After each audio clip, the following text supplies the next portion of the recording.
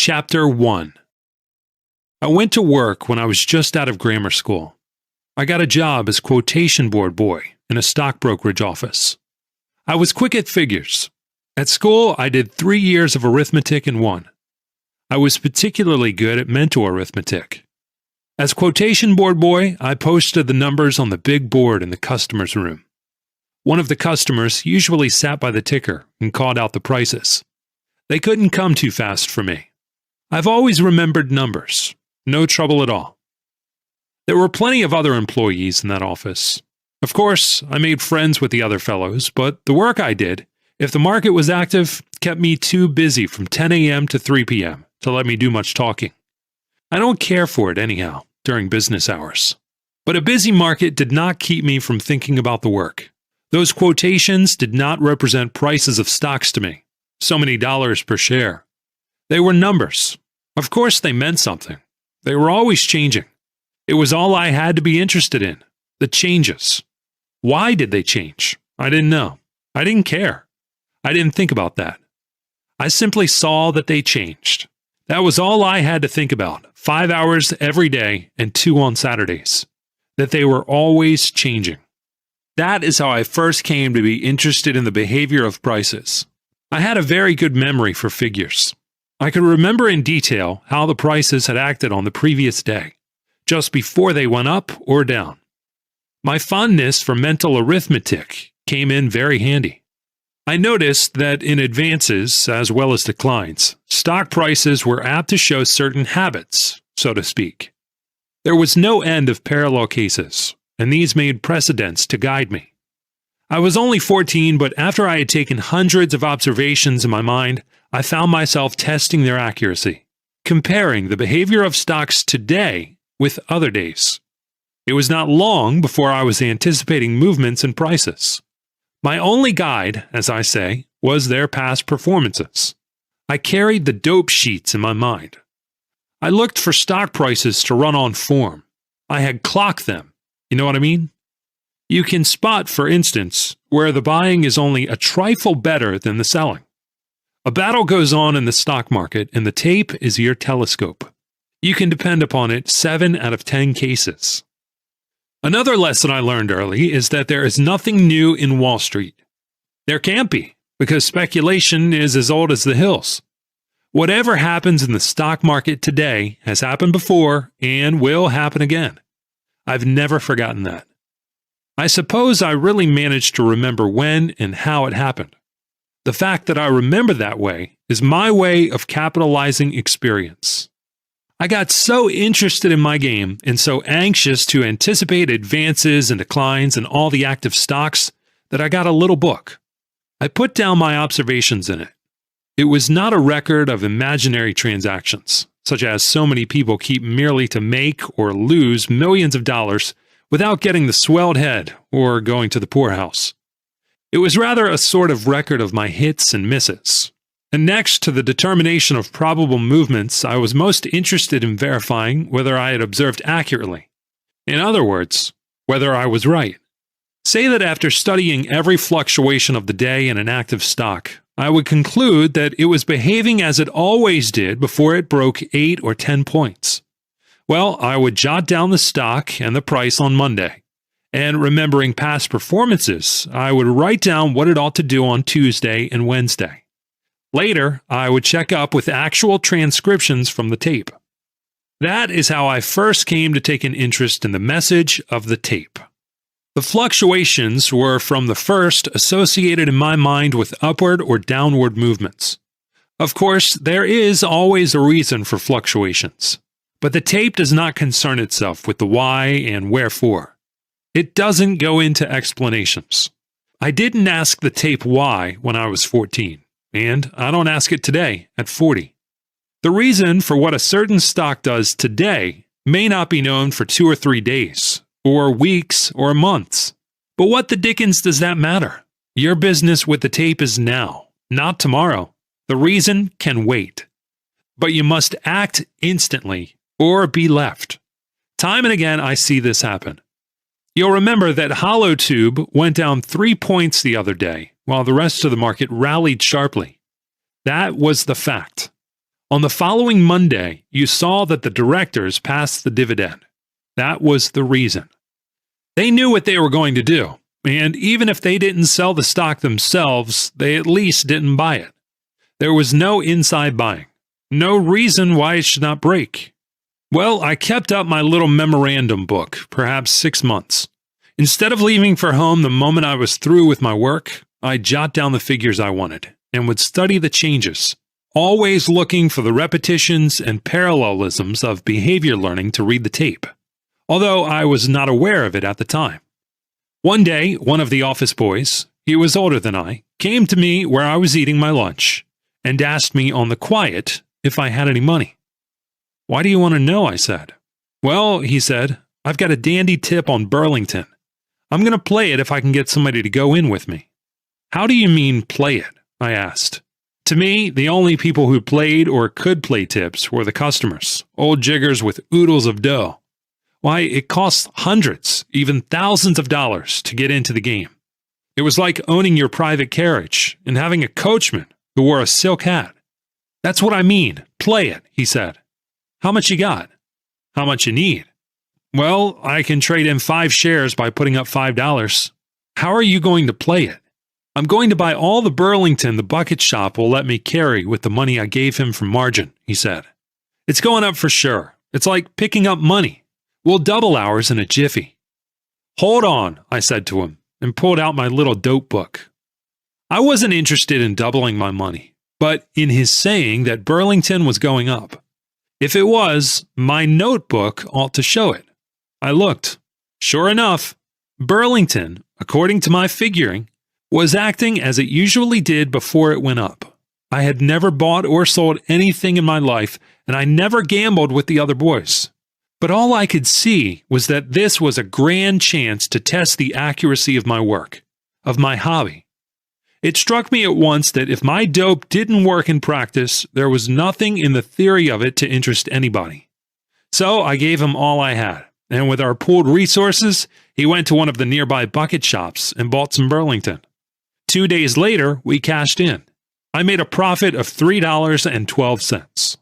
After that first trade, I got to speculating on my own hook in the bucket shops. I'd go during my lunch hour and buy or sell. It never made any difference to me. I was playing a system, not a favorite stock or backing opinions. All I knew was the arithmetic of it. As a matter of fact, mine was the ideal way to operate in a bucket shop, where all that trader does is to bet on fluctuations as they're printed by the ticker on the tape. It was not long before I was taking much more money out of the bucket shops than I was pulling down from my job in the brokerage office. So I gave up my position. My folks objected, but they couldn't say much when they saw what I was making. I was only a kid, and office boy wages were not very high. I did mighty well on my own hook. I was 15 when I had my first 1,000, and laid the cash in front of my mother, all made in the bucket shops in a few months, besides what I had taken home. My mother carried on something awful. She wanted me to put it away in the savings bank out of reach of temptation. She said it was more money than she had ever heard any boy of 15 had made, starting with nothing. She didn't quite believe it was real money. She used to worry and fret about it, but I didn't think of anything, except that I could keep on proving my figuring was right. That's all the fun there is, being right by using your head. If I was right when I tested my convictions with 10 shares, I would be 10 times more right if I traded in 100 shares. That is all that having more margin meant to me. I was right more emphatically. More courage? No difference. If all I have is $10 and I risk it, I am much braver than when I risk $1 million if I have another $1 million salted away. Anyhow, at 15, I was making a good living out of the stock market. I began in the smaller bucket shops, where the man who traded in 20 shares at a clip was suspected of being John W. Gates in disguise, or J.P. Morgan traveling incognito. Bucket shops in those days seldom lay down on their customers. They didn't have to. There were other ways of parting customers from their money, even when they guessed right. The business was tremendously profitable. When it was conducted legitimately, I mean straight as far as the bucket shop went, The fluctuations took care of the shoestrings. It doesn't take much of a reaction to wipe out a margin of only 3/4 of a point. Also, no Welsher could ever get back in the game. Wouldn't have any trade. I didn't have a following. I kept my business to myself. It was a one-man business anyhow. It was my head, wasn't it? Prices either were going the way I doped them out, without any help from friends or partners, or they were going the other way, and nobody could stop them out of kindness to me. I couldn't see where I needed to tell my business to anybody else. I've got friends, of course, but my business has always been the same, a one-man affair. That's why I've always played a lone hand. As it was, it didn't take long for the bucket shops to get sore on me for beating them. I'd walk in and plank down my margin, but they'd look at it without making a move to grab it. They'd tell me there was nothing doing. That was the time they got to calling me the boy plunger. I had to be changing brokers all the time, going from one bucket shop to another. It got so that I had to give a fictitious name. I'd begin light, only 15 or 20 shares. At times, when they got suspicious, I'd lose on purpose at first, and then sting them proper. Of course, after a little while, they'd find me too expensive, and they'd tell me to take myself and my business elsewhere, and not interfere with the owner's dividends.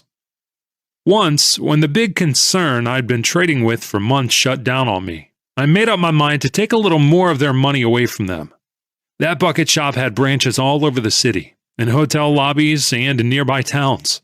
I went to one of the hotel branches and asked the manager a few questions, and finally got to trading. But as soon as I played an active stock my especial way, he began to get messages from the head office asking him who it was that was operating. The manager told me what they asked him, and I told him my name was Edward Robinson of Cambridge. He telephoned the glad news to the big chief, but the other end wanted to know what I looked like. When the manager told me that, I said to him, "Tell him I'm a short, fat man with dark hair and a bushy beard." But he described me instead, and then he listened, and his face got red, and he hung up and told me to beat it. "What did they say to you?" I asked him politely. "They said, 'You blankety-blank fool, didn't we tell you to take no business from Larry Livingston? And you deliberately let him trim us out of $700. He didn't say what else they told him. I tried the other branches one after another, but they all got to know me, and my money wasn't any good in any of their offices. I couldn't even go in to look at the quotations without some of the clerks making cracks at me. I tried to get them to let me trade at long intervals by dividing my visits among them all, but that didn't work. Finally, there was only one left to me, and that was the biggest and richest of all, the Cosmopolitan Stock Brokerage Company. The Cosmopolitan was rated as A1 and did an enormous business. It had branches in every manufacturing town in New England. They took my trading all right, and I bought and sold stocks and made and lost money for months. But in the end, it happened with them as usual. They didn't refuse my business point blank, as the small concerns had. Oh, not because it wasn't sportsmanship, but because they knew it would give them a black eye to publish the news that they wouldn't take a fellow's business just because that fellow happened to make a little money. But they did the next worst thing. That is, they made me put up a 3-point margin and compelled me to pay a premium, at first of a 0.5 point, then a point, and finally 1.5 points. Some handicap that. How? Easy. Suppose steel was selling at 90 and you bought it. Your ticket read normally, bought 10 steel at 90 1/8. If you put up a point margin, it meant that if you broke 89 1/4, you were wiped out automatically. In a bucket shop, the customer is not importuned for more margin, or put to the painful necessity of telling his broker to sell for anything he can get. But when the Cosmopolitan tacked on that premium, they were hitting below the belt. It meant that if the price was 90 when I bought, instead of making my ticket bought steel at 90 1/8, it read bought steel at 91 1/8. Why, that stock could advance 1.25 points after I bought it, and I'd still be losing money if I closed the trade. And by also insisting that I put up a 3-point margin at the very start, they reduced my trading capacity by 2/3. Still, that was the only bucket shop that would take my business at all, and I had to accept their terms or quit trading. Of course, I had my ups and downs, but was a winner on balance. However, the Cosmopolitan people were not satisfied with the awful handicap they had tacked on me, which should have been enough to beat anybody. They tried to double-cross me. They didn't get me. I escaped because of one of my hunches. The Cosmopolitan, as I said, was my last resort. It was the richest bucket shop in New England. And as a rule, they put no limit on a trade. I think I was the heaviest individual trader they had, that is, of the steady, everyday customers. They had a fine office and the largest and completest quotation board I have ever seen anywhere. It ran along the whole length of the big room and every imaginable thing was quoted. I mean, stocks dealt in on the New York and Boston stock exchanges, cotton, wheat, provisions, metals, everything that was bought and sold in New York, Chicago, Boston, and Liverpool. You know how they traded in bucket shops? You gave your money to a clerk and told him what you wished to buy or sell. He looked at the tape or the quotation board and took the price from there. The last one, of course. He also put down the time on the ticket, so that it almost read like a regular broker's report. That is, that they had bought or sold for you so many shares of such a stock at such a price, at such a time, on such a day, and how much money they received from you. When you wished to close your trade, you went to the clerk, the same or another, it depended on the shop, and you told him. He took the last price, and if the stock had not been active, he waited for the next quotation that came out on the tape. He wrote that price and the time on your ticket, okayed it, and gave it back to you. And then you went to the cashier and got whatever cash it called for.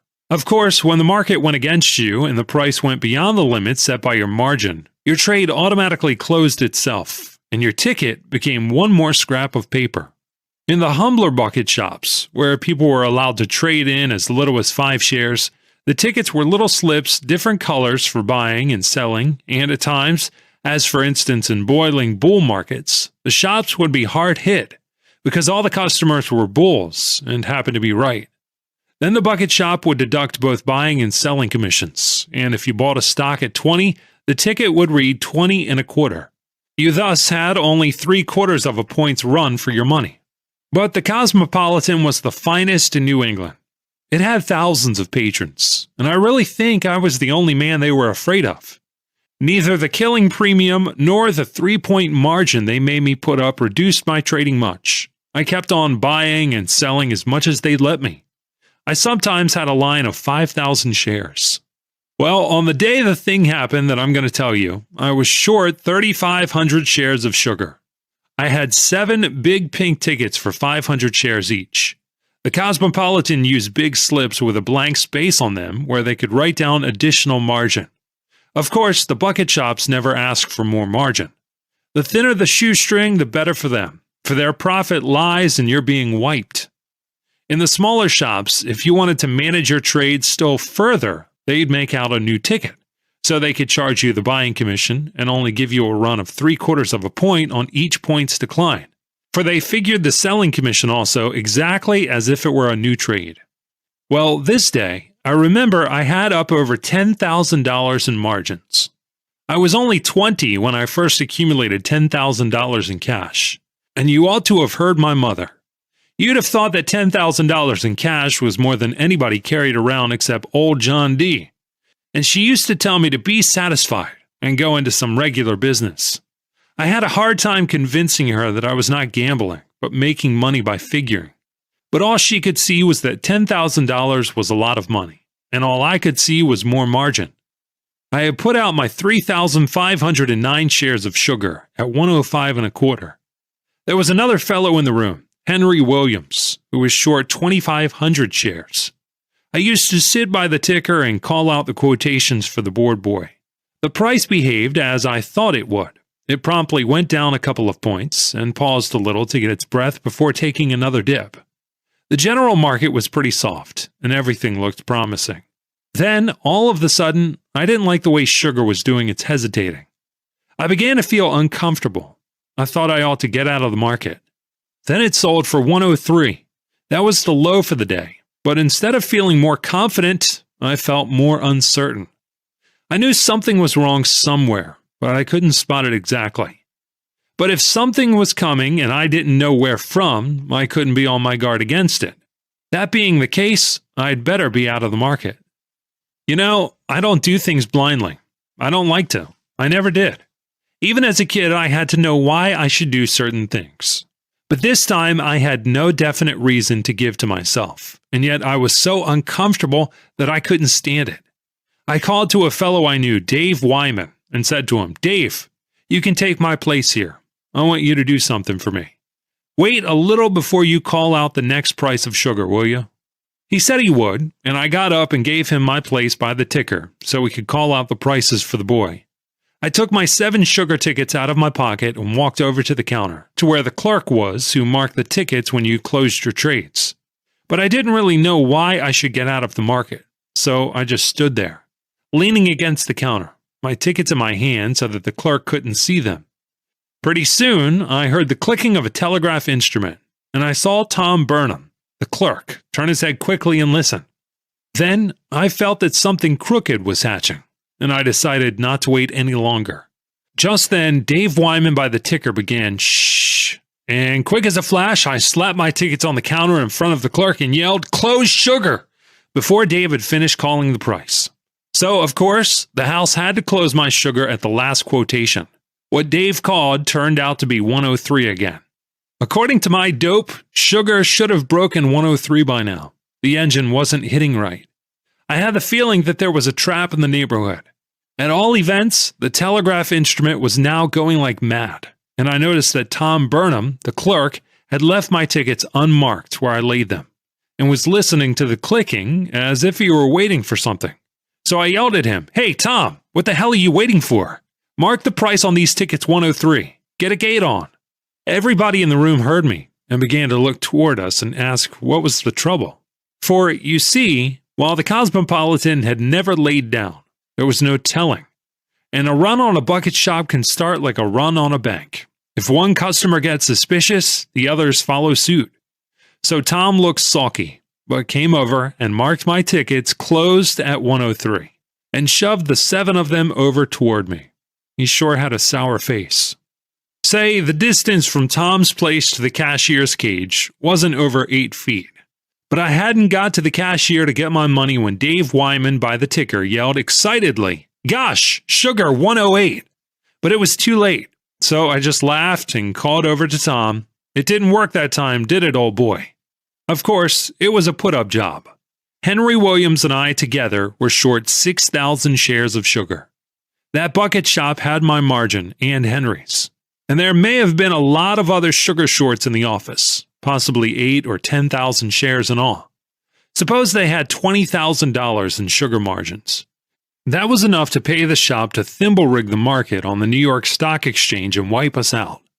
In the old days, whenever a bucket shop found itself loaded with too many bulls on a certain stock, it was a common practice to get some broker to wash down the price of that particular stock far enough to wipe out all the customers that were long of it. This seldom cost the bucket shop more than a couple of points on a few hundred shares, and they made thousands of dollars. That was what the Cosmopolitan did to get me and Henry Williams and the other sugar shorts. Their brokers in New York ran up the price to 108. Of course, it fell right back, but Henry and a lot of others were wiped out. Whenever there was an unexplained sharp drop, which was followed by instant recovery, the newspapers in those days used to call it a bucket shop drive. And the funniest thing was that not later than 10 days after the Cosmopolitan people tried to double-cross me, a New York operator did the amount of over $70,000. This man, who was quite a market factor in his day and a member of the New York Stock Exchange, made a great name for himself as a bear during the Bryan Panic of '96. He was forever running up against stock exchange rules that kept him from carrying out some of his plans at the expense of his fellow members. One day, he figured that there would be no complaints from either the exchange or the police authorities if he took from the bucket shops of the land some of their ill-gotten gains. In the instance I speak of, he sent 35 men to act as customers. They went to the main office and to the bigger branches. On a certain day at a fixed hour, the agents all bought as much of a certain stock as the managers would let them. They had instructions to sneak out at a certain profit. Of course, what he did was to distribute bull tips on that stock among his cronies, and then he went into the floor of the stock exchange and bid up the price. Helped by the room traders, who thought he was a good sport being careful to pick out the right stock for that work, There was no trouble in putting up the price 3 or 4 points. His agents at the bucket shops cashed in as prearranged. A fellow told me the originator cleaned up $70,000 net, and his agents made their expenses and then pay besides. He played that game several times all over the country, punishing the bigger bucket shops of New York, Boston, Philadelphia, Chicago, Cincinnati, and St. Louis. One of his favorite stocks was Western Union, because it was so easy to move a semi-active stock like that a few points up and down. His agents bought it at a certain figure, sold at 2 points profit, went short, and took 3 points more. By the way, I read the other day that the man died poor and obscure. If he had died in 1896, he would have got at least a column on the first page of every New York paper. As it was, he got 2 lines on the 5th. Chapter 2.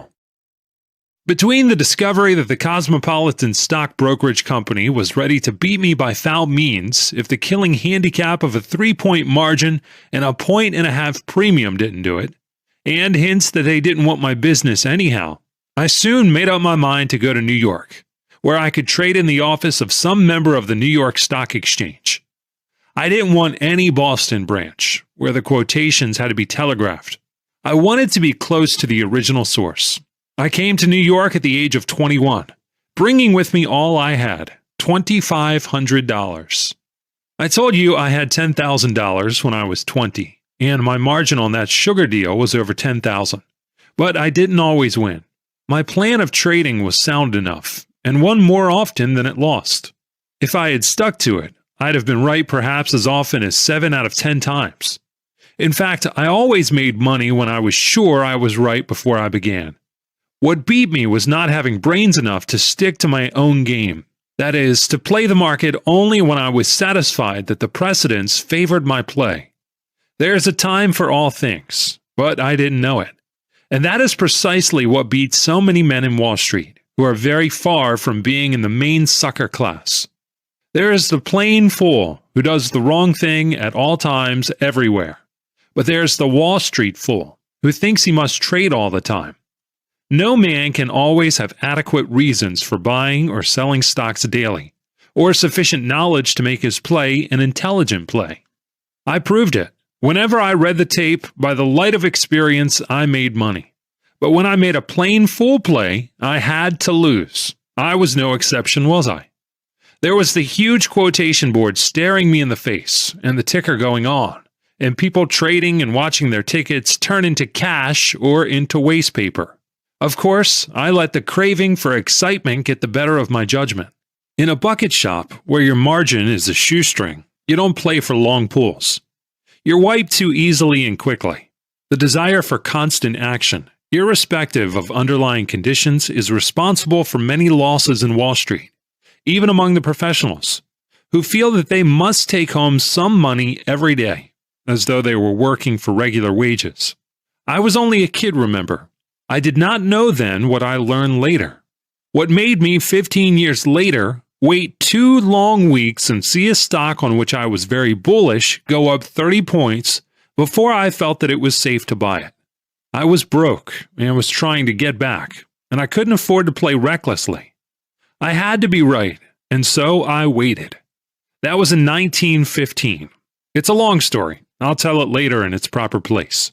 Now let's go on from where, after years of practice at beating them, I let the bucket shops take away most of my winnings. And with my eyes wide open to boot. And it wasn't the only period of my life when I did it either.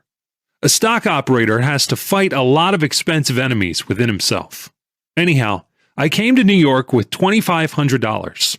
There were no bucket shops here that a fellow could trust. The stock exchange and the police between them had succeeded in closing them up pretty tight. Besides, I wanted to find a place where the only limit to my trading would be the size of my stake. I didn't have much of one, but I didn't expect it to stay little forever. The main thing at the start was to find a place where I wouldn't have to worry about getting a square deal. So I went to a New York Stock Exchange house that had a branch at home where I knew some of the clerks. They have long since gone out of business. I wasn't there long, didn't like one of the partners. And then I went to A.R. Fullerton and Company. Somebody must have told them about my early experiences, because it was not long before they all got to calling me the boy trader. I've always looked young. It was a handicap in some ways, but it compelled me to fight for my own, because so many tried to take advantage of my youth. The chaps at the bucket shops, seeing what a kid I was, always thought I was a fool for luck, and that was the only reason why I beat them so often. Well, it wasn't 6 months before I was broke. I was a pretty active trader, and had a sort of reputation as a winner. I guess my commissions amounted to something. I ran up my account quite a little, but of course, in the end, I lost. I played carefully, but I had to lose. I'll tell you the reason. It was my remarkable success in the bucket shops. I could beat the game my way only in a bucket shop, where I was betting on fluctuations. My tape reading had to do with that exclusively. When I bought, the price was there on the quotation board, right in front of me. Even before I bought, I knew exactly the price I'd have to pay for my stock, and I always could sell on the instant. I could scalp successfully, because I could move like lightning. I could follow up my luck or cut my loss in a second. Sometimes, for instance, I was certain a stock would move at least a point. Well, I didn't have to hog it. I could put up a point margin and double my money in a jiffy. Or I'd take half a point on 100 or 200 shares a day. That wouldn't be bad at the end of the month, would it? The practical trouble with that arrangement, of course, was that even if the bucket shop had the resources to stand a big, steady loss, they wouldn't do it. They wouldn't have a customer around the place who had the bad taste to win all the time.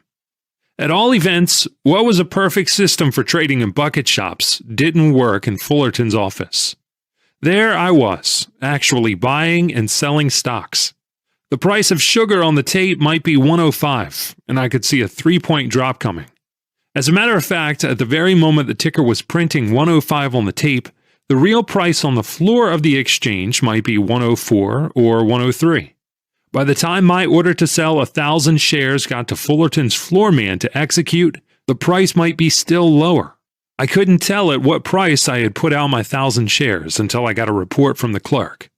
When I surely would have made 3,000 on the same transaction in a bucket shop, I might not make a cent in a stock exchange house. Of course, I have taken an extreme case, but the fact remains that in A.R. Fullerton's office, the tape always talked ancient history to me, as far as my system of trading went, and I didn't realize it. And then, too, if my order was fairly big, my own sale would tend further to depress the price. In the bucket shop, I didn't have to figure on the effect of my own trading. I lost in New York because the game was altogether different.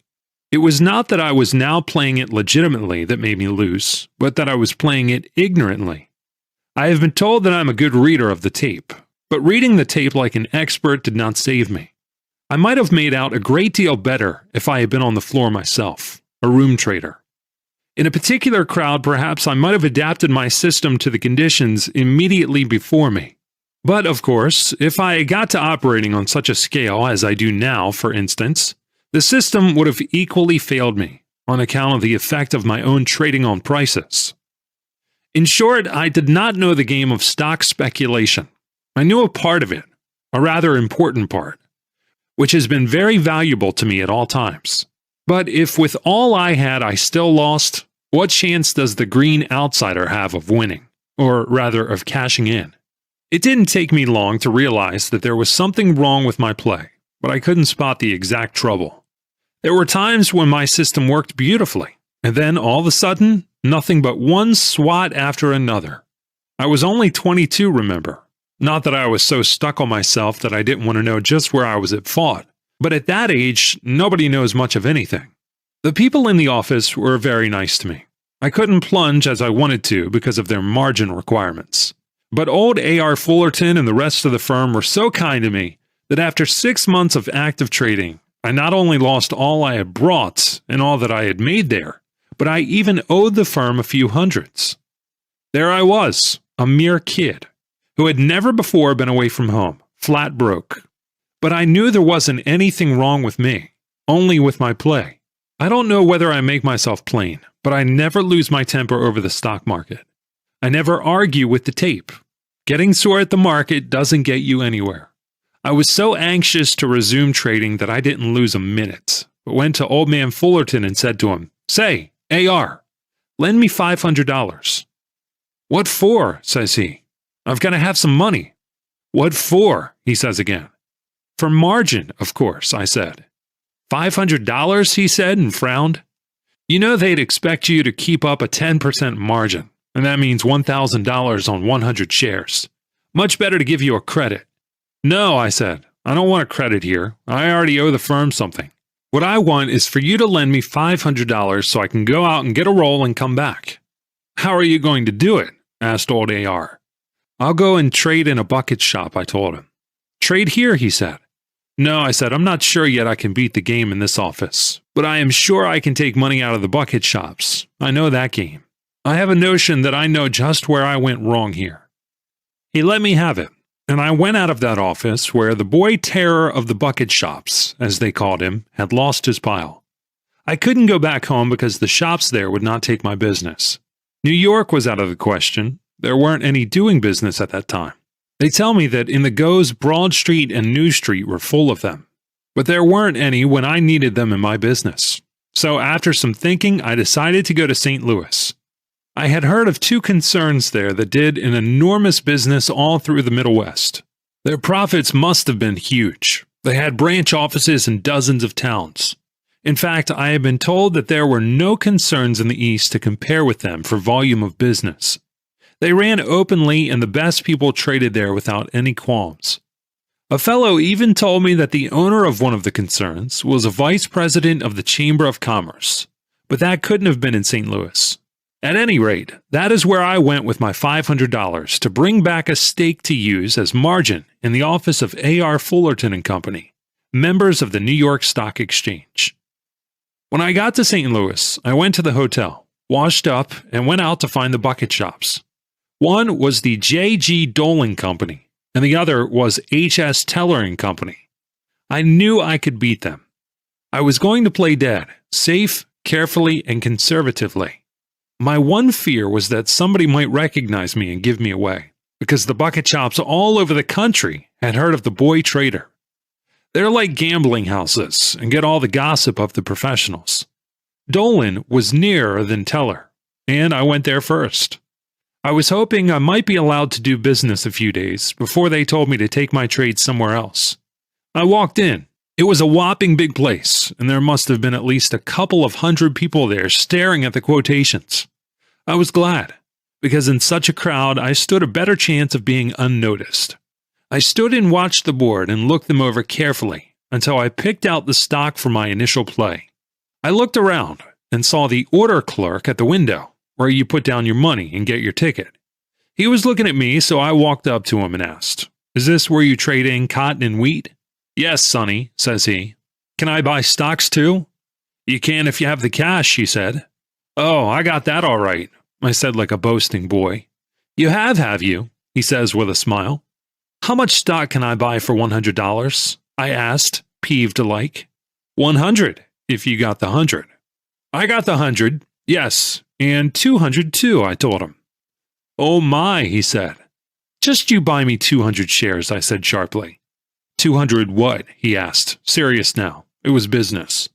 I looked at the board again, as if to guess wisely, and told him, 200 Omaha. "All right," he said. He took my money, counted it, and wrote out the ticket. "What's your name?" he asked me, and I answered, "Horace Kent." He gave me the ticket, and I went away and sat down among the customers to wait for the roll to grow. I got quick action, and I traded several times that day. On the next day, too. In 2 days, I made $2,800, and I was hoping they'd let me finish the week out. At the rate I was going, that wouldn't be so bad. Then I'd tackle the other shop, and if I had similar luck there, I'd go back to New York with a wad I could do something with.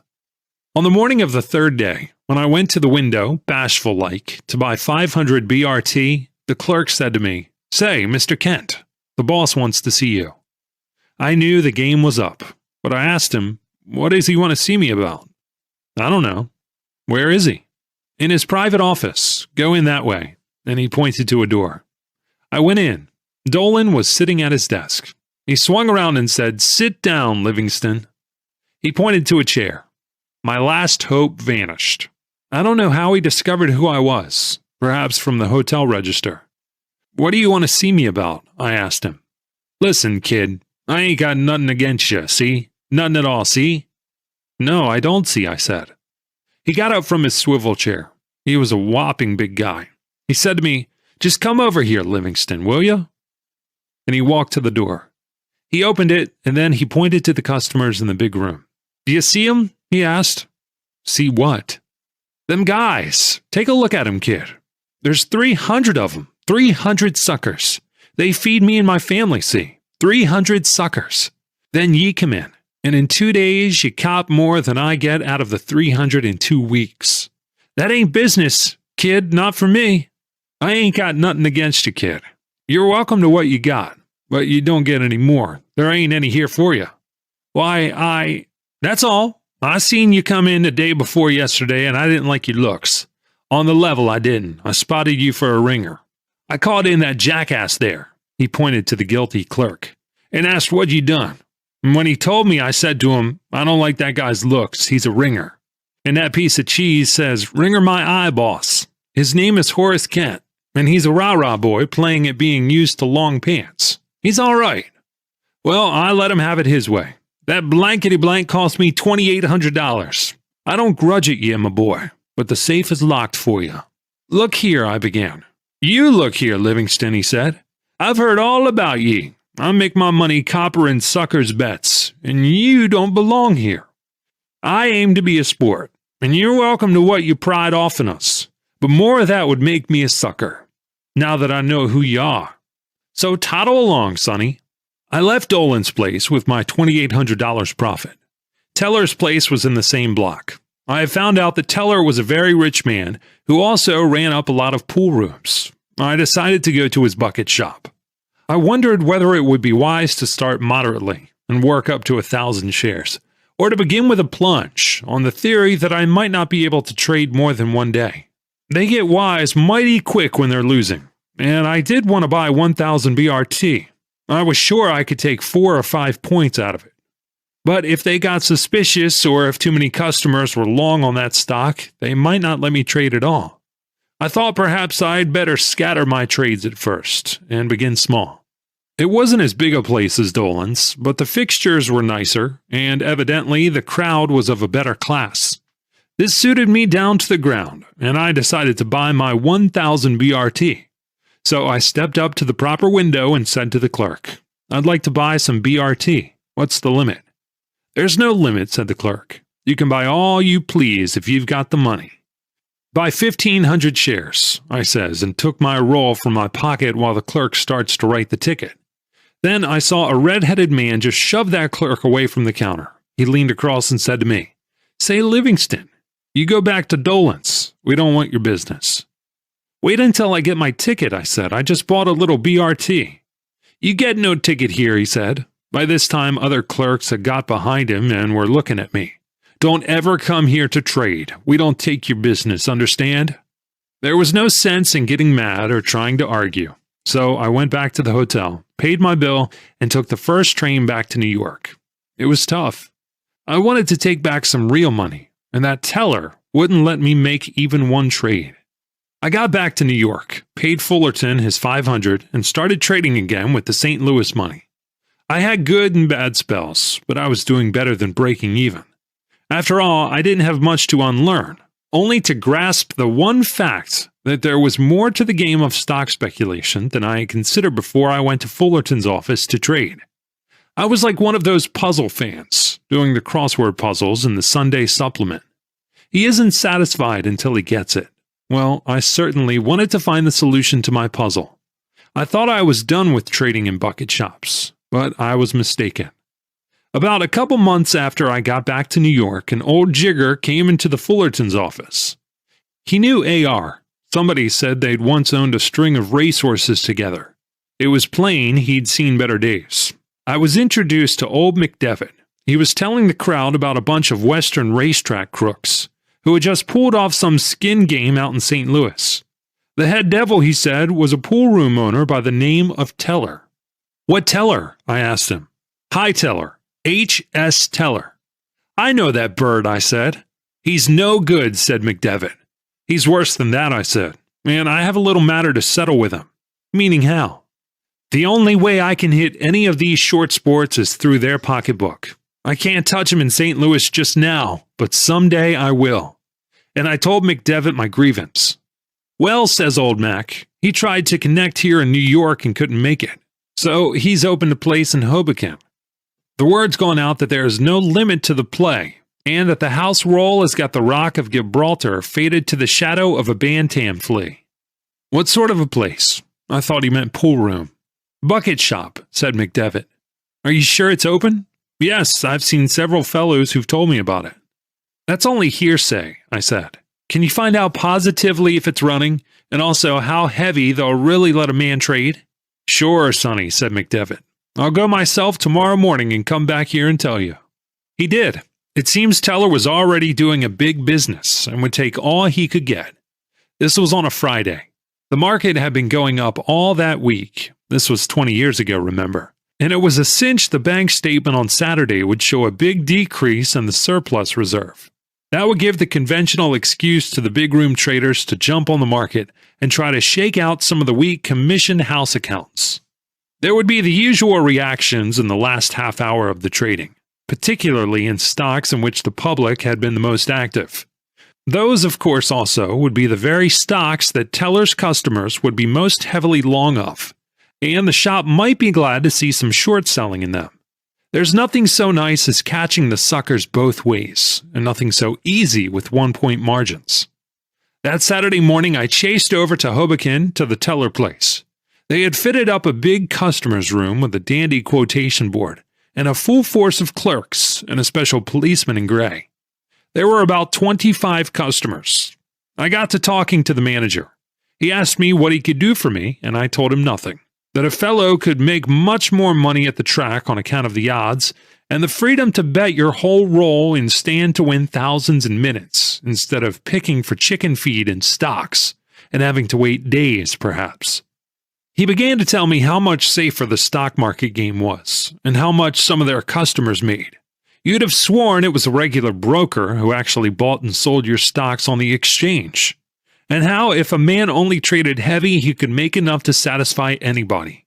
He must have thought I was headed for some pool room, and he wanted a whack at my roll before the ponies nibbled it away. For he said I ought to hurry up as the market closed at 12 o'clock on Saturdays. That would leave me free to devote the entire afternoon to other pursuits. I might have a bigger roll to carry to the track with tow if I picked the right stocks. I looked as if I didn't believe him, and he kept on buzzing me. I was watching the clock. At 11:15 I said, "All right," and I began to give him selling orders in various stocks. I put up $2,000 in cash, and he was very glad to get it.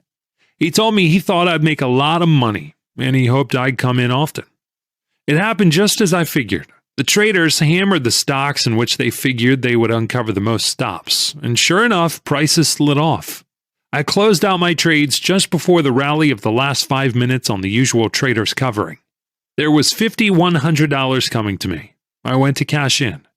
"I'm glad I dropped in," I said to the manager, and gave him my tickets. "Say," he says, "I can't give you all of it. I wasn't looking for such a run. I'll have it here for you Monday morning, sure as blazes." "All right, but first I'll take all you have in the house," I said. "You've got to let me pay off the little fellows," he said. "I'll give you back what you put up and anything that's left over. Wait till I cash the other tickets." So I waited while he paid off the other winners. Oh, I knew my money was safe. Teller wouldn't welsh with the office doing such a good business. And if he did, what else could I do better than to take all that he had then and there? I got my own $2,000 and about $800 besides, which was all he had in the office. I told him I'd be there Monday morning. He swore the money would be waiting for me. I got to Hoboken a little before 12 on Monday. I saw a fellow talking to the manager that I had seen in the St. Louis office the day Teller told me to go back to Dolan. I knew at once that the manager had telegraphed to the home office, and they'd sent up one of their men to investigate the story. Crooks don't trust anybody. "I came for the balance of my money," I said to the manager. "Is this the man?" asked the St. Louis chap. "Yes," said the manager, and took a bunch of yellowbacks from his pocket. "Hold on," said the St. Louis fellow to him, and then turns to me. Say, Livingston, didn't we tell you we didn't want your business? Give me my money first, I said to the manager, and he forked over 2,000s, 4 500s, and 300s. What did you say? I said to St. Louis. We told you we didn't want you to trade in our place. Yes, I said, that's why I came. Well, don't come anymore. Keep away, he snarled at me. The private policeman in gray came over, casual-like. St. Louis shook his fist at the manager and yelled, You ought to have known better, you poor boob, than to let this guy get into you. He's Livingston. You had your orders. Listen, you, I said to the St. Louis man. This isn't St. Louis. You can't pull off any trick here like your boss did with Belfast Boy. You keep away from this office. You can't trade here, he yells. If I can't trade here, nobody else is going to, I told him. You can't get away with that sort of stuff here. Well, St. Louis changed his tune at once. Look here, old boy, he said, all fussed up. Do us a favor, be reasonable. You know we can't stand this every day. The old man's going to hit the ceiling when he hears who it was. Have a heart, Livingston. I'll go easy, I promised. Listen to reason, won't you? For the love of Pete, keep away. Give us a chance to get a good start. We're new here, will you? I don't want any of this high and mighty business the next time I come, I said, and left him talking to the manager at the rate of $1 million a minute. I got some money out of them for the way they treated me in St. Louis. There wasn't any sense in my getting hot or trying to close them up. I went back to Fullerton's office and told McDevitt what had happened. Then I told him that if it was agreeable to him, I'd like to have him go to Teller's place and begin trading in 20 or 30 share lots to get them used to him. Then the moment I saw a good chance to clean up big, I'd telephone him and he could plunge. I gave McDevitt $1,000 and he went to Hoboken and did as I told him. He got to be one of the regulars. Then one day when I thought I saw a break impending, I slipped Mac the word and he sold all they'd let him. I cleared $2,800 that day, after giving Mac his rake off and paying expenses. And I suspect Mac put down a little bet of his own besides. Less than a month after that, Teller closed his Hoboken branch. The police got busy. And anyhow, it didn't pay, though I only traded there twice. We ran into a crazy bull market when stocks didn't react enough to wipe out even the 1-point margins. And of course, all the customers were bulls and winning and pyramiding. No end of bucket shops busted all over the country. Their game has changed. Trading in the old-fashioned bucket shop had some decided advantages over speculating in a reputable broker's office. For one thing, the automatic closing out of your trade when the margin reached the exhaustion point was the best kind of stop-loss order. You couldn't get stung for more than you would put up, and there was no danger of rotten execution of orders, and so on. In New York, the shops never were as liberal with their patrons as I've heard they were in the West. Here they used to limit the possible profit on certain stocks of the football order to 2 points. Sugar and Tennessee coal and iron were among these. No matter if they moved 10 points in 10 minutes, you could only make 2 on one ticket.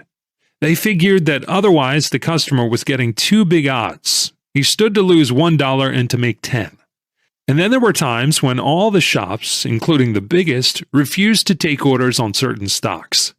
In 1900, on the day before Election Day, when it was a foregone conclusion that McKinley would win, not a shop in the land let its customers buy stocks. The election odds were 3-1 on McKinley. Buying stocks on Monday, you stood to make from 3 to 6 points or more. A man could bet on Brian and buy stocks and make sure money. The bucket shops refused orders that day. If it hadn't been for their refusing to take my business, I never would have stopped trading in them. And then I never would have learned that there was much more to the game of stock speculation than to play for fluctuations of a few points.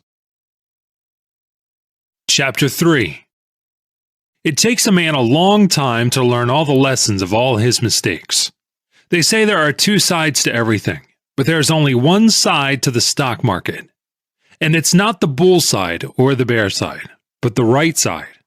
It took me longer to get that general principle fixed firmly in my mind than it did most of the more technical phases of the game of stock speculation.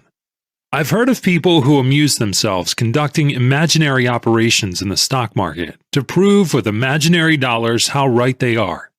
Sometimes these ghost gamblers make millions. It's very easy to be a plunger in that way. It's like the old story of the man who was going to fight a duel the next day. His second asked him, "Are you a good shot?" "Well," said the duelist, "I can snap the stem of a wine glass at 20 paces." And he looked modest. "That's all very well," said the unimpressed second. "But can you snap the stem of a wine glass while the wine glass is pointing a loaded pistol straight at your heart?" With me, I must back my opinions with my money. My losses have taught me that I must not begin to advance until I am sure I shall not have to retreat. But if I cannot advance, I do not move at all. I do not mean by this that a man should not limit his losses when he is wrong. He should. But that should not breed indecision. All my life I have made mistakes, but in losing money, I have gained experience and accumulated a lot of valuable don'ts. I have been flat broke several times, but my loss has never been a total loss. Otherwise, I wouldn't be here now. I always knew I would have another chance, and that I would not make the same mistake a second time. I believed in myself. A man must believe in himself and his judgment if he expects to make a living at this game. That is why I don't believe in tips. If I buy stocks on Smith's tip, I must sell those same stocks on Smith's tip. I'm depending on him. Suppose Smith is away on a holiday when the selling time comes around. No, sir. Nobody can make big money on what someone else tells him to do. I know from experience that nobody can give me a tip or a series of tips that will make more money for me than my own judgment. It took me 5 years to learn to play the game intelligently enough to make big money when I was right. I didn't have as many interesting experiences as you might imagine. I mean, the process of learning how to speculate does not seem very dramatic at this distance. I went broke several times, and that is never pleasant. But the way I lost money is the way everybody loses money who loses money on Wall Street. Speculation is a hard and trying business, and a speculator must be on the job all the time, or he'll soon have no job to be on. My task, as I should have known after my early reverses at Fullerton's, was very simple: to look at speculation from another angle. But I didn't know that there was much more to the game than I could possibly learn in the bucket shops. There, I thought I was beating the game when in reality, I was only beating the shop. At the same time, the tape reading ability that trading in bucket shops developed in me and the training of my memory have been extremely valuable. Both of these things came easy to me. I owe my early success as a trader to them, and not to brains or knowledge, because my mind was untrained and my ignorance was colossal. The game taught me the game, and it didn't spare the rod while teaching. I remember my very first day in New York. I told you how bucket shops, by refusing to take my business, drove me to seek reputable commission house. One of the boys in the office where I got my first job was working for Harding Brothers, members of the New York Stock Exchange. I arrived in this city in the morning, and before 1 o'clock that same day, I had opened an account with the firm and was ready to trade. I didn't explain to you how natural it was for me to trade there exactly as I had done in the bucket shops, where all I did was to bet on fluctuations and catch small but sure changes in prices. Nobody offered to point out the essential differences or set me right. If somebody had told me my method would not work, I nevertheless would have tried it out to make sure for myself. For when I am wrong, only one thing convinces me of it, and that is to lose money. And I'm only right when I make money. That is speculating. They were having some pretty lively times those days, and the market was very active. That always cheers up a fellow. I felt at home right away. There was the old familiar quotation board in front of me, talking a language that I had learned before I was 15 years old. There was a boy doing exactly the same thing I used to do in the front office I ever worked in. There were the customers, same old bunch looking at the board or standing by the ticket, calling out the prices and talking about the market. The machinery was to all appearances the same machinery that I was used to. The atmosphere was the atmosphere I had breathed since I had made my first stock market money, $3.12 in Burlington. The same kind of ticker and the same kind of traders, therefore the same kind of game. And remember, I was only 22. I suppose I thought I knew the game from A to Z. Why shouldn't I? I watched the board and saw something that looked good to me. It was behaving right. I bought 100 at 84. I got out at 85 in less than a half hour.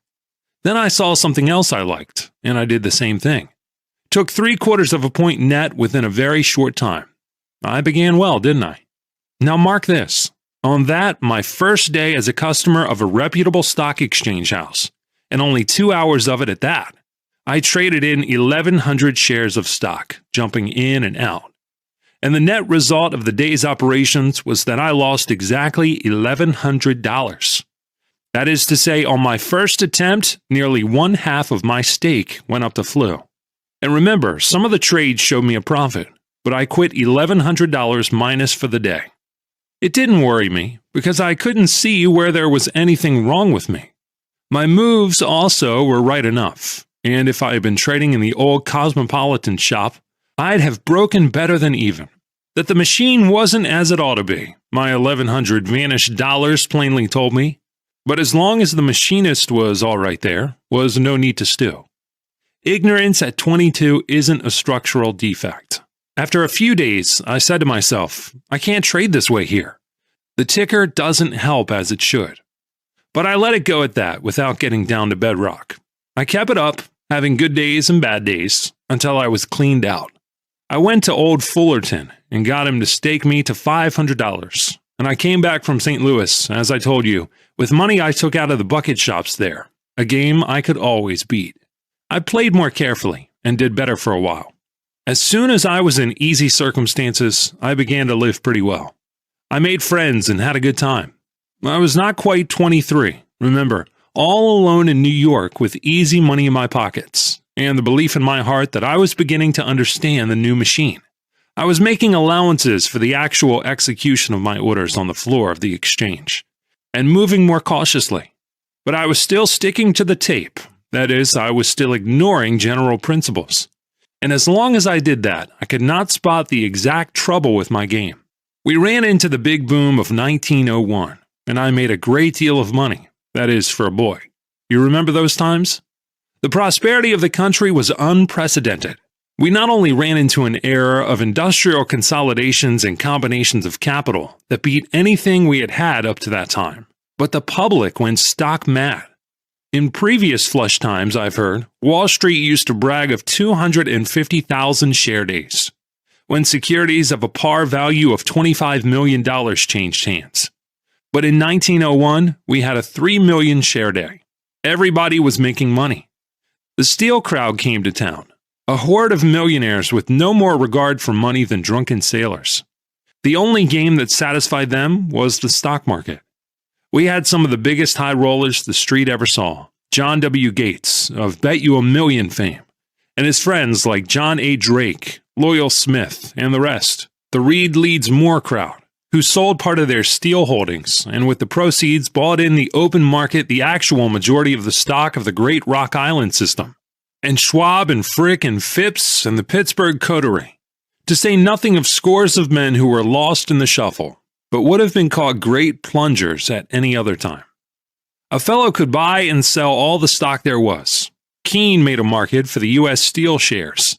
A broker sold 100,000 shares in a few minutes. A wonderful time. And there were some wonderful winnings. And no taxes to pay on stock sales. And no day of reckoning in sight. Of course, after a while, I heard a lot of calamity howling.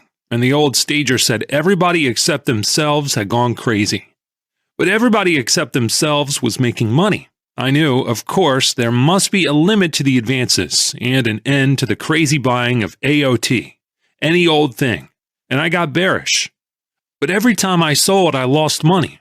And if it hadn't been that I ran darn quick, I'd have lost a heap more. I looked for a break, but I was playing safe making money when I bought and chipping it out when I sold short. So that I wasn't profiting by the boom as much as you'd think, when you consider how heavily I used to trade, even as a boy. There was one stock that I wasn't short of, and that was Northern Pacific. My tape reading came in handy. I thought most stocks had been bought to a standstill, but Little Nipper behaved as if it were going still higher. We know now that both the common and the preferred were being steadily absorbed by the Kuhn-Loeb-Harriman combination. Well, I was long 1,000 shares of Northern Pacific Common, and held it against the advice of everybody in the office. When it got to about 110, I had 30 points profit, and I grabbed it. It made my balance at my broker's nearly $50,000, the greatest amount of money I had been able to accumulate up to that time. It wasn't so bad for a chap who had lost every cent trading in that self-same office a few months before. If you remember, the Harriman crowd notified Morgan and Hill of their intention to be represented in the Burlington Great Northern Pacific combination. And then the Morgan people at first instructed Keene to buy 50,000 shares of MP to keep the control in their possession. I have heard that Keene told Robert Bacon to make the order 150,000 shares, and the bankers did. At all events, Keene sent one of his brokers, Eddie Norton, into the NP crowd, and he bought 100,000 shares of the stock. This was followed by another order, I think 50,000 shares additional. And the famous corner followed. After the market closed on May 8, 1901, the whole world knew that a battle of financial giants was on. No two such combinations of capital had ever opposed each other in this country. Harriman against Morgan, an irresistible force meeting an immovable object. There I was, on the morning of May 9th, with nearly $50,000 in cash and no stocks. As I told you, I had been very bearish for some days, and here was my chance at last. I knew what would happen, an awful break and then some wonderful bargains. There would be a quick recovery and big profits for those who had picked up the bargains. It didn't take a Sherlock Holmes to figure this out. We were going to have an opportunity to catch them coming and going, not only for big money, but for sure money. Everything happened as I had foreseen. I was dead right, and I lost every cent I had. I was wiped out by something that was unusual. If the unusual never happened, there would be no difference in people, and then there wouldn't be any fun in life. The game would become merely a matter of addition and subtraction. It would make of us a race of bookkeepers with plotting minds. It's the guessing that develops a man's brain power. Just consider what you have to do to guess right. The market fairly boiled, as I had expected. The transactions were enormous and the fluctuations unprecedented in extent. I put in a lot of selling orders at the market. When I saw the opening prices, I had a fit. The breaks were so awful. My brokers were on the job. They were as competent and conscientious as any. But by the time they executed my orders, the stocks had broken 20 points more. The tape was way behind the market and reports were slow in coming in by reason of the awful rush of business. When I found out that the stocks I had ordered sold when the tape said the price was, say, 100, and they got mine off at 80, making a total decline of 30 or 40 points from the previous night's close, it seemed to me that I was putting out shorts at a level that made the stocks I sold the very bargains I had planned to buy. The market was not going to drop right through to China, so I decided instantly to cover my shorts and go long. My brokers bought, not at the level that had made me turn, but at the prices prevailing in the stock exchange when their floor man got my orders. They paid an average of 15 points more than I had figured on. A loss of 35 points in one day was more than anybody could stand. The ticker beat me by lagging so far behind the market. I was accustomed to regarding the tape as the best little friend I had, because I bet according to what it told me. But this time, the tape double-crossed me. The divergence between the printed and the actual prices undid me. It was the sublimation of my previous unsuccess, the self-same thing that had beaten me before. It seems so obvious now that tape reading is not enough, irrespective of the broker's execution, that I wonder why it didn't then see both my trouble and the remedy for it. I did worse than not see it. I kept on trading in and out regardless of the execution. You see, I never could trade with a limit. I must take my chances with the market. That is what I'm trying to beat, the market, not the particular price. When I think I should sell, I sell. When I think stocks will go up, I buy. My adherence to that general principle of speculation saved me. To have traded at limited prices simply would have been my old bucket shop method, inefficiently adapted for use in a reputable commission broker's office. I would have never learned to know what stock speculation is, but would have kept on betting on what a limited experience told me was a sure thing. Whenever I did try to limit the prices in order to minimize the disadvantages of trading at the market when the ticker lagged, I simply found that the market got away from me. This happened so often that I stopped trying. I can't tell you how it came to take me so many years to learn that instead of placing piking bets on what the next few quotations were going to be, my game was to anticipate what was going to happen in a big way. After my May 9th mishap, I plugged along, using a modified but still defective method. If I hadn't made money some of the time, I might have acquired market wisdom quicker. But I was making enough to enable me to live well. I liked friends and a good time. I was living down the Jersey coast that summer, like hundreds of prosperous Wall Street men. My winnings were not quite enough to offset both my losses and my living expenses. I didn't keep on trading the way I did through stubbornness. I simply wasn't able to state my own problem to myself. And, of course, it was utterly hopeless to try to solve it. I harp on this topic so much to show what I had to go through before I got to where I could really make money. My old shotgun and BB shot could not do the work of a high-power repeating rifle against big game. Early that fall, I not only was cleaned out again, but I was so sick of the game I could no longer beat that I decided to leave New York and try something else some other place. I had been trading since my 14th year. I had made my first $1,000 when I was a kid of 15, and my first $10,000 before I was 21. I had made and lost a $10,000 stake more than once. In New York, I had made thousands and lost them. I got up to $50,000, and 2 days later that went. I had no other business, and knew no other game. After several years, I was back where I began. No, worse, for I had acquired habits and a style of living that required money, though that part didn't bother me as much as being wrong so consistently. Chapter 4. Well, I went home. But the moment I was back, I knew that I had one mission in life, and that was to get a stake and go back to Wall Street. That was the only place in the country where I could trade heavily. Someday, when my game was all right, I'd need such a place. When a man is right, he wants to get all that is coming to him for being right. I didn't have much hope, but of course, I tried to get into the bucket shops again. There were fewer of them, and some of them were run by strangers. Those who remembered me wouldn't give me a chance to show them whether I had gone back as a trader or not. I told them the truth, that I had lost in New York whatever I had made at home, that I didn't know as much as I used to think I did, and that there was no reason why it should not now be good business for them to let me trade with them. But they wouldn't. And the new places were unreliable. Their owners thought 20 shares was as much as a gentleman ought to buy if he had any reason to suspect he was going to guess right. I needed the money, and the bigger shops were taking in plenty of it from their regular customers. I got a friend of mine to go into a certain office and trade. I just sauntered in to look them over. I again tried to coax the order clerk to accept a small order, even if it was only 50 shares. Of course, he said no. I had rigged up a code with this friend so that he would buy or sell when and what I told him, but that only made me chicken feed. Then the office began to grumble about taking my friend's orders. Finally, one day, he tried to sell 100 St. Paul, and they shut down on him. We learned afterward that one of the customers saw us talking together outside and went in and told the office. And when my friend went up to the order clerk to sell that 100 St. Paul, the guy said, "We're not taking any selling orders in St. Paul, not from you." "Why, what's the matter, Joe?" asked my friend. "Nothing doing, that's all," answered Joe. "Isn't that money any good? Look it over. It's all there."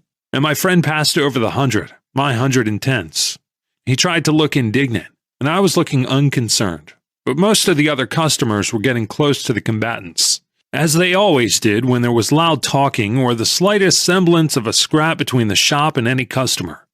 They wanted to get a line on the merits of the case in order to get a line on the solvency of the concern. The clerk, Joe, who was a sort of assistant manager, came out from behind his cage, walked up to my friend, looked at him, and then looked at me. "It's funny," he said slowly. "It's damn funny that you never do a single thing here when your friend Livingston isn't around. You just sit and look at the board by the hour, never a peep. But after he comes in, you get busy all of a sudden. Maybe you're acting for yourself, but not in this office anymore. We don't fall for Livingston tipping you off." Well, that stopped my board money, but I had made a few hundred more than I had spent, and I wondered how I could use them. For the need of making enough money to go back to New York with was more urgent than ever. I felt that I would do better the next time. I had had the time to think calmly of some of my foolish plays. And then, one can see the whole better when one sees it from a little distance. The immediate problem was to make the new stake. One day, I was in a hotel lobby, talking to some fellows I knew who were pretty steady traders. Everybody was talking stock market. I made the remark that nobody could beat the game on account of the rotten execution he got from his brokers, especially when he traded at the market, as I did. A fellow piped up and asked me what particular brokers I meant. I said, the best in the land, and he asked who might they be. I could see he wasn't going to believe I ever dealt with first-class houses, but I said, I mean any member of the New York Stock Exchange. It isn't that they're crooked or careless, but when a man gives an order to buy at the market, he never knows what that stock is going to cost him until he gets a report from the brokers. There are more moves of 1 or 2 points than of 10 or 15, but the outside trader can't catch the small rises or drops because of the execution. I'd rather trade in a bucket shop any day of the week, if they'd only let a fellow trade big. The man who had spoken to me I had never seen before. His name was Roberts. He seemed very friendly disposed. He took me aside and asked me if I've ever traded in any of the other exchanges, and I said no. He said he knew some houses that were members of the Cotton Exchange and the Produce Exchange and the smaller stock exchanges. These firms were very careful and paid special attention to the execution. He said they had confidential connections with the biggest and smartest houses on the New York Stock Exchange, and through their personal pool and by guaranteeing a business of hundreds of thousands of shares a month, they got much better service than an individual customer could get. They really cater to the small customer, he said. They make a specialty of out-of-town business, and they take just as much pains with a 10-share order as they do with one for 10,000. They're very competent and honest. Yes, but if they pay the stock exchange house the regular 8th commission, where do they come in? Well, they are supposed to pay the 8th, but he winked at me. Yes, I said, but the one thing a stock exchange firm will not do is to split commissions. The governors would rather a member commit murder, arson, and bigamy than to do business for outsiders for less than a kosher 8th. The very life of the stock exchange depends upon their not violating that one rule. He must have seen that I had talked with stock exchange people, for he said, listen, every now and then one of those pious stock exchange houses is suspended for a year for violating that rule, isn't it? There are ways and ways of rebating so nobody can squeal. He probably saw unbelief in my face, for he went on. And besides, on certain kind of businesses, these wire houses charge a 30-second extra, in addition to the 8th commission. They're very nice about it. They never charge the extra commission except in unusual cases, and then only if the customer has an inactive account. It wouldn't pay them, otherwise. They aren't in business exclusively for their health. By that time, I knew he was touting for some phony brokers. Do you know any reliable house of that kind? I asked him. I know the biggest brokerage firm in the United States, he said. I trade there myself. They have branches in 78 cities in the United States and Canada. They do an enormous business, and they couldn't very well do it year in and year out if they weren't strictly on the level, could they? Certainly not, I agreed. Do they trade in the same stocks that are dealt in on the New York Stock Exchange? Of course, and on the curb, and on any other exchange in this country or Europe. They deal in wheat, cotton, provisions, anything you want. They have correspondents everywhere and memberships in all the exchanges, either in their own name or on the quiet. I knew by that time, but I thought I'd lead him on. Yes, I said, but that does not alter the fact that the orders have to be executed by somebody, and nobody living can guarantee how the market will be or how close the ticker's prices are to the actual prices on the floor of the exchange. By the time a man gets the quotation here and hands in an order and it's telegraphed to New York, some valuable time is gone. I might better go back to New York and lose my money there in respectable company. I don't know anything about losing money. Our customers don't acquire that habit. They make money. We take care of that. Your customers? Well, I take an interest in the firm, and if I can turn some business their way, I do so, because they've always treated me white, and I've made a good deal of money through them. If you wish, I'll introduce you to the manager. What's the name of the firm? I asked him. He told me. I had heard about them. They ran ads in all the papers, calling attention to the great profits made by those customers who followed their inside information on active stocks. That was the firm's great specialty. They were not a regular bucket shop, but bucketeers. Alleged brokers who bucketed their orders but nevertheless went through an elaborate camouflage to convince the world that they were regular brokers engaged in a legitimate business. They were one of the oldest of that class of firms. They were the prototype at that time of the same sort of brokers that went broke this year by the dozen. The general principles and methods were the same, though the particular devices for fleecing the public differed somewhat, certain details having been changed when the old tricks became too well known. These people used to send out tips to buy or sell a certain stock, hundreds of telegrams advising the instant purchase of a certain stock, and hundreds recommending other customers to sell the same stock, on the old racing tipster plan. Then orders to buy and sell would come in. The firm would buy and sell, say 1,000 of that stock, through a reputable stock exchange firm, and get a regular report on it. This report they would show to any doubting Thomas who was impolite enough to speak about bucketing customers' orders. They also used to form discretionary pools in the office, and as a great favor allowed their customers to authorize them, in writing, to trade with the customer's money and in the customer's name as they, in their judgment, deemed best. That way, the most cantankerous customer had no legal redress when his money disappeared. They'd bull a stock on paper and put the customers in, and they'd execute one of the old-fashioned bucket shop drives and wipe out hundreds of shoestring margins. They did not spare anyone, women, school teachers, and old men being their best bet. I'm sore on all brokers, I told the tout. I'll have to think this over. And I left so he wouldn't talk anymore to me. I inquired about this firm. I learned that they had hundreds of customers, and although they were the usual stories, I did not find any case of a customer not getting his money from them if he won any. The difficulty was in finding anybody who had ever won in that office, but I did. Things seemed to be going their way just then, and that meant that they would probably not welch if a trade went against them. Of course, most concerns of that kind eventually go broke. There are times when there are regular epidemics of bucketeering bankruptcies, like the old-fashioned runs on several banks after one of them goes up. The customers of the others get frightened and they run to take their money out. But there are plenty of retired bucket shopkeepers in this country. Well, I heard nothing alarming about the tout's firm, except that they were on the make, first, last, and all the time, and that they were not always truthful. Their specialty was trimming suckers who wanted to get rich quick. But they always asked their customers' permission, in writing, to take their rolls away from them. One chap I met did tell me a story about seeing 600 telegrams go out one day advising customers to get aboard a certain stock, and 600 telegrams to other customers strongly urging them to sell that same stock at once. Yes, I know the trick, I said to the chap who was telling me. Yes, he said, but the next day they sent telegrams to the same people advising them to close out their interest in everything and buy or sell another stock. I asked the senior partner who was in the office, why did they do that? The first part I understand. Some of your customers are bound to make money on paper for a while, even if they and the others eventually lose. But by sending out telegrams like this, you simply kill them all. What's the big idea? Well, he said, the customers are bound to lose their money anyhow, no matter what they buy, or how, or where, or when.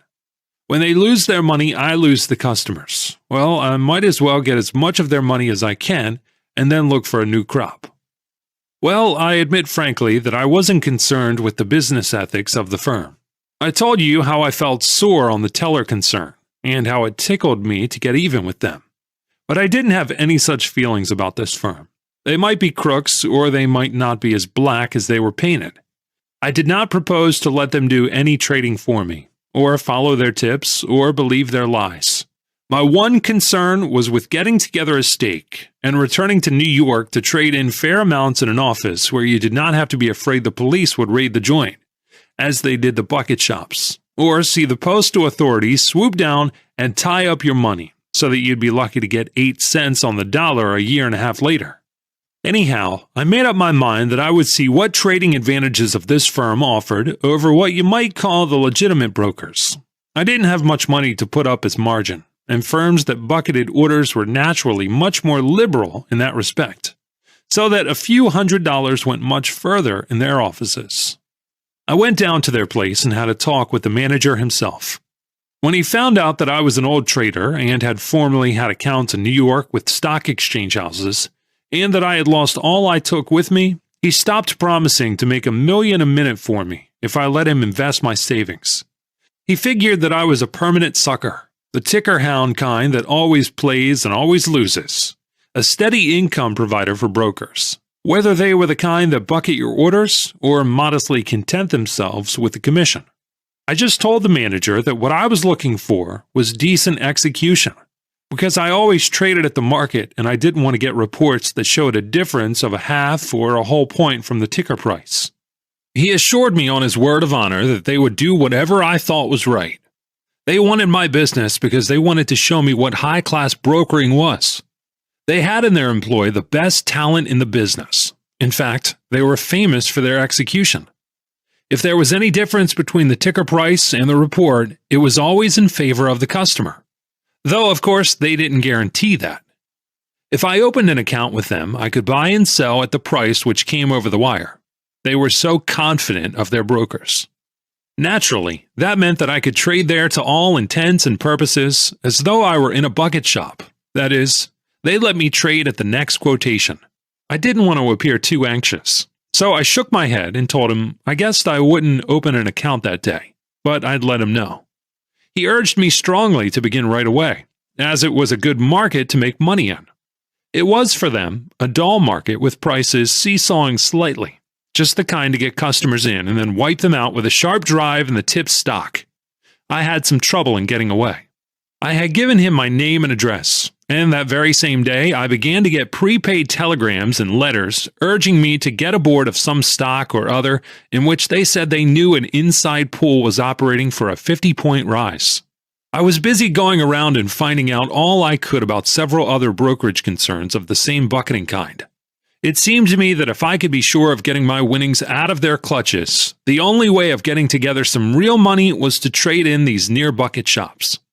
When I had learned all I could, I opened accounts with 3 firms. I had taken a small office and had direct wires run to 3 brokers.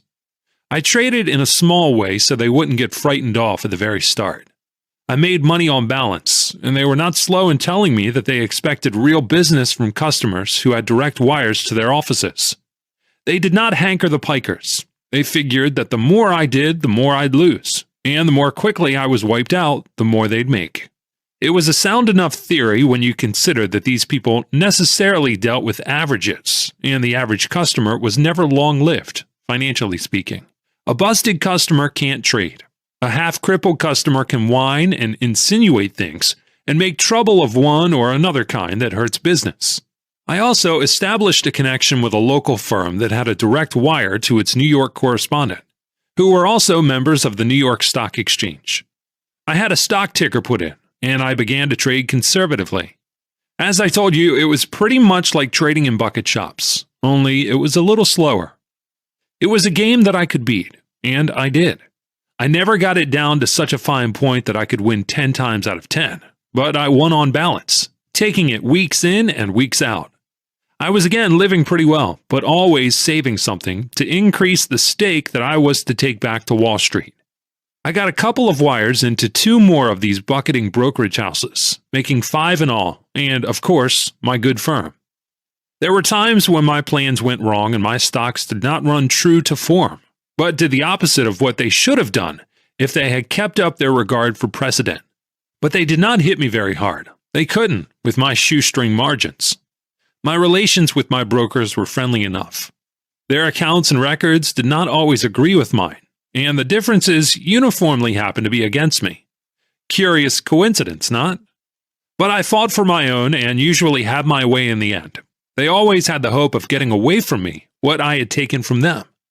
They regarded my winnings as temporary loans, I think. They really were not sporty, being in the business to make money by hook or by crook instead of being content with the house percentage. Since suckers always lose money when they gamble in stocks, they never really speculate. You'd think these fellows would run what you might call a legitimate, illegitimate business, but they didn't. Copper your customers and grow rich is an old and true adage. But they did not seem ever to have heard of it, and didn't stop at plain bucketing. Several times they tried to double-cross me with old tricks. They caught me a couple of times because I wasn't looking. They always did that when I had taken no more than my usual line. I accused them of being short sports, or worse, but they denied it, and it ended by my going back to trading as usual. The beauty of doing business with a crook is that he always forgives you for catching him, so long as you don't stop doing business with him. It's all right as far as he is concerned. He's willing to meet you more than halfway. Magnanimous souls. Well, I made up my mind that I couldn't afford to have the normal rate of increase of my stake impaired by crooks' tricks, so I decided to teach them a lesson. I picked out some stock that, after having been a speculative favorite, had become inactive, waterlogged. If I had taken one that never had been active, they would have suspected my play. I gave out buying orders on this stock to my 5 bucketeering brokers. When the orders were taken and they were waiting for the next quotation to come out on the tape, I sent in an order through my stock exchange house to sell 100 shares of that particular stock at the market. I urgently asked for quick action. Well, you can imagine what happened when the selling order got to the floor of the exchange. A dull, inactive stock that a commission house with out-of-town connections wanted to sell in a hurry. Somebody got cheap stock. But the transaction, as it would be printed on the tape, was the price that I would pay for my 5 buying orders. I was long on balance 400 shares of that stock at a low figure. The wirehouse asked me what I'd heard, and I said I had a tip on it. Just before the close of the market, I sent an order to my reputable house to buy back that 100 shares and not waste any time. That I didn't want to be short under any circumstances, and I didn't care what they paid. So they wired to New York, and the order to buy that 100 quick resulted in a sharp advance. I, of course, had put in selling orders for the 500 shares that my friends had bucketed. It worked very satisfactorily. Still, they didn't mend their ways, and so I worked that trick on them several times. I did not dare punish them as severely as they deserved, seldom more than a point or two on 100 shares. But it helped to swell my little hoard that I was saving for my next Wall Street venture. I sometimes varied the process by selling some stock short, without overdoing it. I was satisfied with my 600 or 800 clear for each crack. One day, the stunt worked so well that it went far beyond all calculations for a 10-point swing. I wasn't looking for it. As a matter of fact, it so happened that I had 200 shares instead of my usual 100 at one broker's, though only 100 in the 4 other shops. That was too much of a good thing for them. They were sore as pups about it, and they began to say things over the wires. So I went and saw the manager, the same man who had been so anxious to get my account, and so forgiving every time I caught him trying to put something over on me. He talked pretty big for a man in his position. That was a fictitious market for that stock, and we won't pay you a damn cent, he swore. It wasn't a fictitious market when you accepted my order to buy. You let me in then all right, and now you've got to let me out. You can't get around that for fairness, can you? Yes, I can, he yelled. I can prove that somebody put up a job. Who put up a job, I asked. Somebody. Who did they put it up on? I asked. Some friends of yours were in it as sure as pop, he said. But I told him, you know very well that I play a lone hand. Everybody in this town knows that. They've known it ever since I started trading in stocks. Now, I want to give you some friendly advice. You just send and get that money for me. I don't want to be disagreeable. Just do what I tell you. I won't pay it. It was a rigged-up transaction, he yelled. I got tired of his talk, so I told him, you'll pay it to me right now and here. Well, he blustered me a little more and accused me flatly of being the guilty thimble rigger, but he finally forked over the cash. The others were not so rambunctious. In one office, the manager had been studying these inactive stock plays of mine, and when he got my order, he actually bought the stock for me, and then some for himself in the little board, and he made some money. These fellows didn't mind being sued by customers on charges of fraud, as they generally had a good technical legal defense ready. But they were afraid I'd attach the furniture or the money in the bank. I couldn't because they took care not to have any funds exposed to that danger. It would not hurt them to be known as pretty sharp, but to get a reputation for welshing was fatal. For a customer to lose money at his broker's is no rare event. But for a customer to make money and then not get it is the worst crime on the speculator statute books. I got my money from all, but that 10-point jump put an end to the pleasing pastime of skinning skinners. They were on the lookout for the little trick that they themselves had used to defraud hundreds of poor customers. I went back to my regular trading, but the market wasn't always right for my system. That is, limited as I was by the size of my orders they would take. I couldn't make a killing. I had been at it over a year, during which I used every device that I could think of to make money trading in those wirehouses. I had lived very comfortably, bought an automobile, and didn't limit myself about my expenses. I had to make a stake, but I also had to live while I was doing it. If my position on the market was right, I couldn't spend as much as I made, so that I'd always be saving some. If I was wrong, I didn't make any money and therefore couldn't spend. As I said, I had saved up a fair-sized roll, and there wasn't so much money to be made in the 5 wirehouses. So I decided to return to New York. I had my own automobile, and I invited a friend of mine who also was a trader to motor to New York with me. He accepted, and we started. We stopped at New Haven for dinner.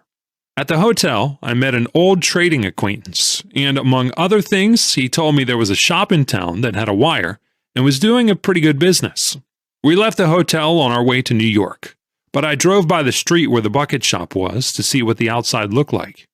We found it and couldn't resist the temptation to stop and have a look at the inside. It wasn't very sumptuous, but the old blackboard was there, and the customers, and the game was on. The manager was a chap who looked as if he had been an actor or a stump speaker.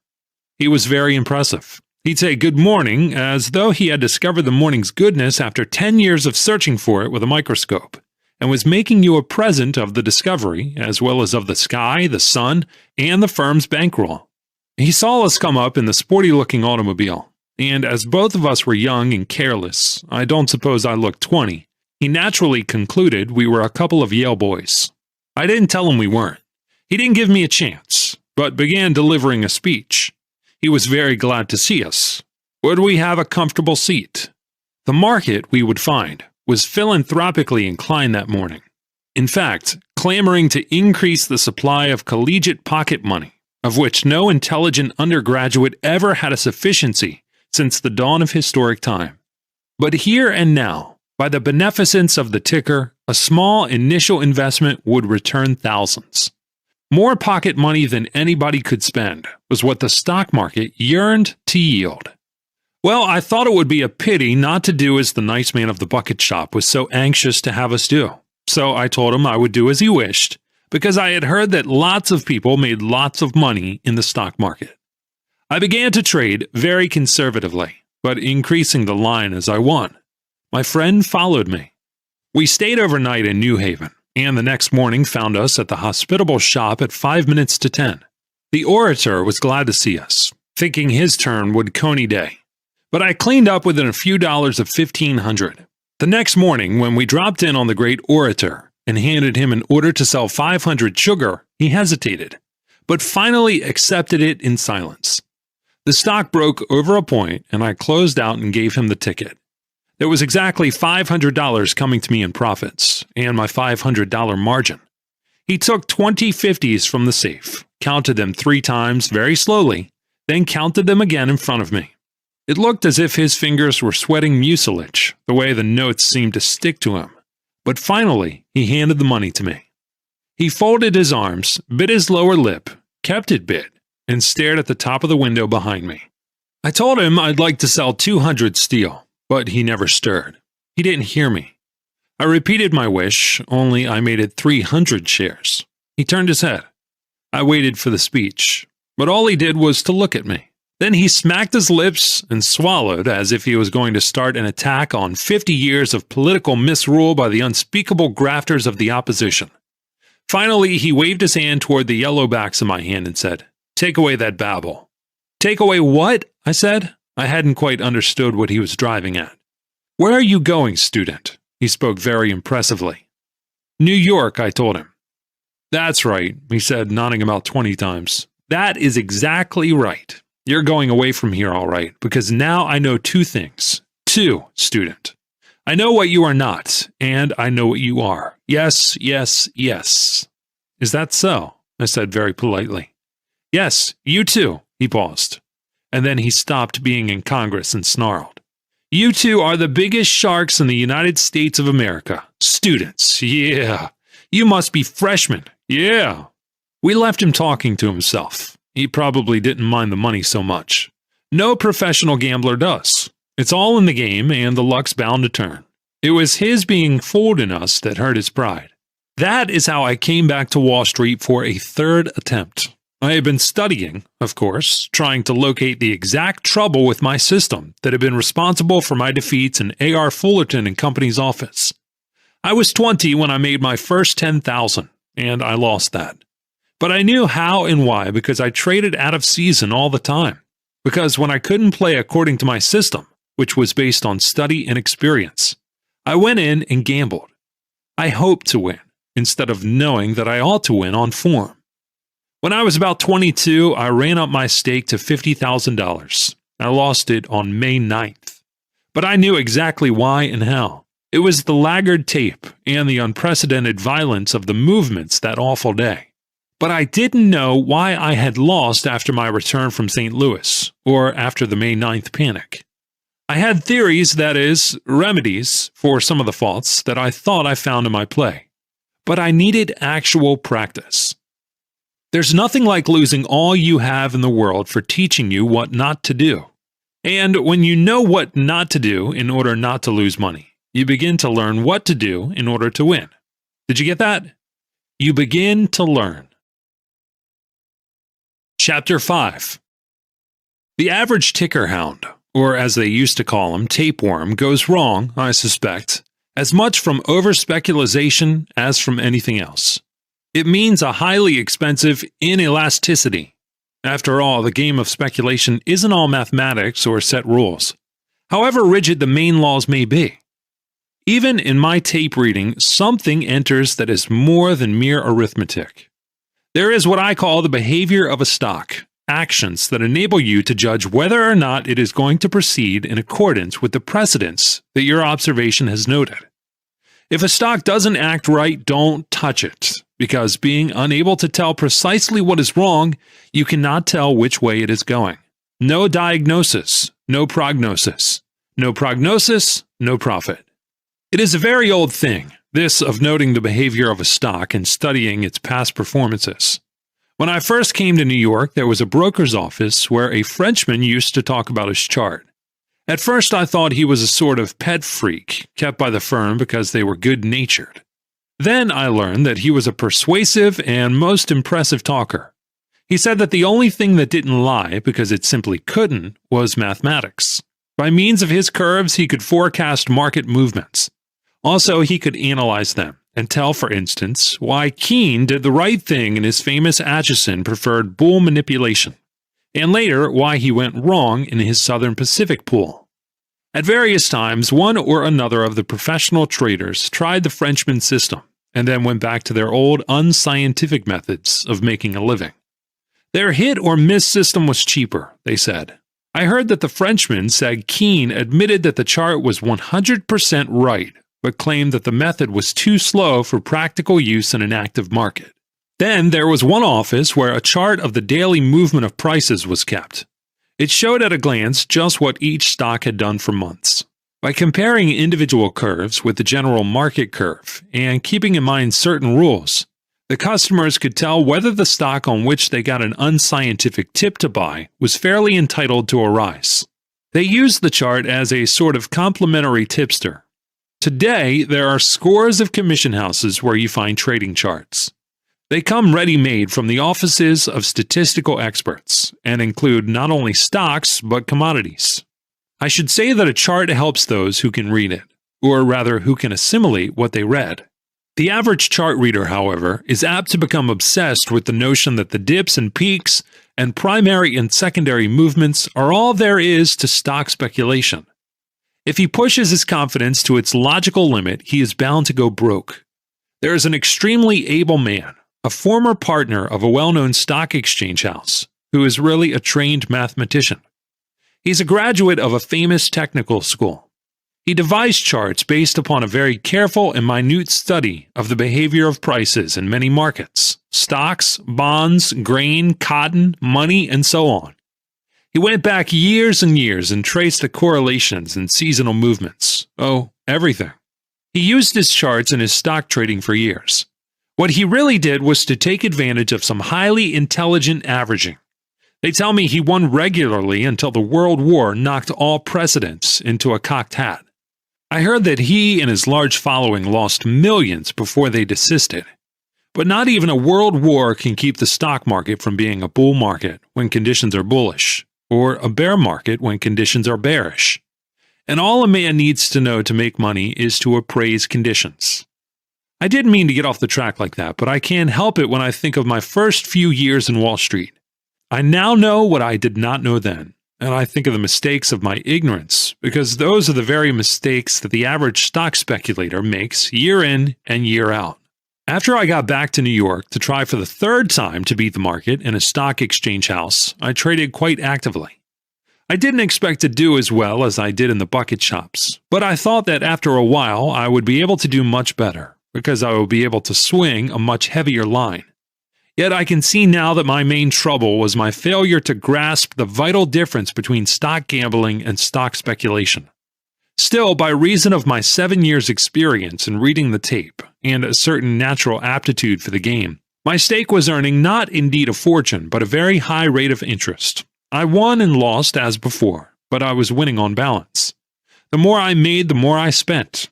This is the usual experience with most men. No, not necessarily with easy money pickers, but with every human being who is not a slave of the hoarding instinct. Some men, like old Russell Sage, have the money-making and the money-hoarding instinct equally well developed. And of course, they die disgustingly rich. The game of beating the market exclusively interested me from 10 to 3 every day, and after 3, the game of living life. Don't misunderstand me. I never allowed pleasure to interfere with business. When I lost, it was because I was wrong, and not because I was suffering from dissipation or excesses. There never were any shattered nerves or rum-shaken limbs to spoil my game. I couldn't afford anything that kept me from feeling physically and mentally fit. Even now, I'm usually in bed by 10. As a young man, I never kept late hours, because I could not do business properly on insufficient sleep. I was doing better than breaking even, and that is why I didn't think there was any need to deprive myself of the good things of life. The market was always there to supply them. I was acquiring the confidence that comes to a man from a professionally dispassionate attitude toward his own method of providing bread and butter for himself. The first change I made in my play was in the matter of time. I couldn't wait for the sure thing to come along and then take a point or two out of it, as I could in the bucket shops. I had to start much earlier if I wanted to catch the move in Fullerton's office. In other words, I had to study what was going to happen, to anticipate stock movements. That sounds asininely commonplace, but you know what I mean. It was the change in my own attitude toward the game that was of supreme importance to me. It taught me little by little the essential difference between betting on fluctuations and anticipating inevitable advances and declines, between gambling and speculating. I had to go back further than an hour in my studies of the market, which was something I never would have learned to do in the biggest bucket shop in the world. I interested myself in trade reports and railroad earnings and financial and commercial statistics. Of course, I love to trade heavily, and they call me the boy plunger. But I also like to study the moves. I never thought that anything was irksome if it helped me to trade more intelligently. Before I can solve a problem, I must state it to myself. When I think I have found the solution, I must prove I am right. I know of only one way to prove it, and that is with my own money. Slow as my progress seems now, I suppose I learned as fast as I possibly could, considering that I was making money on balance. If I had lost more often, perhaps it might have spurred me to more continuous study. I certainly would have had more mistakes to spot. But I'm not sure of the exact value of losing, for if I had lost more, I would have lacked the money to test out the improvements in my methods of trading. Studying my winning plays in Fullerton's office, I discovered that although I often was 100% right on the market, that is, in my diagnosis of conditions and general trend, I was not making as much money as my market tightness entitled me to. Why wasn't I? There was as much to learn from partial victory as from defeat. For instance, I had been bullish from the very start of a bull market, and I had backed my opinion by buying stocks. An advance followed, as I had clearly foreseen. So far, all very well, but what else did I do? Why, I listened to the elder statesmen and curbed my youthful impetuousness. I made up my mind to be wise and play carefully, conservatively. Everybody knew that the way to do that was to take profits and buy back your stocks on reactions. And that is precisely what I did, or rather what I tried to do. For I often took profits and waited for a reaction that never came.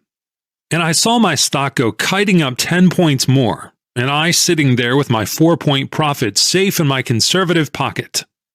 They say you never grow poor taking profits. No, you don't. But neither do you grow rich taking a 4-point profit in a bull market. Where I should have made $20,000, I made $2,000. That was what my conservatism did for me. About the time I discovered what a small percentage of what I should have made I was getting, I discovered something else, and that is that suckers differ among themselves according to the degree of experience. The tyro knows nothing, and everybody, including himself, knows it. But the next or second grade thinks he knows a great deal, and makes others feel that way too. He is the experienced sucker, who has studied not the market itself, but a few remarks about the market made by a still higher grade of suckers. The second-grade sucker knows how to keep from losing his money in some of the ways that get the raw beginner. It is this semi-sucker, rather than the 100% article, who is the real all-the-year-round support of the commission houses. He lasts about 3.5 years on an average, as compared with a single season of from 3 to 30 weeks, which is the usual Wall Street life of a first-time offender. It is naturally the semi-sucker who is always quoting the famous trading aphorisms and the various rules of the game. He knows all the don'ts that ever fell from the oracular lips of the old stagers, excepting the principal one, which is, don't be a sucker. This semi-sucker is the type that thinks he has cut his wisdom teeth because he loves to buy on declines. He waits for them. He measures his bargains by the number of points it is sold off from the top. In big bull markets, the plain, unadulterated sucker, utterly ignorant of rules and precedents, buys blindly because he hopes blindly. He makes most of the money until one of the healthy reactions takes it away from him at one fell swoop. But the careful Mike sucker does what I did when I thought I was playing the game intelligently, according to the intelligence of others. I knew I needed to change my bucket shop methods, and I thought I was solving my problem with any change, particularly one that essayed high gold values according to the experienced traders among the customers. Most, let us call them customers, are alike. You find very few who can truthfully say that Wall Street doesn't owe them money. In Fullerton's, there were the usual crowd, all grades. Well, there was one old chap who was not like the others. To begin with, he was a much older man. Another thing was that he never volunteered advice, and never bragged of his winnings. He was a great hand for listening very attentively to the others. He did not seem very keen to get tips. That is, he never asked the talkers what they'd heard or what they knew. But when somebody gave him one, he always thanked the tipster very politely. Sometimes he thanked the tipster again when the tip turned out okay. But if it went wrong, he never whined, so that nobody could tell whether he followed it or let it slide by.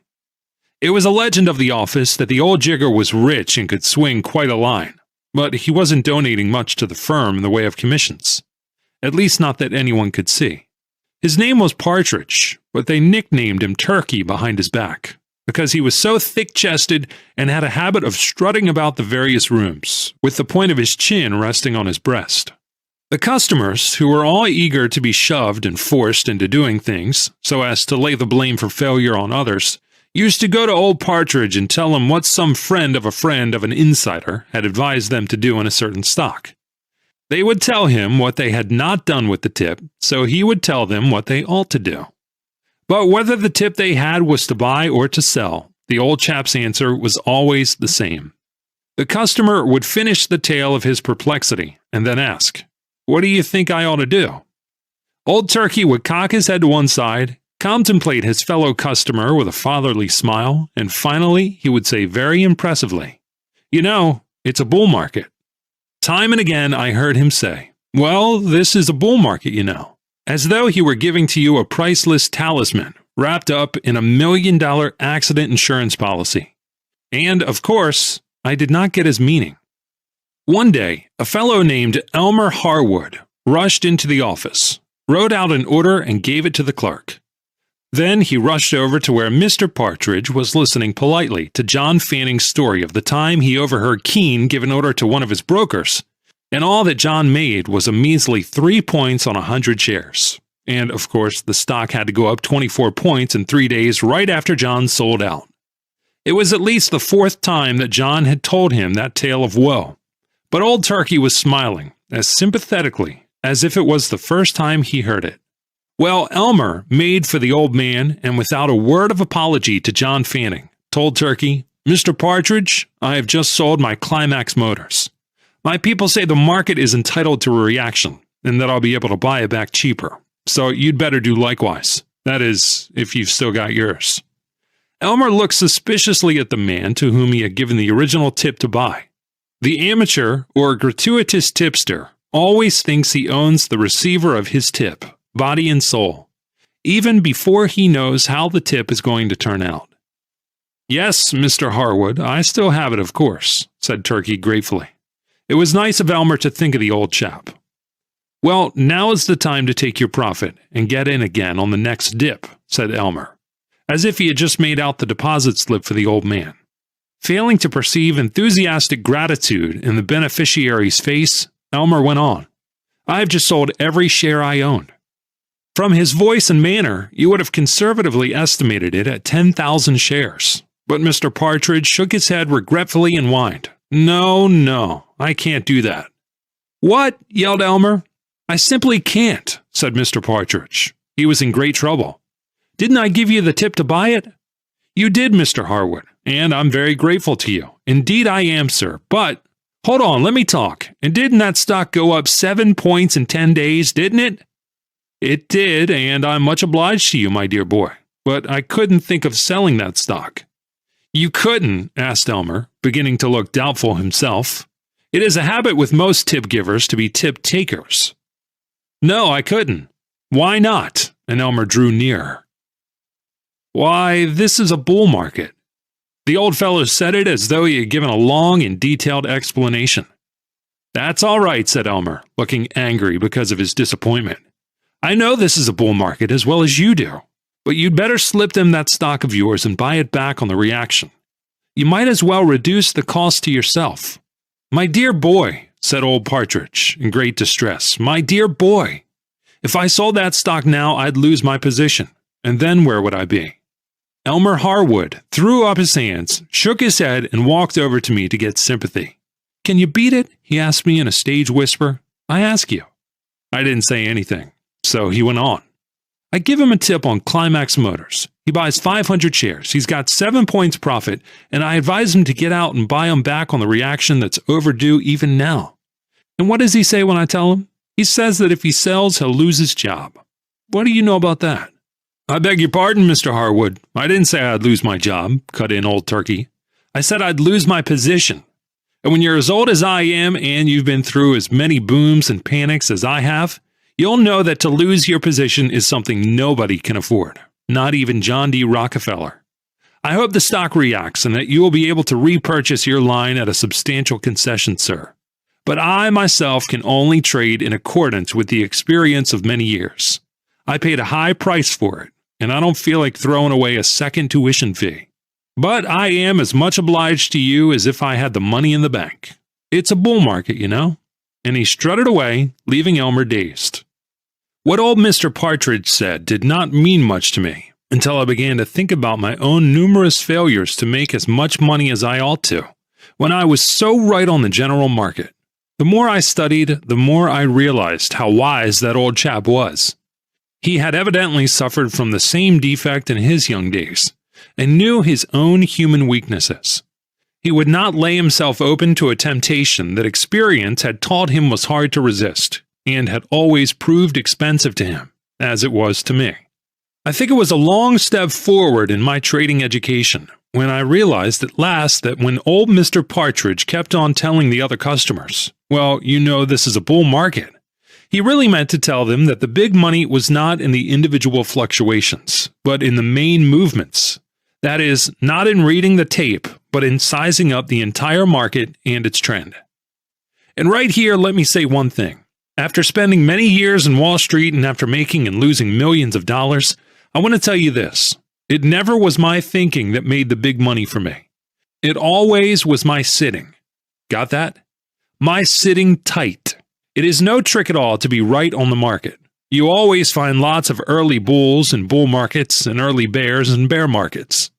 I've known many men who were right at exactly the right time and began buying and selling stocks when prices were at the very level which should show the greatest profit. And their experience invariably matched mine. That is, they made no real money out of it. Men who can both be right and sit tight are uncommon. I found it one of the hardest things to learn. But it is only after a stock operator has firmly grasped this that he can make big money. It is literally true that millions come easier to a trader after he knows how to trade than hundreds did in the days of his ignorance. The reason is that a man may see straight and clearly and yet become impatient or doubtful when the market takes its time about doing as he figured it must do. That is why so many men in Wall Street who are not at all in the sucker class, not even in the third grade, nevertheless lose money. The market does not beat them. They beat themselves. Because though they have brains, they cannot sit tight. Old Turkey was dead right in doing and saying what he did. He had not only the courage of his convictions, but the intelligent patience to sit tight. Disregarding the big swing and trying to jump in and out was fatal to me. Nobody can catch all the fluctuations. In a bull market, your game is to buy and hold until you believe that the bull market is near its end. To do this, you must study general conditions and not tips or special factors affecting individual stocks. Then get out of all your stocks. Get out for keeps. Wait until you see, or if you prefer, until you think you see the turn of the market, the beginning of a reversal of general conditions. You have to use your brains and your vision to do this. Otherwise, my advice would be as idiotic as to tell you to buy cheap and sell dear. One of the most helpful things that anybody can learn is to give up trying to catch the last eighth or the first. These two are the most expensive eighths in the world. They have cost stock traders, in the aggregate, even millions of dollars to build a concrete highway across the continent. Another thing I noticed in studying my plays in Fullerton's office after I began to trade less unintelligently was that my initial operations seldom showed me a loss. That naturally made me decide to start big. It gave me confidence in my own judgment before I allowed it to be vitiated by the advice of others, or even by my own impatience at times. Without faith in his own judgment, no man can go very far in this game. That is about all I have learned to study general conditions, to take a position and to stick to it. I can wait without a twinge of impatience. I can see a setback without being shaken, knowing that it is only temporary. I have been short 100,000 shares, and I have seen a big rally coming. I have figured correctly that such a rally as I felt was inevitable, and even wholesome, would make a difference of $1 million in my paper profits. And I nevertheless have stood pat and seen half my paper profit wiped out, without once considering the advisability of covering my shorts to put them out again on the rally. I knew that if I did, I might lose my position, and with it the certainty of a big killing. It is the big swing that makes the big money for you. If I learned all this so slowly, it was because I learned by my mistakes, and some time always elapses between making a mistake and realizing it, and more time between realizing it and exactly determining it. But at the time, I was faring pretty comfortably and was very young, so that I made it up in other ways. Most of my winnings were still made in part through my tape reading, because the kind of markets we were having lent themselves fairly well to my method. I was not losing either as often or as irritatingly as in the beginning of my New York experiences. It wasn't anything to be proud of when you think that I had been broke 3 times in less than 2 years. And as I told you, being broke is a very efficient educational agency. I was not increasing my stake very fast because I lived up to the handle all the time. I did not deprive myself of many of the things that a fellow of my age and taste would want. I had my own automobile, and I could not see any sense in skimping on living when I was taking it out on the market. The ticker only stopped Sundays and holidays, which was as it should be. Every time I found the reason for a loss or the why and how of another mistake, I added a brand new don't to my schedule of assets. And the nicest way to capitalize my increasing assets was by not cutting down on my living expenses. Of course, I had some amusing experiences, and some that were not so amusing. But if I told them all in detail, I'd never finish. As a matter of fact, the only incidents that I remember without special effort are those that taught me something of definite value to me in my trading. Something that added to my store of knowledge of the game and of myself. Chapter 6. In the spring of 1906, I was in Atlantic City for a short vacation. I was out of stocks and was thinking only of having a change of air and a nice rest. By the way, I had gone back to my first brokers, Harding Brothers, and my account had got to be pretty active. I could swing 3,000 or 4,000 shares. That wasn't much more than I had done in the old Cosmopolitan shop when I was barely 20 years of age. But there was some difference between my 1-point margin in the bucket shop and the margin required by brokers who actually bought or sold stocks from my account on the New York Stock Exchange. You remember the story I told you about that time when I was short 3,500 sugar in the Cosmopolitan, and I had a hunch something was wrong and I'd better close the trade? Well, I have often had that curious feeling. As a rule, I yield to it. But at times, I have poo-pooed the idea and have told myself that it was simply asinine to follow any of these sudden blind impulses to reverse my position. I have ascribed my hunch to a state of nerves resulting from too many cigars, or insufficient sleep, or a torpid liver, or something of that kind. When I have argued myself into disregarding my impulse and have stood pat, I have always had cause to regret it. A dozen instances occur to me when I did not sell as per hunch, and the next day I go downtown and the market would be strong, or perhaps even advance, and I tell myself how silly it would have been to obey the blind impulse to sell. But on the following day there would be a pretty bad drop. Something had broken loose somewhere, and I'd have made money by not being so wise and logical. The reason plainly was not physiological, but psychological. I want to tell you only about one of them, because of what it did for me. It happened when I was having that little vacation in Atlantic City in the spring of 1906. I had a friend with me, who also was a customer of Harding Brothers. I had no interest in the market one way or another, and was enjoying my rest. I can always give up trading to play, unless, of course, it's an exceptionally active market, in which my commitments are rather heavy. It was a bull market, as I remember it. The outlook was favorable for general business, and the stock market had slowed down, but the tone was firm, and all indications pointed to higher prices. One morning, after we had breakfast, and had finished reading all the New York morning papers, and I got tired of watching the seagulls picking up clams and flying up with them 20 feet in the air and dropping them on the hard, wet sand to open them for their breakfast, my friend and I started up the boardwalk. That was the most exciting thing we did in the daytime. It was not noon yet, and we walked up slowly to kill time and breathe the salt air. Harding Brothers had a branch office on the boardwalk, and we used to drop in every morning and see how they'd opened. It was more force of habit than anything else, for I wasn't doing anything. The market, we found, was strong and active. My friend, who was quite bullish, was carrying a moderate line purchased several points lower. He began to tell me what an obviously wise thing it was to hold stocks for much higher prices. I wasn't paying enough attention to him to take the trouble to agree with him. I was looking over the quotation board, noting the changes. They were mostly advances, until I came to Union Pacific. I got a feeling that I ought to sell it. I can't tell you more. I just felt like selling it. I asked myself why I should feel like that, and I couldn't find any reason whatever for going short of UP. I stared at the last price on the board until I couldn't see any figures, or any board, or anything else for that matter. All I knew was that I wanted to sell Union Pacific, and I couldn't find out why I wanted to. I must have looked queer, for my friend, who was standing alongside of me, suddenly nudged me and asked, "Hey, what's the matter?" "I don't know," I answered. "Going to sleep?" he said. "No," I said, "I'm not going to sleep. What I'm going to do is sell that stock." I had always made money following my hunches. I walked over to the table where there were some black order pads. My friend followed me. I wrote out an order to sell 1,000 Union Pacific at the market and handed it to the manager. He was smiling when I wrote it and when he took it.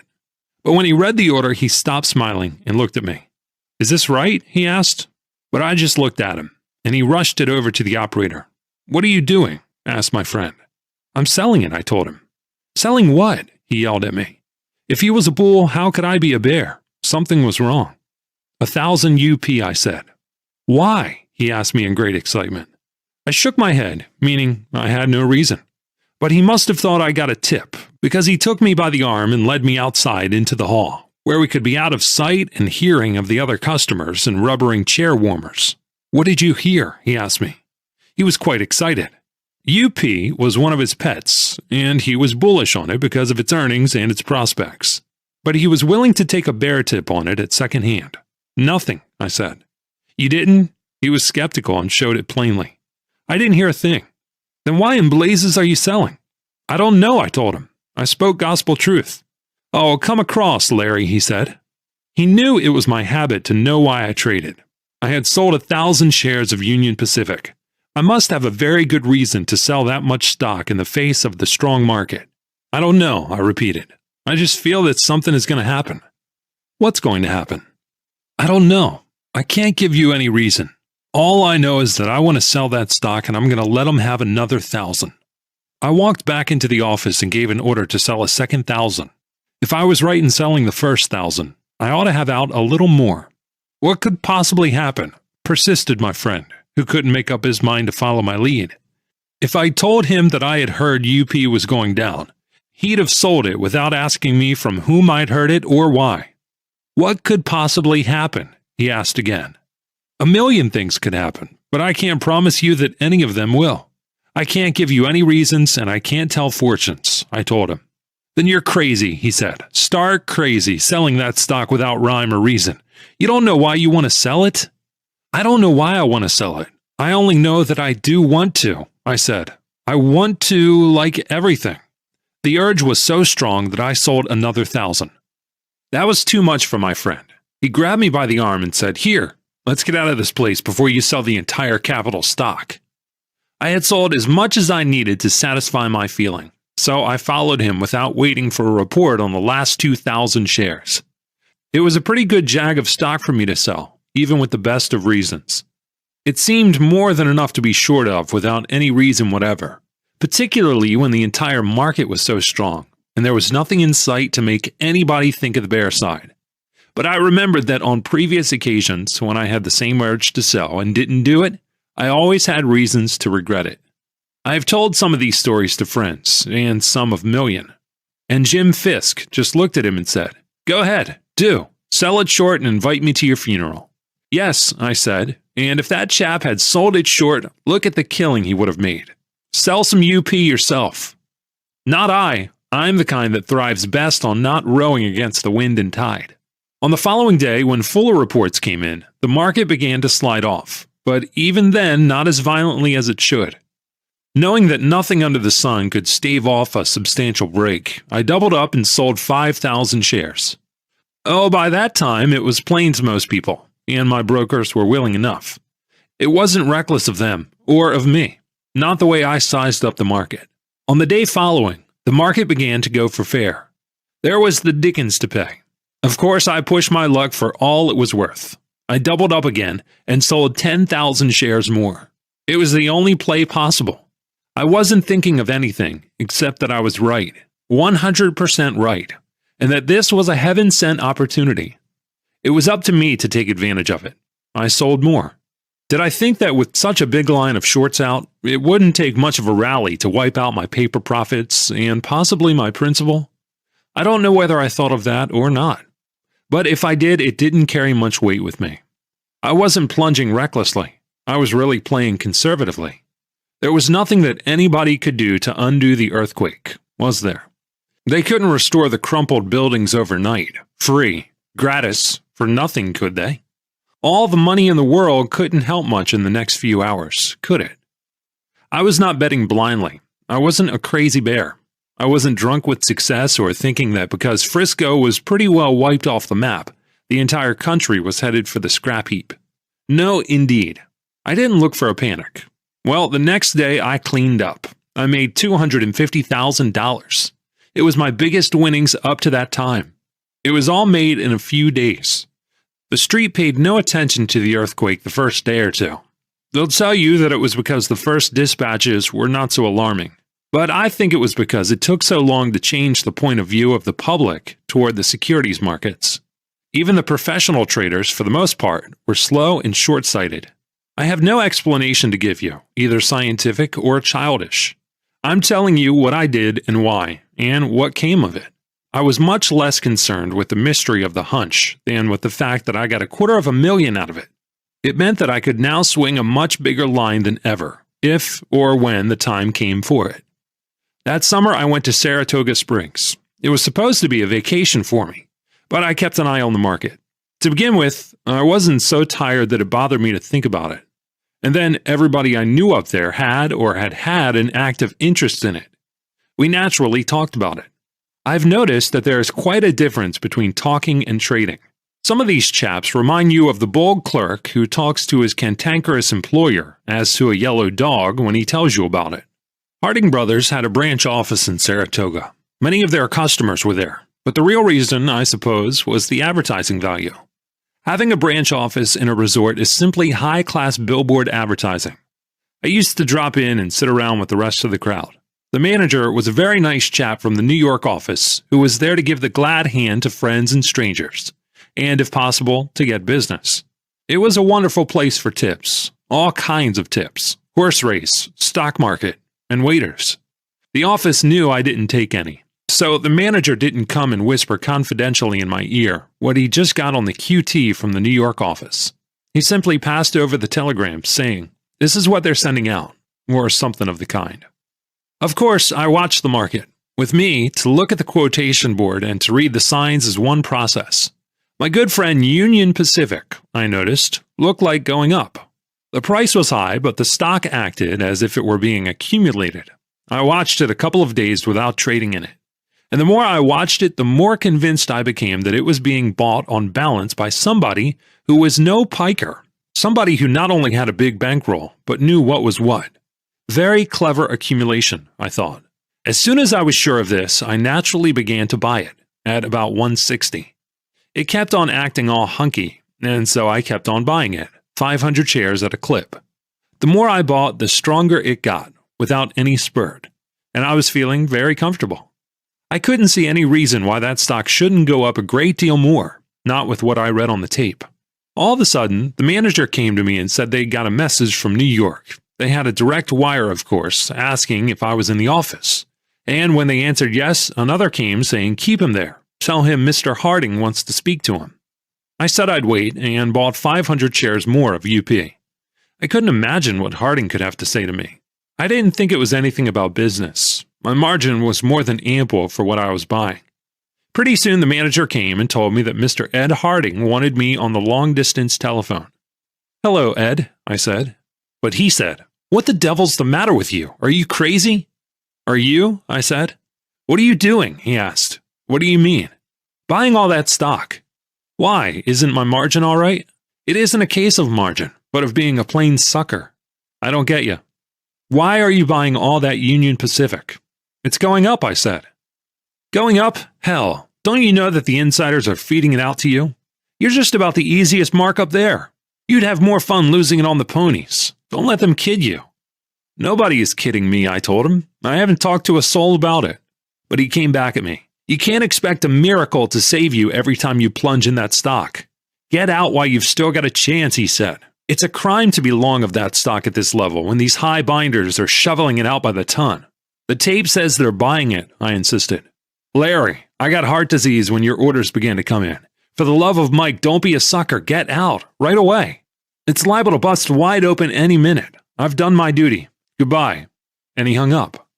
Ed Harding was a very clever chap, unusually well-informed and a real friend, disinterested and kind-hearted. And what was even more, I knew he was in a position to hear things. All I had to go by in my purchases of UP was my years of studying the behavior of stocks, and my perception of certain symptoms which experience had taught me usually accompanied a substantial rise. I don't know what happened to me, but I suppose I must have concluded that my tape reading told me the stock was being absorbed simply because very clever manipulation by the insiders made the tape tell a story that wasn't true. Possibly I was impressed by the pains Ed Harding took to stop me from making what he was so sure would be a colossal mistake on my part. Neither his brains nor my motives were to be questioned. Whatever it was that made me decide to follow his advice, I cannot tell you, but follow it I did. I sold out all my Union Pacific. Of course, if it was unwise to be long of it, it was equally unwise not to be short of it. So after I got rid of my long stock, I sold 4,000 shares short. I put out most of it around 162. The next day, the directors of the Union Pacific Company declared a 10% dividend on the stock. At first, nobody in Wall Street believed it. It was too much like the desperate maneuver of cornered gamblers. All the newspapers jumped on the directors. But while the Wall Street talent hesitated to act, the market boiled over. Union Pacific led, and on huge transactions made a new high record price. Some of the room traders made fortunes in an hour. And I remember later hearing about a rather dull-witted specialist who made a mistake that put $350,000 in his pocket. He sold his seat the following week and became a gentleman farmer the following month. Of course, I realized the moment I heard the news of the declaration of that unprecedented 10% dividend that I got what I deserved for disregarding the voice of experience and listening to the voice of a tipster. My own convictions I had set aside for the suspicions of a friend, simply because he was disinterested, and as a rule knew what he was doing. As soon as I saw Union Pacific making new high records, I said to myself, this is no stock for me to be short of. All I had in the world was up as margin at Harding's office. I was neither cheered nor made stubborn by the knowledge of that fact. What was plain was that I had read the tape accurately, and that I had been a ninny to let Ed Harding shake my own resolution. There was no sense in recriminations, because I had no time to lose, and besides, what's done is done. So I gave an order to take in my shorts. The stock was around 165 when I sent in that order to buy in the 4,000 UP at the market. I had a 3-point loss on it at that figure. Well, my brokers paid 172 and 174 for some of it before they were through. I found when I got my reports that Ed Harding's kindly intentioned interference cost me $40,000. A low price for a man to pay for not having the courage of his own convictions. It was a cheap lesson. I wasn't worried because the tape said still higher prices. It was an unusual move, and there were no precedents for the action of the directors. But I did this time what I thought I ought to do. As soon as I had given the first order to buy 4,000 shares to cover my shorts, I decided to profit by what the tape indicated, and so I went along. I bought 4,000 shares and held that stock until the next morning. Then I got out. I not only made up the $40,000 I had lost, but about $15,000 besides. If Ed Harding hadn't tried to save me money, I'd have made a killing. But he did a very great service, for it was the lesson of that episode that I firmly believe completed my education as a trader. It was not that all I needed to learn was not to take tips, but follow my own inclination. It was that I gained confidence in myself, and I was able finally to shake off the old method of trading. That Saratoga experience was my last haphazard, hit-or-miss operation. From then on, I began to think of basic conditions instead of individual stocks. I promoted myself to a higher grade in the hard school of speculation. It was a long and difficult step to take. Chapter 7. I never hesitate to tell a man that I am bullish or bearish, but I do not tell people to buy or sell any particular stock. In a bear market, all stocks go down, and in a bull market, they go up. I don't mean, of course, that in a bear market caused by a war, ammunition shares do not go up. I speak in general sense. But the average man doesn't wish to be told that it's a bull or bear market. What he desires is to be told specifically which particular stock to buy or sell. He wants to get something for nothing. He does not wish to work. He doesn't even wish to have to think. It is too much bother to have to count the money that he picks up from the ground. Well, I wasn't that lazy, but I found it easier to think of individual stocks than of the general market, and therefore of individual fluctuations rather than of general movements. I had to change, and I did. People don't seem to grasp easily the fundamentals of stock trading. I've often said that to buy on a rising market is the most comfortable way of buying stocks. Now, the point is not so much to buy as cheap as possible or go short at top prices, but to buy or sell at the right time. When I am bearish and I sell a stock, each sale must be at a lower level than the previous sale. When I'm buying, the reverse is true. I must buy on a rising scale. I don't buy a long stock on a scale down. I buy on a scale up. Let us suppose, for example, that I'm buying some stock. I'll buy 2,000 shares at now. If the stock goes up to ill after I buy it, I am, at least temporarily, right in my operation, because it's a point higher. It shows me a profit. Well, because I am right, I go in and buy another 2,000 shares. If the market is still rising, I buy a third lot of 2,000 shares. Say the price goes to 114. I think it is enough for the time being. I now have a trading basis to work from. I am long 6,000 shares, and the stock is selling at 114. I won't buy any more just then. I wait and see. I figure that at some stage of the rise, there's going to be a reaction. I want to see how the market takes care of itself after that reaction. It will probably react to where I got my third lot. Say that after going higher, it falls back and then rallies. Well, just as it goes back to 113, I shoot an order to buy 4,000 at the market, of course. Well, if I get that 4,000 at 113, I know something is wrong, and I'll give a testing order. That is, I'll sell 1,000 shares to see how the market takes it. But suppose that of the order to buy the 4,000 shares that I put in when the price was 113, I get 2,000 at 114 and 500 at 114, and the rest on the way up so that for the last 500 I pay 115. Then I know I'm right.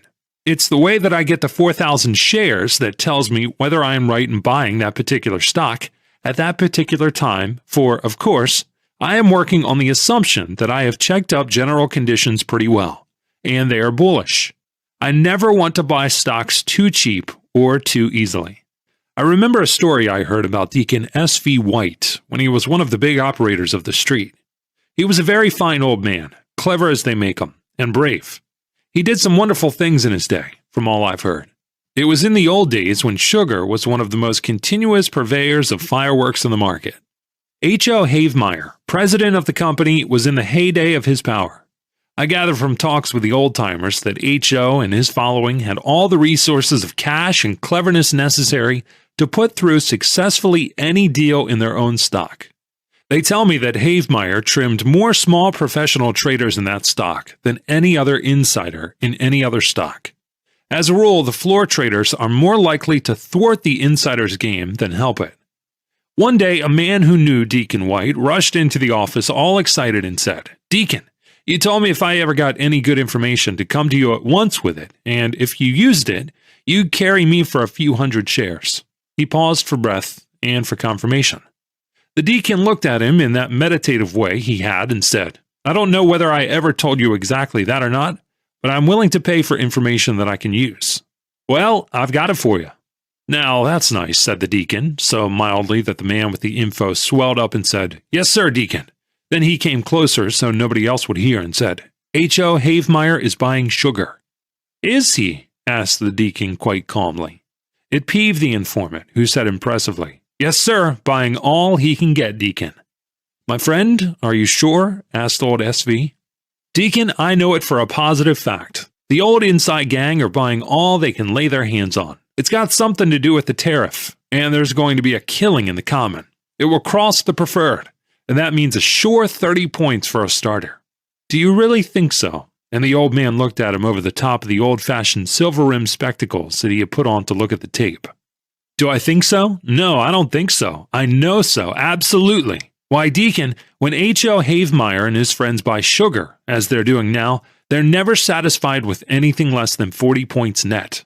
I shouldn't be surprised to see the market get away from them any minute and shoot up before they've got their full lines. There ain't as much of it kicking around the broker's offices as there was a month ago." "He's buying sugar, eh?" repeated the deacon absently. "Buying it? Why, he's scooping it in as fast as he can without putting up the price on himself." "So?" said the deacon. That was all. But it was enough to nettle the tipster, and he said, "Yes, sirree, and I call that very good information. Why, it's absolutely straight." "Is it?" "Yes, and it ought to be worth a whole lot. Are you going to use it?" "Oh, yes, I'm going to use it." "When?" asked the information bringer suspiciously. "Right away," and the deacon called Frank. It was the first name of his shrewdest broker, who was then in the adjoining room. "Yes, sir," said Frank. "I wish you'd go over to the board and sell 10,000 sugar." "Sell?" yelled the tipster. There was such suffering in his voice that Frank, who had started out at a run, halted in his tracks. "Why, yes," said the deacon mildly. "But I told you H.O. Havemeyer was buying it." "I know you did, my friend," said the deacon calmly, and turning to the broker. "Make haste, Frank." The broker rushed out to execute the order, and the tipster turned red. "I came in here," he said furiously, "with the best information I ever had. I brought it to you because I thought you were my friend and square. I expected you to act on it." "I am acting on it," interrupted the deacon in a tranquilizing voice. "But I told you H.O. and his gang were buying." "That's right, I heard you." "Buying, buying, I said buying," shrieked the tipster. "Yes, buying, that is what I understood you to say," the deacon assured him. He was standing by the ticker, looking at the tape. "But you're selling it." "Yes, 10,000 shares," and the deacon nodded. "Selling it, of course." He stopped talking to concentrate on the tape, and the tipster approached to see what the deacon saw, for the old man was very foxy. While he was looking over the deacon's shoulder, a clerk came in with a slip, obviously the report from Frank. The deacon barely glanced at it. He had seen on the tape how his order had been executed. It made him say to the clerk, "Tell him to sell another 10,000 sugar." "Deacon, I swear to you that they're really buying the stock." "Did Mr. Havemeyer tell you?" asked the deacon quietly. "Of course not. He never tells anybody anything. He would not bat an eyelid to help his best friend make a nickel, but I know this is true. Do not allow yourself to become excited, my friend." And the deacon held up a hand. He was looking at the tape. The tip bringer said bitterly, "If I had known you were going to do the opposite of what I expected, I'd never have wasted your time or mine. But I'm not going to feel glad when you cover that stock at an awful loss. I'm sorry for you, deacon. Honest. If you'll excuse me, I'll go elsewhere and act on my own information." "I'm acting on it. I think I know a little about the market. Not as much, perhaps, as you or your friend H.O. Havemeyer, but still a little. What I'm going to do is what my experience tells me is the wise thing to do with the information you brought me. After a man has been in Wall Street as long as I have, he is grateful for anybody who feels sorry for him. Remain calm, my friend." The man just stared at the deacon, for whose judgment and nerve he had great respect. Pretty soon, the clerk came in again and handed a report to the deacon, who looked at it and said, "Now tell him to buy 30,000 sugar. 30,000. The clerk hurried away, and the tipster just grunted and looked at the old gray fox. "My friend," the deacon explained kindly, "I did not doubt that you were telling me the truth as you saw it, but even if I had heard H.O. Havemeyer tell you himself, I still would have acted as I did.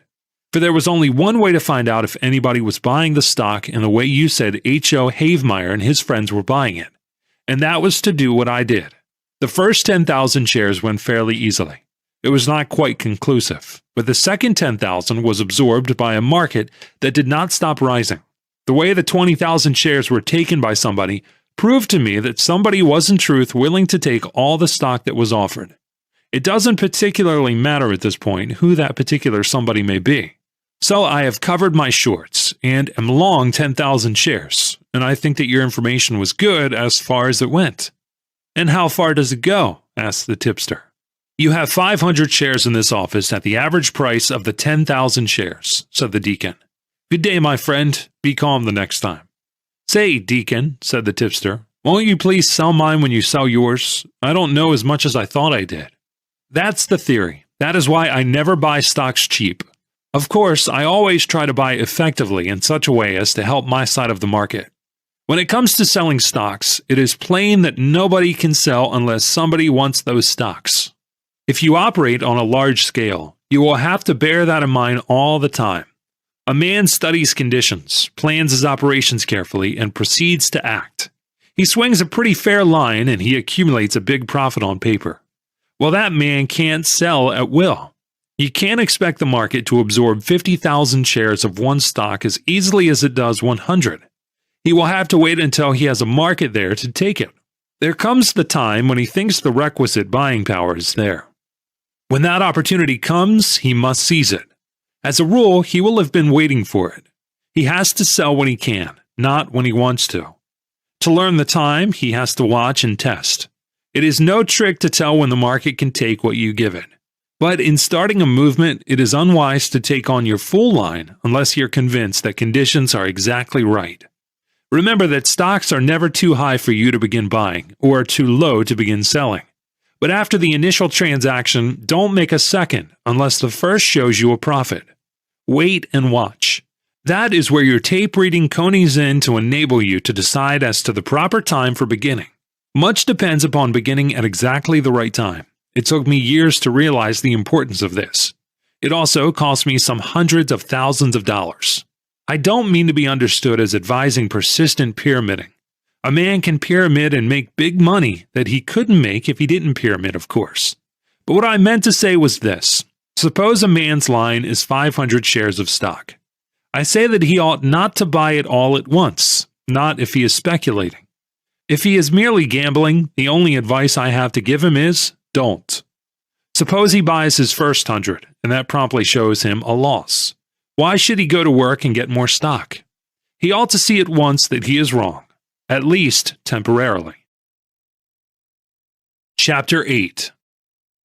The Union Pacific incident in Saratoga in the summer of 1906 made me more independent than ever of tips and talk. That is, of the opinions and surmises and suspicions of other people, however friendly or however able they might be personally. Events, not vanity, proved for me that I could read the tape more accurately than most of the people about me. I was also better equipped than the average customer of Harding Brothers, in that I was utterly free from speculative prejudice. The bear side doesn't appeal to me any more than the bull side, or vice versa. My one steadfast prejudice is against being wrong. Even as a lad, I always got my own meanings out of such facts as I observed. It is the only way in which the meaning reaches me. I cannot get out of facts what somebody tells me to get. They are my facts, don't you see? If I believe something, you can be sure it is because I simply must. When I am long of stocks, it is because my reading of conditions has made me bullish. But you find many people reputed to be intelligent who are bullish because they have stocks. I do not allow my possessions, or my prepossessions either, to do any thinking for me. That is why I repeat that I never argue with the tape. To be angry at the market because it unexpectedly or even illogically goes against you is like getting mad at your lungs because you have pneumonia. I had been gradually approaching the full realization of how much more than tape reading there was to stock speculation. Old Man Partridge's insistence on the vital importance of being continuously bullish in a bull market doubtless made my mind dwell on the need above all other things of determining the kind of market a man is trading in. I began to realize that the big money must necessarily be in the big swing. Whatever might seem to give a big swing its initial impulse, the fact is that its continuance is not the result of manipulation by pools or artifice by financiers, but depends upon basic conditions. And no matter who opposes it, the swing must inevitably run as far and as fast and as long as the impelling forces determine. After Saratoga, I began to see more clearly, perhaps I should say more maturely, that since the entire list moves in accordance with the main current, there was not so much need as I had imagined to study individual plays, or the behavior of this or the other stock. Also, by thinking of the swing, a man was not limited in his trading. He could buy or sell the entire list. In certain stocks, a short line is dangerous after a man sells more than a certain percentage of the capital stock, the amount depending upon how, where, and by whom the stock is held. But he could sell 1,000,000 shares of the general list if he had the price without the danger of being squeezed. A great deal of money used to be made periodically by insiders in the old days out of the shorts and their carefully fostered fears of corners and squeezes. Obviously, the thing to do was to be bullish in a bull market and bearish in a bear market. Sounds silly, doesn't it?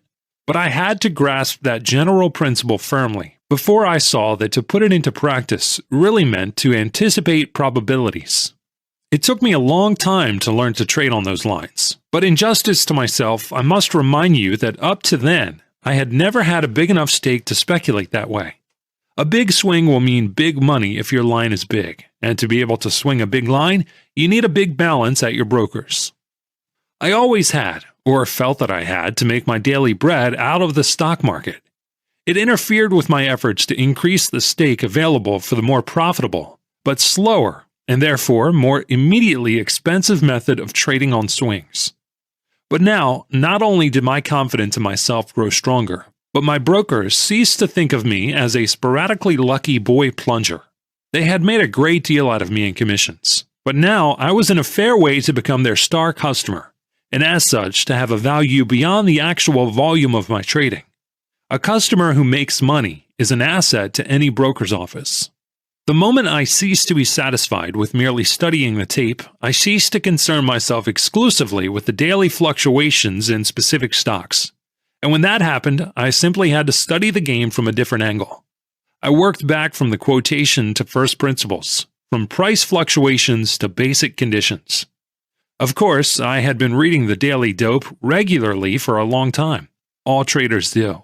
But much of it was gossip, some of it deliberately false, and the rest merely the personal opinion of the writers. The reputable weekly reviews, when they touched upon underlying conditions, were not entirely satisfactory to me. The point of view of the financial editors was not mine, as a rule. It was not a vital matter for them to marshal their facts and draw their conclusions from them, but it was for me. Also, there was a vast difference in our appraisal of the element of time. The analysis of the week that had passed was less important to me than the forecast of the weeks that were to come. For years, I had been the victim of an unfortunate combination of inexperience, youth, and insufficient capital. But now I felt the elation of a discoverer. My new attitude toward the game explained my repeated failures to make big money in New York.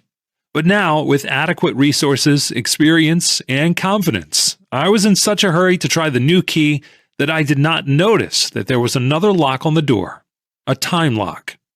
It was a perfectly natural oversight. I had to pay the usual tuition a good whack per each step forward. I studied the situation in 1906, and I thought that the money outlook was particularly serious. Much actual wealth the world over had been destroyed. Everybody must sooner or later feel the pinch, and therefore nobody would be in a position to help anybody. It would not be the kind of hard times that comes from the swapping of a house worth $10,000 for a carload of racehorses worth $8,000. It was the complete destruction of the house by fire, and of most of the horses by a railroad wreck. It was good hard cash that went up in cannon smoke in the Boer War, and the millions spent for feeding non-producing soldiers in South Africa meant no help from British investors as in the past. Also, the earthquake and the fire in San Francisco and other disasters touched everybody: manufacturers, farmers, merchants, laborers, and millionaires. The railroads must suffer greatly. I figured that nothing could stave off one peach of a smash. Such being the case, there was but one thing to do: sell stocks. I told you I had already observed that my initial transaction, after I made up my mind which way I was going to trade, was apt to show me a profit. And now when I decided to sell, I plunged. Since we undoubtedly were entering upon a genuine bear market, I was sure I should make the biggest killing of my career. The market went off, then it came back. It shaded off, and then it began to advance steadily. My paper profits vanished, and my paper losses grew. One day, it looked as if not a bear would be left to tell the tale of the strictly genuine bear market. I couldn't stand the gaff. I covered. It was just as well. If I hadn't, I wouldn't have had enough left to buy a postal card. I lost most of my fur, but it was better to live to fight another day. I had made a mistake, but where? I was bearish in a bear market. That was wise. I had sold stocks short. That was proper. I had sold them too soon. That was costly. My position was right, but my play was wrong. However, every day brought the market nearer to the inevitable smash. So I waited, and when the rally began to falter and pause, I let them have as much stock as my sadly diminished margins permitted. I was right this time for exactly one whole day. For on the next, there was another rally. Another big bite out of yours truly. So I read the tape and covered and waited. In due course, I sold again, and again they went down promisingly. And then they rudely rallied. It looked as if the market were doing its best to make me go back to my old and simple ways of bucket shop trading. It was the first time I had worked with a definite forward-looking plan, embracing the entire market instead of one or two stocks. I figured that I must win if I held out. Of course, at that time, I had not developed my system of placing my bets, or I would have put out my short line on a declining market, as I explained to you the last time. I would not then have lost so much of my margin. I would have been wrong, but not hurt. You see, I had observed certain facts, but had not learned to coordinate them. My incomplete observation not only did not help, but actually hindered. I have always found it profitable to study my mistakes. Thus, I eventually discovered that it was all very well not to lose your bear position in a bear market, but that at all times the tape should be read to determine the propitiousness of the time for operating. If you begin right, you will not see your profitable positions seriously menaced, and then you will find no trouble in sitting tight. Of course, today I have greater confidence in the accuracy of my observations, in which neither hopes nor hobbies play any part. And also I have greater facilities for verifying my facts, as well as for variously testing the correctness of my views. But in 1906, the succession of rallies dangerously impaired my margins. I was nearly 27 years old. I had been at the game 12 years. But the first time I traded because of a crisis that was still to come, I found that I had been using a telescope. Between my first glimpse of the storm cloud and the time for cashing in on the big break, the stretch was evidently so much greater than I had thought that I began to wonder whether I really saw what I thought I saw so clearly. We had had many warnings and sensational ascensions in call money rates. Still, some of the great financiers talked hopefully at least to newspaper reporters, and the ensuing rallies in the stock market gave the lie to the calamity howlers. Was I fundamentally wrong in being bearish, or merely temporarily wrong in having begun to sell short too soon? I decided that I began too soon, but that I really couldn't help it. Then the market began to sell off. That was my opportunity. I sold all I could, and then stocks rallied again, to quite a high level. It cleaned me out. There I was, right and busted. I tell you, it was remarkable. What happened was this. I looked ahead and saw a big pile of dollars. Out of it stuck a sign. It had "Help Yourself" on it in huge letters.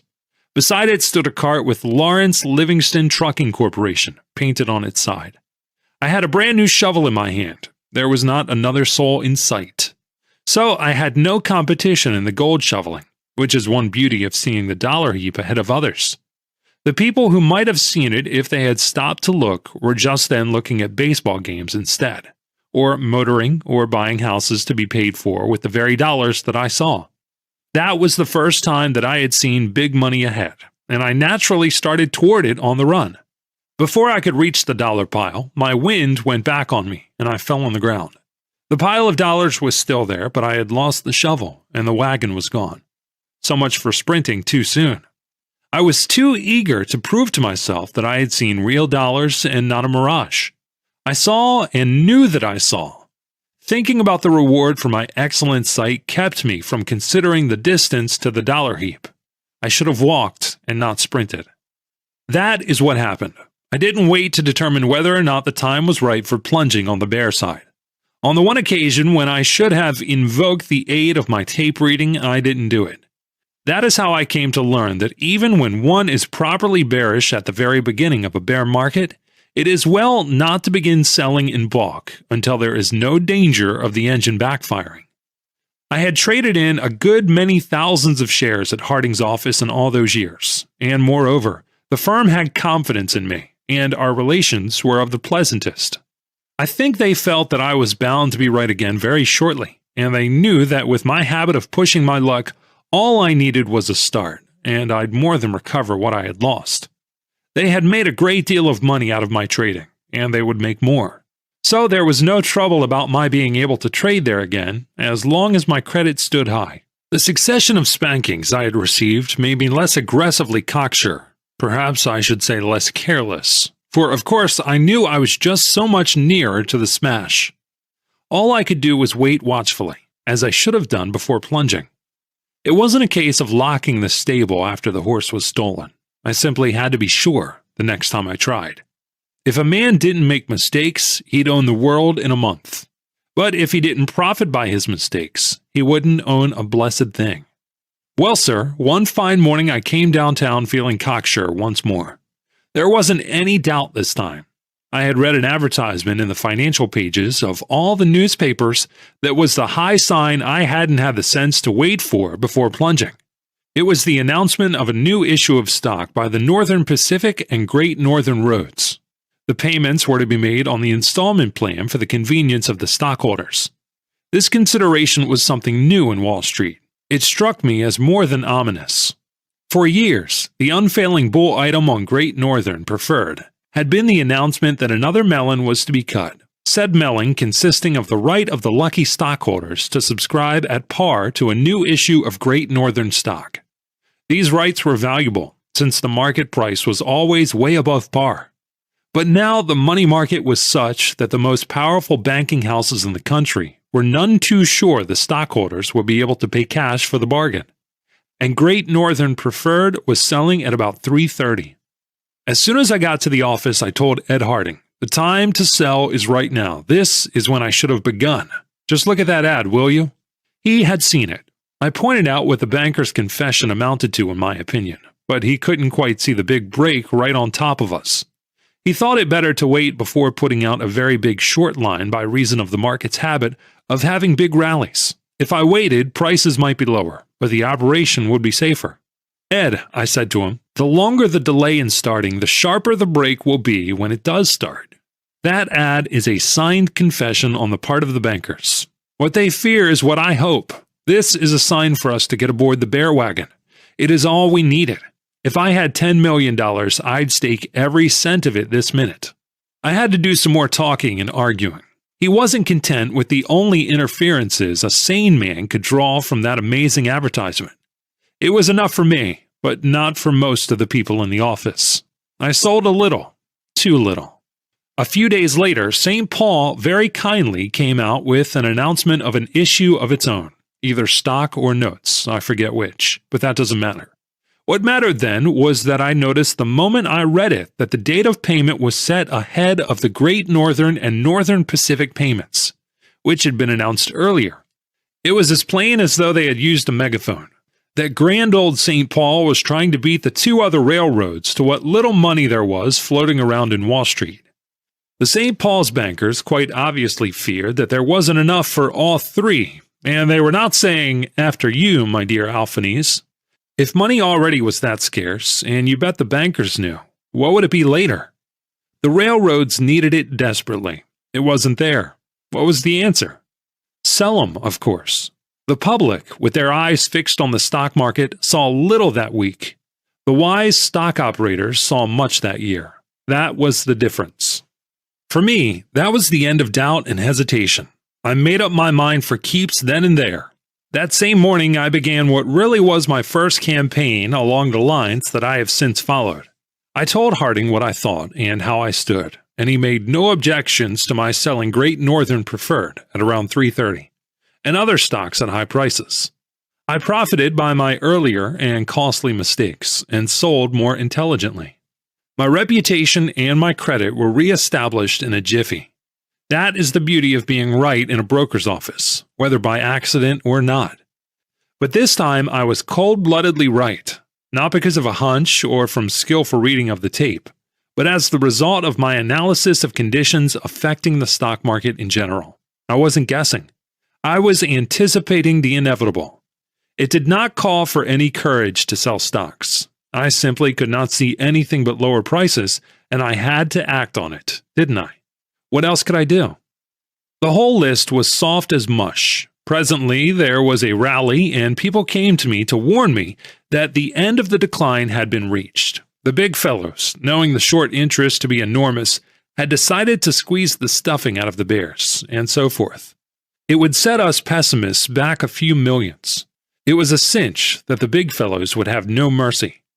I used to thank these kindly counselors. I wouldn't even argue, because then they would have thought that I wasn't grateful for the warnings.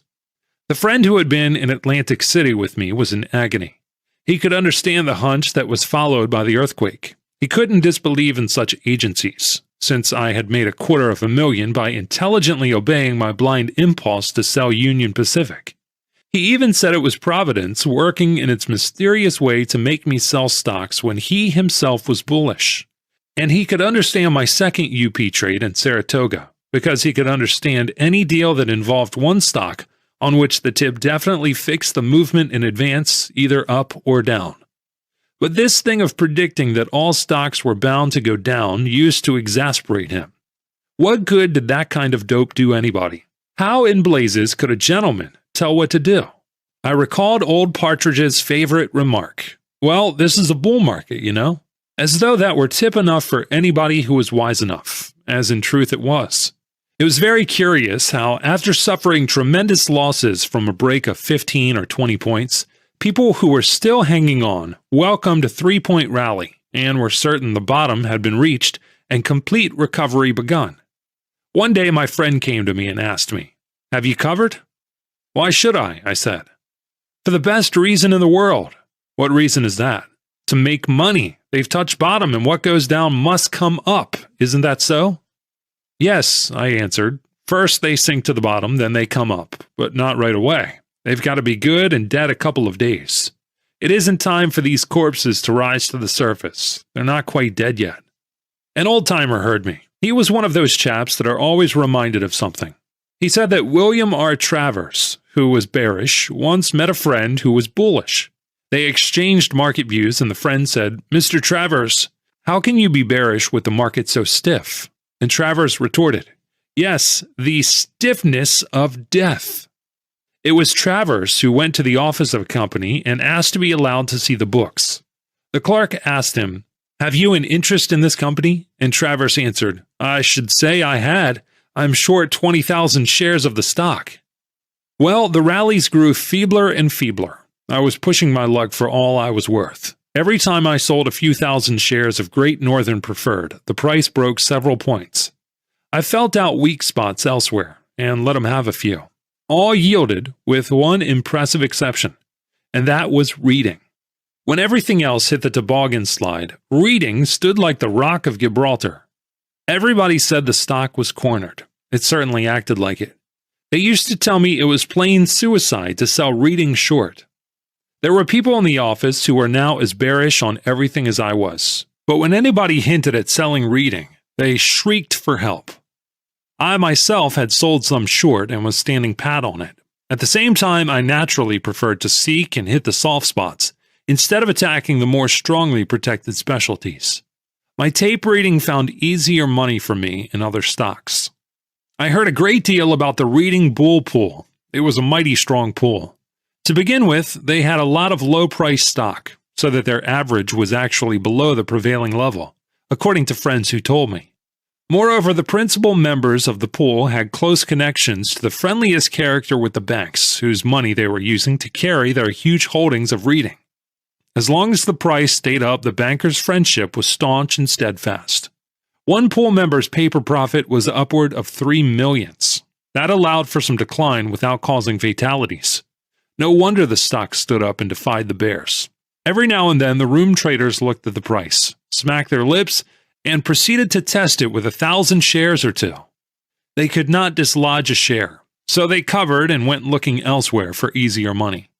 Whenever I looked at it, I also sold a little more, just enough to convince myself that I was true to my new trading principles and wasn't playing favorites.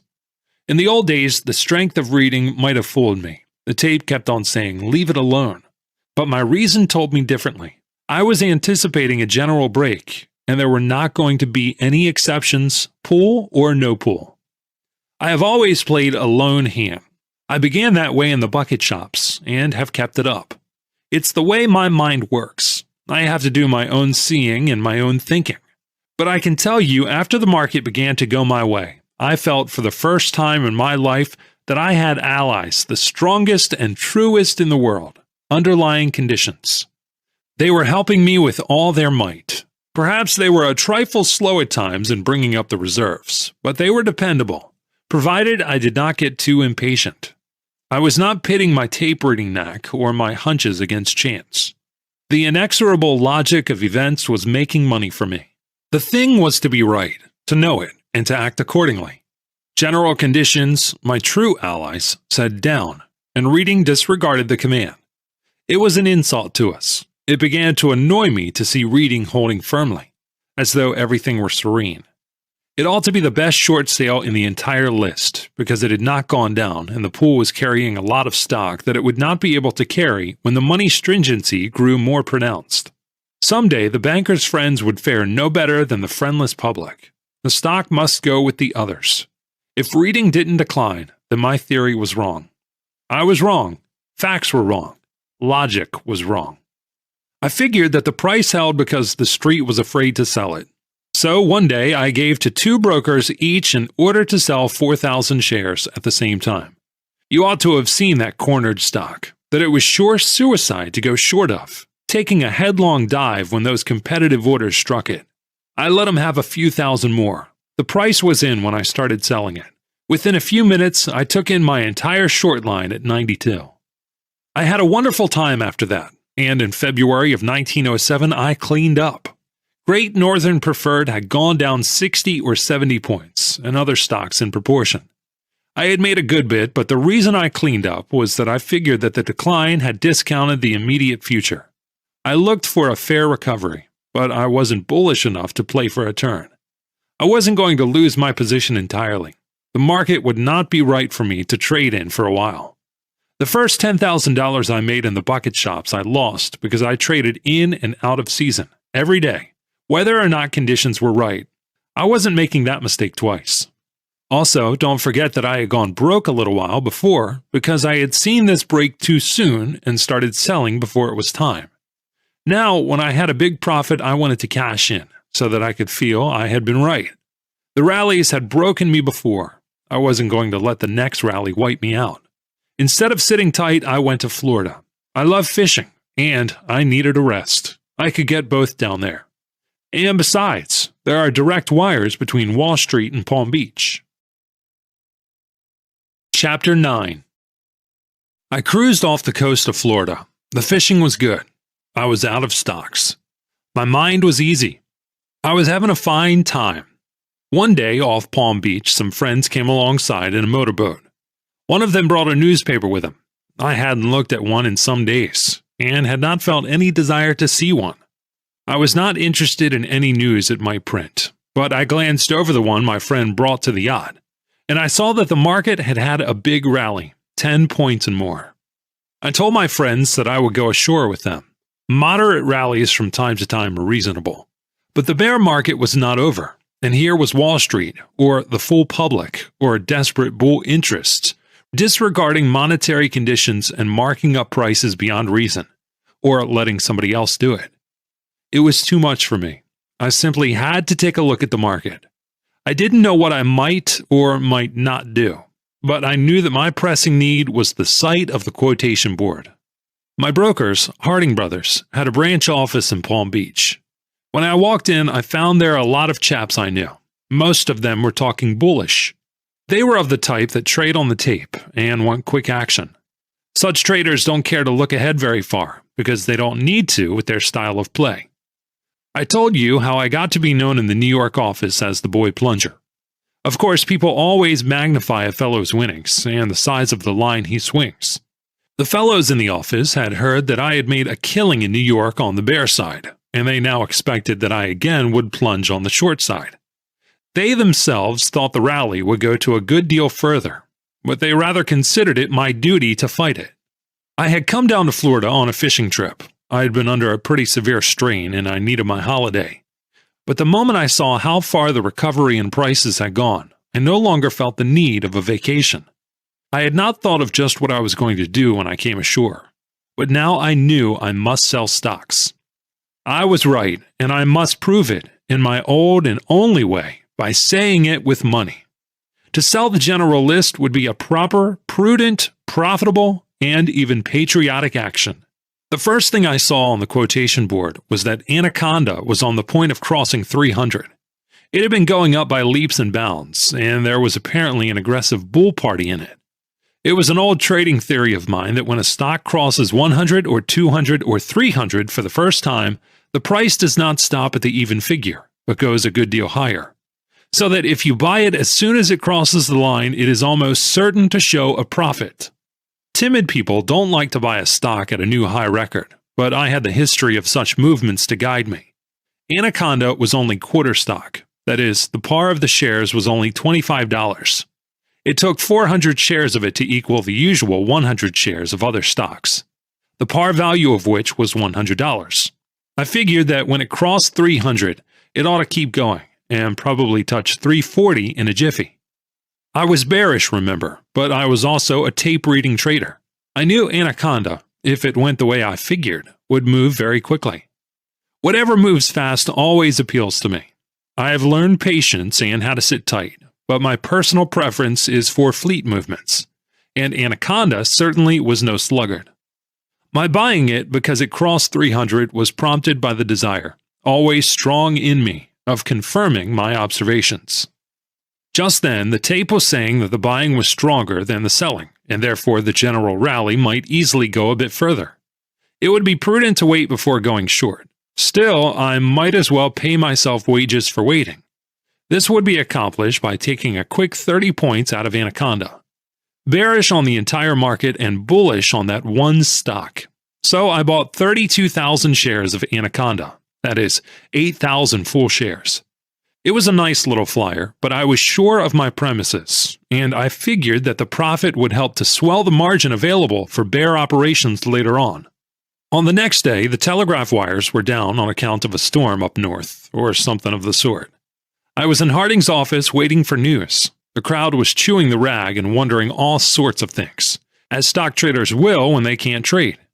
Then we got a quotation, the only one that day.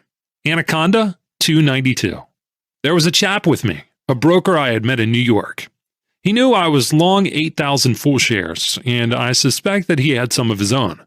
For when we got that one quotation, he certainly had a fit. He couldn't tell whether the stock at that very moment had gone off another 10 points or not. The way Anaconda had gone up, it wouldn't have been anything unusual for it to break 20 points. But I said to him, "Don't you worry, John. It'll be all right tomorrow." That was really the way I felt, but he looked at me and shook his head. He knew better. He was that kind. So I laughed, and I waited in the office in case some quotation trickled through. But no, sir. That one was all we got. Anaconda, $2.92. It meant a paper loss to me of nearly $100,000. I had wanted quick action. Well, I was getting it. The next day, the wires were working, and we got the quotations as usual. Anaconda opened at $2.98 and went up to $3.02, but pretty soon it began to fade away. Also, the rest of the market was not acting just right for a further rally. I made up my mind that if Anaconda went back to 301, I must consider the whole thing a fake movement. On a legitimate advance, the price should have gone to 310 without stopping. If instead it reacted, it meant that precedents had failed me, and I was wrong. And the only thing to do when a man is wrong is to be right by ceasing to be wrong. I had bought 8,000 full shares in expectation of a 30 or 40 point rise. It would not be my first mistake, nor my last. Sure enough, Anaconda fell back to 301. The moment it touched that figure, I sneaked over to the telegraph operator.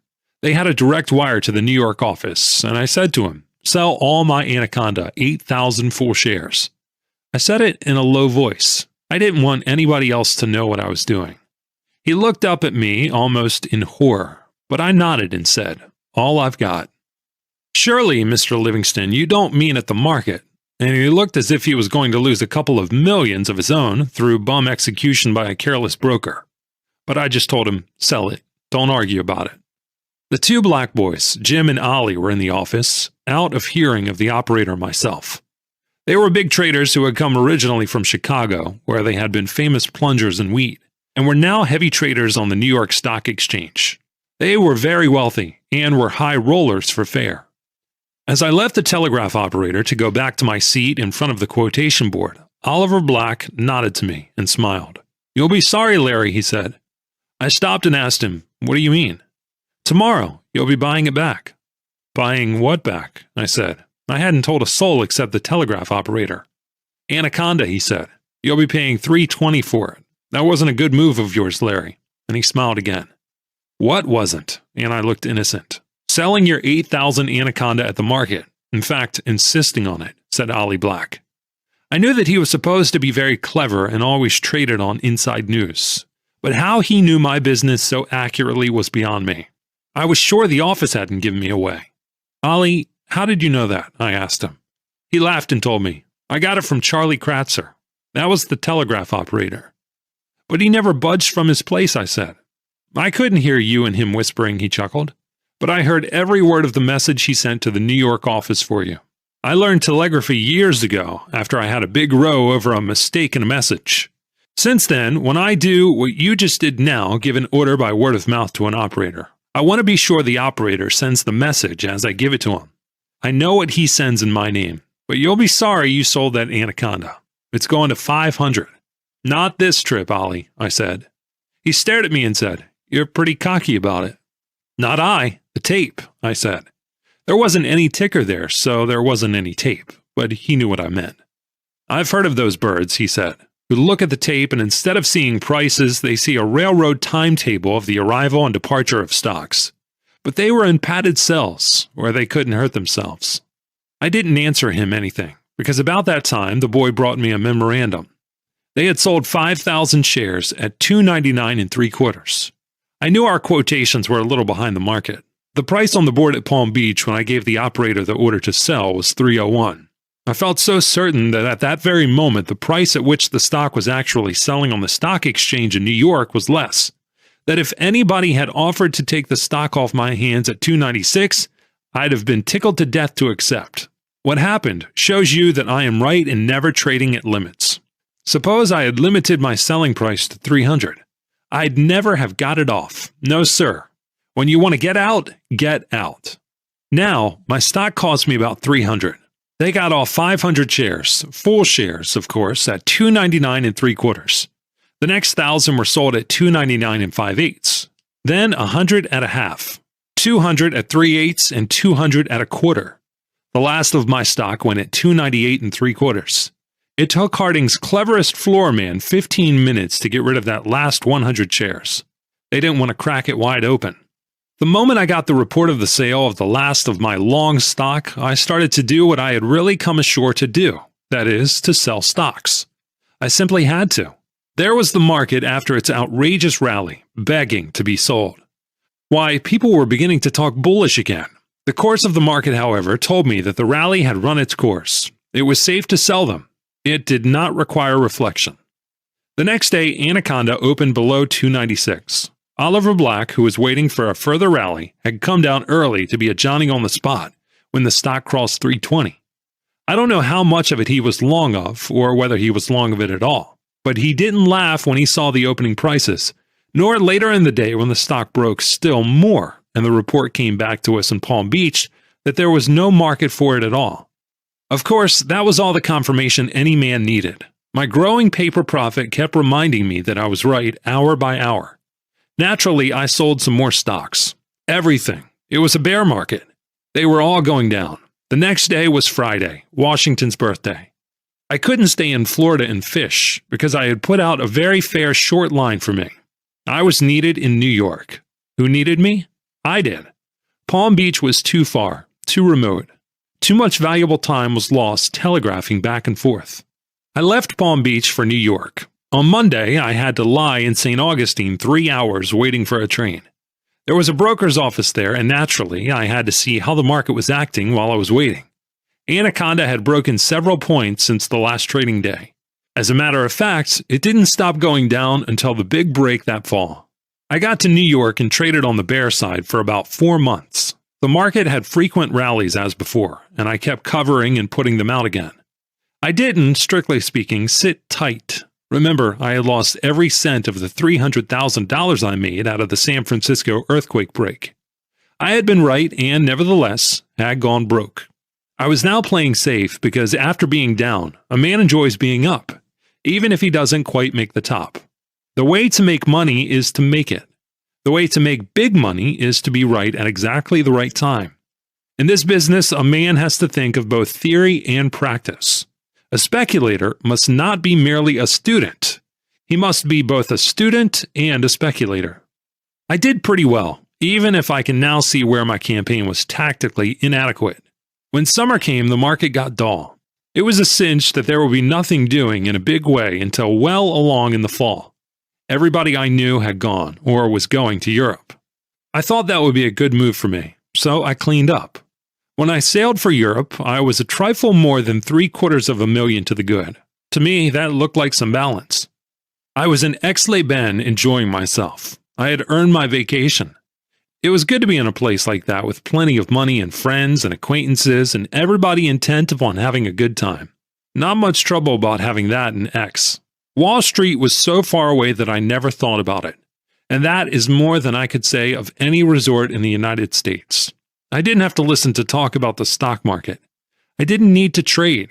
I had enough to last me quite a long time. And besides, when I got back, I knew what to do to make much more than I could spend in Europe that summer. One day I saw in the Paris Herald a dispatch from New York that smelters had declared an extra dividend. They had run up the price of the stock and the entire market had come back quite strong. Of course, that changed everything for me in Aix. The news simply meant that the bull cliques were still fighting desperately against conditions, against common sense, and against common honesty. For they knew what was coming and were resorting to such schemes to put up the market in order to unload stocks before the storm struck them. It is possible they really did not believe the danger was as serious or as close at hand as I thought. The big men of the street are as prone to be wishful thinkers as the politicians or the plain-suckers. I myself can't work that way. In a speculator, such an attitude is fatal. Perhaps a manufacturer of securities or a promoter of new enterprises can afford to indulge in hopejacks. At all events, I knew that all bull manipulation was foredoomed to failure in that bear market. The instant I read the dispatch, I knew there was only one thing to do to be comfortable, and that was to sell smelters short. Why, the insiders as much as begged me on their knees to do it when they increased the dividend rate on the verge of a money panic. It was as infuriating as the old dares of your boyhood. They dared me to sell that particular stock short. I cabled some selling orders in smelters and advised my friends in New York to go short of it. When I got my report from the brokers, I saw the price they got was 6 points below the quotations I had seen in the Paris Herald. It shows you what the situation was. My plans had been to return to Paris at the end of the month, and about 3 weeks later sail for New York. But as soon as I received the cabled reports from my brokers, I went back to Paris. The same day I arrived, I called at the steamship offices and found there was a fast boat leaving for New York the next day. I took it. There I was, back in New York, almost a month ahead of my original plans, because it was the most comfortable place to be short of the market in. I had well over $500,000 in cash available for margins. My return was not due to my being bearish, but to my being logical. I sold more stocks. As money got tighter, call money rates went higher and prices of stocks lower. I had foreseen it. At first, my foresight broke me, but now I was right and prospering. However, the real joy was in the consciousness that as a trader, I was at last on the right track. I still had much to learn, but I knew what to do. No more floundering, no more half-right methods. Tape reading was an important part of the game. So was beginning at the right time. So was sticking to your position. But my greatest discovery was that a man must study general conditions to size them so as to be able to anticipate probabilities. In short, I had learned that I had to work for my money. I was no longer betting blindly or concerned with mastering the techniques of the game, but with earning my successes by hard study and clear thinking. I also had found out that nobody was immune from the danger of making sucker plays. And for a sucker play, a man gets sucker pay. For the paymaster is on the job and never loses the pay envelope that is coming to you. Our office made a great deal of money. My own operations were so successful that they began to be talked about, and of course, were greatly exaggerated. I was credited with starting the breaks in various stocks. People I didn't know by name used to come and congratulate me. They all thought the most wonderful thing was the money I had made. They did not say a word about the time when I first talked bearish to them, and they thought I was a crazy bear with a stock market loser's vindictive grouch. That I had foreseen the money troubles was nothing.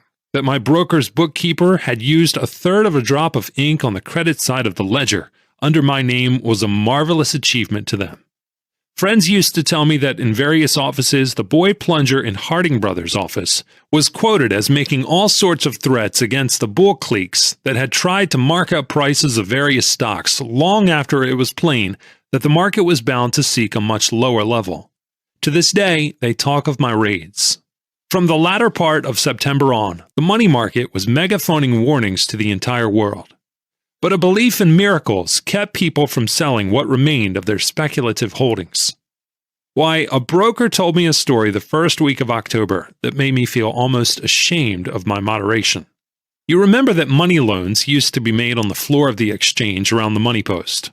Those brokers who had received notice from their banks to pay call loans knew in a general way how much money they would have to borrow afresh. And of course, the banks knew their positions so far as loanable funds were concerned, and those which had money to loan would send it to the exchange. This bank money was handled by a few brokers whose principal business was time loans. At about noon, the renewal rate for the day was posted. Usually, this represented a fair average of the loans made up to that time. Business was, as a rule, transacted openly by bids and offers, so that everyone knew what was going on. Between noon and about 2 o'clock, there was ordinarily not much business done in money, but after delivery time, namely 2:15 p.m., brokers would know exactly what their cash position for the day would be, and they were able either to go to the money post and lend the balances that they had over, or to borrow what they required. This business was also done openly. Well, sometime early in October, the broker I was telling you about came to me and told me that brokers were getting so they didn't go to the money post when they had money to loan. The reason was that members of a couple of well-known commission houses were on watch there, ready to snap up any offerings of money. Of course, no lender who offered money publicly could refuse to lend to these firms. They were solvent, and the collateral was good enough. But the trouble was that once these firms borrowed money on call, there was no prospect of the lender getting that money back. They simply said they couldn't pay it back, and the lender would willy-nilly have to renew the loan. So any stock exchange house that had money to loan to its fellows used to send its men about the floor instead of to the post, and they would whisper to good friends, "Want 100?" meaning, "Do you wish to borrow $100,000? The money brokers who acted for the banks presently adopted the same plan, and it was a dismal sight to watch the money post. Think of it. Why, he also told me that it was a matter of stock exchange etiquette in those October days for the borrower to make his own rate of interest. You see, it fluctuated between 100 and 150% per annum. I suppose by letting the borrower fix the rate, the lender in some strange way didn't feel so much like a usurer. But you bet he got as much as the rest. The lender naturally did not dream of not paying a high rate. He played fair and paid whatever the others did. What he needed was the money, and was glad to get it. Things got worse and worse. Finally, there came the awful day of reckoning for the bulls and the optimists and the wishful thinkers, and those vast hordes that, dreading the pain of a small loss at the beginning, were now about to suffer total amputation without anesthetics. A day I shall never forget, October 24th, 1907. Reports from the money crowd early indicated that borrowers would have to pay whatever the lender saw fit to ask. There wouldn't be enough to go around. That day the money crowd was much larger than usual. When delivery time came that afternoon, there must have been 100 brokers around the money post, each hoping to borrow the money that his firm urgently needed. Without money, they must sell what stocks they were carrying on margin, sell at any price they could get in a market where buyers were as scarce as money, and just then there was not a dollar in sight. My friend's partner was as bearish as I was. The firm therefore did not have to borrow, but my friend, the broker I told you about, fresh from seeing the haggard faces around the money post, came to me. He knew I was heavily short of the entire market. He said, "My God, Larry, I don't know what's going to happen. I never saw anything like it. It can't go on. Something has got to give. It looks to me as if everybody is busted right now. You can't sell stocks, and there's absolutely no money in there. How do you mean? I asked. But what he answered was, did you ever hear of the classroom experiment of the mouse on a glass bell? When they begin to pump the air out of the bell, you can see the poor mouse breathe faster and faster, its sides heaving like overworked bellows, trying to get enough oxygen out of the decreasing supply in the bell. You watch it suffocate till its eyes almost pop out of their sockets, gasping, dying. Well, that is what I think of when I see the crowd at the money post. No money anywhere, and you can't liquidate stocks because there's nobody to buy them. The whole street is broke at this very moment, if you ask me. It made me think. I had seen a smash coming, but not, I admit, the worst panic in our history. It might not be profitable to anybody if it went much further. Finally, it became plain that there was no use in waiting at the post for money. There wasn't going to be any. Then hell broke loose. The president of the stock exchange, Mr. R.H. Thomas, so I heard later in the day, knowing that every house on the street was headed for disaster, went out in search of succor. He called on James Stillman, president of the National City Bank, the richest bank in the United States. Its boast was that it never loaned money at a higher rate than 6%. Stillman heard what the president of the New York Stock Exchange had to say. Then he said, Mr. Thomas, we'll have to go and see Mr. Morgan about this. The two men, hoping to stave off the most disastrous panic in our financial history, went together to the office of J.P. Morgan & Company and saw Mr. Morgan. Mr. Thomas laid the case before him. The moment he got through speaking, Mr. Morgan said, go back to the exchange and tell them that there will be money for them. Where? At the banks. So strong was the faith of all men in Mr. Morgan in those critical times that Thomas didn't wait for further details, but rushed back to the floor of the exchange to announce the reprieve to his death-sentenced fellow members. Then, before 2:30 in the afternoon, J.P. Morgan sent John T. Atterbury of Van Imberg and Atterbury, who was known to have close relations with J.P. Morgan & Company, into the crowd. My friend said that the old broker walked quickly to the money post.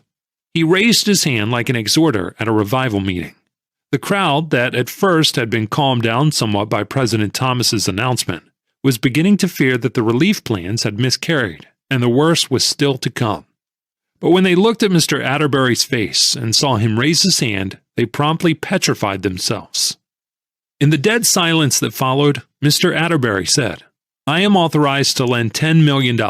Take it easy. There will be enough for everybody. Then he began. Instead of giving to each borrower the name of the lender, he simply jotted down the name of the borrower and the amount of the loan and told the borrower, you will be told where your money is. He meant the name of the bank from which the borrower would get the money later.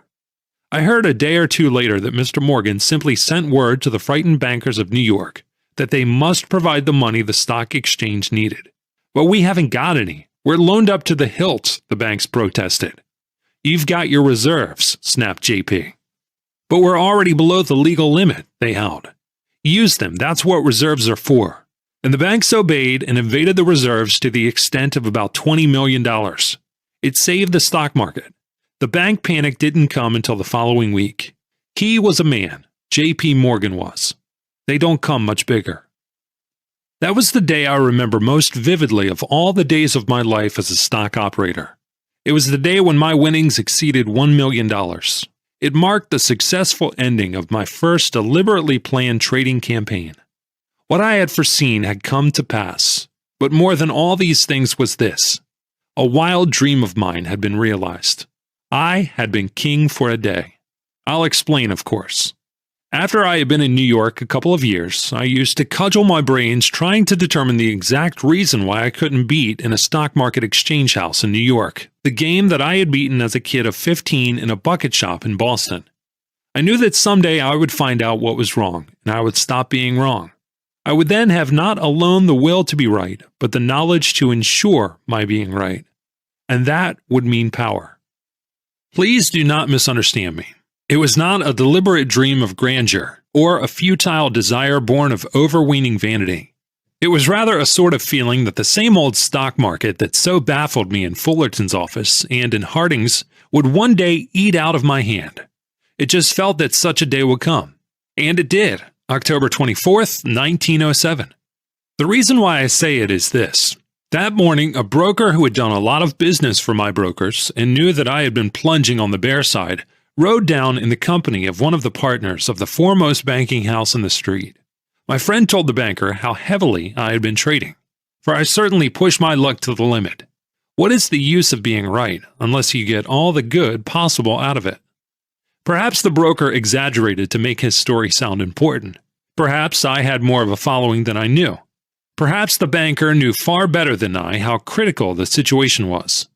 At all events, my friend said to me, he listened with great interest to what I told him you said the market was going to do when the real selling began, after another push or two. When I got through, he said he might have something for me to do later in the day. When the commission houses found out there was not a cent to be had at any price, I knew the time had come. I sent brokers into various crowds. Why, at one time there wasn't a single bid for Union Pacific, not at any price. Think of it. And in other stocks, the same thing. No money to hold stocks and nobody to buy them. I had enormous paper profits and the certainty that all that I had to do to smash prices still more was to send in orders to sell 10,000 shares each of Union Pacific and of a half dozen other good dividend-paying stocks, and what would follow would be simply hell.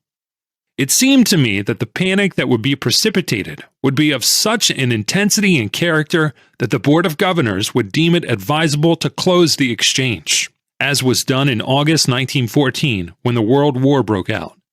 It would mean greatly increased profits on paper. It might also mean an inability to convert those profits into actual cash. But there were other things to consider, and one was that a further break would retard the recovery that I was beginning to figure on. The compensating improvement after all that bloodletting. Such a panic would do much harm to the country generally. I made up my mind that since it was unwise and unpleasant to continue actively bearish, it was illogical for me to stay short. So I turned and began to buy. It wasn't long after my brokers began to buy in for me, and, by the way, I got bottom prices that the banker sent for my friend. "I have sent for you," he said, "because I want you to go instantly to your friend Livingston and say to him that we hope he will not sell any more stocks today. The market can't stand much more pressure. As it is, it will be an immensely difficult task to avert a devastating panic. Appeal to your friend's patriotism. This is a case where a man has to work for the benefit of all. Let me know at once what he says." My friend came right over and told me. He was very tactful. I suppose he thought that having planned to smash the market, I would consider his request as equivalent to throwing away the chance to make about $10 million. He knew I was sore on some of the big guns for the way they had acted, trying to land the public with a lot of stock when they knew as well as I did what was coming. As a matter of fact, the big men were big sufferers, and lots of the stocks I bought at the very bottom were in famous financial names. I didn't know it at the time, but it did not matter. I had practically covered all my shorts, and it seemed to me there was a chance to buy stocks cheap and help the needed recovery in prices at the same time, if nobody hammered the market. So I told my friend, "Go back and tell Mr. Blank that I agree with them, and that I fully realize the gravity of the situation even before he sent for you. I will not only not sell any more stocks today, but I'm going to go in and buy as much as I can carry." And I kept my word. I bought 100,000 shares that day for the long account. I did not sell another stock short for 9 months. That is why I said to my friends that my dream had come true, and that I had been king for a moment. The stock market at one time that day certainly was at the mercy of anybody who wanted to hammer it. I do not suffer from delusions of grandeur. In fact, you know how I feel about being accused of raiding the market, and about the way my operations are exaggerated by the gossip of the street. I came out of it in fine shape. The newspaper said that Larry Livingston, the boy plunger, had made several millions. Well, I was worth over $1 million after the close of business that day. But my biggest winnings were not in dollars, but in the intangibles. I had been right. I had looked ahead and followed a clear-cut plan. I had learned what a man must do in order to make big money. I was permanently out of the gambler class. I had at last learned to trade intelligently in a big way. It was a day of days for me. Chapter 10. The recognition of our own mistakes should not benefit us any more than the study of our successes. But there's a natural tendency in all men to avoid punishment. When you associate certain mistakes with a licking, You do not hanker for a second dose. And of course, all stock market mistakes wound you in two tender spots, your pocketbook and your vanity. But I will tell you something curious. A stock speculator sometimes makes mistakes and knows that he is making them. And after he makes them, he will ask himself why he made them. And after thinking over it cold-bloodedly a long time after the pain of punishment is over, he may learn how he came to make them, and when, and at what particular point of his trade. But not why. And then he simply calls himself names and lets it go at that. Of course, if a man is both wise and lucky, he will not make the same mistake twice. But he will make any one of the 10,000 brothers or cousins of the original. The mistake family is so large that there is always one of them around when you want to see what you can do in the fool play line. To tell you about the first of my $1 million mistakes, I shall have to go back to this time when I first became a millionaire, right after the big break of October 1907. As far as my trading went, having $1 million merely meant more reserves. Money does not give a trader more comfort, because rich or poor, he can make mistakes, and it is never comfortable to be wrong. And when a millionaire is right, his money is merely one of his several servants. Losing money is the least of my troubles. A loss never bothers me after I take it. I forget it overnight. But being wrong, not taking the loss, that is what does the damage to the pocketbook and to the soul. You remember Dixon G. Watt's story about the man who was so nervous that a friend asked him what was the matter? "I can't sleep," answered the nervous one. "Why not?" asked the friend. "I'm carrying so much cotton that I can't sleep thinking about it. It's wearing me out. What can I do?" "Sell down to the sleeping point," answered the friend. As a rule, a man adapts himself to conditions so quickly that he loses the perspective. He does not feel the difference much. That is, he does not vividly remember how it felt not to be a millionaire. He only remembers that there were things he could not do that he can do now. It does not take a reasonably young and normal man very long to lose the habit of being poor. It requires a little longer to forget that he used to be rich. I suppose that is because money creates needs or encourages their multiplication. I mean that after a man makes money in the stock market, he very quickly loses the habit of not spending. But after he loses his money, it takes him a long time to lose the habit of spending. After I took in my shorts and went long in October 1907, I decided to take it easy for a while. I bought a yacht and planned to go off on a cruise in southern waters. I'm crazy about fishing, and I was due to have the time of my life. I looked forward to it and expected to go any day, but I did not. The market wouldn't let me. I always have traded in commodities as well as in stocks. I began as a youngster in the bucket shops. I studied those markets for years, though perhaps not so assiduously as the stock market. As a matter of fact, I would rather play commodities than stocks. There's no question about their greater legitimacy, as it were. It partakes more of the nature of a commercial venture than trading in stocks does.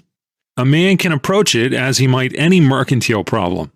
It may be possible to use fictitious arguments for or against a certain trend in a commodity market, but success will only be temporary, for in the end the facts are bound to prevail, so that a trader gets dividends on study and observation, as he does in a regular business. He can watch and weigh conditions, and he knows as much about it as anyone else. He need not guard against inside cliques. Dividends are not unexpectedly passed or increased overnight in the cotton market, or in wheat or corn. In the long run, commodity prices are governed but by one law, the economic law of demand and supply. The business of the trader in commodities is simply to get facts about the demand and the supply, present and prospective. He does not indulge in guesses about a dozen things as he does in stocks. It always appealed to me trading in commodities. Of course, the same things happen in all speculative markets. The message of the tape is the same. That will be perfectly plain to anyone who will take the trouble to think. He will find, if he asks himself questions and considers conditions, that the answers will supply themselves directly. But people never take the trouble to ask questions, leave alone seeking answers. The average American is from Missouri everywhere and at all times except when he goes to the broker's offices and looks at the tape, whether it is stocks or commodities. The one game of all games that really requires study before making a play is the one he goes into without his usual highly intelligent preliminary and precautionary doubts. He will risk half his fortune in the stock market with less reflection than he devotes to the selection of a medium-priced automobile.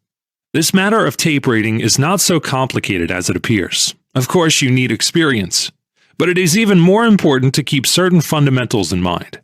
To read the tape is not to have your fortune told. The tape does not tell you how much you will surely be worth next Thursday at 1:35 p.m. The object of reading the tape is to ascertain first how, and next when to trade. That is, whether it is wiser to buy than to sell. It works exactly the same for stocks as for cotton or wheat or corn or oats. You watch the market, that is, the course of prices as recorded by the tape with one object, to determine the direction, that is, the price tendency. Prices, we know, will move either up or down according to the resistance they encounter. For purposes of easy explanation, we will say that prices, like everything else, move along the line of least resistance. They will do whatever comes easiest. Therefore, they will go up if there is less resistance to an advance than to a decline, and vice versa. Nobody should be puzzled as to whether a market is a bull or bear market after it fairly starts. The trend is evident to a man who has an open mind and reasonably clear sight, for it is never wise for a speculator to fit his facts to his theories. Such a man will, or ought to, know whether it is a bull or bear market. And if he knows that, he knows whether to buy or to sell. It is therefore at the very inception of the movement that a man needs to know whether to buy or to sell. Let us say, for example, that the market, as it usually does in those between swings times, fluctuates within a range of 10 points, up to 130 and down to 120. It may look very weak at the bottom, or on the way up after a rise of 8 or 10 points, it may look as strong as anything. A man ought not to be led into trading by tokens. He should wait until the tape tells him that the time is ripe. As a matter of fact, millions upon millions of dollars have been lost by men who bought stocks because they looked cheap, or sold them because they looked dear. The speculator is not an investor. His object is not to secure a steady return on his money at a good rate of interest, but to profit by either a rise or a fall in the price of whatever he may be speculating in. Therefore, the thing to determine is the speculative line of least resistance at the moment of trading. And what he should wait for is the moment when that line defines itself, because that is his signal to get busy. Reading the tape merely enables him to see that at 1:30 the selling has been stronger than the buying, and a reaction in the price logically followed. Up to the point where the selling prevailed over the buying, superficial students of the tape may conclude that the price is not going to stop short of 150, and they buy. But after the reaction begins, they hold on or sell out at a small loss, or they go short and talk bearish. But at 120, there is stronger resistance to the decline. The buying prevails over the selling. There is a rally and the shorts cover. The public is so often whipsawed that one marvels at their persistence in not learning their lesson. Eventually, something happens that increases the power of either the upward or the downward force, and the point of greatest resistance moves up or down. That is, the buying at 130 will for the first time be stronger than the selling, or the selling at 120 be stronger than the buying. The price will break through the old barrier or movement limit and go on. As a rule, there is always a crowd of traders who are short at 120 because it looks so weak, or long at 130 because it looks so strong. And when the market goes against them, they are forced, after a while, either to change their minds and turn, or to close out. In either event, they help to define even more clearly the price line of least resistance.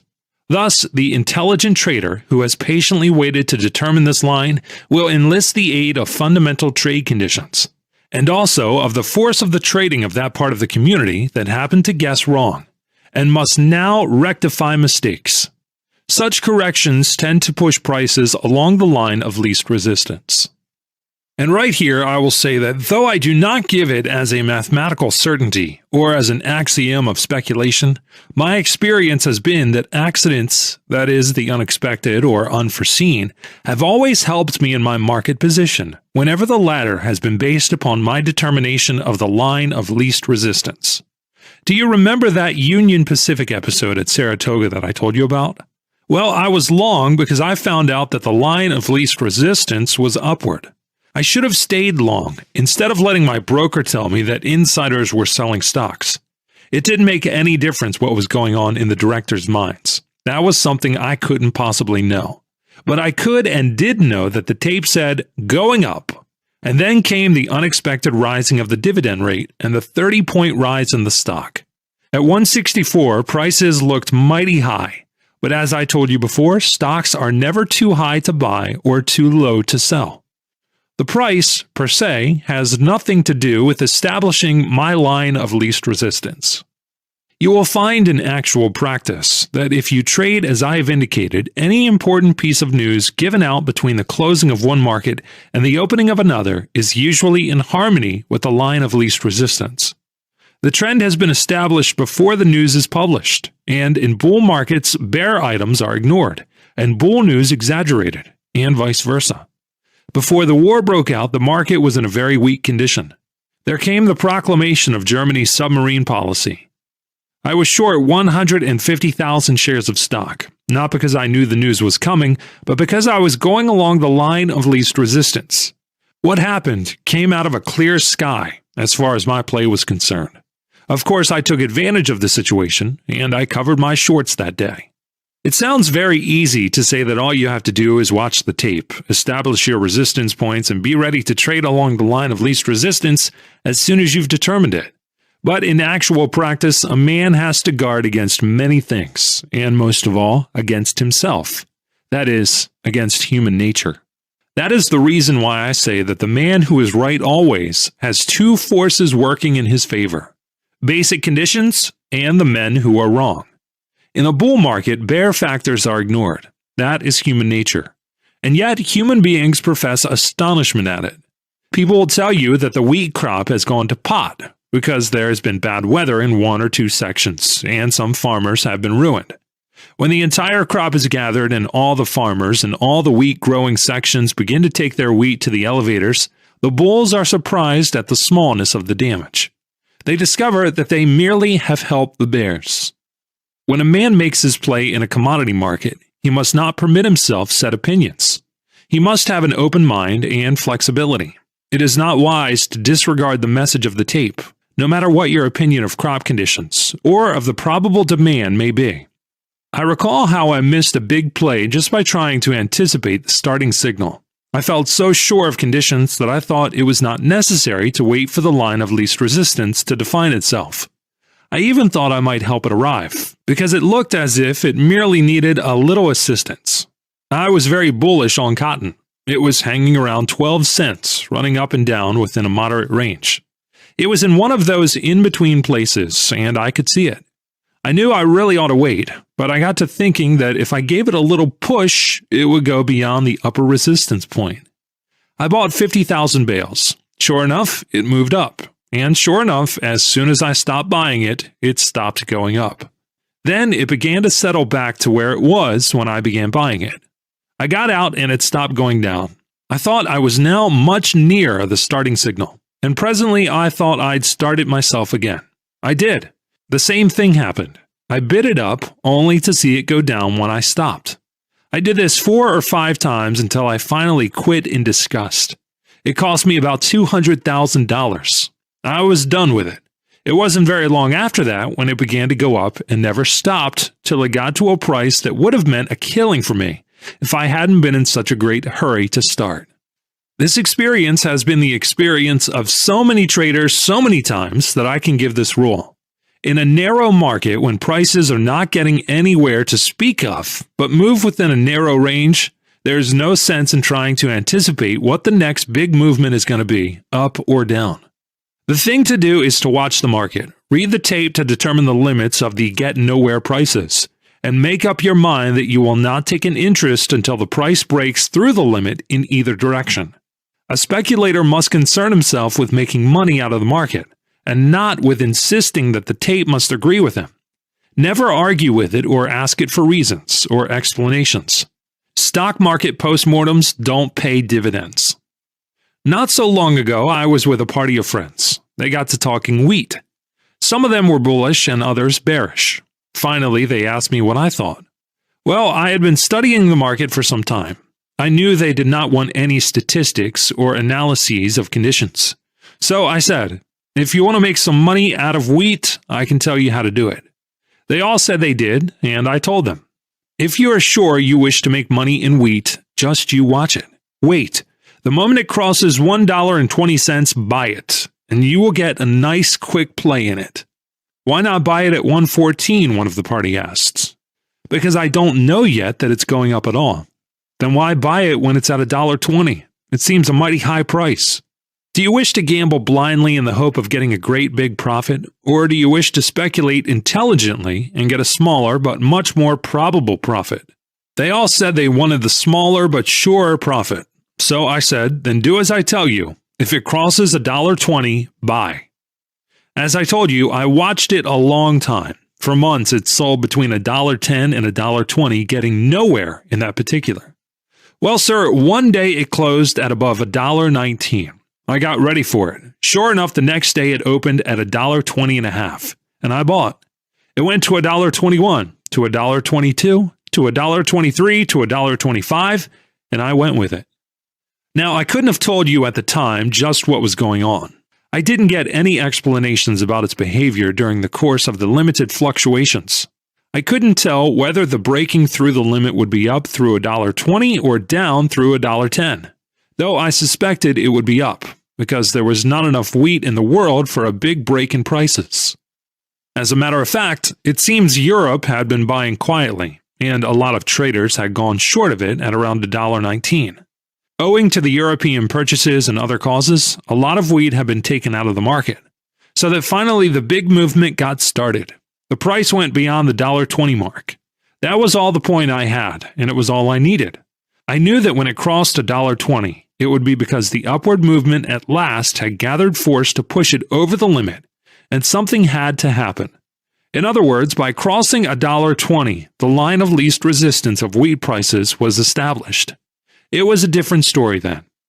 I remember that one day was a holiday with us, and all our markets were closed. Well, in Winnipeg, wheat opened up 6 cents a bushel. When our market opened on the following day, it also was up 6 cents a bushel. The price just went along the line of least resistance. What I've told you gives you the essence of my trading system as based on studying the tape. I merely learn the way prices are most probably going to move. I check out my own trading by additional tests to determine the psychological movement. I do that by watching the way the price acts after I begin. It is surprising how many experienced traders there are who look incredulous when I tell them that when I buy stocks for a rise, I like to pay top prices, and when I sell, I must sell low or not at all. It would not be so difficult to make money if a trader always stuck to his speculative guns. That is, waited for the line of least resistance to define itself, and begin buying only when the tape said up, or selling only when it said down. He should accumulate his line on the way up. Let him buy 1/5 of his full line. If that does not show him a profit, he must not increase his holdings, because he has obviously begun wrong. He is wrong temporarily, and there is no profit in being wrong at any time. The same tape that said up did not necessarily lie, merely because it is now saying not yet. In cotton, I was very successful in my trading for a long time. I had my theory about it, and I absolutely lived up to it. Suppose I had decided that my line would be 40 to 50,000 bales. Well, I would study the tape as I told you, watching for an opportunity either to buy or to sell.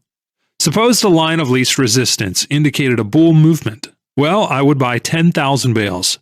After I got through buying that, if the market went up 10 points over my initial purchase price, I would take on another 10,000 bales. Same thing.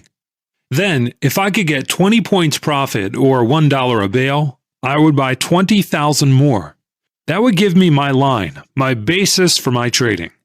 But if after buying the first 10 or 20,000 bales, it showed me a loss, out I go. I was wrong. It might be I was only temporarily wrong, but as I have said before, it doesn't pay to start wrong in anything.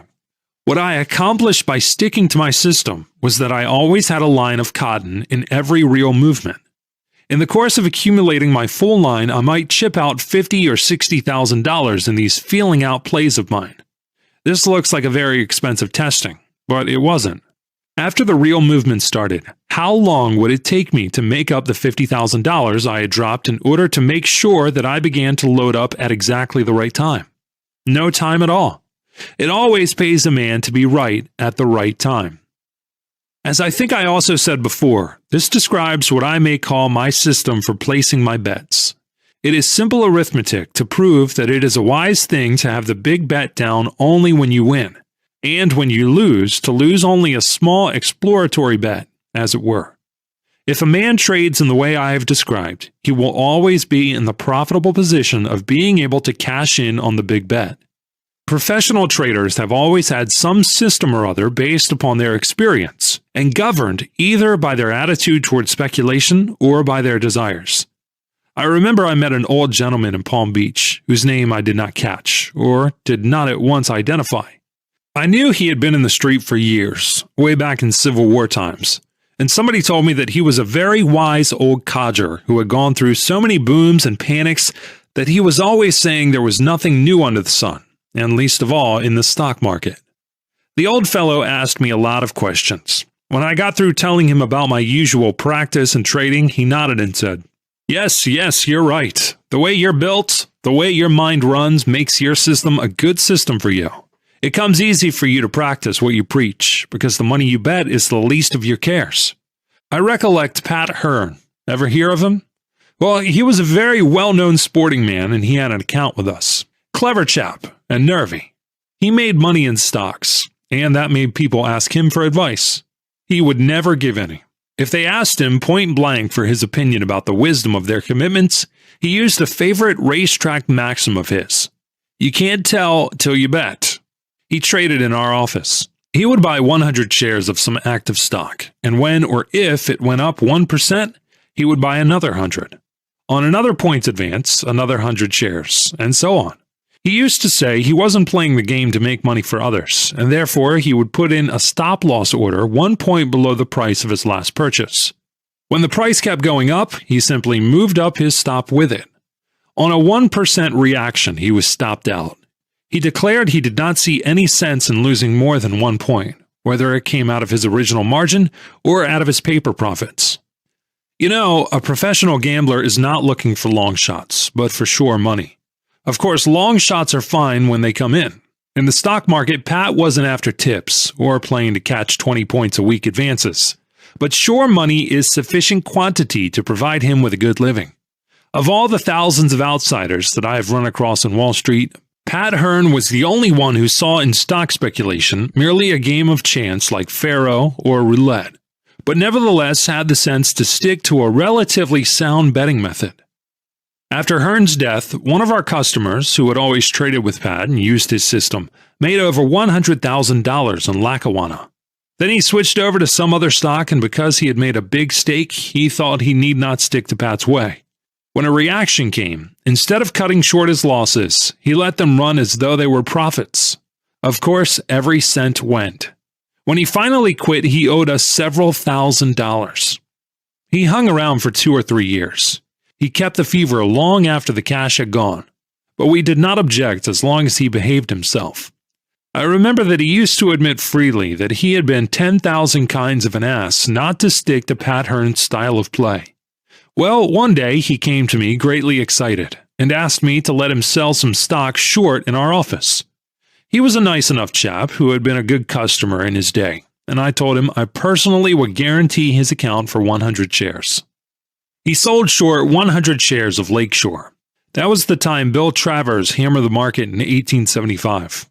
My friend Roberts put out that Lakeshore at exactly the right time and kept selling it on the way down, as he had done in the old successful days before he forsook Pat Hearn's system and instead listened to Hope's whispers. Well, sir, in 4 days of successful pyramiding, Robert's account showed him a profit of $15,000. Observing that he had not put in a stop-loss order, I spoke to him about it, and he told me that the break hadn't fairly begun, and he wasn't going to be shaken out by any one-point reaction. This was in August. Before the middle of September, he borrowed $10 from me for a baby carriage, his fourth. He did not stick to his own proved system. That's the trouble with most of them. And the old fellow shook his head at me. And he was right. I sometimes think that speculation must be an unnatural sort of business, because I find that the average speculator has arrayed himself his own nature. The weaknesses that all men are prone to are fatal to success in speculation. Usually those very weaknesses that make him likable to his fellows, or that he himself particularly guards against in those other ventures of his, where they are not nearly so dangerous as when he is trading in stocks and commodities. The speculator's chief enemies are always boring from within. It is inseparable from human nature to hope and to fear. In speculation, when the market goes against you, you hope that every day will be the last day, and you lose more than you should had you not listened to hope, to the same ally that is so potent a successful bringer to empire builders and pioneers, big and little. And when the market goes your way, you become fearful that the next day will take away your profit, and you get out too soon. Fear keeps you from making as much money as you ought to. The successful trader has to fight these two deep-seated instincts. He has to reverse what you might call his natural impulses. Instead of hoping, he must fear. Instead of fearing, he must hope. He must fear that his loss may develop into a much bigger loss, and hope that his profit may become a big profit. It is absolutely wrong to gamble in stocks the way the average man does. I have been in speculative game ever since I was 14. It is all I have ever done. I think I know what I'm talking about, and the conclusion that I have reached after nearly 30 years of constant trading, both on a shoestring and with millions of dollars back of me, is this. A man may beat a stock or a group at a certain time, but no man living can beat the stock market. A man may make money out of individual deals in cotton or grain, but no man can beat the cotton market or the grain market. It's like the track. A man may beat a horse race, but he cannot beat horse racing. If I knew how to make these statements stronger or more emphatic, I certainly would. It does not make any difference what anybody says to the contrary. I know I am right in saying these incontrovertible statements. Chapter 11. And now I'll get back to October 1907. I bought a yacht and made all preparations to leave New York for a cruise in southern waters. I am really daffy about fishing, and this was the time when I was going to fish to my heart's content, from my own yacht, going wherever I wished, whenever I felt like it. Everything was ready. I had made a killing in stocks, but at the last moment, corn held me back. I must explain that before the money panic, which gave me my first million, I had been trading in grain at Chicago. I was short 10 million bushels of wheat and 10 million bushels of corn. I had studied the grain markets for a long time and was as bearish on corn and wheat as I had been on stocks. Well, they both started down. But while wheat kept on de-dining, the biggest of all the Chicago operators, I'll call him Stratton, took it into his head to run a corner in corn. After I cleaned up in stocks and was ready to go south on my yacht, I found that wheat showed me a handsome profit, but in corn, Stratton had run up the price, and I had quite a loss. I knew there was much more corn in the country than the price indicated. The law of demand and supply worked as always. But the demand came chiefly from Stratton, and the supply was not coming at all, because there was an acute congestion in the movement of corn. I remember that I used to pray for a cold spell that would freeze the impassable roads and enable the farmers to bring their corn into the market. But no such luck. There I was, waiting to go on my joyously planned fishing trip, and that loss in corn holding me back. I couldn't go away with the market as it was. Of course, Stratton kept pretty close tabs on the short interest. He knew he had me, and I knew it quite as well as he did. But as I said, I was hoping I might convince the weather that it ought to get busy and help me. Perceiving that neither the weather nor any other kindly wonder worker was paying any attention to my needs, I studied how I might work out of my difficulty by my own efforts. I closed out my line of wheat at a good profit, but the problem in corn was infinitely more difficult. If I could have covered my 10 million bushels at the prevailing prices, I instantly and gladly would have done so. Large, though, the loss would have been. But of course, the moment I started to buy in my corn, Stratton would be on the job as a squeezer-in-chief, and I no more relished running up the price on myself by reason of my own purchases than cutting my own throat with my own knife. Strong though corn was, my desire to go fishing was even stronger, so it was up to me to find a way out at once. I must conduct a strategic retreat. I must buy back the 10 million bushels I was short of, and in doing so, keep down my loss as much as I possibly could. It so happened that Stratton at that time was also running a deal in oats, and had the market pretty well sewed up. I had kept track of all the grain markets in the way of crop news and pit gossip, and I heard that the powerful armor interests were not friendly market-wise to Stratton. Of course, I knew that Stratton would not let me have the corn I needed except at his own price. But the moment I heard the rumors about armor being against Stratton, it occurred to me that I might look to the Chicago traders for aid. The only way in which they could possibly help me was for them to sell me the corn that Stratton wouldn't. The rest was easy. First, I put in orders to buy 500,000 bushels of corn, every eighth of a cent down. After these orders were in, I gave to each of 4 houses an order to sell simultaneously 50,000 bushels of oats at the market. That, I figured, ought to make a quick break in oats. Knowing how the traders' minds worked, it was a cinch that they would instantly think that armor was gunning for Stratton. Seeing the attack opened in oats, they would logically conclude that the next break would be in corn, and they would start to sell it. If that corner in corn was busted, the pickings would be fabulous. My dope on the psychology of the Chicago traders was absolutely correct. When they saw oats breaking on the scattered selling, they promptly jumped on corn and sold it with great enthusiasm. I was able to buy 6 million bushels of corn in the next 10 minutes. The moment I found that their selling of corn ceased, I simply bought in the other 4 million bushels at the market. Of course, that made the price go up again, but the net result of my maneuver was that I covered the entire line of 10 million bushels within 1/2 cent of the price prevailing at the time I started to cover on the trader selling. The 200,000 bushels of oats that I sold short to start the trader's selling of corn, I covered at a loss of only $3,000. That was pretty cheap bear bait. The profits I had made in wheat offset so much of my deficit in corn that my total loss on all my grain trades that time was only $25,000. Afterwards, corn went up 25 cents a bushel. Stratton undoubtedly had me at his mercy. If I had set about buying my 10 million bushels of corn without bothering to think of the price, there's no telling what I would have had to pay. A man can't spend years at one thing and not acquire a habitual attitude towards it, quite unlike that of the average beginner. The difference distinguishes the professional from the amateur. It is the way a man looks at things that makes or loses money for him in the speculative markets. The public has the dilettante's point of view toward his own effort. The ego obtrudes itself unduly, and the thinking, therefore, is not deep or exhaustive. The professional concerns himself with doing the right thing rather than with making money, knowing that the profit takes care of itself if the other things are attended to. A trader gets to play the game as the professional billiard player does. That is, he looks far ahead instead of considering the particular shot before him. It gets to be an instinct to play for position. I remember hearing a story about Addison Kamek that illustrates very nicely what I wish to point out. From all I have heard, I am inclined to think that Kamek was one of the ablest stock traders the street ever saw.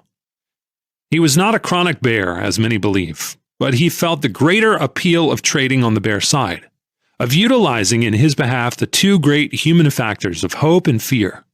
He is credited with coining the warning, "Don't sell stocks when the sap is running up the trees." And the old-timers tell me that his biggest winnings were made on the bull side.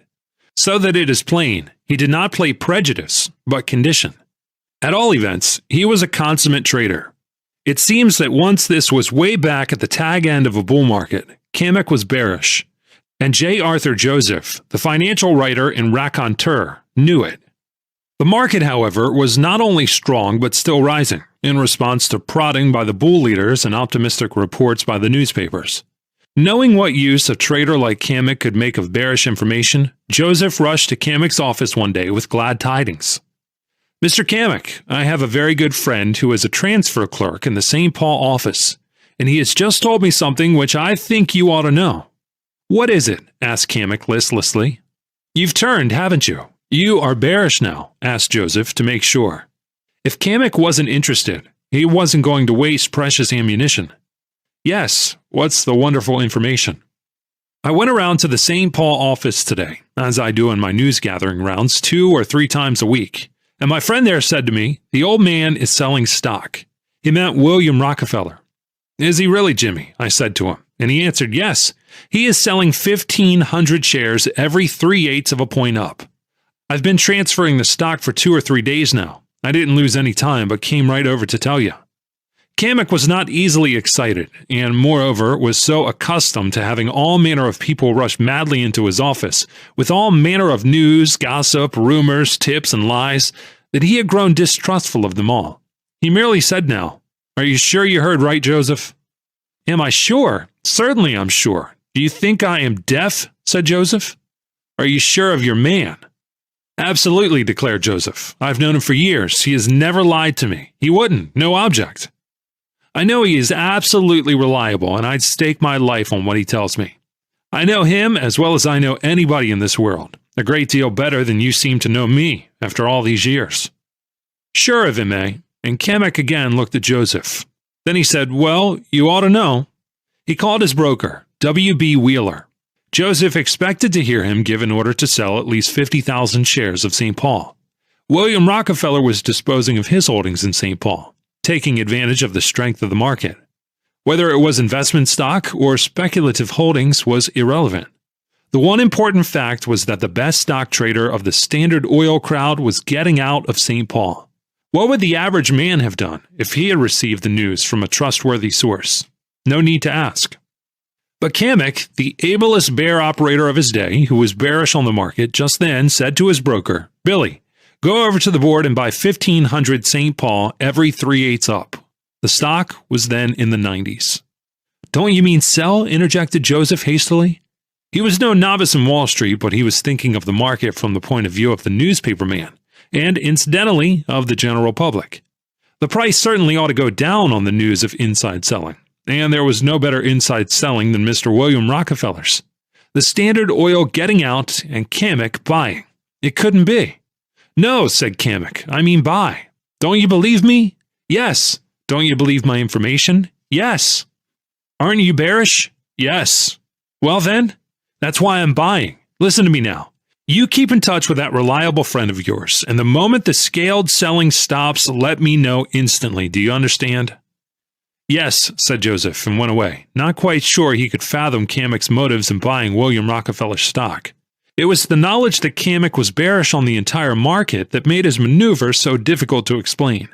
However, Joseph saw his friend the transfer clerk and told him he wanted to be tipped off when the old man got through selling. Regularly, twice a day, Joseph called on his friend to inquire. One day, the transfer clerk told him, There isn't any more stock coming from the old man. Joseph thanked him and ran to Kamek's office with the information.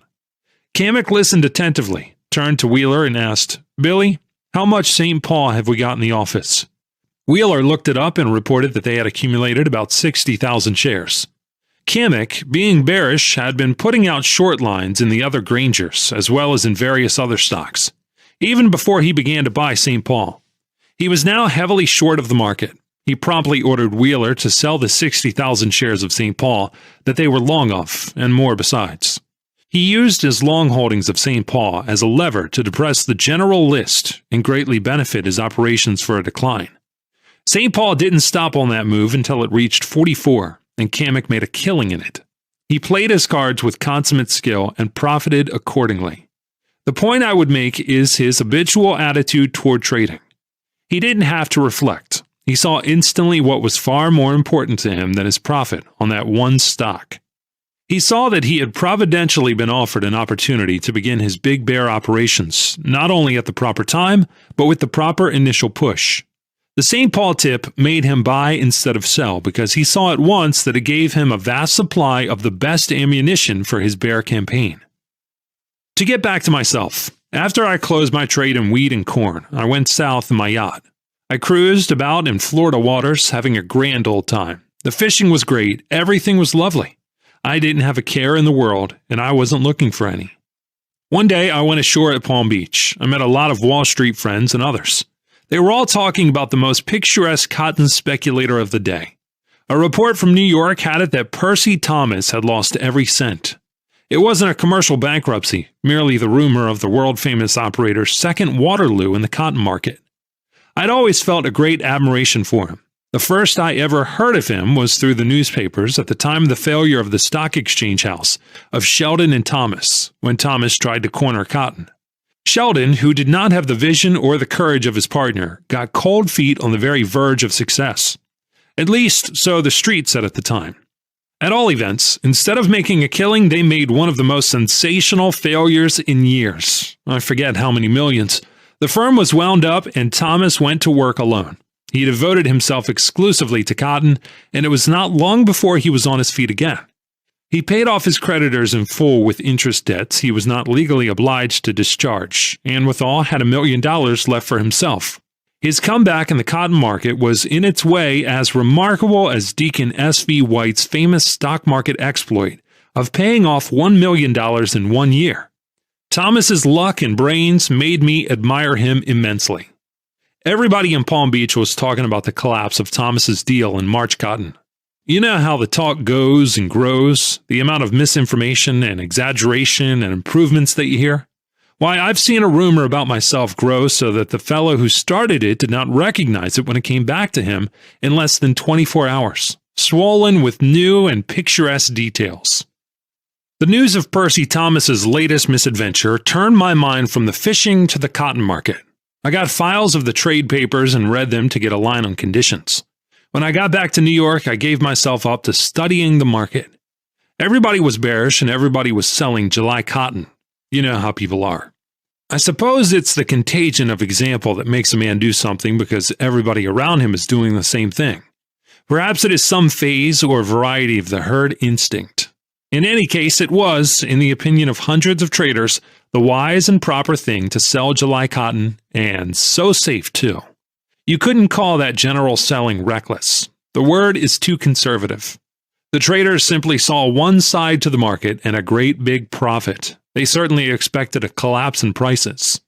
I saw all this, of course, and it struck me that the chaps who were short didn't have a terrible lot of time to cover in. The more I studied the situation, the clearer I saw this, until I finally decided to buy July cotton. I went to work and quickly bought 100,000 bales. I experienced no trouble in getting it because it came from so many sellers. It seemed to me that I could have offered a reward of $1 million for the capture, dead or alive, of a single trader who was not selling July cotton, and nobody would have claimed it. I should say this was the latter part of May. I kept buying more, and they kept on selling it to me, until I had picked up all the floating contracts, and I had 120,000 bales. A couple of days after I bought the last of it, it began to go up. Once it started, the market was kind enough to keep on doing very well indeed. That is, it went up from 40 to 50 points a day. One Saturday, this was about 10 days after I began operations, the price began to creep up. I did not know whether there was any more July cotton for sale. It was up to me to find out. So I waited until the last 10 minutes. At that time, I knew it was usual for those fellows to be short, and if the market closed up for the day, they would be safely hooked. So I sent in 4 different orders to buy 5,000 bales each at the market at the same time. That ran the price up 30 points, and the shorts were doing their best to wriggle away. The market closed at the top. All I did, remember, was to buy that last 20,000 bales. The next day was Sunday, but on Monday, Liverpool was due to open up 20 points to be on a parity with the advance in New York. Instead, it came 50 points higher. That meant that Liverpool had exceeded our advance by 100%. I had nothing to do with the rise in that market. This showed me that my deductions had been sound, and that I was trading along the line of least resistance. At the same time, I was not losing sight of the fact that I had a whopping big line to dispose of. A market may advance sharply or rise gradually, and yet not possess the power to absorb more than a certain amount of selling.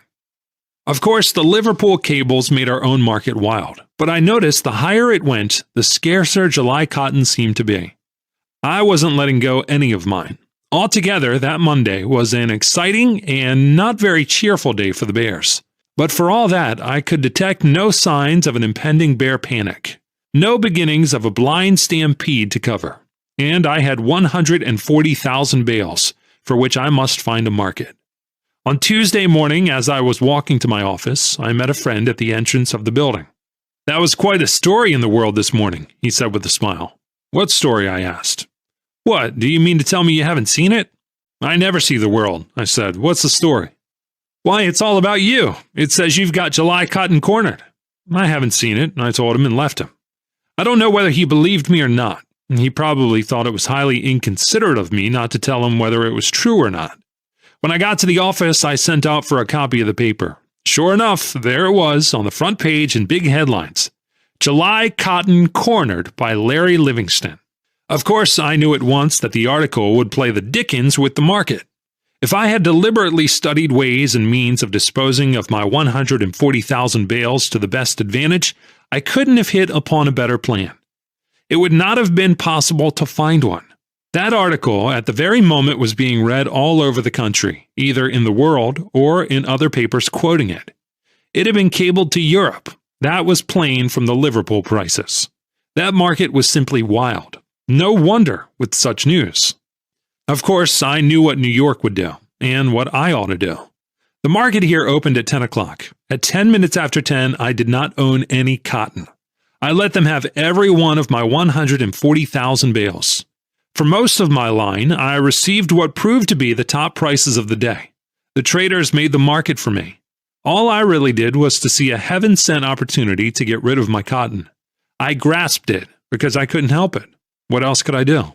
The problem that I knew would take a great deal of hard thinking to solve was thus solved for me by an accident. If the World had not published that article, I never would have been able to dispose of my line without sacrificing the greater portion of my paper profits. Selling 140,000 bales of July cotton without sending the price down was a trick beyond my powers. But the World story turned it for me very nicely.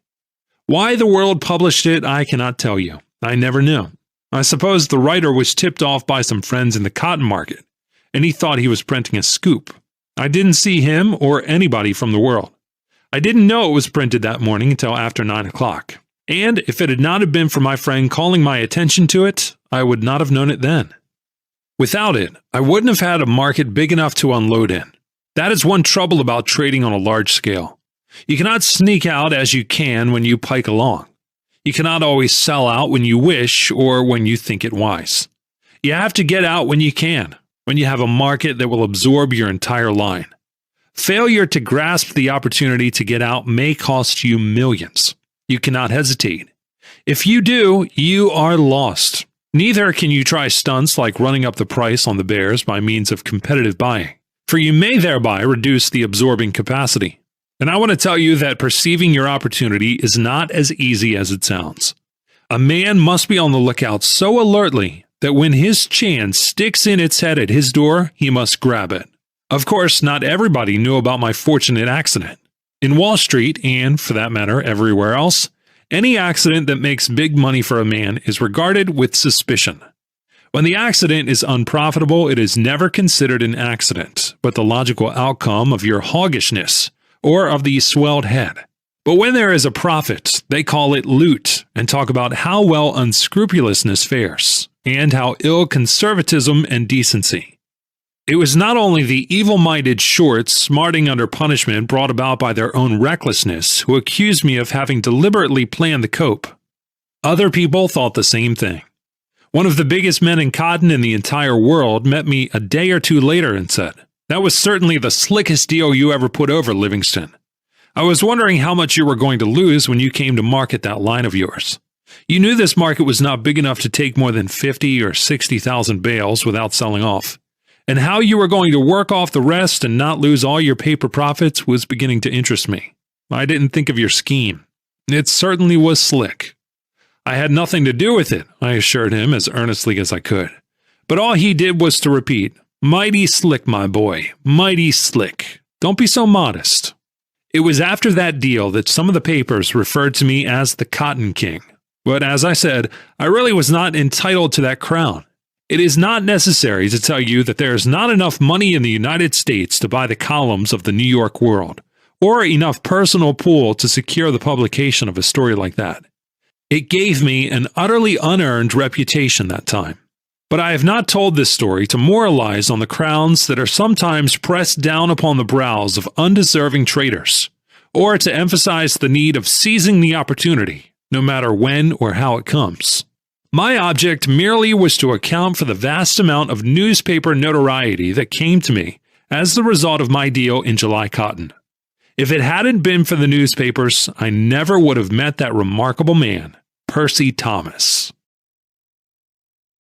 Chapter 12. Not long after I closed my July cotton deal more successfully than I had expected, I received by mail a request for an interview. The letter was signed by Percy Thomas. Of course, I immediately answered that I'd be glad to see him at my office at any time he cared to call. The next day, he came. I had long admired him. His name was a household word wherever men took an interest in growing or buying or selling cotton. In Europe, as well as all over this country, people quoted Percy Thomas's opinions to me. I remember once at a Swiss resort talking to a Cairo banker who was interested in cotton growing in Egypt in association with the late Sir Ernest Cassel. When he heard I was from New York, he immediately asked me about Percy Thomas, whose market reports he received and read with unfailing regularity. Thomas, I always thought, went about his business scientifically. He was a true speculator, a thinker with the vision of a dreamer and the courage of a fighting man, an unusually well-informed man, who knew both the theory and the practice of trading in cotton. He loved to hear and to express ideas and theories and abstractions, and at the same time there was mighty little about the practical side of the cotton market, or the psychology of cotton traders that he did not know, for he had been trading for years and had made and lost vast sums. After the failure of his old stock exchange firm of Shelton and Thomas, he went it alone. Inside of 2 years, he came back, almost spectacularly. I remember reading in the Sun that the first thing he did when he got on his feet financially was to pay off his old creditors in full, and the next was to hire an expert to study and determine for him how he had best invest $1 million. This expert examined the properties and analyzed the reports of several companies, and then recommended the purchase of Delaware and Hudson stock. Well, after having failed for millions and having come back with more millions, Thomas was cleaned out as the result of his deal in March cotton. There wasn't much time wasted after he came to see me. He proposed that we form a working alliance. Whatever information he got, he would immediately turn over to me before passing it on to the public. My part would be to do the actual trading, for which he said I had a special genius, and he hadn't. That did not appeal to me for a number of reasons. I told him frankly that I did not think I could run in double harness, and wasn't keen about trying to learn. But he insisted that it would be an ideal combination until I said flatly that I did not want to have anything to do with influencing other people to trade. If I fool myself, I told him, I alone suffer and I pay the bill at once. There are no drawn-out payments or unexpected annoyances. I play a lone hand by choice and also because it is the wisest and cheapest way to trade. I get my pleasure out of matching my brains against the brains of other traders, men whom I have never seen and never talked to and never advised to buy or sell and never expect to meet or know. When I make money, I make it backing my own opinions. I don't sell them or capitalize them. If I made money in any other way, I would imagine I had not earned it. Your proposition does not interest me because I am interested in the game only as I play it for myself and in my own way. He said he was sorry I felt the way I did and tried to convince me that I was wrong in rejecting his plan. But I stuck to my views. The rest was a pleasant talk. I told him I knew he would come back and that I would consider it a privilege if he would allow me to be of financial assistance to him. But he said he could not accept any loans from me. Then he asked me about my July deal, and I told him all about it. How I had gone into it, and how much cotton I bought, and the price, and other details. We chatted a little more, and then he went away. When I said to you some time ago that a speculator has a host of enemies, many of whom successfully bore from within, I had in mind my many mistakes. I have learned that a man may possess an original mind and a lifelong habit of independent thinking, and withal be vulnerable to attacks by the persuasive personality. I am fairly immune from the commoner, speculative ailments, such as greed and fear and hope. But being an ordinary man, I find I can err with great ease. I ought to have been on my guard at this particular time, because not long before that, I had had an experience that proved how easily a man may be talked into doing something against his judgment, and even against his wishes. It happened in Harding's office. I had a sort of private office, a room that they let me occupy by myself, and nobody was supposed to get to me during market hours without my consent. I didn't wish to be bothered, and I was trading on a very large scale, and my account was fairly profitable. I was well guarded. One day, just after the market closed, I heard somebody say, "Good afternoon, Mr. Livingston." I turned and saw an utter stranger, a chap of about 30 or 35. I could not understand how he got in, but there he was. I concluded his business with me had passed him, but I didn't say anything. I just looked at him, and pretty soon he said, "I came to see you about that Walter Scott," and he was off. He was a book agent.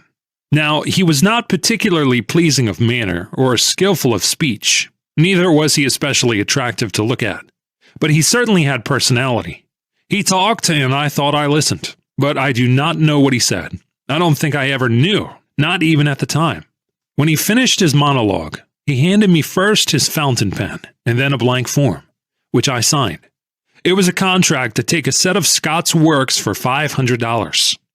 The moment I signed, I came to, but he had the contract safe in his pocket. I did not want the books. I had no place for them. They weren't of any use whatever to me. I had nobody to give them to. Yet I had agreed to buy them for $500. I am so accustomed to losing money that I never think first of that phase of my mistakes. It is always the play itself, the reason why. In the first place, I wish to know my own limitations and habits of thought. Another reason is that I do not wish to make the same mistake a second time. A man can excuse his mistakes only by capitalizing them to his subsequent profit. Well, having made a $500 mistake, but not yet having localized the trouble, I just looked at the fellow to size him up as a first step. I'll be hanged if he didn't actually smile at me, an understanding little smile. He seemed to read my thoughts. I somehow knew that I did not have to explain anything to him. He knew it without my telling him. So I skipped the explanations and the preliminaries and asked him, "How much commission will you get on that $500 order?" He promptly shook his head and said, "I can't do it, sorry." "How much do you get?" I persisted. "A third, but I can't do it," he said. A third of $500 is $166.66.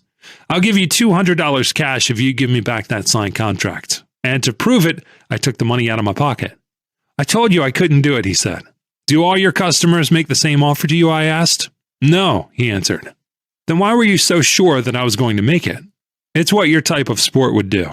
You're a first-class loser, and that makes you a first-class businessman. I'm much obliged to you, but I can't do it. Now tell me why you do not wish to make more than your commission."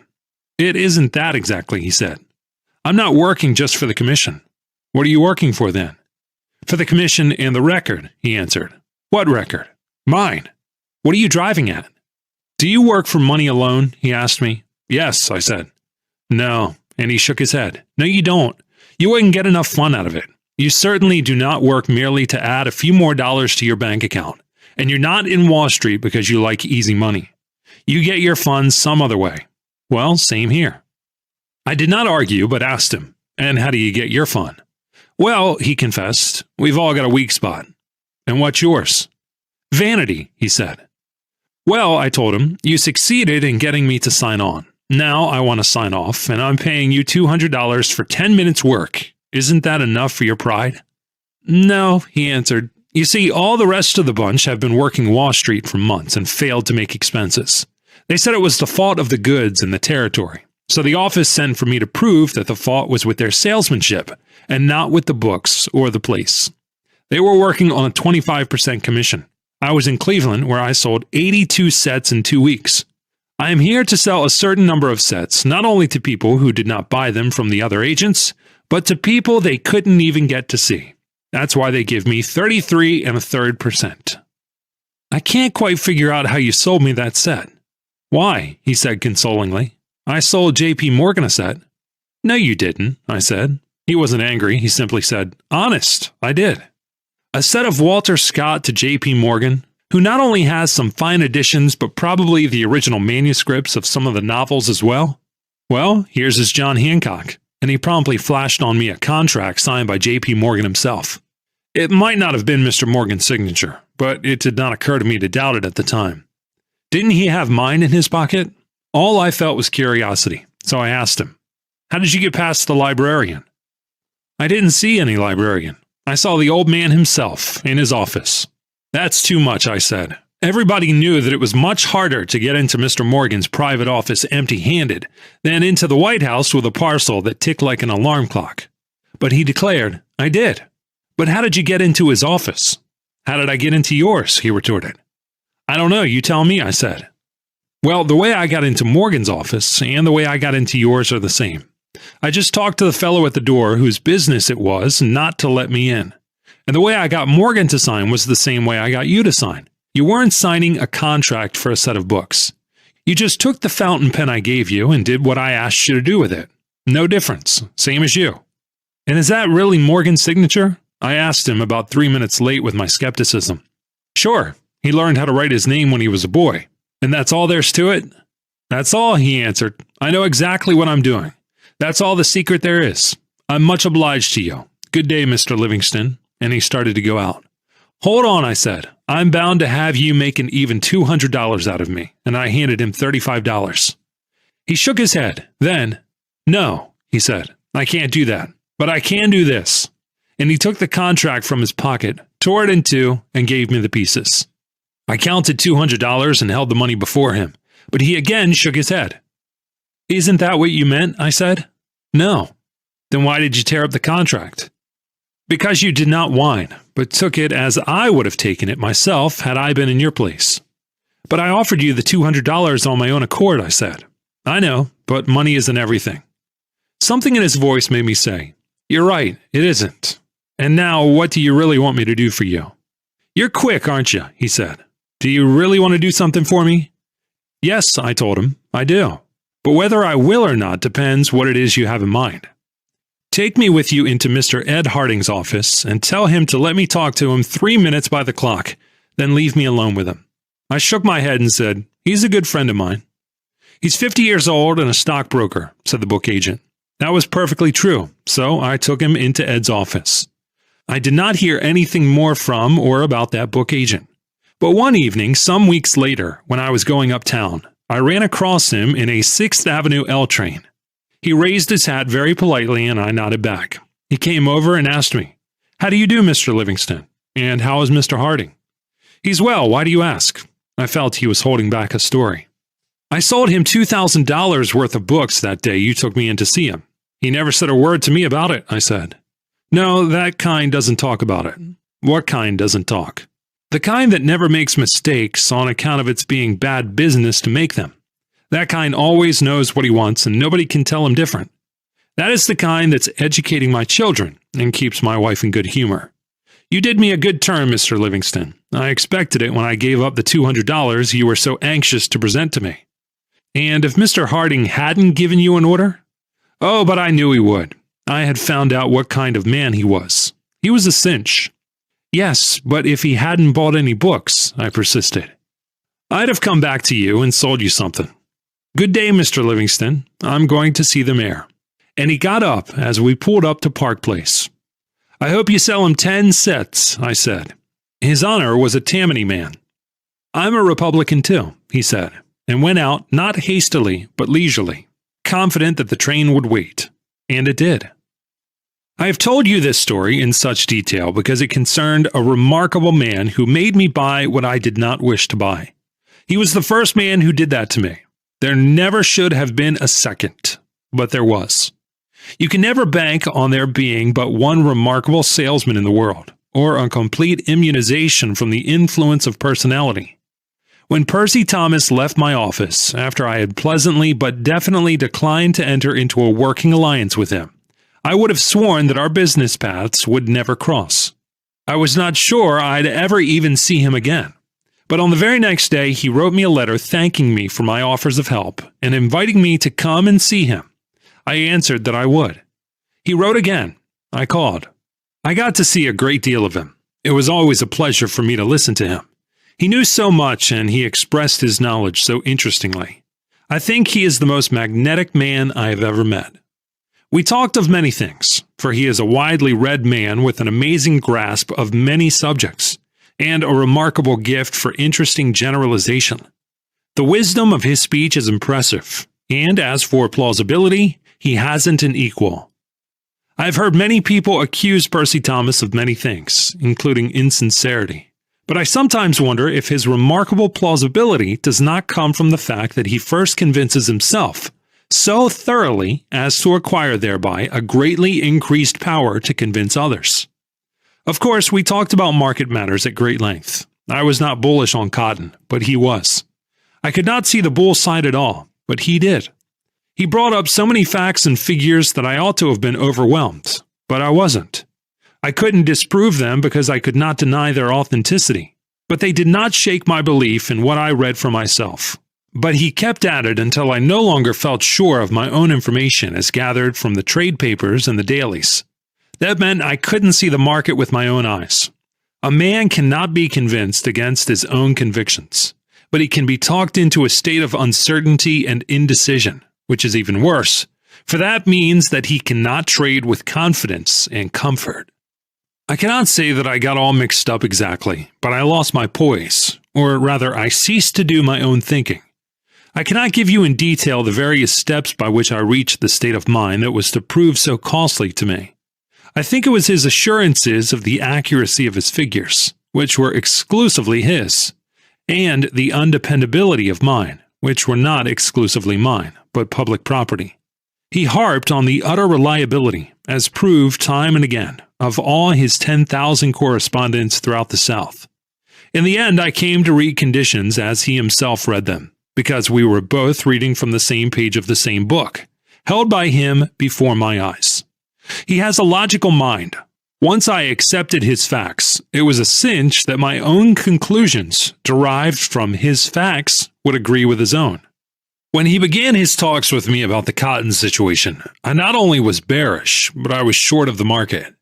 Gradually, as I began to accept his facts and figures, I began to fear I had been basing my previous position on misinformation. Of course, I could not feel that way and not cover.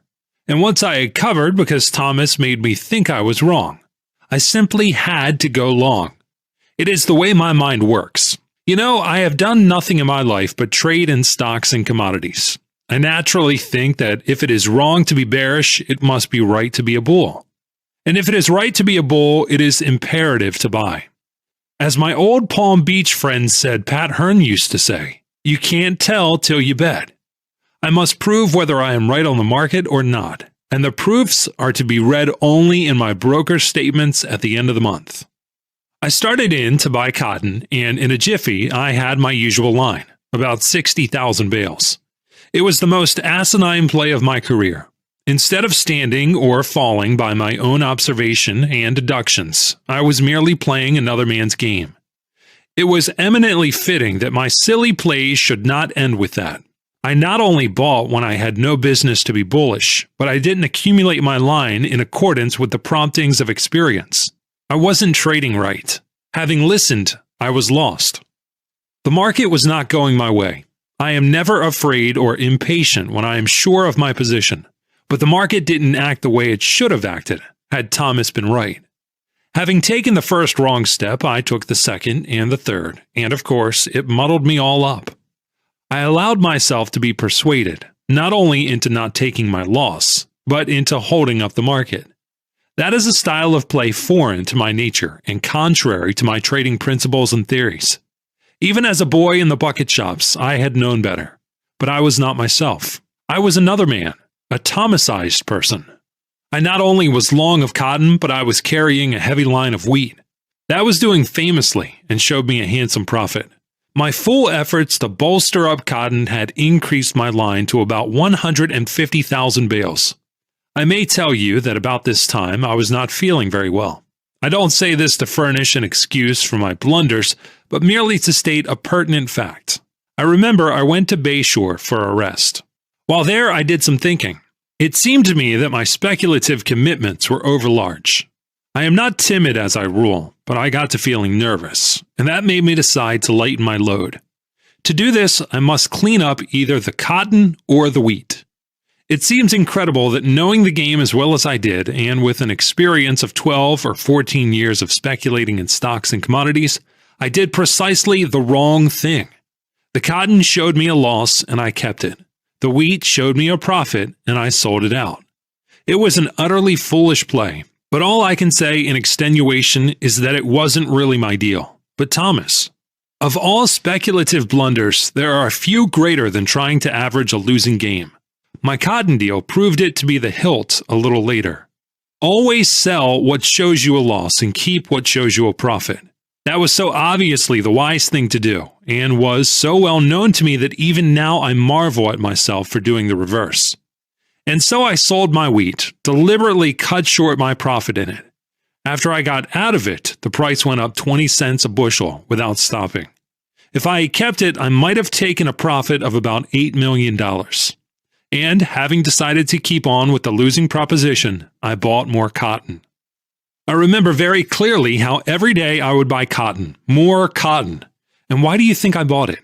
To keep the price from going down. If that isn't a super sucker play, what is? I simply kept on putting up more and more money to lose eventually. My brokers and my intimate friends could not understand it, and they don't to this day. Of course, if the deal had turned out differently, I would have been a wonder. More than once I was warned against placing too much reliance on Percy Thomas's brilliant analyses. To this I paid no heed, but kept on buying cotton to keep it from going down. I was even buying it in Liverpool. I accumulated 440,000 bales before I realized what I was doing. And then it was too late. So I sold out my line. I lost nearly all that I had made out of all my other deals in stocks and commodities. I was not completely cleaned out, but I had left fewer hundreds of thousands than I had millions before I met my brilliant friend Percy Thomas.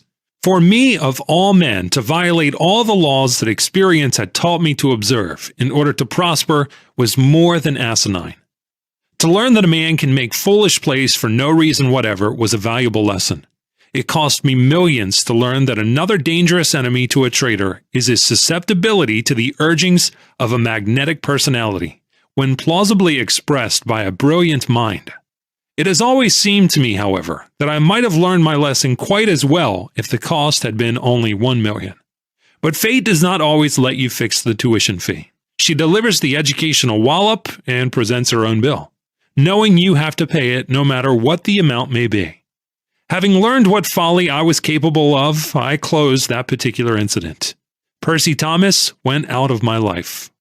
There I was, with more than 9/10 of my stake, as Jim Fisk used to say, gone where the woodbine twent up the spout. I had been a millionaire, rather less than a year. My millions I had made by using brains, helped by luck. I had lost them by reversing the process. I sold my 2 yachts and was decidedly less extravagant in my manner of living. But that one blow wasn't enough. Luck was against me. I ran up first against illness and then against the urgent need of $200,000 in cash. A few months before, that sum would have been nothing at all, but now it meant almost the entire remnant of my fleet-winged fortune. I had to supply the money, and the question was, where could I get it? I didn't want to take it out of the balance I kept at my broker's, because if I did, I wouldn't have much of a margin left for my own trading. But I needed trading facilities more than ever if I was to win back my millions quickly. There was only one alternative that I could see, and that was to take it out of the stock market. Just think of it. If you know much about the average customer of the average commission house, you will agree with me that the hope of making the stock market pay your bill is one of the most prolific sources of loss in Wall Street. You will chip out all you have if you adhere to your determination. Why, in Harding's office one winter, a little bunch of high flyers spent $30,000 or $40,000 for an overcoat, and not one of them lived to wear it.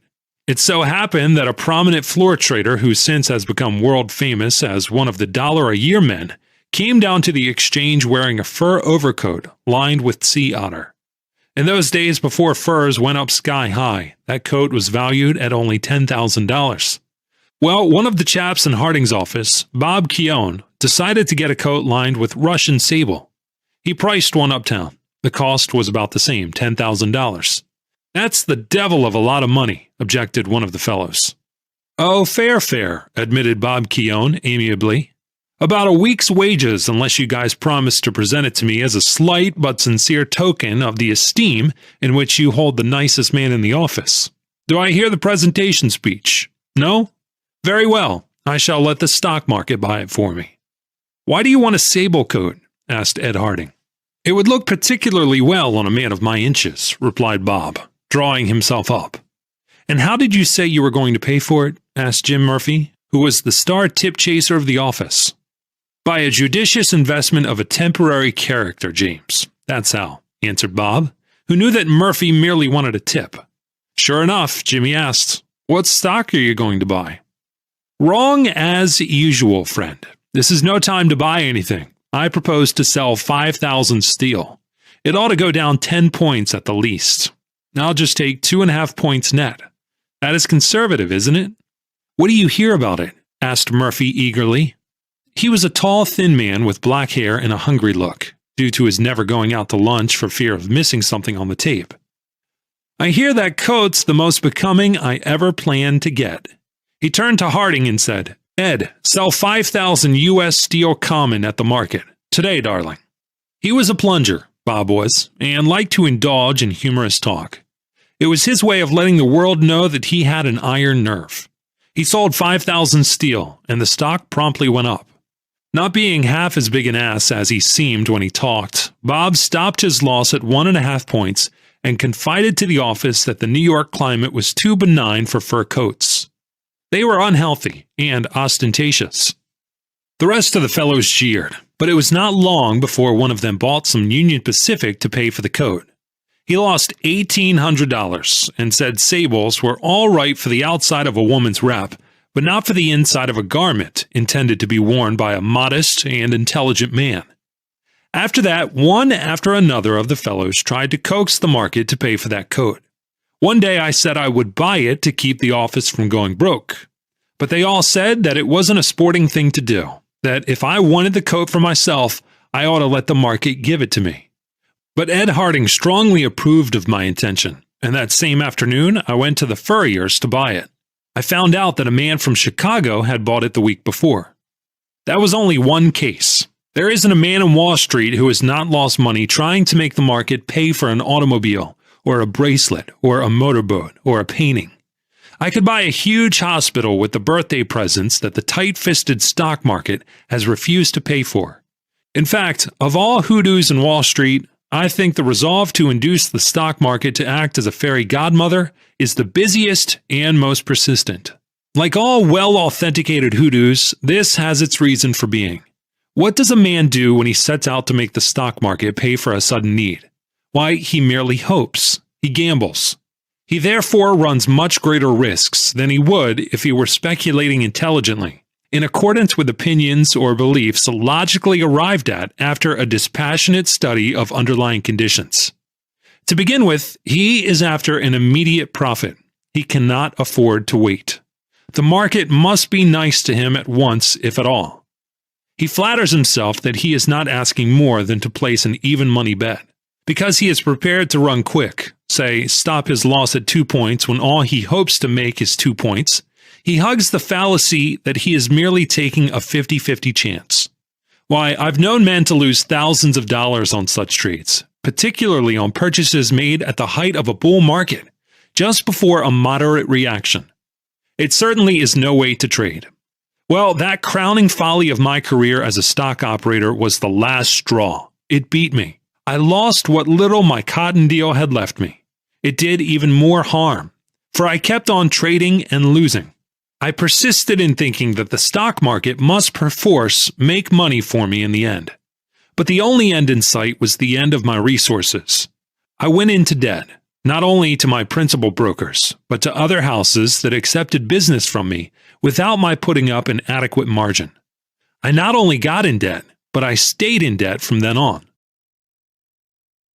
Chapter 13. There I was, once more broke, which was bad, and dead wrong in my trading, which was slightly worse. I was sick, nervous, upset, and unable to reason calmly. That is, I was in the frame of mind in which no speculator should be when he is trading. Everything went wrong with me. Indeed, I began to think that I could not recover my departed sense of proportion.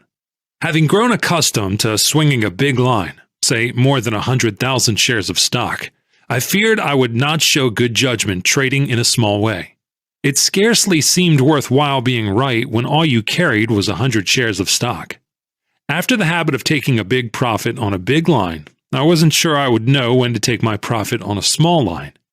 I can't describe to you how weaponless I felt. Broke again and incapable of assuming the offensive vigorously. In debt and wrong. After all those long years of successes, tempered by mistakes that really served to pave the way for greater successes, I was now worse off than when I began in the bucket shops. I had learned a great deal about the game of stock speculation, but I had not learned quite so much about the play of human weaknesses. There is no mind so machine-like that you can depend upon it to function with equal efficiency at all times. I now learned that I could not trust myself to remain equally unaffected by men and misfortunes at all times. Money losses have never worried me in the slightest, but other troubles could and did. I studied my disaster in detail, and of course found no difficulty in seeing just where I had been silly. I spotted the exact time and place. A man must know himself thoroughly if he is going to make a good job out of trading in the speculative markets. To know what I was capable of in the line of folly was a long educational step. I sometimes think that no price is too high for a speculator to pay to learn that which will keep him from getting the swelled head. A great many smashes by brilliant men can be traced directly to the swelled head, an expensive disease everywhere to everybody, but particularly in Wall Street to a speculator. I was not happy in New York, feeling the way I did. I didn't want to trade because I wasn't in good trading trim. I decided to go away and seek a stake elsewhere. The change of scene could help me to find myself again, I thought. So once more I left New York, beaten by the game of speculation. I was worse than broke, since I owed over $100,000 spread among various brokers. I went to Chicago and there found a stake. It was not a very substantial stake, but that merely meant that I would need a little more time to win back my fortune.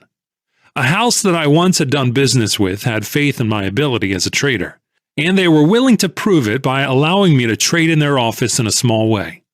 I began very conservatively. I don't know how I might have fared had I stayed there, but one of the most remarkable experiences in my career cut short my stay in Chicago.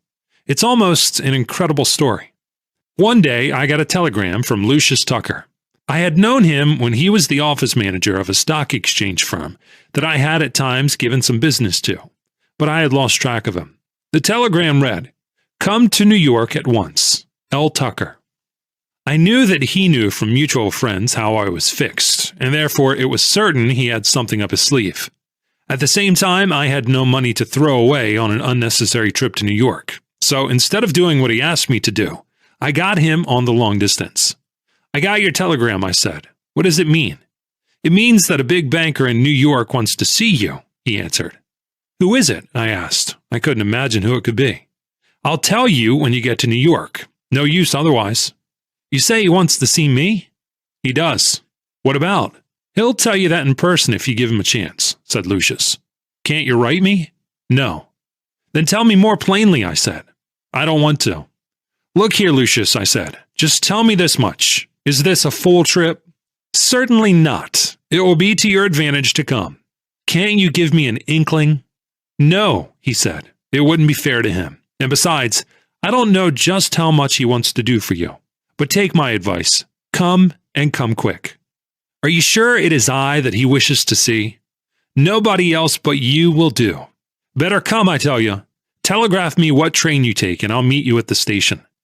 "Very well," I said, and hung up. I didn't like quite so much mystery, but I knew that Lucius was friendly, and that he must have a good reason for talking the way he did. I wasn't faring so sumptuously in Chicago that it would break my heart to leave it. At the rate I was trading, it would be a long time before I could get together enough money to operate on the old scale. I came back to New York, not knowing what would happen. Indeed, more than once during the trip I feared nothing at all would happen, and that I'd be out my railroad fare and my time. I could not guess that I was about to have the most curious experience of my entire life. Lucius met me at the station and did not waste any time in telling me that he had sent for me at the urgent request of Mr. Daniel Williamson of the well-known stock exchange house of Williamson and Brown. Mr. Williamson told Lucius to tell me that he had a business proposition to make to me, that he was sure I would accept since it would be very profitable for me. Lucius swore he didn't know what the proposition was. The character of the firm was a guarantee that nothing improper would be demanded of me. Dan Williamson was the senior member of the firm, which was founded by Egbert Williamson way back in the 70s. There was no Brown, and hadn't been one in the firm for years. The house had been very prominent in Dan's father's time, and Dan had inherited a considerable fortune and didn't go after much outside business. They had one customer who was worth 100 average customers, and that was Alvin Marquand, Williamson's brother-in-law, who in addition to being a director in a dozen banks and trust companies, was the president of the Great Chesapeake and Atlantic Railroad System. He was the most picturesque personality in the railroad world after James J. Hill, and was the spokesman and dominant member of the powerful banking coterie known as the Fort Dawson Gang. He was worth from $50 million to $500 million, the estimate depending upon the state of the speaker's liver. When he died, they found out that he was worth $250 million, all made in Wall Street. So, you see, he was some customer. Lucius told me he had accepted a position with Williamson and Brown, one that was made for him. He was supposed to be a sort of circulating general business getter. The firm was after a general commission business, and Lucius had induced Mr. Williamson to open a couple of branches, one in one of the big hotels uptown, and the other in Chicago. I rather gathered that I was going to be offered a position in the latter place, possibly as office manager, which was something I would not accept. I didn't jump on Lucius because I thought I'd better wait until the offer was made before I refused it. Lucius took me into Mr. Williamson's private office, introduced me to his chief, and left the room in a hurry, as though he wished to avoid being called as witness in a case in which he knew both parties. I had prepared to listen, and then to say no. Mr. Williamson was very pleasant. He was a thorough gentleman, with polished manners and a kindly smile. I could see that he made friends easily and kept them. Why not? He was healthy and therefore good-humored. He had slathers of money, and therefore could not be suspected of sordid motives. These things, together with his education and social training, made it easy for him to be not only polite but friendly. And not only friendly, but helpful. I said nothing. I had nothing to say. And besides, I always let the other man have his say in full before I do any talking. Somebody told me that the late James Stillman, president of the National City Bank, who, by the way, was an intimate friend of Williamson's, made it his practice to listen in silence, with an impassive face, to anybody who brought a proposition to him. After the man got through, Mr. Stillman continued to look at him, as though the man had not finished. So the man, feeling urged to say something more, did so. Simply by looking and listening, Stillman often made the man offer terms much more advantageous to the bank than he had meant to offer when he began to speak. I don't keep silent just to induce people to offer a better bargain, but because I like to know all the facts of the case. By letting a man have his say in full, you're able to decide at once. It is a great time saver. It averts debates and prolonged discussions that get nowhere. Nearly every business proposition that is brought to me can be settled, as far as my participation in it is concerned, by my saying yes or no. But I cannot say yes or no right off unless I have the complete proposition before me. Dan Williamson did the talking, and I did the listening. He told me he had heard a great deal about my operations in the stock market, and how he regretted that I had gone outside of my bailiwick and come a cropper in cotton. Still, it was to my bad luck that he owed the pleasure of that interview with me. He thought my forte was the stock market, that I was born for it, and that I should not stray from it. And that is the reason, Mr. Livingston, he concluded pleasantly, why we wish to do business with you. Do business how? I asked him. Be your brokers, he said. My firm would like to do your stock business. I'd like to give it to you, I said, but I can't. Why not? He asked. I haven't any money, I answered. That part is all right, he said with a friendly smile. I'll furnish it.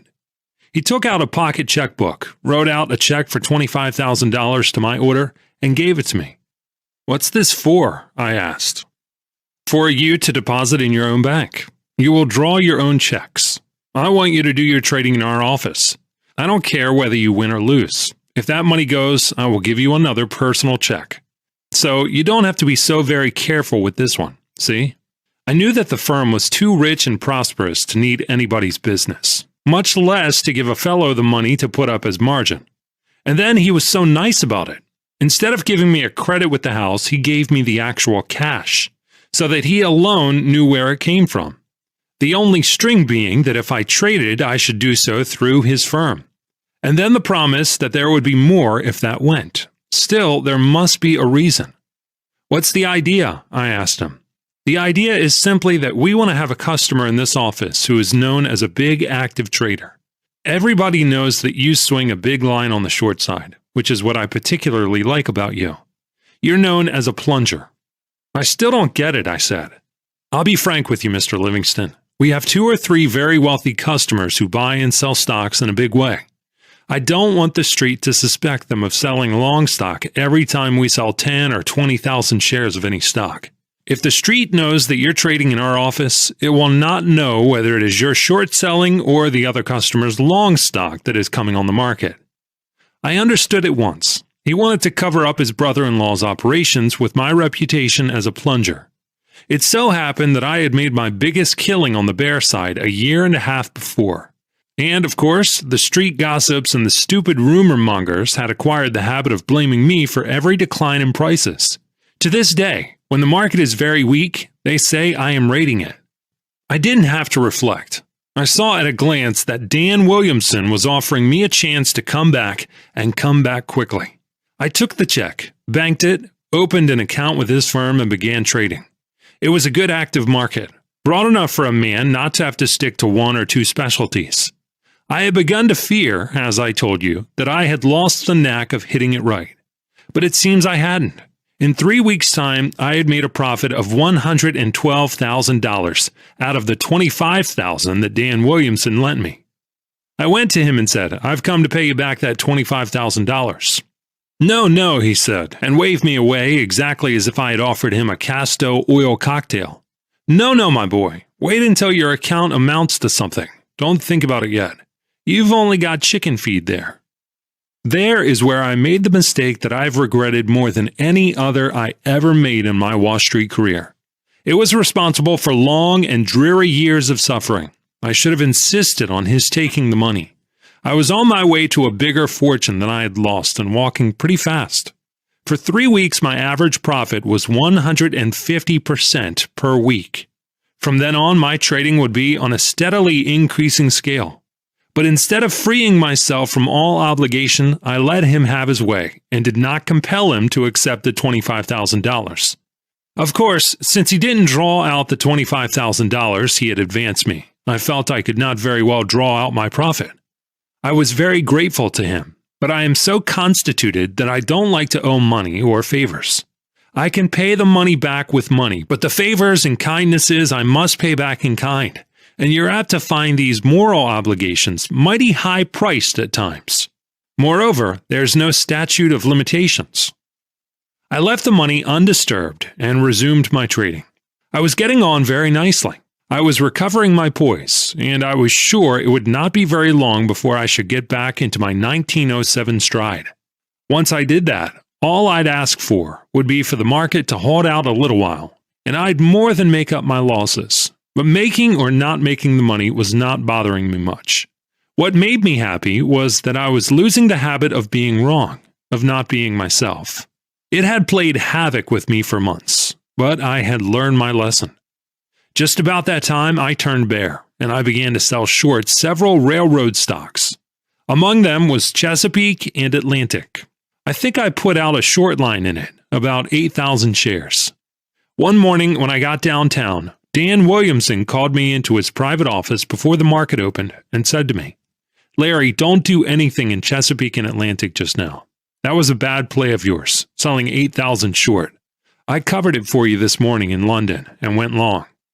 I was sure Chesapeake and Atlantic was going down. The tape told it to me quite plainly, and besides, I was bearish on the whole market. Not violently or insanely bearish, but enough to feel comfortable with a moderate short line out. I said to Williamson, "What did you do that for? I am bearish on the whole market, and they're all going lower." But he just shook his head and said, "I did it because I happen to know something about Chesapeake and Atlantic that you couldn't know. My advice to you is not to sell that stock short until I tell you it is safe to do so." What could I do? That wasn't an asinine tip. It was advice that came from the brother-in-law of the chairman of the board of directors. Dan was not only Alvin Marquand's closest friend, but he had been kind and generous to me. He had shown his faith in me and confidence in my word. I couldn't do less than to thank him. And so my feelings again won over my judgment, and I gave in. To subordinate my judgment to his desires was the undoing of me. Gratitude is something a decent man can't help feeling, but it is for a fellow to keep it from completely tying him up. The first thing I knew, I not only had lost all my profit, but I owed the firm $150,000 besides. I felt pretty badly about it, but Dan told me not to worry. "I'll get you out of this hole," he promised. "I know I will. But I can only do it if you let me. You'll have to stop doing business on your own hook. I can't be working for you and then have you completely undo all my work in your behalf.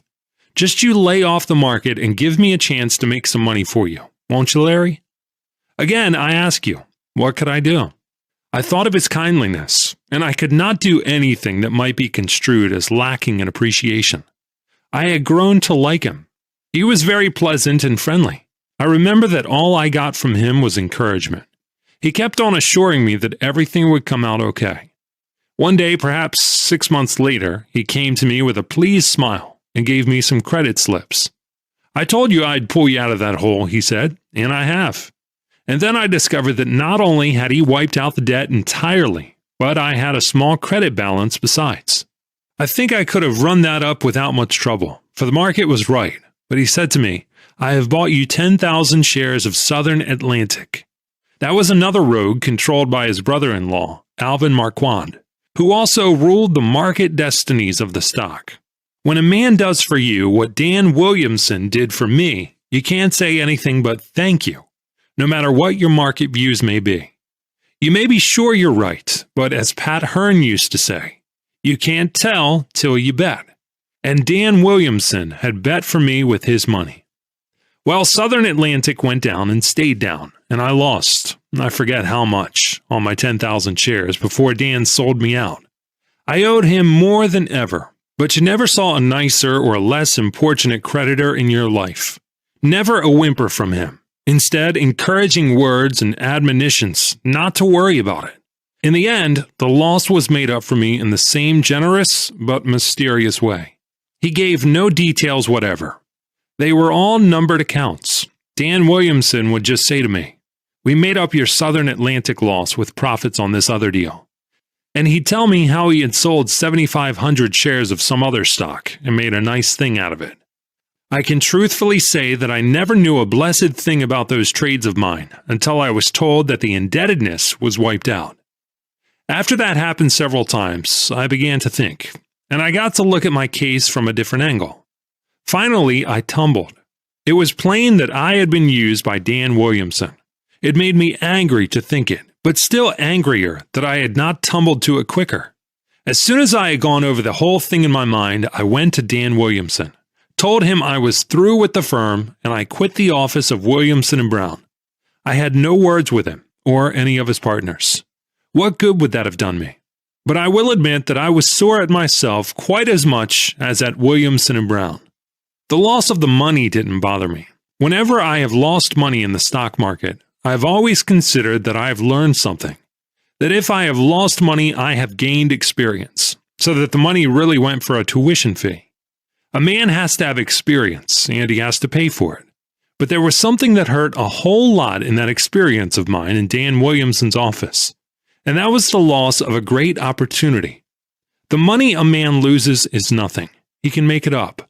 But opportunities such as I had then do not come every day. The market, you see, had been a fine trading market. I was right. I was reading it accurately. The opportunity to make millions was there, but I allowed my gratitude to interfere with my play. I tied my own hands. I had to do what Dan Williamson, in his kindness, wished done. Altogether, it was more unsatisfactory than doing business with a relative. Bad business. And that wasn't the worst thing about it. It was that after that, there was particularly no opportunity for me to make big money. The market flattened out. Things drifted from bad to worse. I not only lost all I had, but got into debt again more heavily than ever.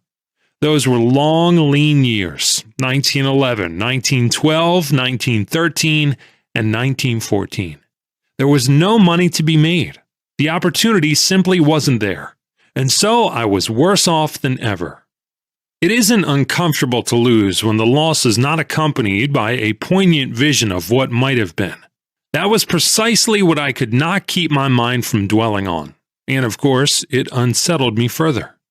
I learned that the weaknesses to which a speculator is prone are almost numberless. It was proper for me as a man to act the way I did in Dan Williamson's office, but it was improper and unwise for me as a speculator to allow myself to be influenced by any consideration to act against my own judgment. Noblesse oblige, but not in the stock market, because the tape is not chivalrous, and moreover does not reward loyalty. I realized that I couldn't have acted differently. I couldn't make myself over just because I wished to trade in the stock market. But business is business always, and my business as a speculator is to back my own judgment always. It was a very curious experience. I'll tell you what I think happened.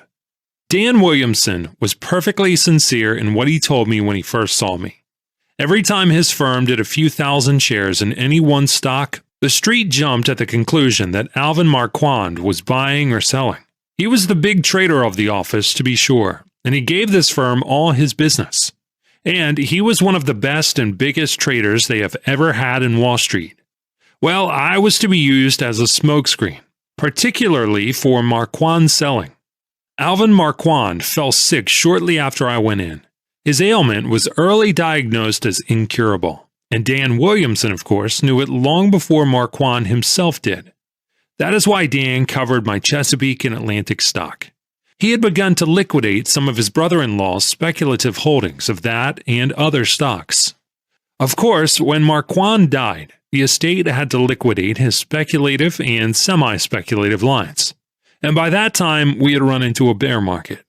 By tying me up the way he did, Dan was helping the estate a whole lot. I do not speak boastfully when I say that I was a very heavy trader, and that I was dead right in my views on the stock market. I know that Williamson remembered my successful operations in the bear market of 1907, and he couldn't afford to run the risk of having me at large. Why, if I had kept on the way I was going, I'd have made so much money that by the time he was trying to liquidate part of Alvin Marquand's estate, I would have been trading in hundreds of thousands of shares. As an active bear, I would have done damage running into the millions of dollars to the Marquand heirs, for Alvin left only a little over a couple of $100 million. It was much cheaper for them to let me get into debt and then to pay off the debt than to have me in some other office operating actively on the bear side. That is precisely what I would have been doing, but for my feeling that I must not be outdone in decency by Dan Williamson. I have always considered this the most interesting and most unfortunate of all my experiences as a stock operator. As a lesson, it cost me a disproportionately high price. It put off the time of my recovery several years. I was young enough to wait with patience for the strayed millions to come back. But 5 years is a long time for a man to be poor, young or old. It is not to be relished. I could do without the yachts a great deal easier than I could do without a market to come back on. The greatest opportunity of a lifetime was holding before my very nose the purse I had lost. I could not put out my hand and reach for it. A very shrewd boy, that Dan Williamson, as slick as they make them, farsighted, ingenious, daring. He is a thinker, has imagination, detects the vulnerable spot in any man, and can plan cold-bloodedly to hit it. He did his own sizing up, and soon doped out just what to do to me in order to reduce me to complete inoffensiveness in the market. He did not actually do me out of any money. On the contrary, he was, to all appearances, extremely nice about it. He loved his sister, Mrs. Marquand, and he did his duty toward her as he saw it. Chapter 14. It has always rankled in my mind that after I left Williamson and Brown's office, the cream was off the market. We ran smack into a long, moneyless period. 4 mighty lean years. There was not a penny to be made. As Billy Henriquez once said, it was the kind of market in which not even a skunk could make a cent. It looked to me as though I was in Dutch with destiny. It might have been the plan of Providence to chasten me. But really, I had not been filled with such pride as called for a fall. I had not committed any of those speculative sins which a trader must expiate on the debtor's side of the account. I was not guilty of a typical sucker play. What I had done, or rather, what I had left undone, was something for which I would have received praise and not blame north of 42nd Street. In Wall Street, it was absurd and costly. But by far the worst thing about it was the tendency it had to make a man a little less inclined to permit himself human feelings in the ticker district. I left Williamson's and tried other brokers' offices. In every one of them I lost money. It served me right, because I was trying to force the market into giving me what it didn't have to give, to wit, opportunities for making money. I did not find any trouble in getting credit, because those who knew me had faith in me. You can get an idea of how strong their confidence was when I tell you that when I finally stopped trading on credit, I owed well over $1 million. The trouble was not that I had lost my grip, but that during those 4 wretched years, the opportunities for making money simply didn't exist. Still, I plugged along, trying to make a stake and succeeding only in increasing my indebtedness. After I ceased trading on my own hook, because I wouldn't know my friends any more money, I made a living handling accounts for people who believed I knew the game well enough to beat it even in a dull market. For my services, I received a percentage of the profits when there were any. That is how I lived. Well, say that is how I sustained life. Of course, I didn't always lose, but I never made enough to allow me materially to reduce what I owed. Finally, as things got worse, I felt the beginnings of discouragement for the first time in my life. Everything seemed to have gone wrong with me.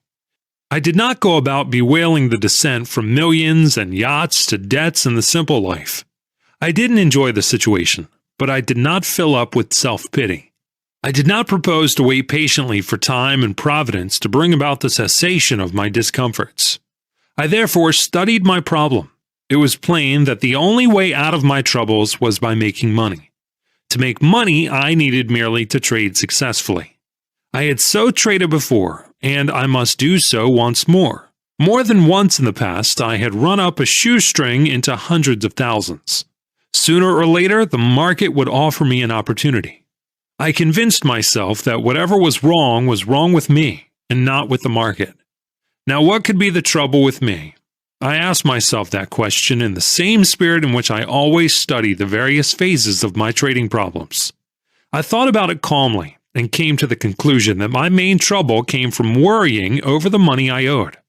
I was never free from the mental discomfort of it. I must explain to you that it was not the mere consciousness of my indebtedness. Any businessman contracts debts in the course of his regular business.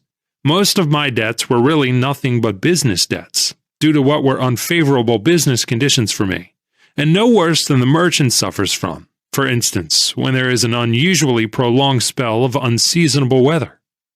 Of course, as time went on and I could not pay, I began to feel less philosophical about my debts. I'll explain. I owed over $1 million, all of its stock market losses, remember. Most of my creditors were very nice and didn't bother me, but there were two who did bedevil me. They used to follow me around. Every time I made a winning, each of them was Johnny on the spot, wanting to know all about it and insisting on getting theirs right off. One of them, to whom I owed $800, threatened to sue me, seize my furniture, and so forth. I can't conceive why he thought I was concealing assets, unless it was that I didn't quite look like a stage hobo about to die of destitution. As I studied the problem, I saw that it wasn't a case that called for reading the tape, but for reading my own self. I quite cold-bloodedly reached the conclusion that I would never be able to accomplish anything useful so long as I was worried, and it was equally plain that I should be worried so long as I owed money. I mean, as long as any creditor had the power to vex me, or to interfere with the coming back by insisting upon being paid before I could get a decent stake together. This was all so obviously true that I said to myself, I must go through bankruptcy. What else could relieve my mind? It sounds both easy and sensible, doesn't it? But it was more than unpleasant. I can tell you, I hated to do it. I hated to put myself in a position to be misunderstood or misjudged. I myself never cared much for money. I never thought enough of it to consider it worthwhile lying for. But I knew that everybody didn't feel that way. Of course, I also knew that if I got on my feet again, I'd pay everybody off, for the obligation remained. But unless I was able to trade in the old way, I'd never be able to pay back that $1 million. I nerved myself and went to see my creditors. It was a mighty difficult thing for me to do, for all that most of them were personal friends or old acquaintances. I explained the situation quite frankly to them. I said, I'm not going to take this step because I don't wish to pay you, but because in justice to both myself and you, I must put myself in a position to make money. I have been thinking of this solution off and on for over 2 years, but I simply didn't have the nerve to come out and say so frankly to you. It would have been infinitely better for all of us if I had. It all simmers down to this. I positively cannot be my old self while I am harassed or upset by these debts. I have decided to do now what I should have done a year ago. I have no other reason than the one I have just given you. What the first man said was to all intents and purposes what all of them said. He spoke for his firm. Livingston, he said, we understand. We realize your position perfectly. I'll tell you what we'll do. We'll just give you a release. Have your lawyer prepare any kind of paper you wish, and we'll sign it. That was, in substance, what all my big creditors said. That is one side of Wall Street for you. It wasn't merely careless good nature or sportsmanship. It was also a mighty intelligent decision, for it was clearly good business. I appreciated both the goodwill and the business gumption. These creditors gave me a release on debts amounting to over $1 million, but there were the two minor creditors who wouldn't sign off. One of them was the $800 man I told you about. I also owed $60,000 to a brokerage firm which had gone into bankruptcy, and the receivers, who didn't know me from Adam, were on my neck early and late. Even if they had been disposed to follow the example set by my largest creditors, I don't suppose the court would have let them sign off.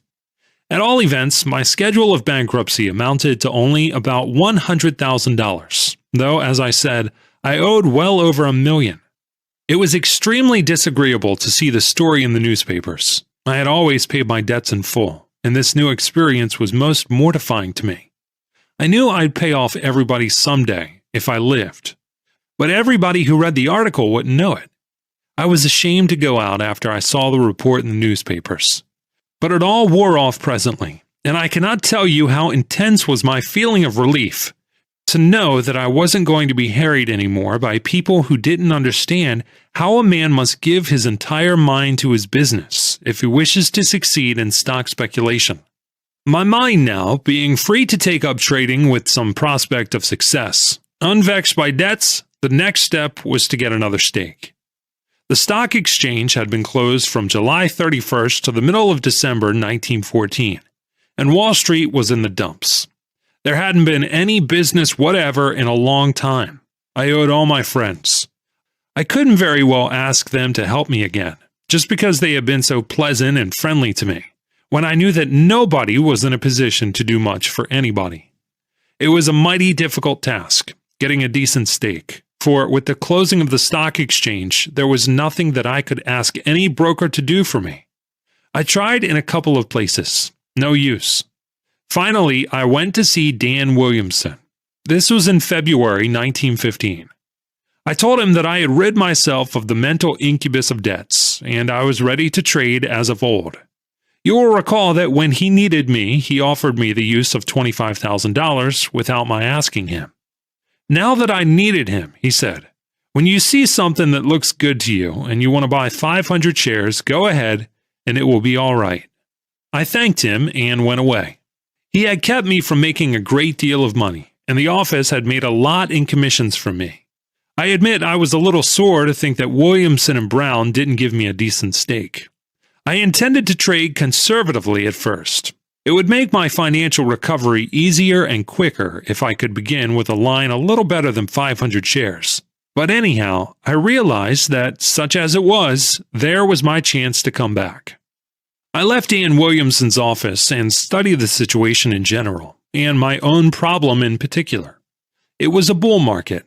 That was as plain to me as it was to thousands of traders. But my stake consisted merely of an offer to carry 500 shares for me. That is, I had no leeway, limited as I was. I couldn't afford even a slight setback at the beginning. I must build up my stake with my very first play. That initial purchase of mine, of 500 shares, must be profitable. I had to make real money. I knew that unless I had sufficient trading capital, I would not be able to use good judgment. Without adequate margins, it would be impossible to take the cold-blooded, dispassionate attitude toward the game that comes from the ability to afford a few minor losses, such as I have often incurred in testing the market before putting down the big bet. I think now that I found myself then at the most critical period of my career as a speculator. If I failed this time, there was no telling where or when, if ever, I might get another stake for another try. It was very clear that I simply must wait for the exact psychological moment. I didn't go near Williamson and Brown's. I mean, purposely kept away from them for 6 long weeks of steady tape reading. I was afraid that if I went to the office, knowing that I could buy 500 shares, I might be tempted into trading at the wrong time or in the wrong stock. A trader, in addition to studying basic conditions, remembering market precedents, and keeping in mind the psychology of the outside public, as well as the limitations of his brokers, must also know himself and provide against his own weaknesses. There is no need to feel angry over being human. I have come to feel that it is as necessary to know how to read myself as to know how to read the tape. I have studied and reckoned on my own reactions to given impulses, or to the inevitable temptations of an active market, quite in the same mood and spirit as I have considered crop conditions or analyzed reports of earnings.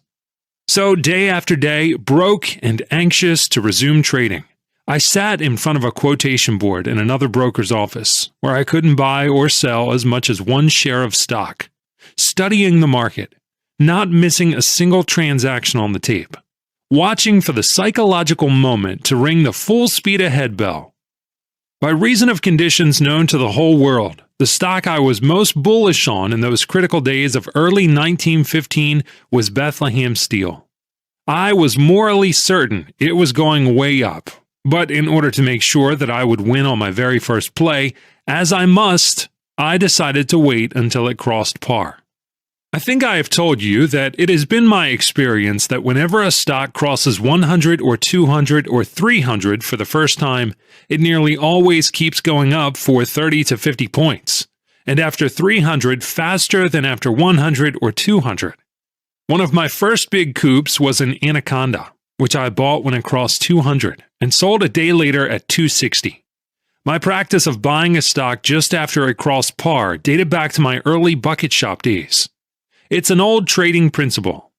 You can imagine how keen I was to get back to trading on my old scale. I was so eager to begin that I could not think of anything else. But I held myself in leash. I saw Bethlehem Steel climb, every day, higher and higher, as I was sure it would. And yet there I was, checking my impulse to run over to Williamson and Brown's office and buy 500 shares.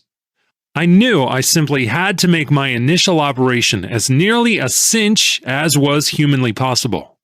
Every point that stock went up meant $500 I had not made.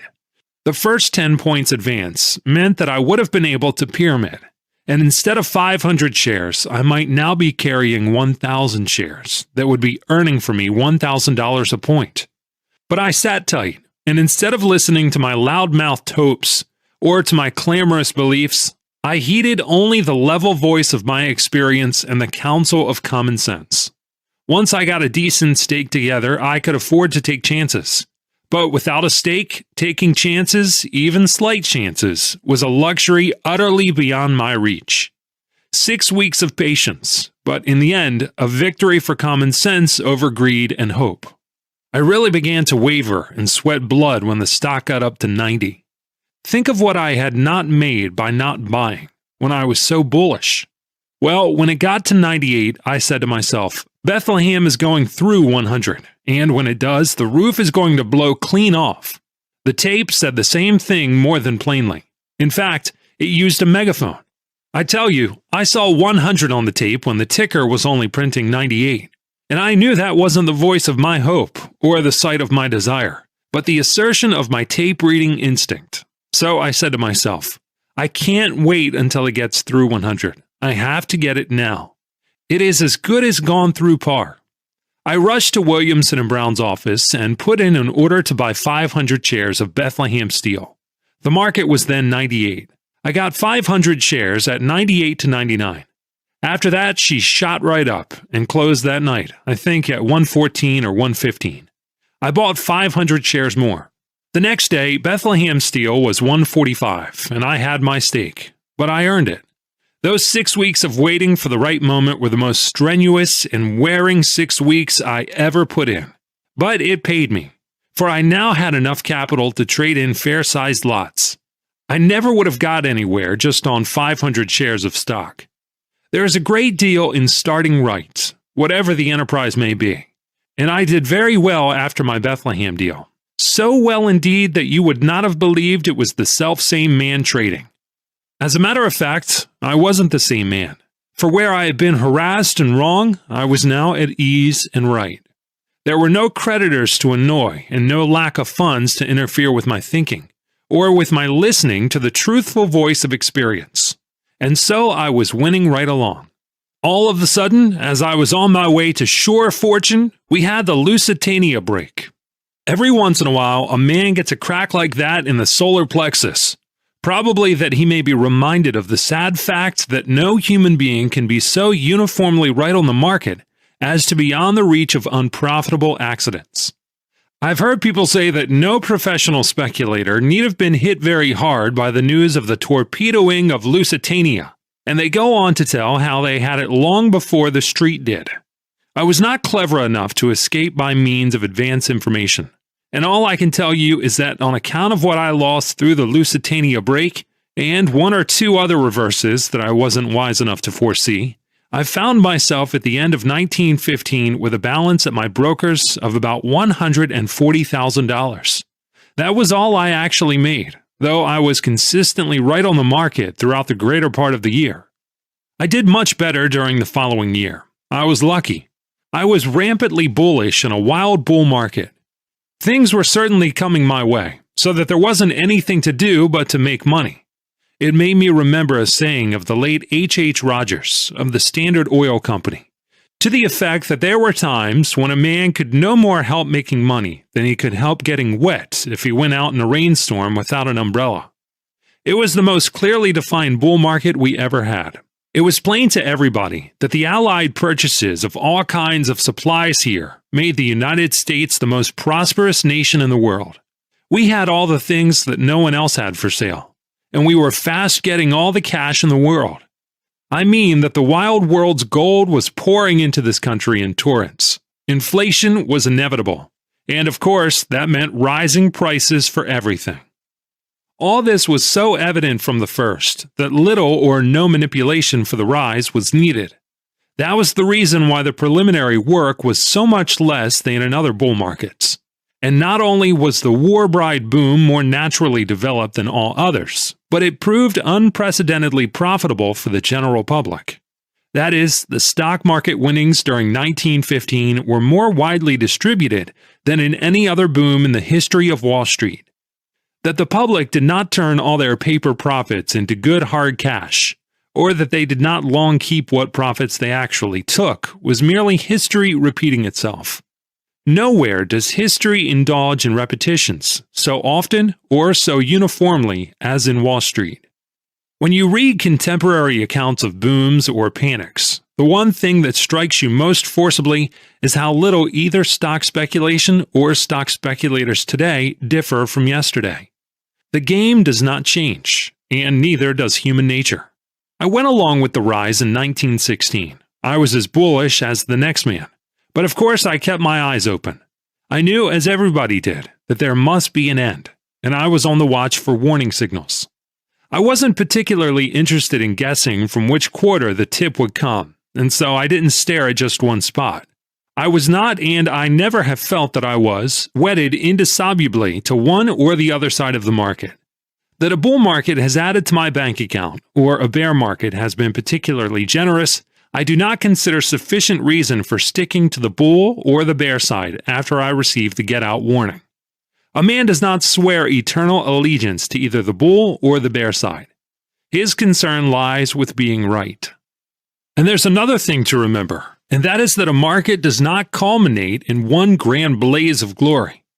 Neither does it end with a sudden reversal of form. A market can and does often cease to be a bull market long before prices generally begin to break. My long-expected warning came to me when I noticed that, one after another, those stocks which had been the leaders of the market reacted several points from the top, and for the first time in many months did not come back. Their race evidently was run, and that clearly necessitated a change in my trading tactics. It was simple enough. In a bull market, the trend of prices, of course, is decidedly and definitely upward. Therefore, whenever a stock goes against the general trend, you are justified in assuming that there is something wrong with that particular stock. It is not enough for the experienced trader to perceive that something is wrong. He must not expect the tape to become a lecture. His job is to listen for it to say, "Get out," and not wait for it to submit a legal brief for approval. As I said before, I noticed that stocks which had been the leaders of the wonderful advance had ceased to advance. They dropped 6 or 7 points and stayed there. At the same time, the rest of the market kept on advancing under new standard bears.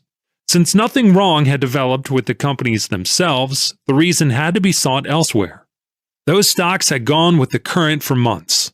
When they ceased to do so, though the bull tide was still running strong, it meant that for those particular stocks the bull market was over. For the rest of the list, the tendency was still decidedly upward. There was no need to be perplexed into inactivity, for there were really no cross-currents. I did not turn bearish on the market then, because the tape didn't tell me to do so. The end of the bull market had not come, though it was within hailing distance. Pending its arrival, there was still bull money to be made. Such being the case, I merely turned bearish on the stocks which had stopped advancing, and as the rest of the market had rising power behind it, I both bought and sold. The leaders that had ceased to lead, I sold. I put out a short line of 5,000 shares in each of them, and I then went long of the new leaders. The stocks I was short of didn't do much, but my long stocks kept on rising. When finally these in turn ceased to advance, I sold them out and went short 5,000 shares of each. By this time, I was more bearish than bullish, because obviously the next big money was going to be made on the downside. While I felt certain that the bear market had really begun before the bull market had really ended, I knew the time for being a rampant bear was not yet. There was no sense in being more royalist than the king, especially in being so too soon. The tape merely said that patrolling parties from the main bear army had dashed by. Time to get ready. I kept on both buying and selling until after about a month's trading, I had out a short line of 60,000 shares. 5,000 shares each in a dozen different stocks, which earlier in the year had been the public's favorites because they had been the leaders of the great bull market. It was not a very heavy line, but don't forget that neither was the market definitely bearish. Then one day, the entire market became quite weak, and prices of all stocks began to fall. When I had a profit of at least 4 points in each and every one of the 12 stocks that I was short of, I knew that I was right. The tape told me it was now safe to be bearish, so I promptly doubled up. I had my position. I was short of stocks in a market that now was plainly a bear market. There wasn't any need for me to push things along. The market was bound to go my way, and knowing that, I could afford to wait. After I doubled up, I didn't make another trade for a long time. About 7 weeks after I put out my full line, we had the famous leak, and stocks broke badly. It was said that somebody had advance news from Washington that President Wilson was going to issue a message that would bring back the dove of peace to Europe in a hurry. Of course, the war bride boom was started and kept up by the World War, and peace was a bear item. When one of the cleverest traders on the floor was accused of profiting by advance information, he simply said he had sold stocks not on any news, but because he considered that the bull market was overripe. I myself had doubled my line of shorts 7 weeks before. On the news, the market broke badly, and I naturally covered. It was the only play possible. When something happens on which you did not count when you made your plans, it behooves you to utilize the opportunity that a kindly fate offers you. For one thing, on a bad break like that, you have a big market, one that you can turn around in, and that is the time to turn your paper profits into real money. Even in a bear market, a man cannot always cover 120,000 shares of stock without putting up the price on himself.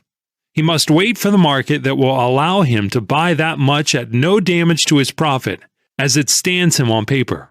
I should like to point out that I was not counting on that particular break at that particular time for that particular reason.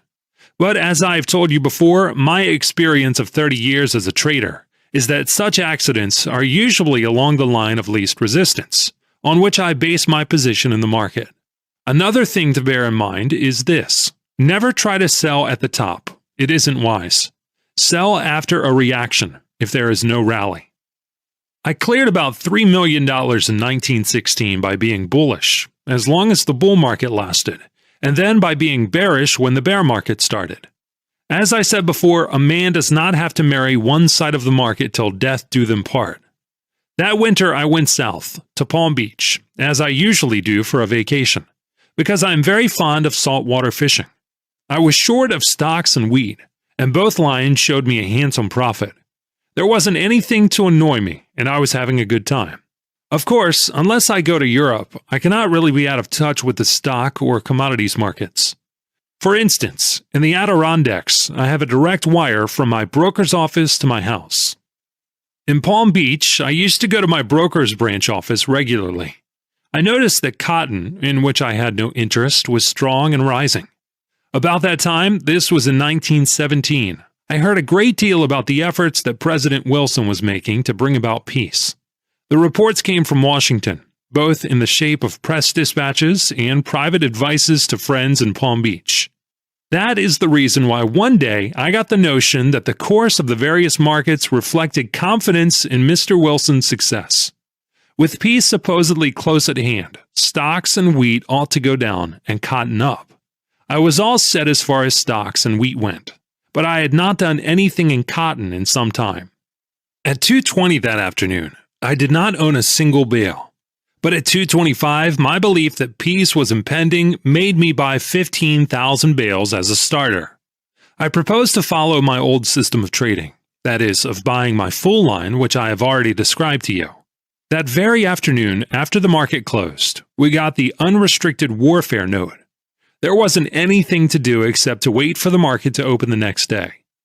I recall that at Gridley's that night, one of the greatest captains of industry in the country was offering to sell any amount of United States steel at 5 points below the closing price that afternoon. There were several Pittsburgh millionaires within hearing. Nobody took the big man's offer. They knew there was bound to be a whopping big break at the opening. Sure enough, the next morning the stock and commodity markets were in an uproar, as you can imagine. Some stocks opened 8 points below the previous night's close. To me, that meant a heaven-sent opportunity to cover all my shorts profitably. As I said before, in a bear market, it is always wise to cover if complete demoralization suddenly develops. That is the only way, if you swing a good-sized line, of turning a big paper profit into real money both quickly and without regrettable reductions. For instance, I was short 50,000 shares of United States Steel alone. Of course, I was short of other stocks, and when I saw I had the market to cover in, I did. My profits amounted to about $1.5 million. It was not a chance to disregard. Cotton, of which I was long 15,000 bales, bought in the last half hour of the trading the previous afternoon, opened down 500 points. Some break. It meant an overnight loss of $375,000. While it was perfectly clear that the only wise play in stocks and wheat was to cover on the break, I was not so clear as to what I ought to do in cotton. There were various things to consider. And while I always take my loss the moment I am convinced I am wrong, I did not like to take that loss that morning. Then I reflected that I had gone south to have a good time fishing instead of perplexing myself over the course of the cotton market. And, moreover, I had taken such big profits in my wheat and in stocks that I decided to take my joss in cotton. I would figure that my profit had been a little more than $1 million instead of over $1.5 million. It was all a matter of bookkeeping, as promoters are apt to tell you when you ask too many questions. If I hadn't bought that cotton just before the market closed the day before, I would have saved that $400,000.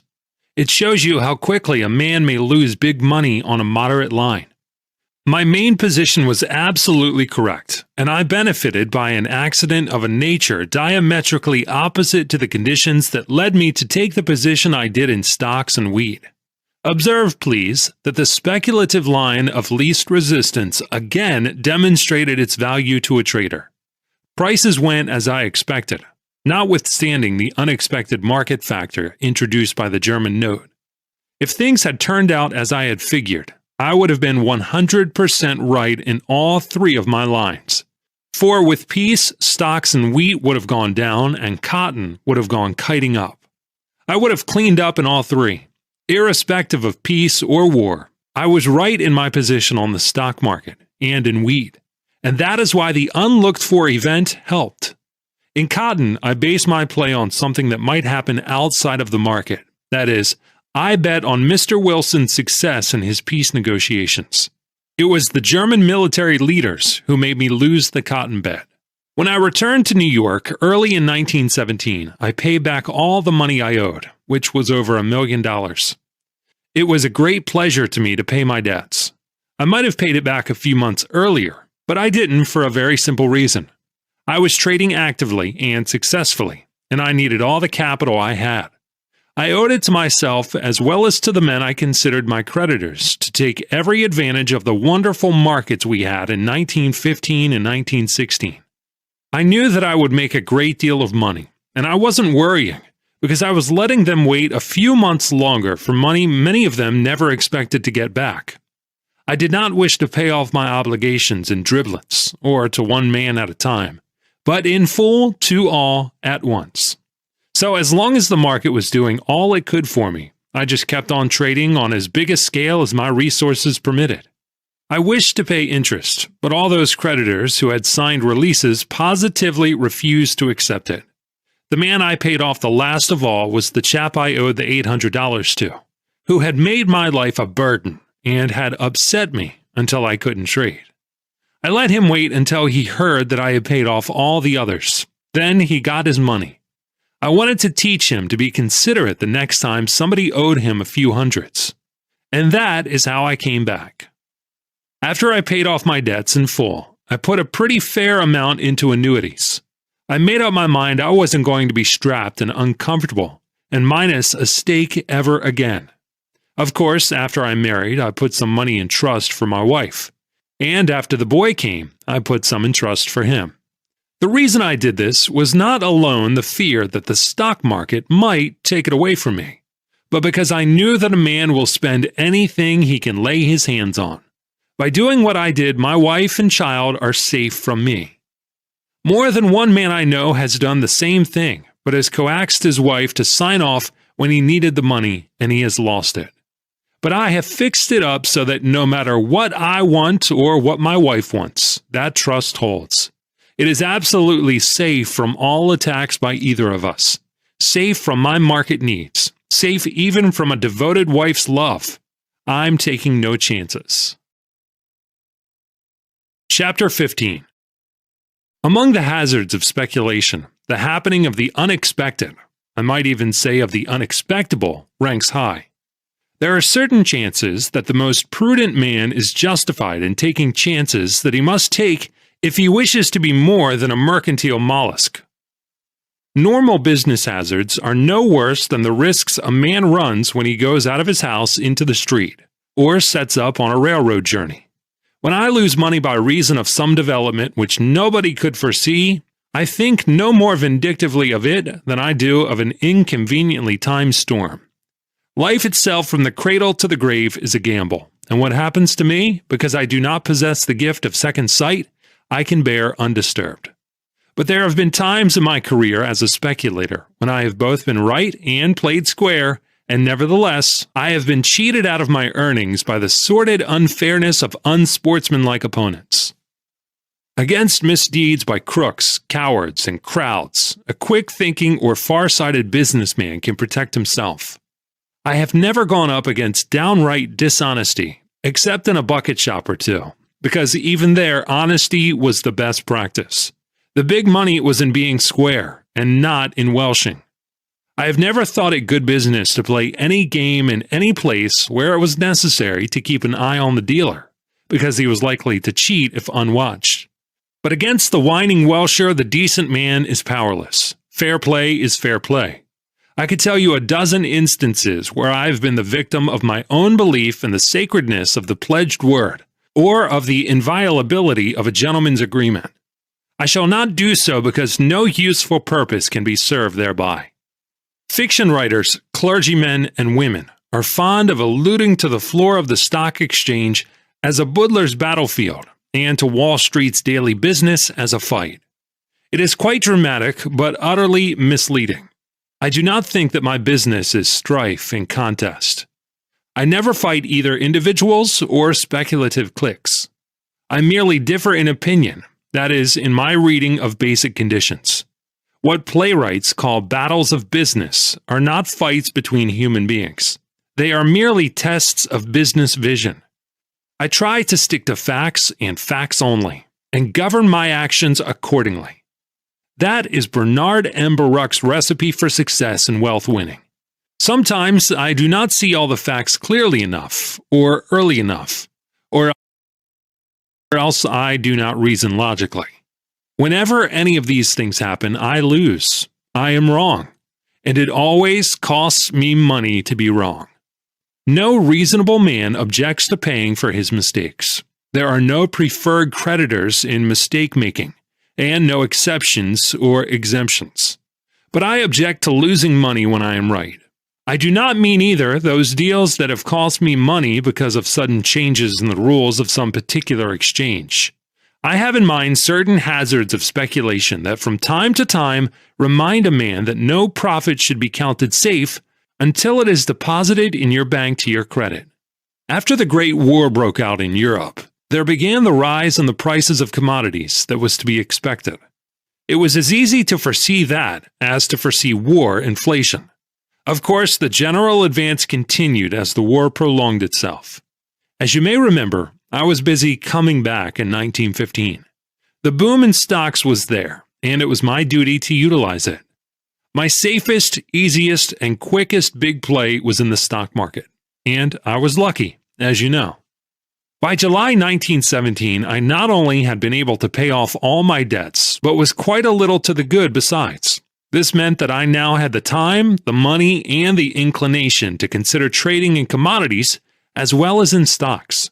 For many years, I have made it my practice to study all the markets. The advance in commodity prices over the pre-war level ranged from 100 to 400%. There was only one exception, and that was coffee. Of course, there was a reason for this. The breaking out of the war meant the closing up of European markets, and huge cargoes were sent to this country, which was the one big market. That led in time to an enormous surplus of raw coffee here, and that in turn kept the price low. Why, when I first began to consider its speculative possibilities, coffee was actually selling below pre-war prices. If the reasons for this anomaly were plain, no less plain was it that the active and increasingly efficient operation by the German and Austrian submarines must mean an appalling reduction in the number of ships available for commercial purposes. This eventually, in turn, must lead to dwindling imports of coffee. With reduced receipts and an unchanged consumption, the surplus stocks must be absorbed. And when that happened, the price of coffee must do what the prices of all other commodities had done, which was go way up. It didn't require a Sherlock Holmes to size up the situation. Why everybody did not buy coffee, I cannot tell you. When I decided to buy it, I did not consider it a speculation. It was much more of an investment. I knew it would take time to cash in, but I knew also that it was bound to yield a good profit.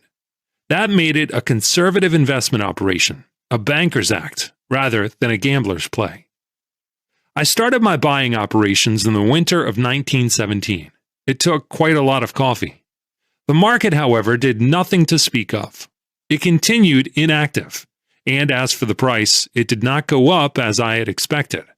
The outcome of it all was that I simply carried my line to no purpose for 9 long months. My contracts expired then, and I sold out all my options. I took a whopping big loss on that deal, and yet I was sure my views were sound.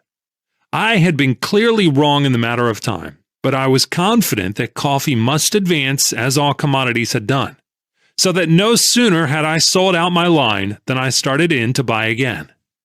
I bought 3 times as much coffee as I had so unprofitably carried during those 9 disappointing months.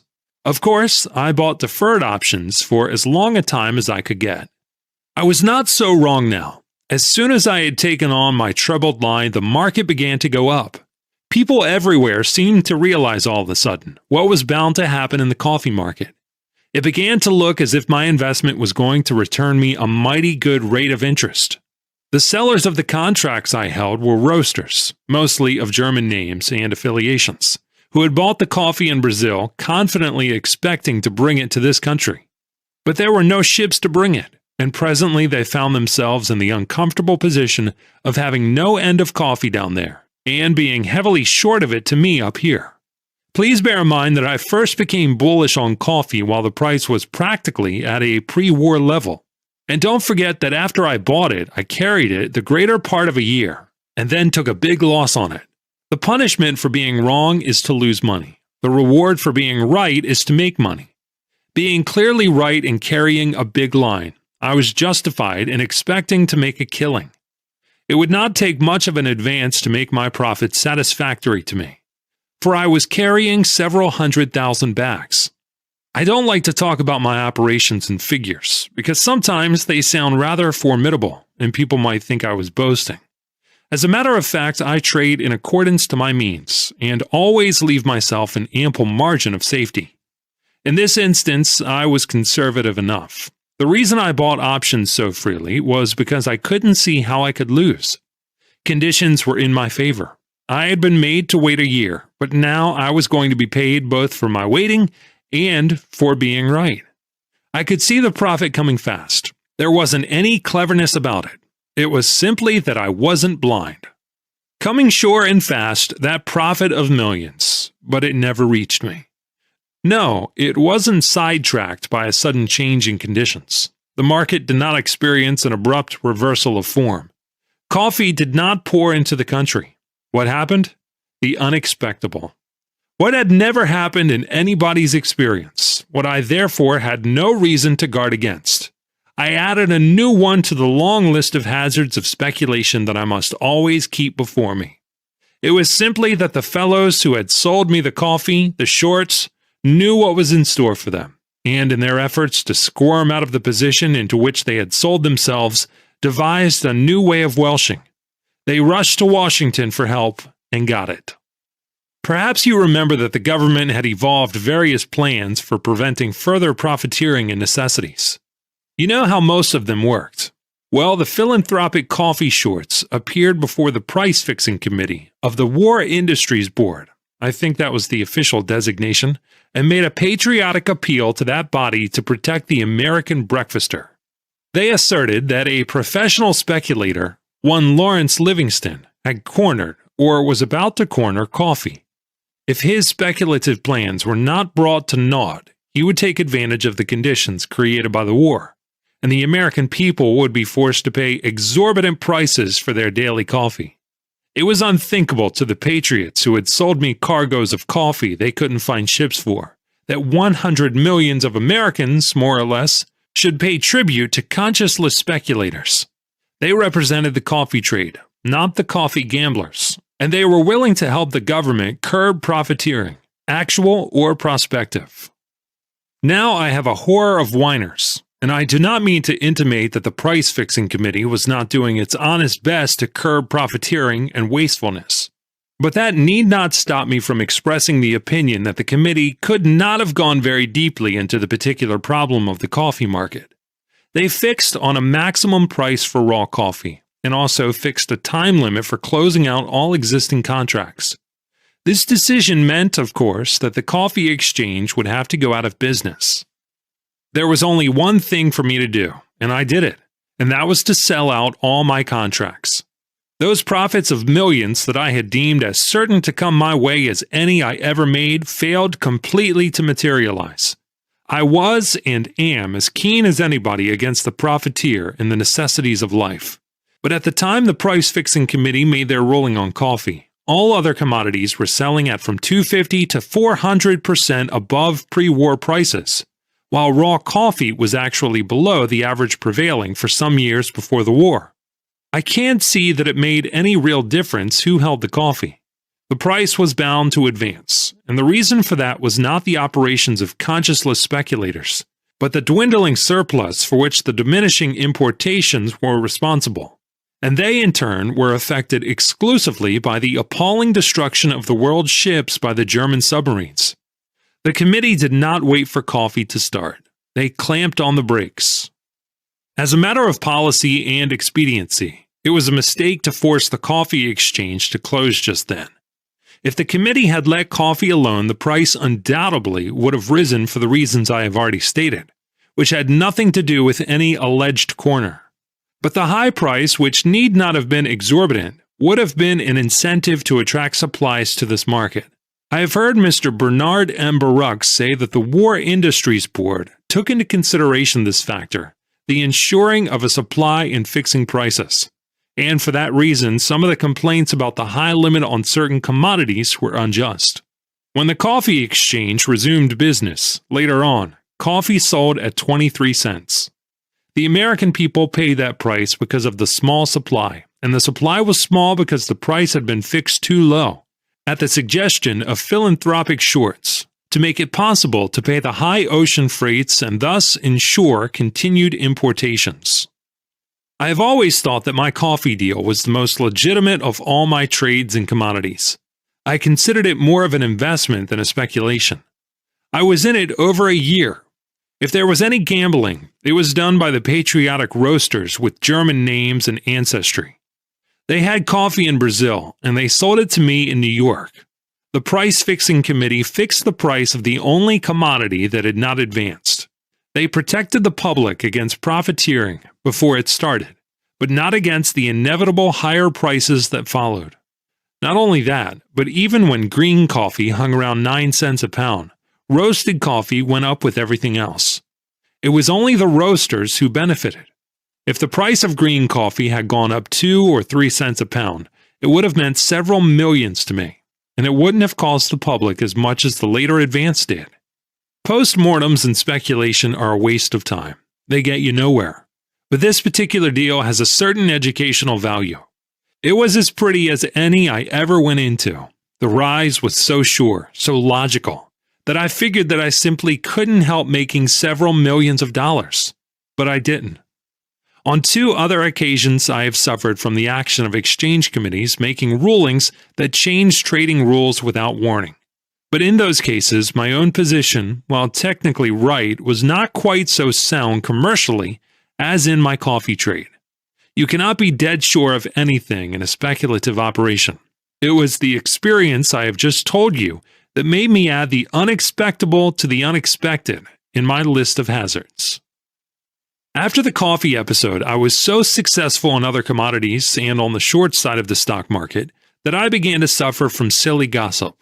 The professionals in Wall Street and the newspaper writers got the habit of blaming me and my alleged raids for the inevitable breaks in prices.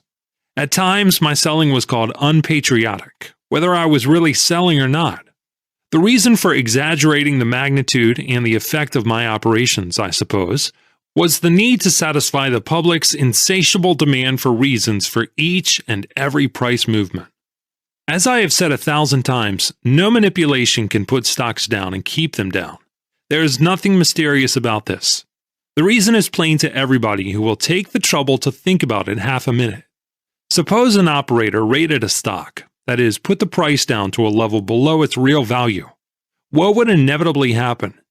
Why, the rater would at once be up against the best kind of inside buying. The people who know what a stock is worth will always buy it when it is selling at bargain prices. If the insiders are not able to buy, it will be because general conditions are against their free command of their own resources, and such conditions are not bull conditions. When people speak about raids, the interference is that the raids are unjustified, almost criminal. But selling a stock down to a price much below what it is worth is mighty dangerous business.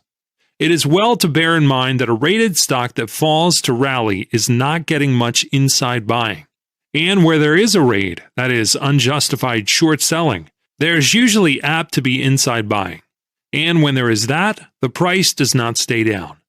I should say that in 99 cases out of 100, so-called raids are really legitimate declines, accelerated at times, but not primarily caused by the operations of a professional trader, however big a line he may be able to swing. The theory that most of the sudden declines or particular sharp breaks are the results of some plunger's operations probably was invented as an easy way of supplying reasons to those speculators who, being nothing but blind gamblers, will believe anything that is told them rather than do a little thinking. The raid excuse for losses that unfortunate speculators so often receive from brokers and financial gossipers is really an inverted tip. The difference lies in this. A bear tip is distinct, positive advice to sell short. But the inverted tip, that is, the explanation that does not explain, serves merely to keep you from wisely selling short. The natural tendency when a stock breaks badly is to sell it. There is a reason, an unknown reason, but a good reason. Therefore, get out. But it is not wise to get out when the break is the result of a raid by an operator, because the moment he stops, the price must rebound. Inverted tips. Chapter 16. Tips. How people want tips. They crave not only to get them, but to give them. There is greed involved, and vanity. It's very amusing at times to watch really intelligent people fish for them. And the tip giver need not hesitate about the quality, for the tip seeker is not really after good tips, but after any tip. If it makes good, fine. If it doesn't, better luck with the next. I'm thinking of the average customer of the average commission house. There's a type of promoter or manipulator that believes in tips first, last, and all the time. A good flow of tips is considered by him as a sort of sublimated publicity work. The best merchandising dope in the world, for since tip seekers and tip takers are invariably tip passers, tip broadcasting becomes a sort of endless chain advertising. The tipster promoter labors under the delusion that no human being breathes who can resist a tip, if properly delivered. He studies the art of handing them out artistically. I get tips by the hundreds every day from all sorts of people. I'll tell you a story about Borneo tin. You remember when the stock was brought out? It was at the height of the boom. The promoter's pool had taken the advice of a very clever banker and decided to float the new company in the open market at once instead of letting an underwriting syndicate take its time about it.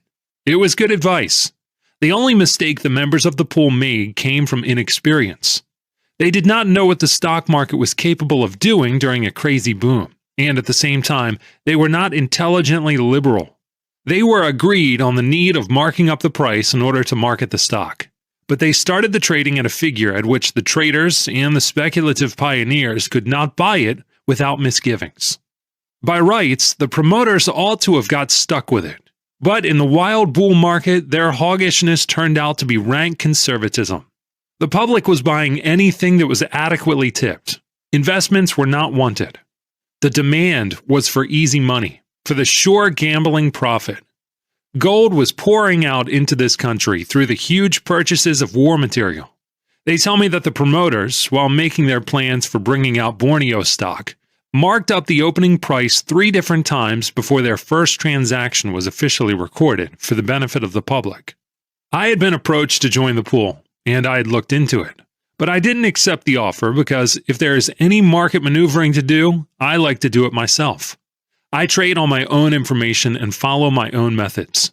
When Borneo Tin was brought out, knowing what the pool's resources were and what they had planned to do, and also knowing what the public was capable of, I bought 10,000 shares during the first hour of the first day. Its market debut was successful, at least to that extent. As a matter of fact, the promoters found the demand so active that they decided it would be a mistake to lose so much stock so soon. They found out that I had acquired my 10,000 shares about at the same time that they found out that they would probably be able to sell every share they owned if they merely marked up the price 25 or 30 points.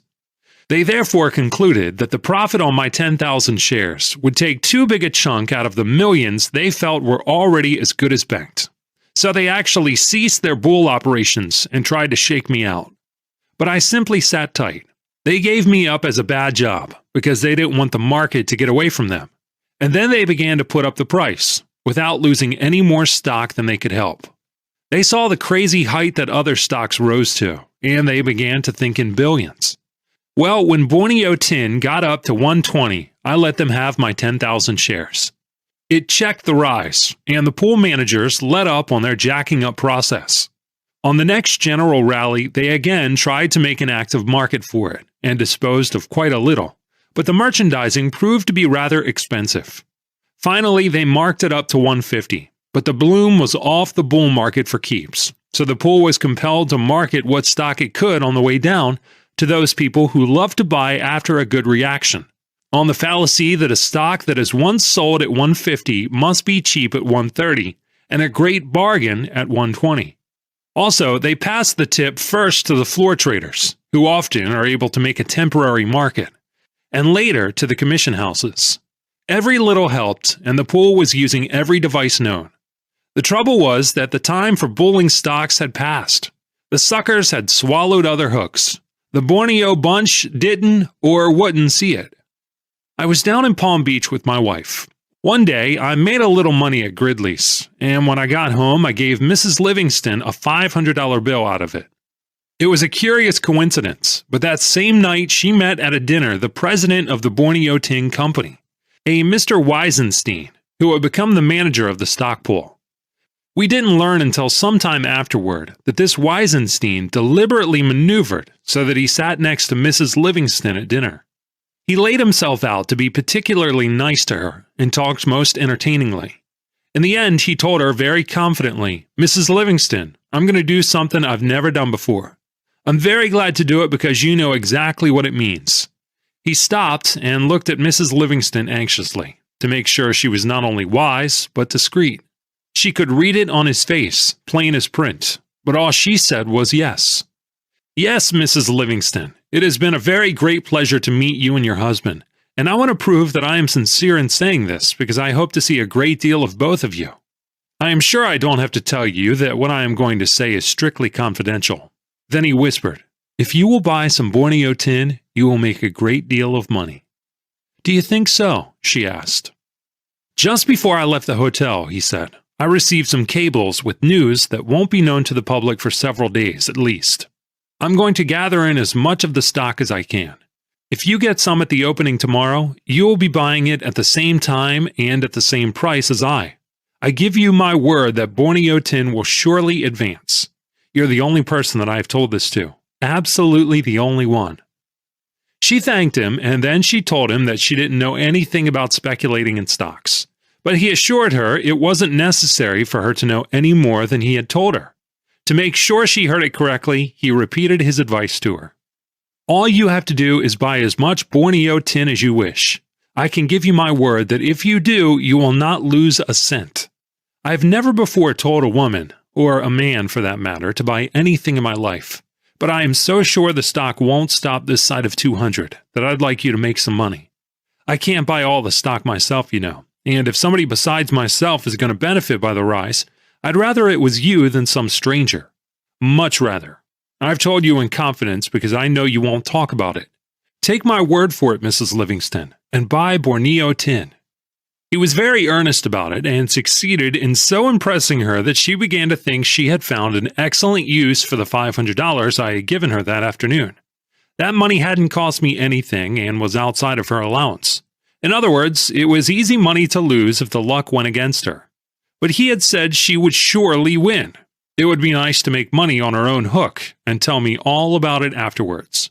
Well, sir, the very next morning before the market opened, she went into Harding's office and said to the manager, "Mr. Haley, I want to buy some stock, but I don't want it to go into my regular account because I don't wish my husband to know anything about it until I've made some money. Can you fix it for me?"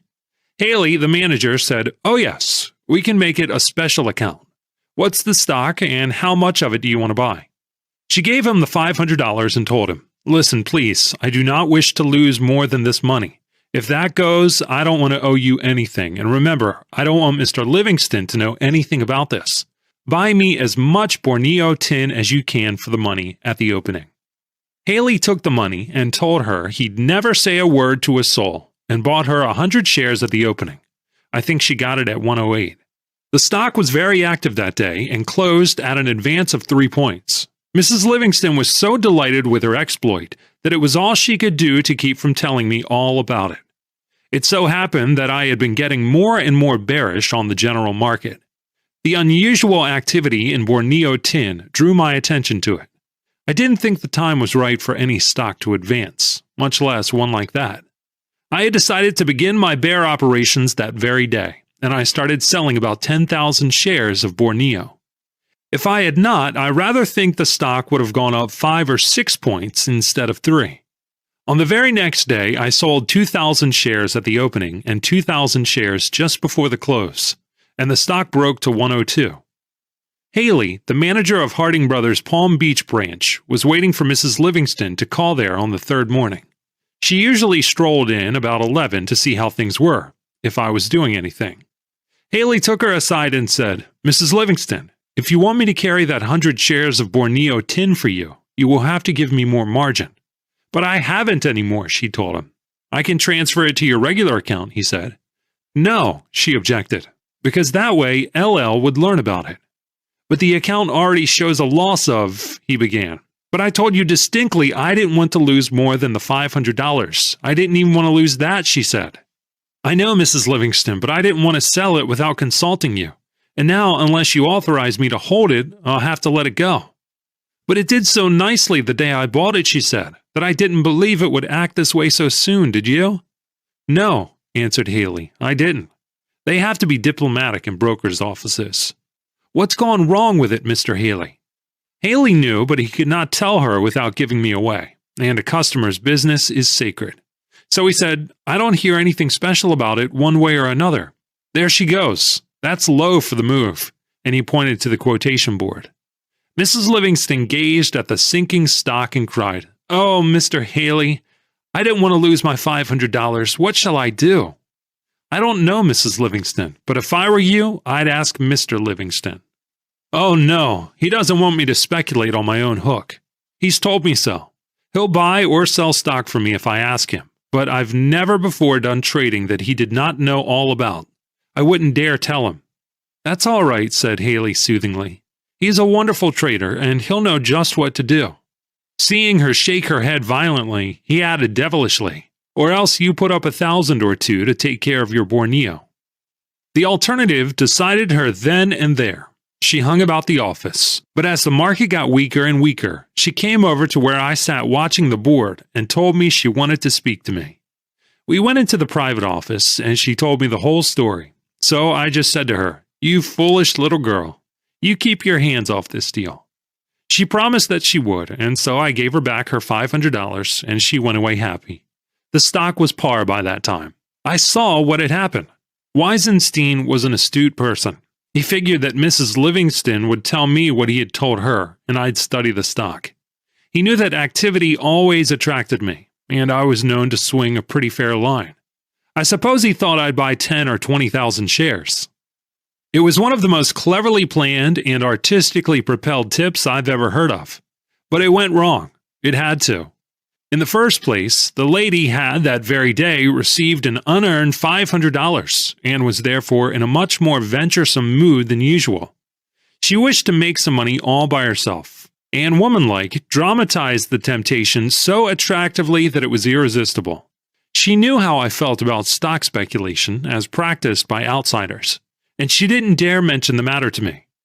Weisenstein didn't size up her psychology right. He was also utterly wrong in his guess about the kind of trader I was. I never take tips, and I was bearish on the entire market. The tactics that he thought would prove effective in inducing me to buy Borneo, that is, the activity and the 3-point rise, were precisely what made me pick Borneo as a starter when I decided to sell the entire market. After I heard Mrs. Livingston's story, I was keener than ever to sell Borneo. Every morning at the opening and every afternoon just before closing, I let him have some stock regularly, until I saw a chance to take in my shorts at a handsome profit. It has always seemed to me the height of damn foolishness to trade on tips. I suppose I'm not built the way a tip taker is. I sometimes think that tip takers are like drunkards. There are some who can't resist the craving and always look forward to those jacks, which they consider indispensable to their happiness. It is so easy to open your ears and let the tip in. To be told precisely what to do, to be happy in such a manner that you can easily obey, is the next nicest thing to being happy, which is a mighty long first step toward the fulfillment of your heart's desire. It is not so much greed made blind by eagerness, as it is hope bandaged by the unwillingness to do any thinking. And it's not only among the outside public that you find inveterate tip takers. The professional trader on the floor of the New York Stock Exchange is quite as bad. I'm definitely aware that no end of them cherish mistaken notions of me, because I never give anybody tips. If I told the average man, "Sell yourself 5,000 steel," he would do it on the spot. But if I tell him I am quite bearish on the entire market and give him my reasons in detail, he finds trouble in listening, and after I'm done talking, he will glare at me for wasting his time expressing my views on general conditions instead of giving him a direct and specific tip. Like a real philanthropist of the type that is so abundant in Wall Street, the sort who loves to put millions into the pockets of friends, acquaintances, and utter strangers alike. The belief in miracles that all men cherish is born of immoderate indulgence in hope. There are people who go on hope sprees periodically, and we all know the chronic hope drunkard that is held up before us as an exemplary optimist. Tip takers are all they really are. I have an acquaintance, a member of the New York Stock Exchange, who was one of those who thought I was a selfish, cold-blooded pig because I never gave tips or put friends into things. One day, this was some years ago, he was talking to a newspaperman who casually mentioned that he had had it from a good source that GOH was going up. My broker friend promptly bought 1,000 shares and saw the price decline so quickly that he was out $3,500 before he could stop his loss. He met the newspaper man a day or two later, while he was still sore. "That was a hell of a tip you gave me," he complained. "What tip was that?" asked the reporter, who did not remember. "About GOH. You said you had it from a good source." "So I did. A director of the company who is a member of the finance committee told me." "Which of them was it?" asked the broker vindictively. "If you must know," answered the newspaper man, "it was your own father-in-law, Mr. Westlake." "Why in Hades didn't you tell me you meant him?" yelled the broker. "You cost me $3,500. He didn't believe in family tips. The farther away the source, the purer the tip. Old Westlake was a rich and successful banker and promoter. He ran across John W. Gates one day. Gates asked him what he knew. "If you will act on it, I'll give you a tip. If you won't, I'll save my breath," answered Old Westlake grumpily. "Of course I'll act on it," promised Gates cheerfully. "Sell reading. There is a sure 25 points in it and possibly more, but 25 absolutely certain," said Westlake impressively. "I'm much obliged to you, and bet you $1,000,000." Gates shook hands warmly and went away in the direction of his broker's office. Westlake had specialized on reading. He knew all about the company and stood in with the insiders so that the market for the stock was an open book to him, and everybody knew it. Now he was advising the Western Plunger to go short of it. Well, reading never stopped going up. It rose something like 100 points in a few weeks. One day, Old Westlake ran smack up against John W. in the street, but he made out he hadn't seen him and was walking on. John W. Gates caught up with him, his face all smiles, and held out his hand. Old Westlake shook it dazedly. "I want to thank you for that tip you gave me on reading," said Gates. "I didn't give you any tip," said Westlake, frowning. "Sure you did. And it was a Jim Hickey of a tip, too. I made $60,000. "Made $60,000? Sure, don't you remember? You told me to sell reading, so I bought it." "I've always made money coppering your tips, Westlake," said John W. Gates pleasantly. "Always." Old Westlake looked at the bluff Westerner and presently remarked admiringly, "Gates, what a rich man I'd be if I had your brains." The other day I met Mr. W. A. Rogers, the famous cartoonist, whose Wall Street drawings brokers so greatly admire. His daily cartoons in the New York Herald for years gave pleasure to thousands. Well, he told me a story. It was just before we went to war with Spain. He was spending an evening with a broker friend. When he left, he picked up his derby hat from the rack. At least he thought it was his hat, for it was the same shape and fitted him perfectly. The street at that time was thinking and talking of nothing but war with Spain. Was there to be one or not? If it was to be war, the market would go down, not so much on our own selling, as on pressure from European holders of our securities.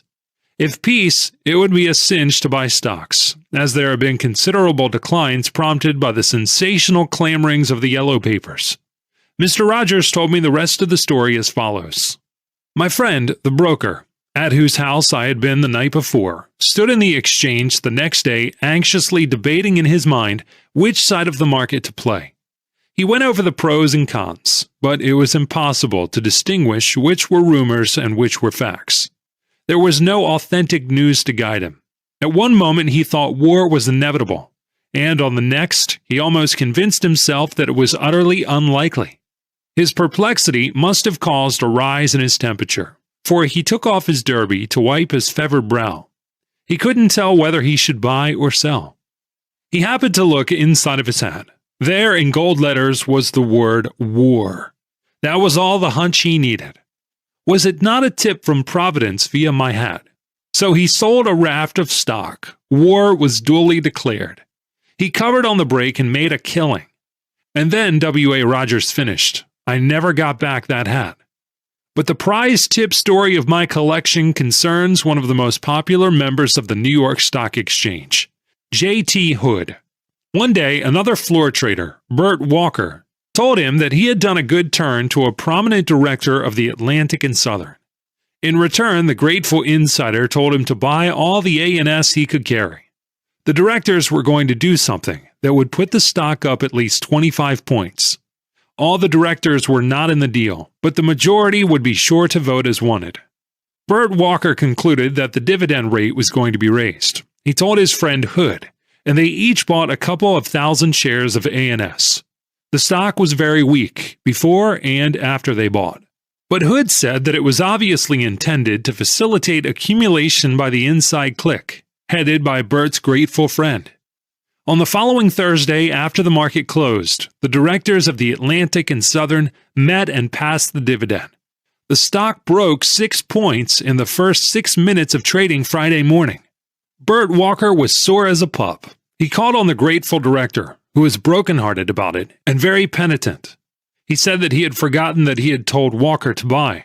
That was the reason he had neglected to call him up to tell him of a change in the plans of the dominant faction in the board.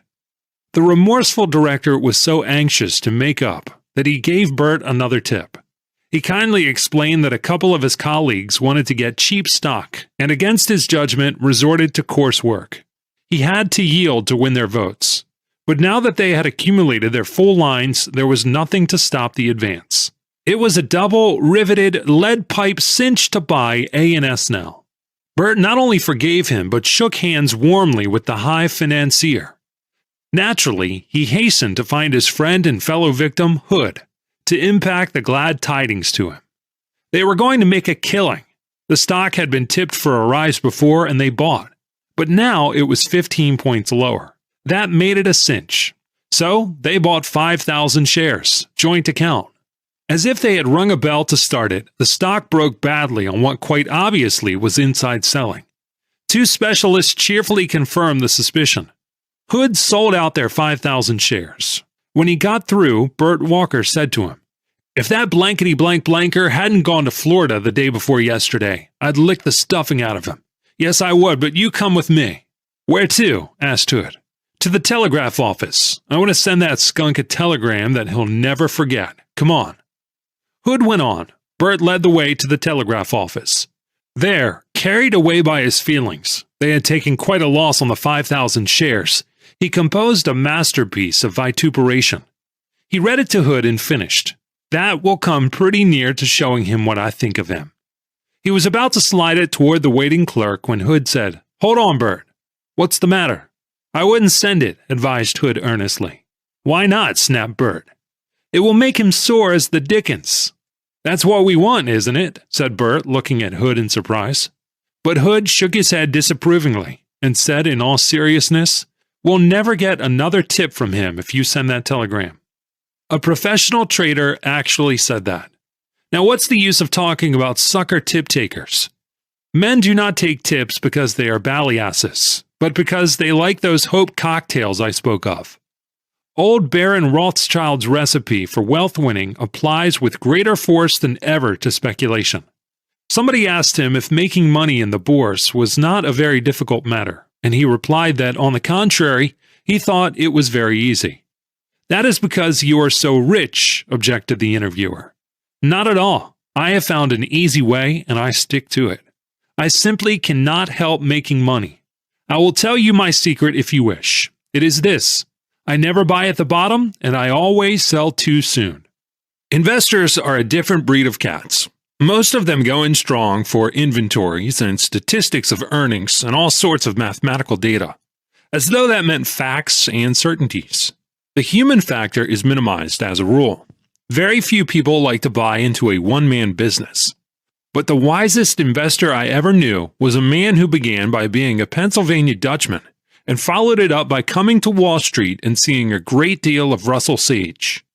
He was a great investigator, an indefatigable Missourian. He believed in asking his own questions and in doing his seeing with his own eyes. He had no use for another man's spectacles. This was years ago. It seems he held quite a little Atchison, quieting reports about the company and its management. He was told that Mr. Reinhardt, the president, instead of being the marvel he was credited with being, in reality was the most extravagant manager whose recklessness was fast pushing the company into a mess. There would be the deuce to pay on the inevitable day of reckoning. This was precisely the kind of news that was as a breath of life to the Pennsylvania Dutchman. He hurried over to Boston to interview Mr. Reinhardt and ask him a few questions. The questions consisted of repeating the accusations he had heard, and then asking the president of the Atchison, Topeka, and Santa Fe Railroad if they were true. Mr. Reinhardt not only denied the allegations emphatically, but said even more. He proceeded to prove by figures that the allegations were malicious lies. The Pennsylvania Dutchman had asked for exact information, and the president gave it to him, showing him what the company was doing and how it stood financially to a cent. The Pennsylvania Dutchman thanked President Reinhardt, returned to New York, and promptly sold all his Atchison holdings. A week or so later, he used his idle funds to buy a big lot of Delaware, Lackawanna, and Western. Years afterward, we were talking of lucky swaps, and he cited his own case. He explained what prompted him to make it. "You see," he said, "I noticed that President Reinhardt, when he wrote down figures, took sheets of letterhead paper from a pigeonhole in his mahogany roll-top desk. It was fine, heavy linen paper with beautifully engraved letterheads in 2 colors. It was not only very expensive, but worse, it was unnecessarily expensive. He would write a few figures on a sheet to show me exactly what the company was earning on certain divisions, or to prove how they were cutting down expenses, or reducing operating costs, and then he would crumple up the sheet of expensive paper and throw it in the wastebasket. Pretty soon, he would want to impress me with the economies they were introducing, and he would reach for a fresh sheet of the beautiful note paper with the engraved letterheads in 2 colors. A few figures, and bingo, into the wastebasket. More money wasted without a thought. It struck me that if the president was that kind of a man, he would scarcely be likely to insist upon having or rewarding economical assistance. I therefore decided to believe the people who had told me the management was extravagant instead of accepting the president's version, and I sold what Atchison stock I held. It so happened that I had occasion to go into the offices of the Delaware, Lackawanna, and Western a few days later. Old Sam Sloan was the president. His office was the nearest to the entrance, and his door was wide open. It was always open. Nobody could walk into the general offices of the DL&W in those days and not see the president of the company seated at his desk. Any man could walk in and do business with him right off, if he had any business to do. The financial reporters used to tell me that they never had to beat around the bush with old Sam Sloan, but would ask their questions and get a straight yes or no from him, no matter what the stock market exigencies of the other directors might be. When I walked in, I saw the old man was busy. I thought at first that he was opening his mail, but after I got inside, close to the desk, I saw what he was doing. I learned afterwards that it was his daily custom to do it. After the mail was sorted and opened, instead of throwing away the empty envelopes, he had them gathered up and taken to his office. In his leisure moments, he would rip the envelope all around. That gave him 2 bits of paper, each with 1 clean blank side. He would pile these up, and then he would have them distributed about, to be used in lieu of scratch pads, for such figuring as Reinhardt had done for me on engraved note paper. No waste of empty envelopes, and no waste of the president's idle moments. Everything utilized. It struck me that if that was the kind of man the DL&W had for president, the company was managed economically in all departments. The president would see to that. Of course, I knew the company was paying regular dividends and had a good property. I bought all the DL&W stock I could. Since that time, the capital stock has been doubled and quadrupled. My annual dividends amount to as much as my original investment. I still have my DL&W, and Atchison went into the hands of a receiver a few months after I saw the president throwing sheet after sheet of linen paper with engraved letterheads in 2 colors into the wastebasket to prove to me with figures that he was not extravagant. And the beauty of that story is that it is true, and that no other stock that the Pennsylvania Dutchman could have bought would have proved to be so good an investment as DL&W. Chapter 17. One of my most intimate friends is very fond of telling stories about what he calls my hunches. He is forever ascribing to me powers that defy analysis. He declares I merely follow blindly certain mysterious impulses and thereby get out of the stock market at precisely the right time. His pet yarn is about a black cat that told me, at his breakfast table, to sell a lot of stock I was carrying, and that after I got the pussy's message, I was grouchy and nervous until I sold every share I was long of. I got practically the top prices of the movement, which of course strengthened the hunch theory of my hard-headed friend. I admit that I do get irresistible impulses at times to do certain things in the market. It doesn't matter whether I am long or short of stocks. I must get out. I'm uncomfortable until I do. I myself think that what happens is that I see a lot of warning signals. Perhaps not a single one may be sufficiently clear or powerful to afford me a positive, definite reason for doing what I suddenly feel like doing. Probably that is all there is to what they call ticker sense, that old traders say James R. Keene had so strongly developed, and other operators before him. Usually, I confess, the warning turns out to be not only sound, but timed to the minute. But in this particular instance, there was no hunch. The black cat had nothing to do with it. What he tells everybody about my getting up so grumpy that morning, I suppose can be explained if I in truth was grouchy by my disappointment. I knew I was not convincing the congressmen I talked to, and the committee did not view the problem of taxing Wall Street as I did. I wasn't trying to arrest or evade taxation on stock transactions, but to suggest a tax that I, as an experienced stock operator, felt was neither unfair nor unintelligent. I didn't want Uncle Sam to kill the goose that could lay so many golden eggs with fair treatment. Possibly my lack of success not only irritated me, but made me pessimistic over the future of an unfairly taxed business. But I'll tell you exactly what happened. At the beginning of the bull market, I thought well of the outlook in both the steel trade and the copper market, and I therefore felt bullish on stocks of both groups. So I started to accumulate some of them. I began by buying 5,000 shares of Utah Copper, and stopped because it didn't act right. That is, it did not behave as it should have behaved to make me feel I was wise in buying it. I think the price was around $114. I also started to buy United States Steel at almost the same price. I bought in all 20,000 shares the first day because it did act right. I followed the method I have described before. Steel continued to act right, and I therefore continued to accumulate it until I was carrying 72,000 shares of it in all. But my holdings of Utah Copper consisted of my initial purchase. I never got above the 5,000 shares. Its behavior did not encourage me to do more with it. Everybody knows what happened. We had a big bull movement. I knew the market was going up. General conditions were favorable. Even after stocks had gone up extensively and my paper profit was not to be sneezed at, the tape kept trumpeting. Not yet. Not yet. When I arrived in Washington, the tape was still saying that to me. Of course, I had no intention of increasing my line at that late day, even though I was still bullish. At the same time, the market was plainly going my way, and there was no occasion for me to sit in front of a quotation board all day in hourly expectation of getting a tip to get out. Before the clarion call to retreat came barring an utterly unexpected catastrophe. Of course, the market would hesitate and otherwise prepare me for a reversal of the speculative situation. That was the reason why I went blitherly about my business with my congressmen. At the same time, prices kept going up, and that meant that the end of the bull market was drawing near. I did not look for the end on any fixed date. That was something quite beyond my power to determine. But I needn't tell you that I was on the watch for the tip-off. I always am, anyhow. It has become a matter of business habit with me.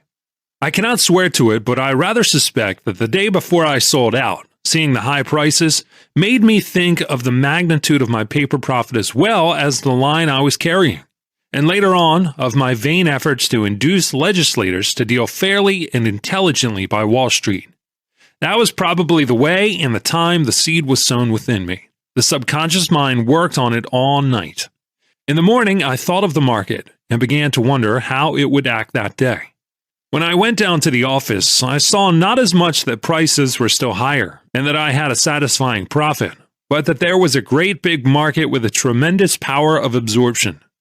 I could sell any amount of stock in that market, and of course, when a man is carrying his full line of stocks, he must be on the watch for an opportunity to change his paper profit into actual cash.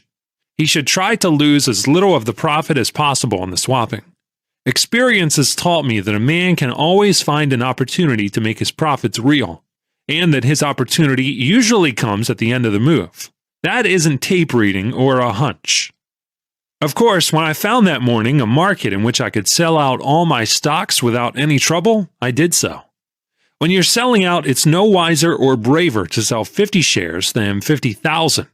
But 50 shares you can sell in the dullest market without breaking the price. And 50,000 shares of a single stock is a different proposition. I had 72,000 shares of U.S. Steel. This may not seem a colossal line, but you can't always sell that much without losing some of that profit that looks so nice on paper when you figure it out, and that hurts as much to lose as if you actually had it safe in the bank. I had a total profit of about $1,500,000, and I grabbed it while the grabbing was good. But that wasn't the principal reason for thinking that I did the right thing in selling out when I did. The market proved it for me, and that was indeed a source of satisfaction to me. It was this way. I succeeded in selling my entire line of 72,000 shares of U.S. Steel at a price which averaged me just 1 point from the top of the day, and of the movement. It proved that I was right to the minute. But when on the very same hour of the very same day I came to sell my 5,000 Utah copper, the price broke 5 points. Please recall that I began buying both stocks at the same time, and that I acted wisely in increasing my line of U.S. Steel from 20,000 shares to 72,000, and equally wise in not increasing my line of Utah from the original 5,000 shares. The reason why I didn't sell out my Utah copper before was that I was bullish on the copper trade, and it was a bull market in stocks, and I didn't think that Utah would hurt me much, even if I didn't make a killing in it. But as for hunches, there weren't any. The training of a stock market is like a medical education. The physician has to spend long years learning anatomy, physiology, materia medica, and collateral subjects by the dozen. He learns the theory and then proceeds to devote his life to the practice. He observes and classifies all sorts of pathological phenomena. He learns to diagnose. If his diagnosis is correct, and that depends upon the accuracy of his observation, he ought to do pretty well in his prognosis, always keeping in mind, of course, that human fallibility and the utterly unforeseen will keep him from scoring 100% of bullseyes. And then, as he gains an experience, he learns not only to do the right thing, but to do it instantly, so that many people will think he does it instinctively. It really isn't automatism. It is that he has diagnosed the case according to his observations of such cases during a period of many years. And naturally, after he has diagnosed it, he can only treat it in the way that experience has taught him is the proper treatment. You can transmit knowledge, that is, your particular collection of card-indexed facts, but not your experience. A man may know what to do and lose money if he doesn't do it quickly enough. Observation, experience, memory, and mathematics. These are what the successful trader must depend on. He must not only observe accurately, but remember at all times what he has observed. He cannot bet on the unreasonable or on the unexpected. However strong his personal convictions may be about man's unreasonableness, or however certain he may feel that the unexpected happens very frequently. He must bet always on probabilities, that is, try to anticipate them. Years of practice at the game, of constant study, of always remembering, enable the trader to act on the instant when the unexpected happens, as well as when the expected comes to pass. A man can have great mathematical ability and an unusual power of accurate observation, and yet fail in speculation unless he also possesses the experience and the memory. And then, like the physician who keeps up with the advances of science, the wise trader never ceases to study general conditions, to keep track of developments everywhere that are likely to affect or influence the course of the various markets. After years of the game, it becomes a habit to keep posted. He acts almost automatically. He acquires the invaluable professional attitude, and that enables him to beat the game at times. This difference between the professional and the amateur or occasional trader cannot be overemphasized. I find, for instance, that memory and mathematics help me very much. Wall Street makes its money on a mathematical basis. It makes its money by dealing with facts and figures. When I said that a trader has to keep posted to the minute, and that he must take a purely professional attitude toward all markets and all developments, I merely meant to emphasize again that hunches and the mysterious ticker sense haven't so very much to do with success. Of course, it often happens that an experienced trader acts so quickly that he hasn't time to give all his reasons in advance, but nevertheless, they are good and sufficient reasons, because they are based on facts collected by him in his years of working and thinking and seeing things from the angle of the professional, to whom everything that comes to his mill is grist. Let me illustrate what I mean by the professional attitude. I keep track of the commodities markets always. It is a habit of years. As you know, the government reports indicated a winter wheat crop about the same as last year, and a bigger spring wheat crop than in 1921. The condition was much better, and we probably would have had an earlier harvest than usual. When I got the figures of conditions, and I saw what we might expect in the way of yield mathematics, I also thought at once of the coal miners' strike and the railroad shopmen's strike. I couldn't help thinking of them, because my mind always thinks of all developments that have a bearing on the markets. It instantly struck me that the strike, which had already affected the movement of freight everywhere, must affect wheat prices adversely. I figured this way. There was bound to be considerable delay in moving winter wheat to market by reason of the strike-crippled transportation facilities. And by the time those improved, the spring wheat crop would be ready to move. That means that when the railroads were able to move wheat in quantity, they would be bringing in both crops together, the delayed winter and the early spring wheat, and that would mean a vast quantity of wheat pouring into the market at one fell swoop. Such being the facts of the case, the obvious probabilities, the traders, who would know and figure as I did, would not bull wheat for a while. They would not feel like buying it unless the price declined to such figures as made the purchase of wheat a good investment. With no buying power in the market, the price ought to go down. Thinking the way I did, I must find whether I was right or not.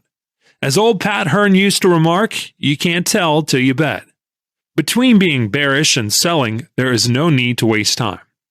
Experience has taught me that the way a market behaves is an excellent guide for an operator to follow. It's like taking a patient's temperature and pulse, or noting the color of the eyeballs and the coating of the tongue. Now, ordinarily, a man ought to be able to buy or sell 1,000,000 bushels of wheat within a range of a quarter cent. On this day when I sold the 250,000 bushels to test the market for timeliness, the price went down a quarter of a cent. Then, since the reaction did not definitely tell me all I wished to know, I sold another 250,000 bushels.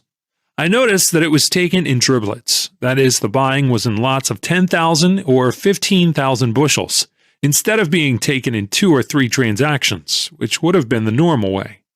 In addition to the homeopathic buying, the price went down 1.25 cents on my selling. Now, I need not waste time pointing out that the way in which the market took my wheat, and the disproportionate decline on my selling, told me that there was no buying power there. Such being the case, what was the only thing to do? Of course, to sell a lot more. Following the dictates of experience may possibly fool you now and then, but not following them invariably makes an ass of you. So I sold 2,000,000 bushels and the price went down some more.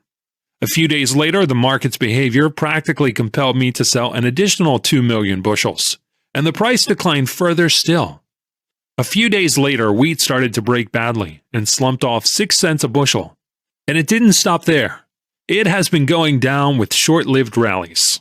Now, I didn't follow a hunch. Nobody gave me a tip. It was a habitual or professional mental attitude towards the commodities markets that gave me the profit. And that attitude came from my years at this business. I study because my business is to trade. The moment the tape told me that I was on the right track, my business duty was to increase my line. I did. That is all there is to it. I have found that experience is apt to be a steady dividend payer in this game, and that observation gives you the best tips of all. The behavior of a certain stock is all you need at times. You observe it. Then experience shows you how to profit by variations from the usual, that is, from the probable. For example, we know that all stocks do not move one way together, but that all the stocks of a group will move up in a bull market and down in a bear market. This is a commonplace of speculation. It is the commonest of all self-given tips, and the commission houses are well aware of it and pass it on to any customer who has not thought of it himself. I mean, the advice to trade in those stocks which have lagged behind other stocks of the same group. Thus, if U.S. Steel goes up, it is logically assumed that it is only a matter of time when Crucible or Republic or Bethlehem will follow suit. Trade conditions and prospects should work alike with all stocks of a group, and the prosperity should be shared by all. On the theory, corroborated by experience, times without number, that every dog has his day in the market, the public will buy AB Steel, because it has not advanced while CD Steel and XY Steel have gone up. I never buy a stock, even in a bull market, if it doesn't act as it ought to act in that kind of market.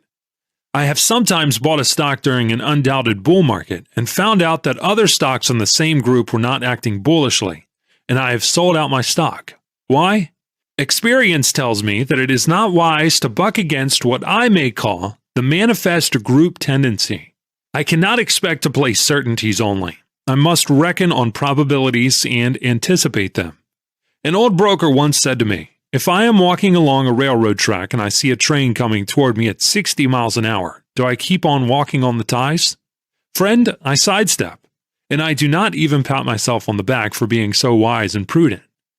Last year, after the general bull movement was well underway, I noticed that one stock in a certain group was not going with the rest of the group, though the group, with that one exception, was going with the rest of the market. I was long a very fair amount of Blackwood Motors. Everybody knew that the company was doing a very big business. The price was rising from 1 to 3 points a day, and the public was coming in more and more. This naturally centered attention on the group, and all the various motor stocks began to go up. One of them, however, persistently held back, and that was Chester. It lagged behind the others, so that it was not long before it made people talk. The low price of Chester and its apathy was contrasted with the strength and activity in Blackwood and other motor stocks, and the public, logically enough, listened to the touts and tipsters and wiseacres and began to buy Chester on the theory that it must presently move up with the rest of the group. Instead of going up on this moderate public buying, Chester actually declined. Now, it would have been no job to put it up in that bull market, considering that Blackwood, a stock of the same group, was one of the sensational leaders of the general advance, and we were hearing nothing but the wonderful improvement in the demand of automobiles of all kinds and the record output. It was thus plain that the inside clique in Chester were not doing any of the things that inside cliques invariably do in a bull market. For this failure to do the usual thing, there might be two reasons. Perhaps the insiders did not put it up because they wished to accumulate more stock before advancing the price. But this was an untenable theory if you analyze the volume and character of the trading in Chester. The other reason was that they did not put it up because they were afraid of getting stock if they tried to. When the men who ought to want a stock don't want it, why should I want it? I figure that no matter how prosperous other automobile companies might be, it was a cinch to sell Chester short. Experiences had taught me to beware of buying a stock that refuses to follow the group leader. I easily established the fact that not only was there no inside buying, but that there was actually inside selling. There were other symptomatic warning signs against buying Chester, though all I required was its inconsistent market behavior. It was again the tape that tipped me off, and that was why I sold Chester short. One day, not very long afterward, the stock broke wide open. Later on, we learned officially, as it were, that insiders had indeed been selling it, knowing full well that the condition of the company was not good. The reason, as usual, was disclosed after the break. But the warning came before the break. I don't look out for the breaks. I look out for the warnings. I didn't know what was the trouble with Chester. Neither did I follow a hunch. I merely knew that something must be wrong. Only the other day, we had what the newspapers called a sensational movement in Guyana gold. After selling on the curb at 50 or close to it, it was listed on the stock exchange. It started there around 35, began to go down, and finally broke 20. Now, I'd never have called that break sensational because it was fully to be expected. If you had asked, you could have learned the history of the company. No end of people knew it. It was told to me as follows. A syndicate was formed consisting of a half-dozen extremely well-known capitalists and a prominent banking house. One of the members was the head of the Belle Isle Exploration Company, which advanced Guyana over $10 million cash and received in return bonds and 250,000 shares out of a total of 1 million shares of the Guyana Gold Mining Company. The stock went on a dividend basis, and it was mighty well advertised. The Belle Isle people thought it well to cash in, and they gave a call on their 250,000 shares to the bankers, who arranged to try to market that stock and some of their own holdings as well. They thought of entrusting the market manipulation to a professional whose fee was to be 1/3 of the profits from the sale of the 250,000 shares above 36. I understand that the agreement was drawn up and ready to be signed, but at the last moment the bankers decided to undertake the marketing themselves and save the fee. So they organized an inside pool. The bankers had a call on the Belle Isle holdings of 250,000 at 36. They put this in at 41. That is, insiders paid their own banking colleagues a 5-point profit to start with. I don't know whether they knew it or not. It is perfectly plain that to the bankers the operation had every semblance of a cinch. We had run into a bull market, and the stocks of the group to which Guyana Gold belonged were among the market leaders. The company was making big profits and paying regular dividends. This, together with the high character of the sponsors, made the public regard Guyana almost as an investment stock. I was told that about 400,000 shares were sold to the public, all the way up to 47. The gold group was very strong, but presently Guyana began to sag. It declined 10 points. That was all right if the pool was marketing stock, but pretty soon the street began to hear the things that were not altogether satisfactory, and the property was not bearing out the high expectations of the promoters. Then, of course, the reason for the decline became plain. But before the reason was known, I had the warning and had taken steps to test the market for Guyana. The stock was acting pretty much as Chester Motors did. I sold Guyana. The price went down. I sold more. The price went still lower. The stock was repeating the performance of Chester and of a dozen other stocks whose clinical history I remembered. The tape plainly told me that there was something wrong, something that kept insiders from buying it. Insiders who knew exactly why they did not buy their own stock in a bull market. On the other hand, outsiders who did not know were now buying, because having sold at 45 and higher, the stock looked cheap at 35 and lower. The dividend was still being paid. The stock was a bargain. Then the news came. It reached me, as important news often does, before it reached the public. But the confirmation of the reports of striking barren rock instead of rich ore merely gave me the reason for the earlier inside selling. I myself didn't sell on the news. I had sold long before on the stock's behavior. My concern with it was not philosophical. I am a trader and therefore looked for one sign: inside buying. There wasn't any. I didn't have to know why the insiders did not think enough of their own stock to buy it on the decline. It was enough that their market plans plainly did not include further manipulation for the rise. That made it a cinch to sell the stock short. The public had bought almost 500,000 shares, and the only change in ownership possible was from one set of ignorant outsiders who would sell in the hope of stopping losses to another set of ignorant outsiders who might buy in hope of making money. I am not telling you this to moralize on the public's losses through their buying of Guyana, or on my profit through my selling of it, but to emphasize how important the study of group behaviorism is, and how its lessons are disregarded by inadequately equipped traders, big and little. And it's not only in the stock market that the tape warns you. It blows the whistle quite as loudly in commodities.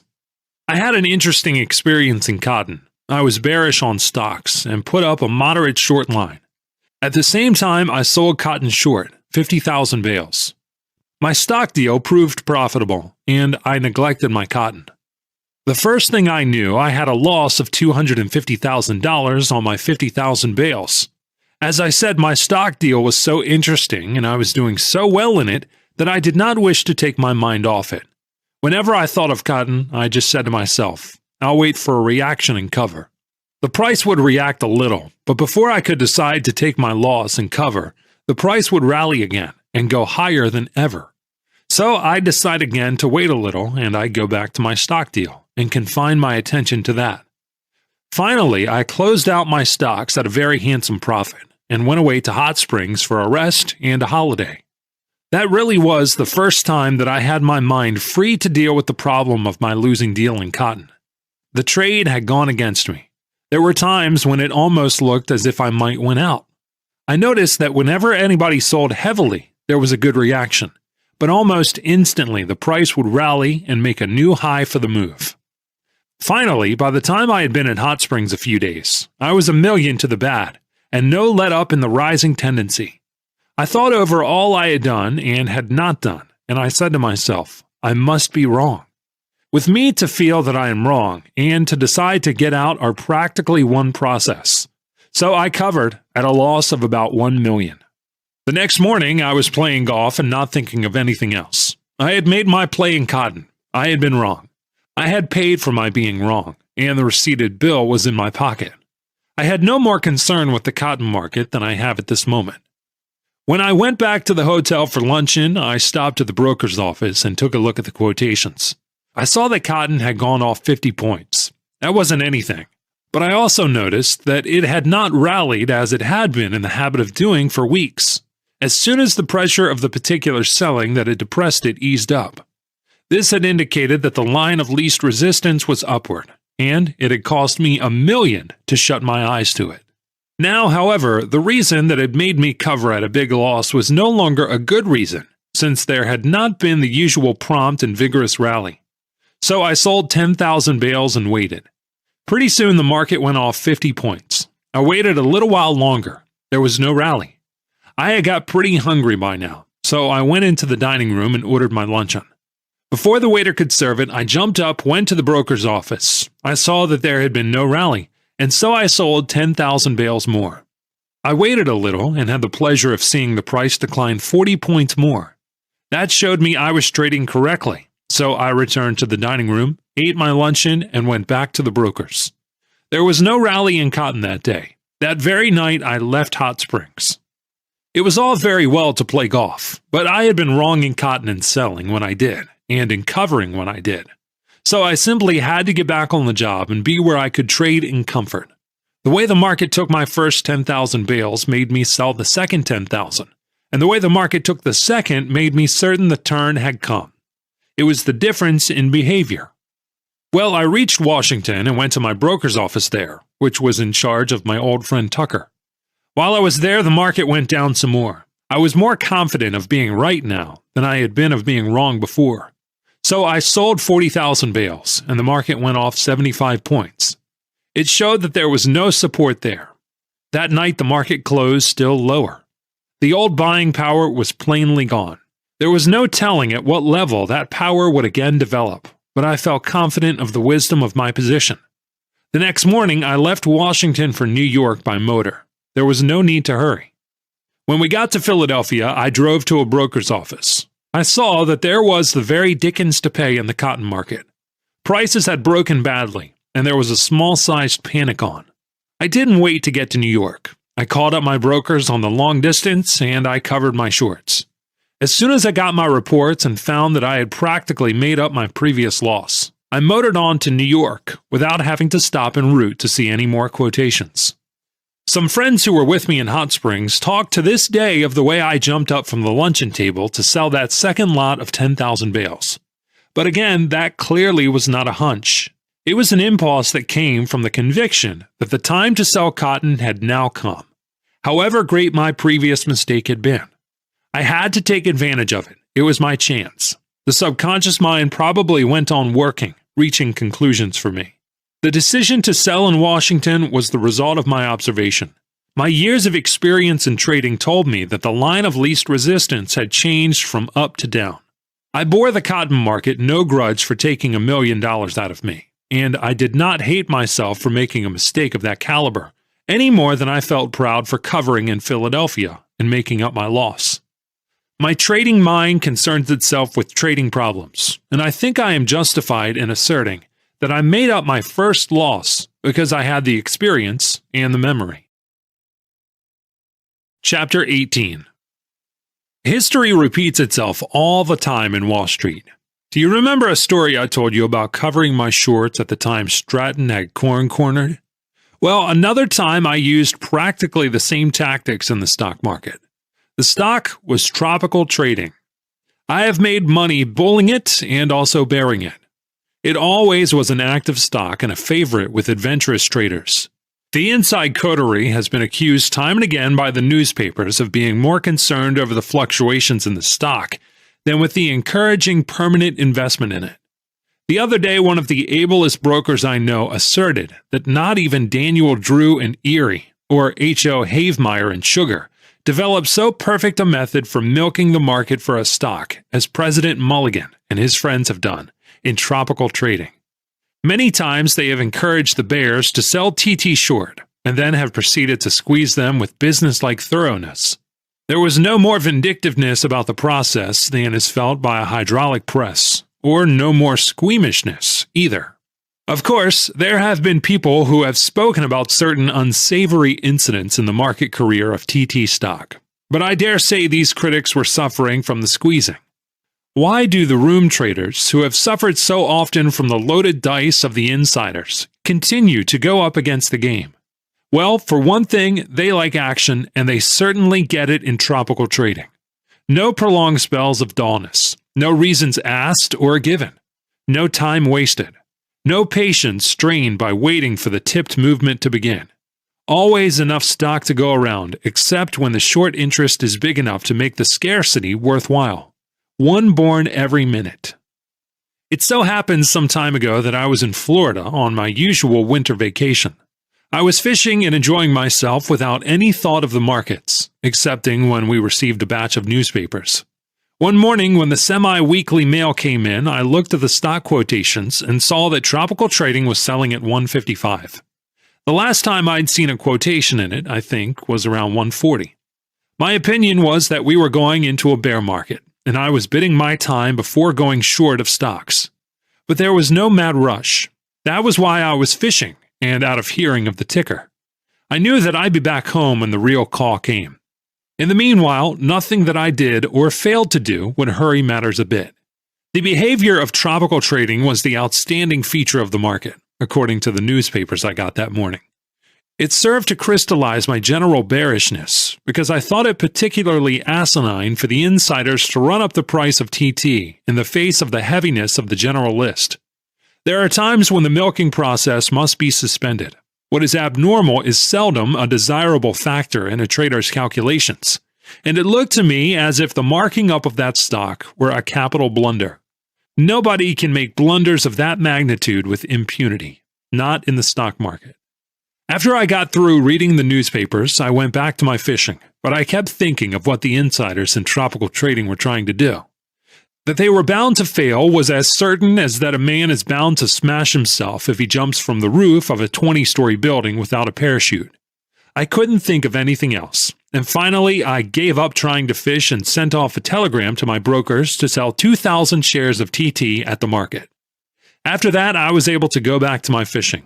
I did pretty well. That afternoon, I received the reply to my telegram by special courier. My brokers reported that they had sold the 2,000 shares of tropical trading at $153. So far, so good. I was selling short on a declining market, which was as it should be. But I could not fish anymore. I was too far away from the quotation board. I discovered this after I began to think of all the reasons why tropical trading should go down with the rest of the market, instead of going up on inside manipulation. I therefore left my fishing camp and returned to Palm Beach, or rather to the direct wire to New York. The moment I got to Palm Beach, I saw what the misguided insiders were still trying to do. I let them have a second lot of 2,000 TT. Back came the report and I sold another 2,000 shares. The market behaved excellently. That is, it declined on my selling. Everything being satisfactory, I went out and had a chair ride. But I wasn't happy. The more I thought, the unhappier it made me to think that I hadn't sold more. So back I went to the broker's office and sold another 2,000 shares. I was happy only when I was selling that stock. Presently, I was short 10,000 shares. Then I decided to return to New York. I had business to do now. My fishing I would do some other time. When I arrived in New York, I made it a point to get a line on the company's business, actual and prospective. What I learned strengthened my conviction that the insiders had been worse than reckless in jacking up the price at a time when such an advance was not justified either by the tone of the general market or by the company's earnings. The rise, illogical and ill-timed though it was, had developed some public following, and this doubtless encouraged the insiders to pursue their unwise tactics. Therefore, I sold more stock. The insiders ceased their folly. So I tested the market again and again, in accordance with my trading methods, until finally I was short 30,000 shares of the stock of the Tropical Trading Company. By then, the price was $133. I had been warned that the TT insiders knew the exact whereabouts of every stock certificate in the street, and the precise dimensions and identity of the short interest as well as other facts of tactical importance. They were able men and shrewd traders. Altogether, it was a dangerous combination to go up against. But facts are facts, and the strongest of all allies are conditions. Of course, on the way down from 153 to 133, the short interest had grown, and the public that buys on reactions began to argue as usual. That stock had been considered a good purchase at 153 and higher. Now 20 points lower, it was necessarily a much better purchase. Same stock, same dividend rate, same officers, same business, great bargain. The public's purchases reduced the floating supply, and the insiders, knowing that a lot of room traders were short, thought the time propitious for a squeezing. The price was duly run up to 150. I dare say there was plenty of covering, but I stayed pat. Why shouldn't I? The insiders might know that a short line of 30,000 shares had not been taken in, but why should that frighten me? The reasons that had impelled me to begin selling at 153 and keep at it on the way down to 133 not only still existed, but were stronger than ever. The insiders might desire to force me to cover, but they adduced no convincing arguments. Fundamental conditions were fighting for me. It was not difficult to be both fearless and patient. A speculator must have faith in himself and in his judgment. The late Dixon G. Watts, ex-president of the New York Cotton Exchange and famous author of Speculation as a Fine Art, says that courage in a speculator is merely confidence to act on the decision of his mind. With me, I cannot fear to be wrong because I never think I am wrong until I am proven wrong. In fact, I am uncomfortable unless I am capitalizing my experience. The course of the market at a given time does not necessarily prove me wrong. It is the character of the advance or of the decline that determines for me the correctness or fallacy of my market position. I can only rise by knowledge. If I fall, it must be by my own blunders. There was nothing in the character of the rally from 133 to 150 to frighten me into covering, and presently the stock, as was to be expected, started down again. It broke 140 before the inside clique began to give it support. Their buying was coincident with a flood of bull rumors about the stock. The company, we heard, was making perfectly fabulous profits, and the earnings justified an increase in the regular dividend rate. Also, the short interest was said to be perfectly huge, and the squeeze of the century was about to be inflicted on the bear party in general, and in particular on a certain operator, who was more than overextended. I couldn't begin to tell you all I heard as they ran the price up 10 points. The manipulation did not seem particularly dangerous to me, but when the price touched 149, I decided that it was not wise to let the street accept as true all the bull statements that were floating around. Of course, there was nothing that I or any other rank outsider could say that would carry conviction, either to the frightened shorts or to those credulous customers of commission houses that trade on hearsay tips. The most effective retort courteous is that which the tape alone can print. People will believe that when they will not believe an affidavit from a living man, much less one from a chap who is short 30,000 shares. So I used the same tactics that I did at the time of the Stratton corner in corn, when I sold oats to make the traders bearish on corn. Experience and memory again. When the insiders jacked up the price of tropical trading with a view to frightening the shorts, I didn't try to check the rise by selling that stock. I was already short 30,000 shares of it, which was as big a percentage of the floating supply as I thought wise to be short of. I did not propose to put my head into the noose so obligingly held open for me the second rally was really an urgent invitation. What I did when TT touched 149 was to sell about 10,000 shares of Equatorial Commercial Corporation. This company owned a large block of tropical trading. Equatorial Commercial, which was not as active a stock as TT, broke badly on my selling, as I had foreseen. And of course, my purpose was achieved.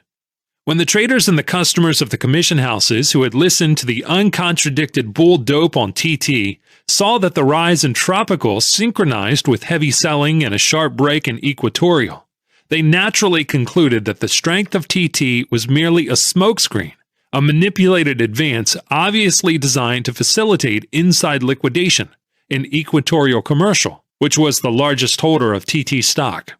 It must be both long stock and inside stock in Equatorial, because no outsider would dream of selling so much short stock at the very moment when tropical trading was so very strong. So they sold tropical trading and checked the rise in that stock, the insiders very properly not wishing to take all the stock that was pressed for sale. The moment the insiders took away their support, the price of TT declined. The traders and principal commission houses now sold some equatorial also, and I took in my short line in that at a small profit. I hadn't sold it to make money out of the operation, but to check the rise in TT. Time and again, the tropical trading insiders and their hard-working publicity men flooded the street with all manner of bull items and tried to put up the price. And every time they did, I sold equatorial commercial short and covered it with TT, reacted and carried EC with it. It took the wind out of the manipulator's sails. The price of TT finally went down to 125. And the short interest really grew so big that the insiders were enabled to run it up 20 or 25 points. This time, it was a legitimate enough drive against an overextended short interest, but while I foresaw the rally, I did not cover, not wishing to lose my position. Before equatorial commercial could advance in sympathy with the rise in TT, I sold a raft of it short with the usual results. This gave the lie to the bull talk in TT, which had got quite boisterous after the latest sensational rise.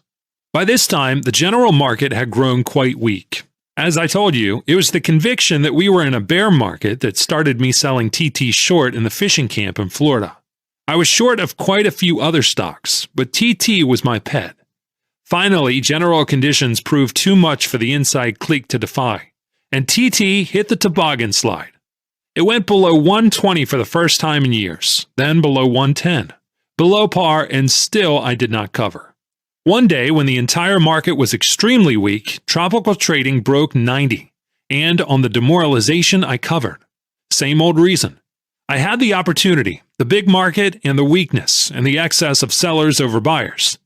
I may tell you, even at the risk of appearing to be monotonously bragging of my cleverness, that I took in my 30,000 shares of TT at practically the lowest prices of the movement. But I wasn't thinking of covering at the bottom. I was intent on turning my paper profits into cash without losing much of the profit in the changing. I stood pat throughout because I knew my position was sound. I wasn't bucking the trend of the market or going against basic conditions, but the reverse. And that was what made me so sure of the failure of an overconfident inside clique. What they tried to do, others had tried before, and it had always failed. The frequent rallies, even when I knew as well as anybody that they were due, could not frighten me. I knew I'd do much better in the end by staying pat than by trying to cover to put out a new short line at a higher price. By sticking to the position that I felt was right, I made over $1 million. I was not indebted to hunches or to skillful tape reading or to stubborn courage. It was a dividend declared by my faith and my judgment, and not by my cleverness or by my vanity. Knowledge is power, and power need not fear lies, not even when the tape prints them. The retraction follows pretty quickly.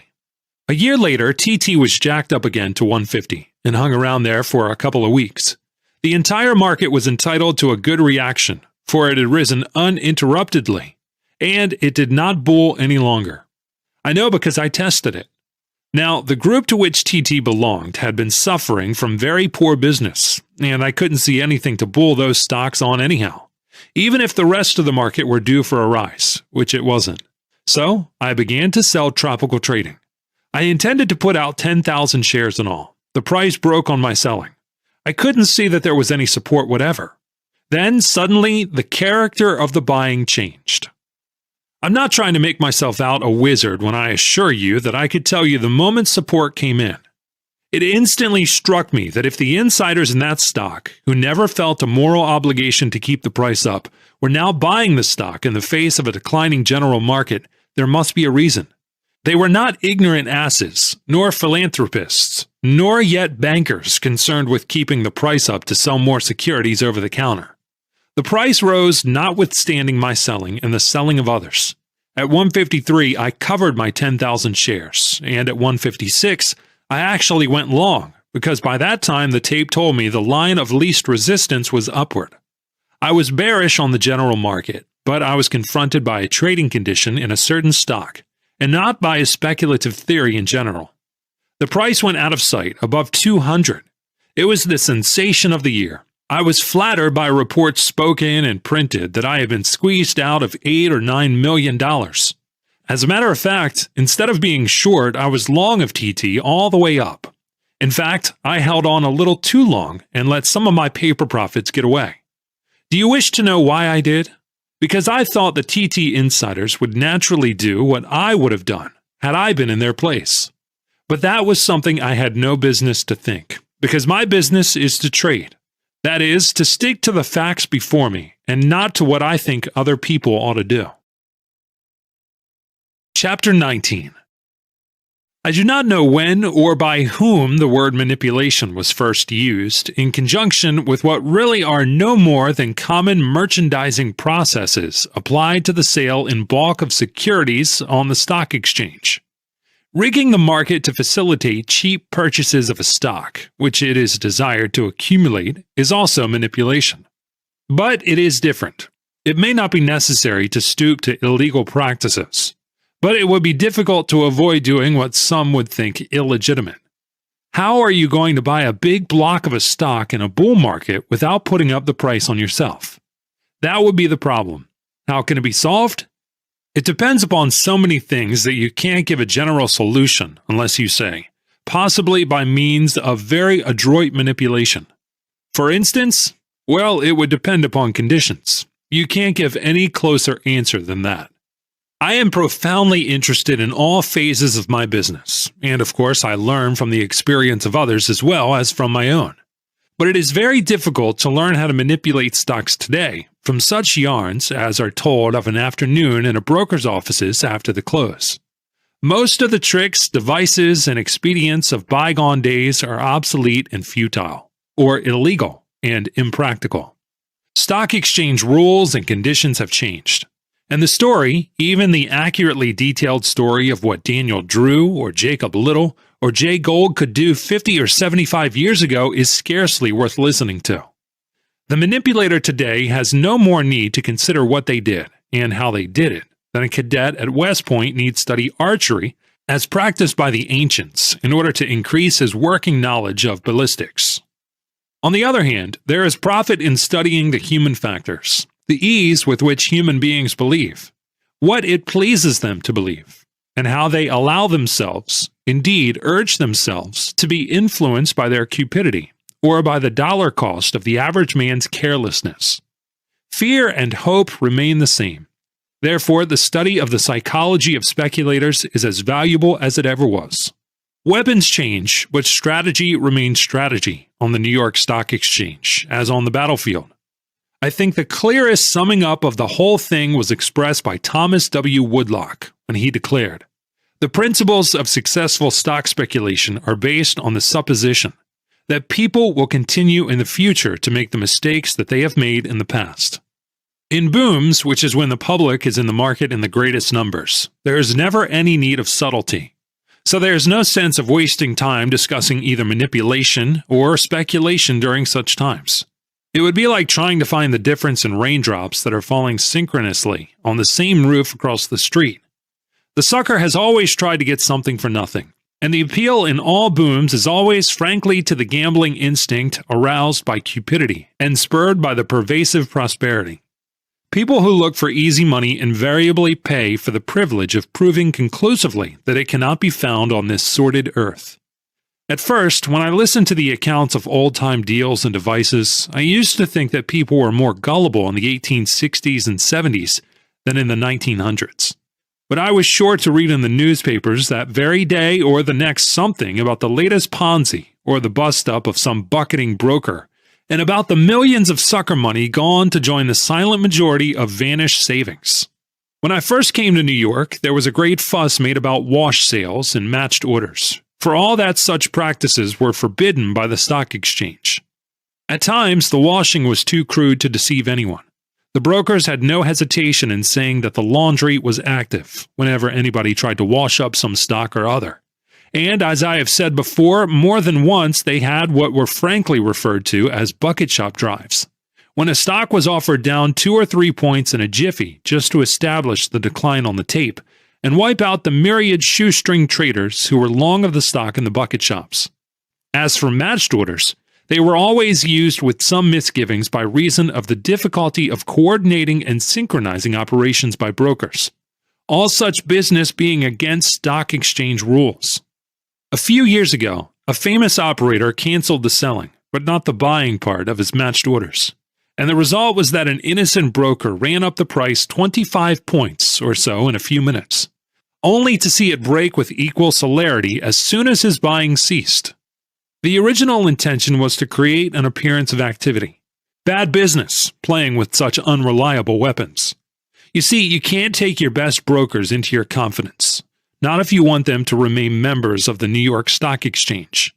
Then also, the taxes have made all practices involving fictitious transactions much more expensive than they used to be in the old times. The dictionary definition of manipulation includes corners. Now, a corner might be the result of manipulation, or it might be the result of competitive buying, as for instance, the Northern Pacific corner on May 9, 1901, which certainly was not manipulation. The Stutz corner was expensive to everybody concerned, both in money and in prestige.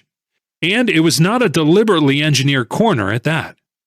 As a matter of fact, very few of the great corners were profitable to the engineers of them.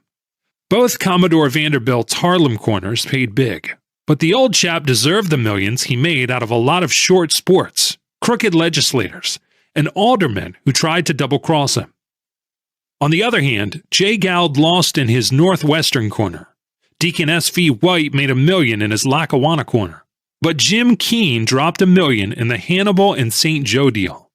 The financial success of a corner, of course, depends upon the marketing of the accumulated holdings at higher than cost, and the short interest has to be of some magnitude for that to happen easily. I used to wonder why corners were so popular among the big operators of a half-century ago. They were men of ability and experience, wide awake and not prone to childlike trust in the philanthropy of their fellow traders. Yet they used to get stung with an astonishing frequency. A wise old broker told me that all the big operators of the 60s and 70s had one ambition, and that was to work a corner. In many cases, this was the offspring of vanity, in others of the desire for revenge. At all events, to be pointed out as the man who had successfully cornered this or the other stock was in reality recognition of brains, boldness, and boodle. It gave the corners the right to be haughty. He accepted the plaudits of his fellows as fully earned. It was more than the prospective money profit that prompted the engineers of corners to do their damnedest. It was the vanity complex asserting itself among cold-blooded operators. Dogs certainly ate dog in those days with relish and ease. I think I told you before that I have managed to escape being squeezed more than once, not because of the possession of a mysterious ticker sense, but because I can generally tell the moment the character of the buying in the stock makes it imprudent for me to be short of it. This I do by common sense tests, which must have been tried in the old times also. Old Daniel Drew used to squeeze the boys with some frequency and make them pay high prices for the Erie shears they had sold short to him. He was himself squeezed by Commodore Vanderbilt in Erie. And when old Drew begged for mercy, the Commodore grimly quoted the Great Bear's own deathless distich: "He that sells what isn't his'n must buy it back or go to prison." Wall Street remembers very little of an operator who, for more than a generation, was one of its titans.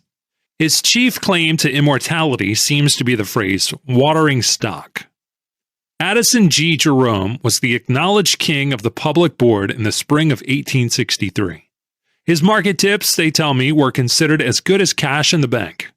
From all accounts, he was a great trader and made millions. He was liberal to the point of extravagance and had a great following in the street until Henry Keep, known as William the Silent, squeezed him out of all his millions in the old southern corner.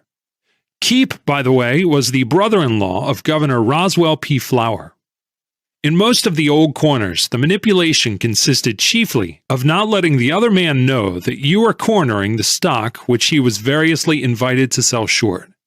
It therefore was aimed chiefly at fellow professionals, for the general public does not take kindly to the short side of the account. The reasons that prompted these wise professionals to put out short lines in such stocks were pretty much the same as prompts them to do the same thing today. Apart from the selling by faith-breaking politicians in the Harlem corner of the Commodore, I gather from the stories I have read that the professional traders sold the stock because it was too high. And the reason they thought it was too high was that it never before had sold so high, and that made it too high to buy. And if it was too high to buy, it was just right to sell. That sounds pretty modern, doesn't it? They were thinking of the price, and the Commodore was thinking of the value. And so, for years afterwards, old-timers tell me that people used to say, "He went short of Harlem," whenever they wished to describe abject poverty. Many years ago, I happened to be speaking to one of Jay Gould's old brokers. He assured me earnestly that Mr. Gould not only was a most unusual man, it was of him that old Daniel Drew shiveringly remarked, "His touch is death," but that he was head and shoulders above all other manipulators past and present. He must have been a financial wizard indeed to have done what he did. There can be no question of that. Even at this distance, I can see that he had an amazing knack for adapting himself to new conditions, and that is valuable in a trader. He varied his methods of attack and defense without a pang, because he was more concerned with the manipulation of properties than with stock speculation. He manipulated for investment rather than for a market turn. He early saw that the big money was in owning the railroads instead of rigging their securities on the floor of the stock exchange. He utilized the stock market, of course, but I suspect it was because that was the quickest and easiest way to quick and easy money, and he needed many millions, just as old Collis P. Huntington was always hard up, because he always needed 20 or 30 millions more than the bankers were willing to lend him. Vision without money means heartaches. With money, it means achievement, and that means power, and that means money, and that means achievement, and so on, over and over and over. Of course, manipulation was not confined to the great figures of those days. There were scores of minor manipulators. I remember a story an old broker told me about the manners and morals of the early 60s. He said, "The earliest recollection I have of Wall Street is of my first visit to the financial district. My father had some business to attend to there, and for some reason or other took me with him. We came down Broadway, and I remember turning off at Wall Street. He walked down Wall, and just as we came to Broad, or rather Nassau Street, to the corner where the Bankers Trust Company's building now stands, I saw a crowd following two men. The first was walking eastward, trying to look unconcerned. He was followed by the other, a red-faced man who was wildly waving his hat with one hand and shaking the other fist in the air. He was yelling to beat the band, 'Shylock, Shylock! What's the price of money? Shylock, Shylock!' I could see heads sticking out of windows. They didn't have skyscrapers in those days, but I was sure the second and third-story rubbernecks would tumble out. My father asked what was the matter, and somebody answered something I didn't hear. I was too busy keeping a death clutch on my father's hand so that the jostling wouldn't separate us. The crowd was growing, as street crowds do, and I wasn't comfortable. Wild-eyed men came running down from Nassau Street and up from Broad, as well as east and west on Wall Street. After we finally got out of the jam, my father explained to me that the man who was shouting Shylock was so-and-so. I've forgotten the name. But he was the biggest operator in clique markets in the city and was understood to have made and lost more money than any other man in Wall Street, with the exception of Jacob Little. I remember Jacob Little's name because I thought it was a funny name for a man to have. The other man, the Shylock, was a notorious locker-up of money. His name has also gone for me. But I remember he was tall and thin and pale. In those days, the cliques used to lock up money by borrowing it, or rather by reducing the amount available to stock exchange borrowers.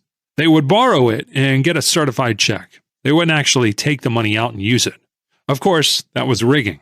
It was a form of manipulation, I think. I agree with the old chap. It was a phase of manipulation that we don't have nowadays. I myself never spoke to any of the great stock manipulators that the street still talks about. I don't mean leaders, I mean manipulators. They were all before my time, although when I first came to New York, James R. Keene, greatest of them all, was in his prime. But I was a mere youngster then, exclusively concerned with duplicating, in a reputable broker's office, the success I had enjoyed in the bucket shops of my native city. And then, too, at the time, Keene was busy with the U.S. steel stocks, his manipulative masterpiece. I had no experience with manipulation, no real knowledge of it or of its value or meaning, and for that matter, no great need of such knowledge. If I thought about it at all, I suppose I must have regarded it as a well-dressed form of thimble rigging, of which the lowbrow form was such tricks as had been tried on me in the bucket shops. Such talk as I since have heard on the subject has consisted in great part of surmises and suspicions, of guesses rather than intelligent analyses.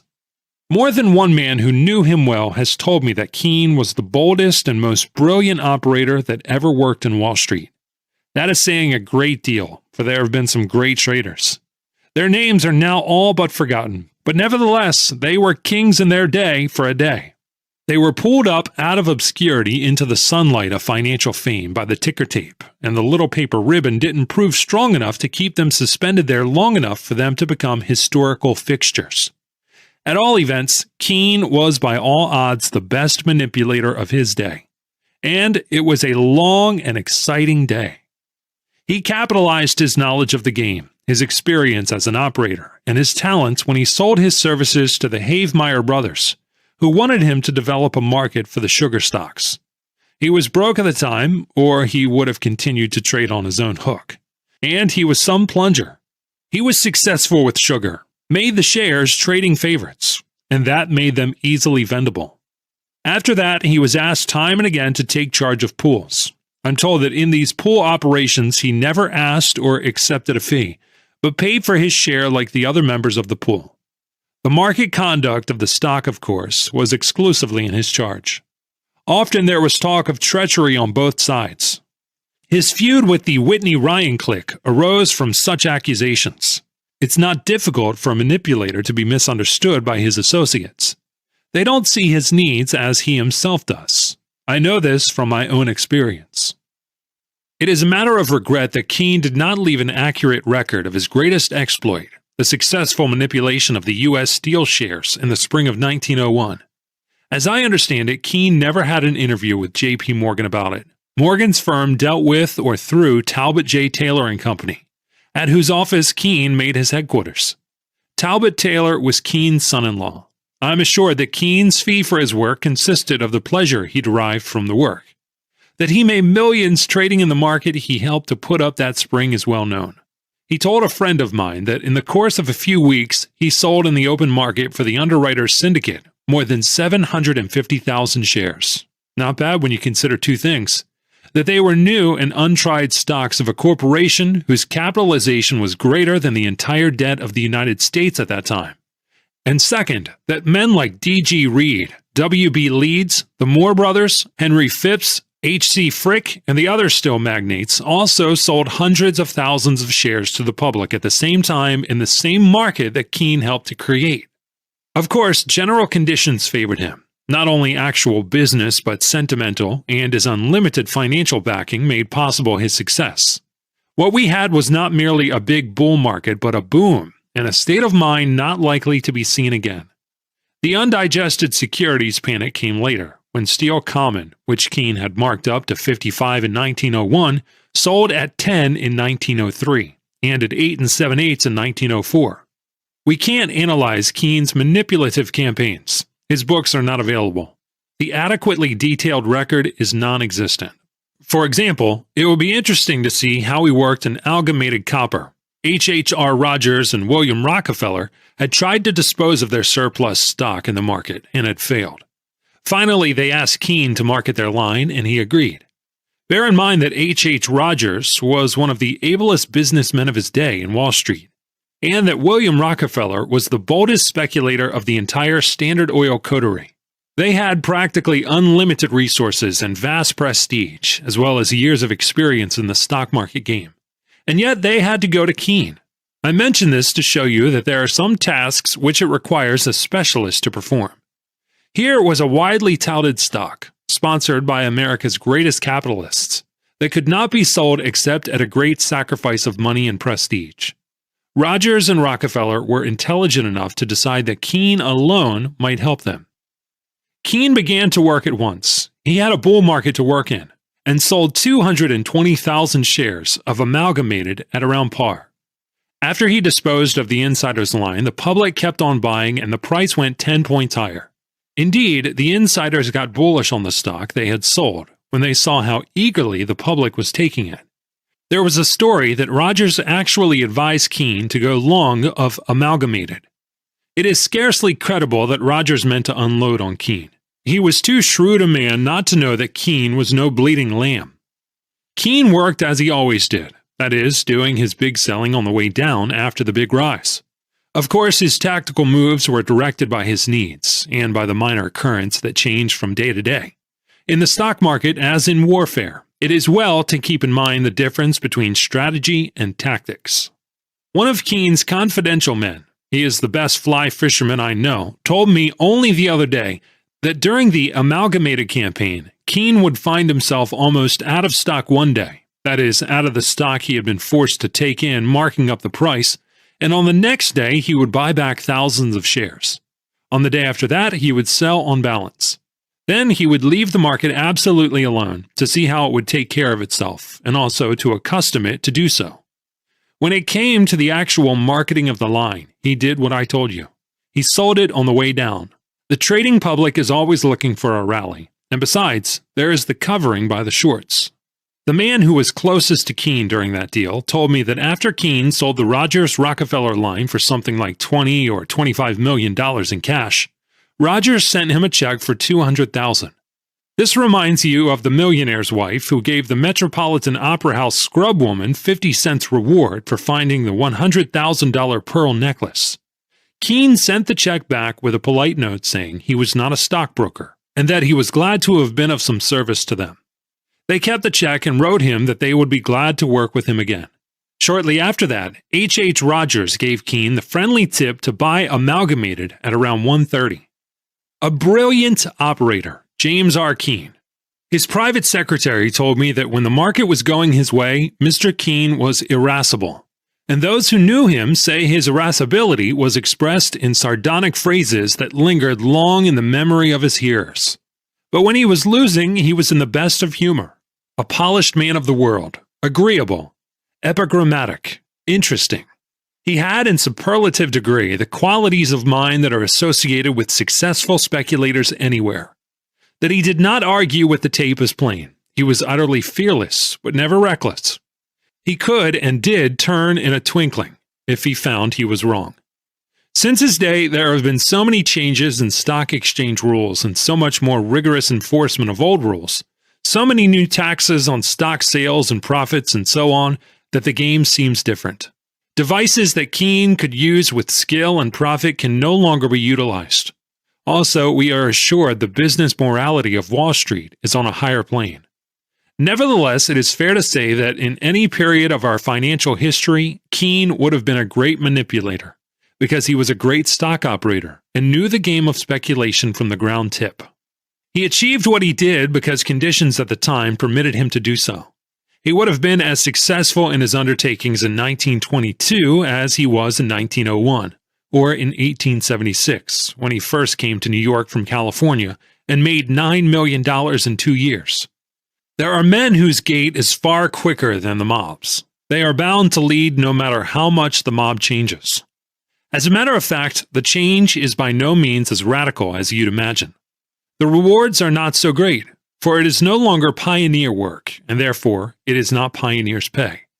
But in certain respects, manipulation is easier than it was. In other ways, much harder than in Keene's day. There is no question that advertising is an art, and manipulation is the art of advertising through the medium of the tape. The tape should tell the story the manipulator wishes its readers to see. The truer the story, the more convincing it is bound to be. And the more convincing it is, the better the advertising is. A manipulator today, for instance, has not only to make a stock look strong, but also to make it be strong.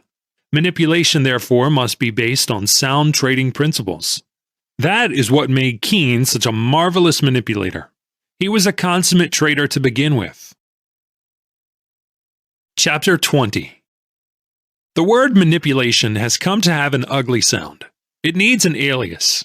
I do not think there is anything so mysterious or crooked about the process itself, when it has for an object the selling of a stock in bulk, provided, of course, that such operations are not accompanied by misrepresentation. There is little question that a manipulator necessarily seeks his buyers among speculators. He turns to men who are looking for big returns on their capital, and are therefore willing to run a greater than normal business risk.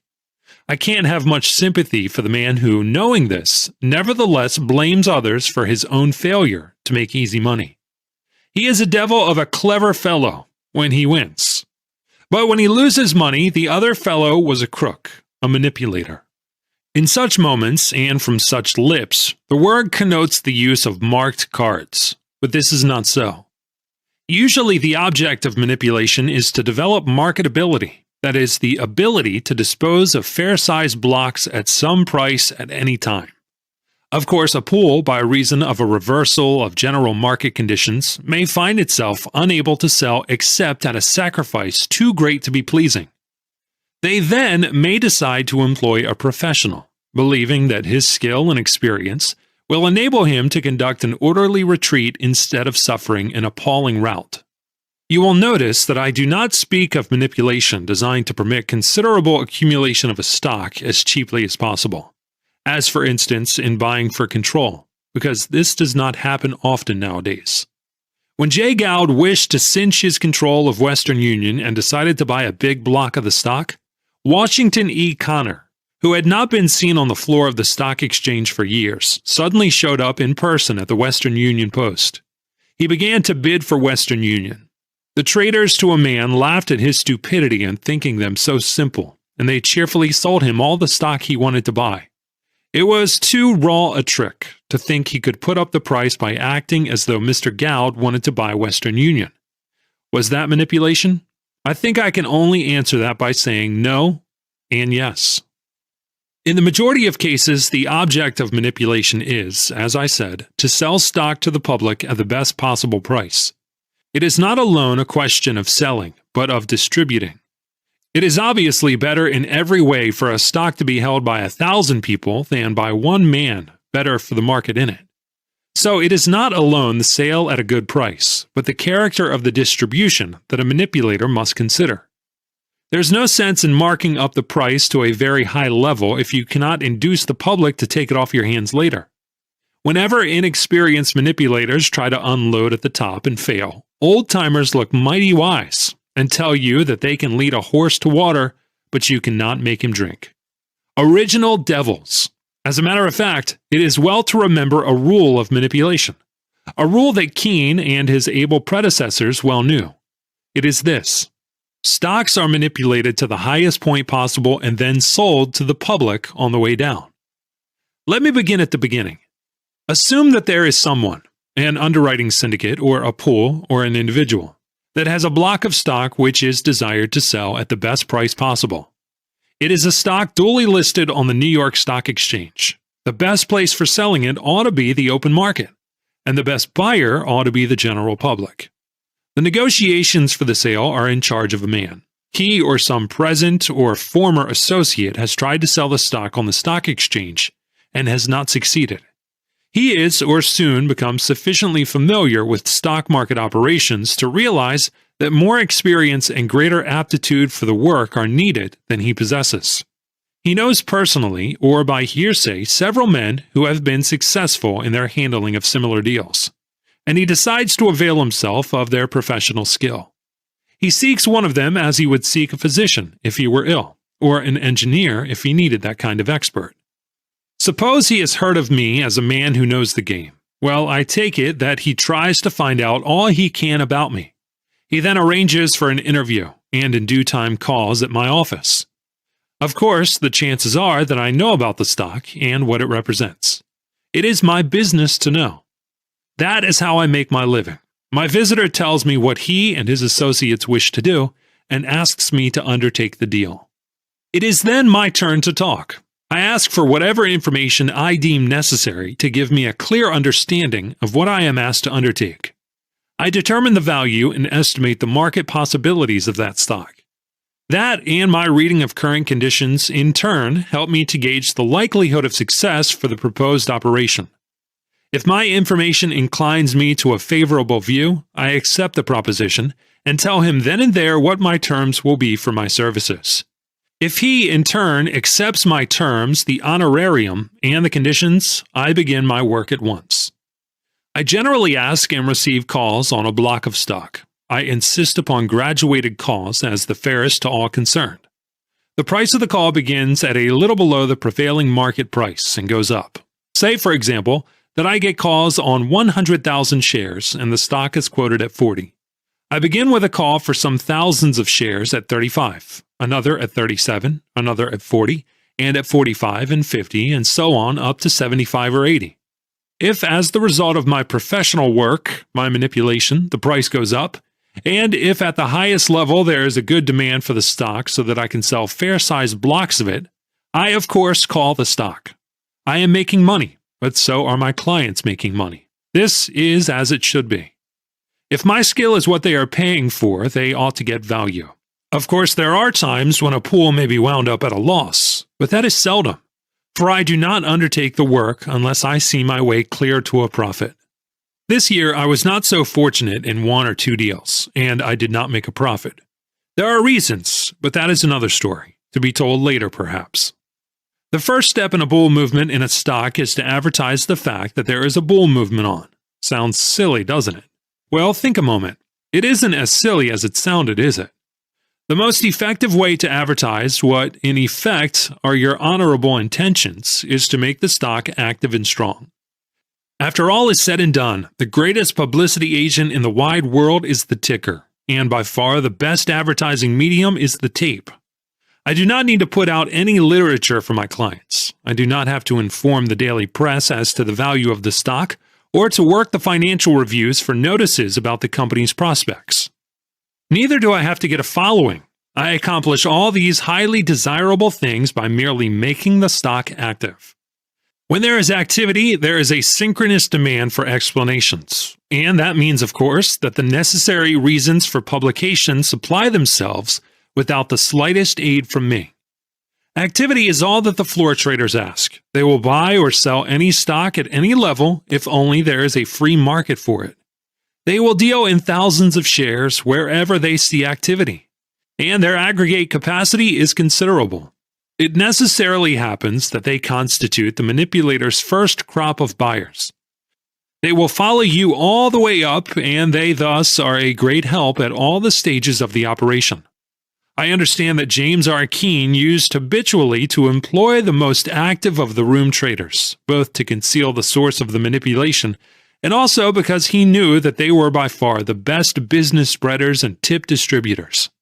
He often gave calls to them, verbal calls above the market, so that they might do some helpful work before they could cash in. He made them earn their profit. To get a professional following, I myself have never had to do more than to make a stock active. Traders don't ask for more. It is well, of course, to remember that these professionals on the floor of the exchange buy stocks with the intention of selling them at a profit. They do not insist on its being a big profit, but it must be a quick profit. I make the stock active in order to draw the attention of speculators to it, for the reasons I have given. I buy it and I sell it, and the traders follow suit. The selling pressure is not apt to be strong where a man has as much speculatively held stock sewed up in calls as I insist on having. The buying, therefore, prevails over the selling, and the public follows the lead not so much of the manipulator as of the room traders.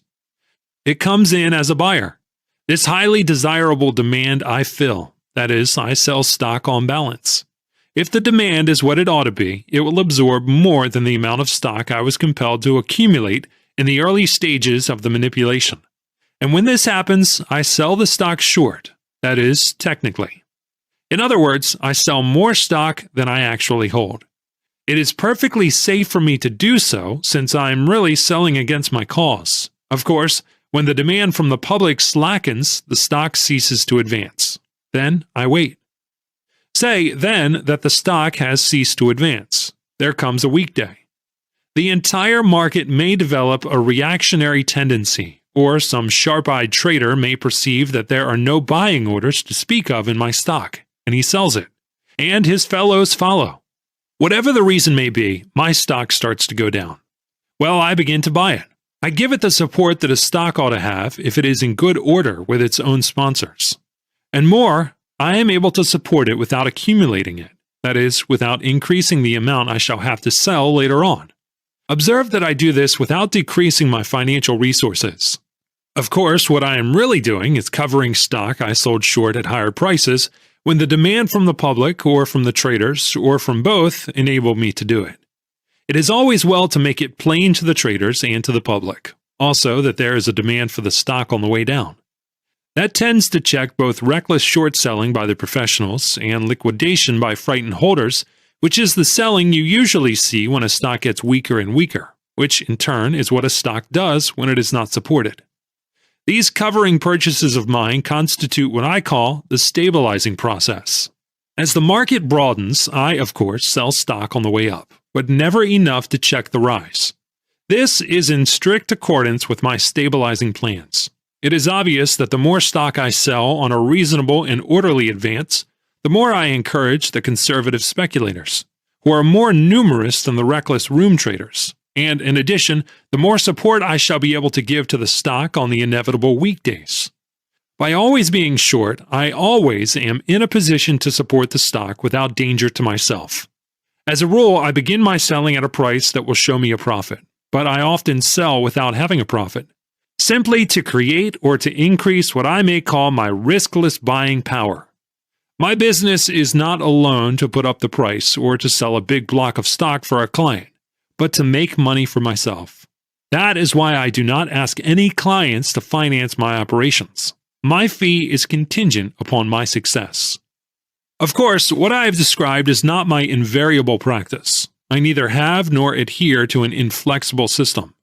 I modify my terms and conditions according to circumstances. A stock which it is desired to distribute should be manipulated to the highest possible point and then sold. I repeat this both because it is fundamental and because the public apparently believes that the selling is all done at the top. Sometimes a stock gets waterlogged, as it were. It doesn't go up. That is the time to sell.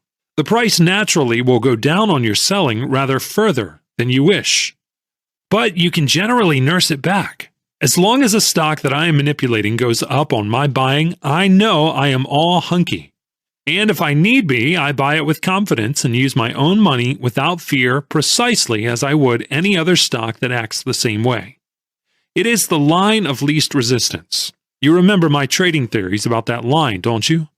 Well, when the price line of least resistance is established, I follow it. Not because I am manipulating that particular stock at that particular moment, but because I am a stock operator at all times.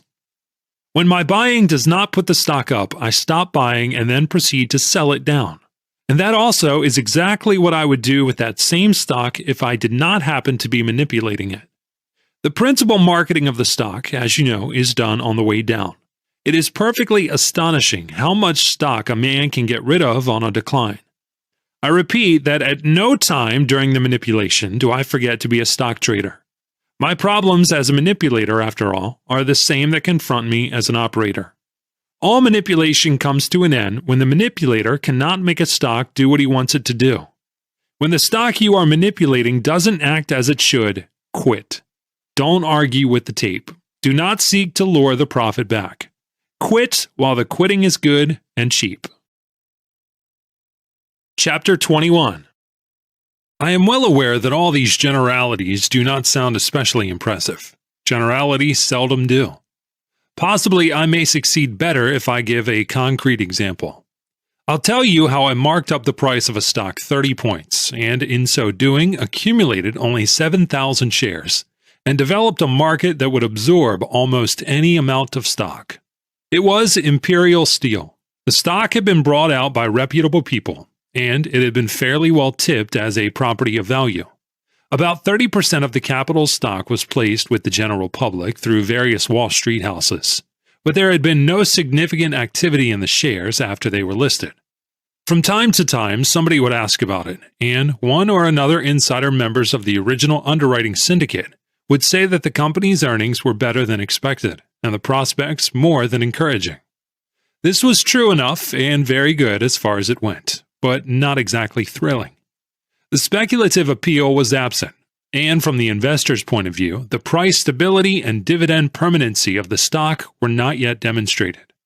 It was a stock that never behaved sensationally.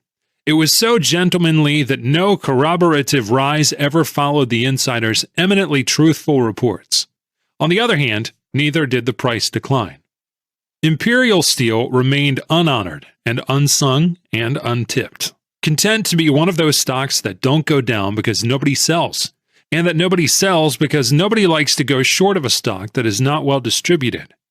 The seller is too much at the mercy of the loaded-up inside click. Similarly, there is no inducement to buy such a stock. To the investor, Imperial Steel therefore remained a speculation. To the speculator, it was a dead one, the kind that makes an investor of you against your will by the simple expedient of falling into a trance the moment you go long of it. The chap who is compelled to lug a corpse a year or two always loses more than the original cost of the deceased. He is sure to find himself tied up with it when some really good things come his way. One day, the foremost member of the Imperial Steel Syndicate, acting for himself and associates, came to see me. They wished to create a market for the stock, of which they controlled the undistributed 70%. They wanted me to dispose of their holdings at better prices than they thought they would obtain if they tried to sell in the open market. They wanted to know on what terms I would undertake the job. I told him that I would let him know in a few days. Then I looked into the property. I had experts go over the various departments of the company, industrial, commercial, and financial.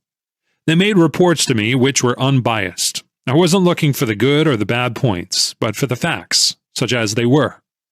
The reports showed that it was a valuable property. The prospects justified purchases of the stock at the prevailing market price if the investor were willing to wait a little.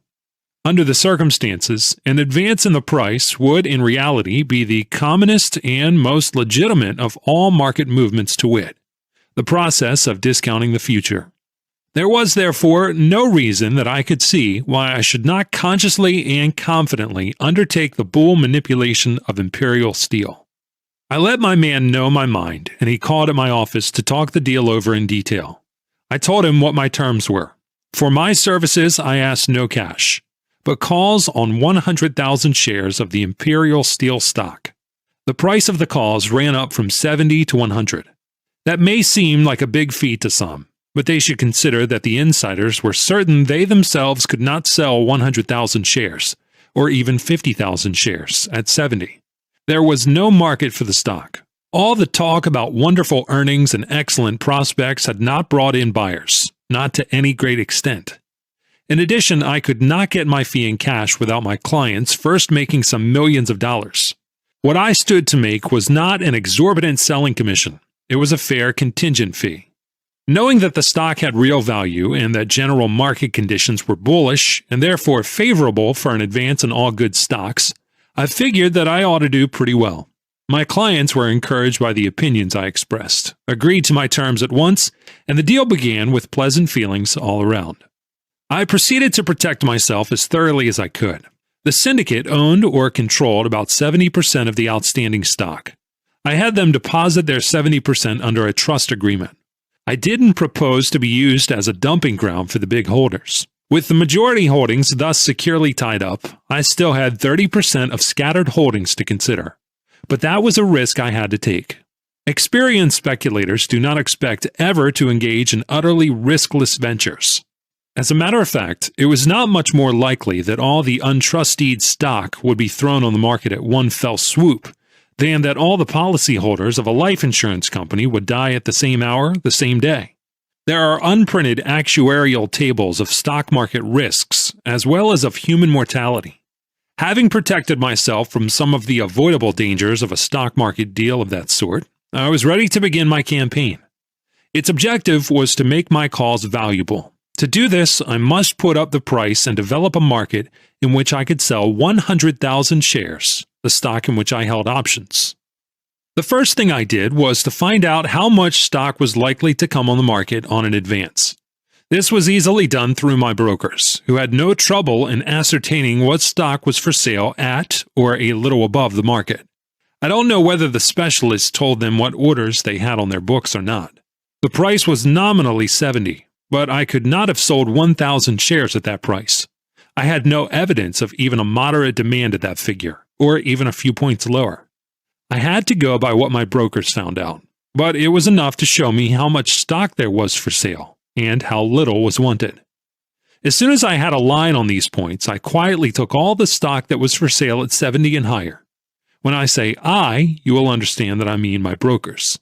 The sales were for account of some of the minority holders, because my clients naturally had canceled whatever selling orders they might have given out before they tied up their stock.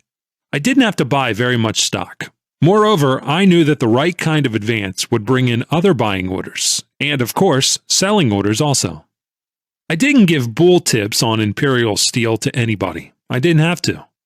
My job was to seek directly to influence sentiment by the best possible kind of publicity. I do not say that there should never be bull propaganda. It is as legitimate and indeed as desirable to advertise the value of a new stock as to advertise the value of woolens or shoes or automobiles. Accurate and reliable information should be given by the public. But what I meant was that the tape did all that was needed for my purposes. As I said before, the reputable newspapers always try to print explanations for market movements. It is news. Their readers demand to know not only what happens in the stock market, but why it happens. Therefore, without the manipulator lifting a finger, the financial writers will print all the available information and gossip, and also analyze the reports of earnings, trade conditions, and outlook. In short, whatever may throw light on the advance. Whenever a newspaperman or an acquaintance asks my opinion of a stock, and I have one, I do not hesitate to express it. I do not volunteer advice, and I never give tips, but I have nothing to gain in my operations from secrecy. At the same time, I realize that the best of all tipsters, the most persuasive of all salesmen, is the tape. When I had absorbed all the stock that was for sale at 70 and a little higher, I relieved the market of that pressure, and naturally that made clear for trading purposes the line of least resistance in Imperial Steel. It was manifestly upward. The moment that fact was perceived by the observant traders on the floor, they logically assumed that that stock was in for an advance, the extent of which they could not know, but they knew enough to begin buying. Their demand for Imperial Steel, created exclusively by the obviousness of the stock's rising tendency, the tape's infallible bull tip, I promptly filled. I sold to the traders the stock that I had bought from the tired-out holders at the beginning. Of course, this selling was judiciously done. I contented myself with supplying the demand. I was not forcing my stock on the market, and I did not want too rapid an advance. It wouldn't have been good business to sell out the half of my 100,000 shares at that stage of the proceedings. My job was to make a market on which I might sell my entire line. But even though I sold only as much as the traders were anxious to buy, the market was temporarily deprived of my own buying power, which I had hitherto exerted steadily. In due course, the traders' purchases ceased, and the price stopped rising.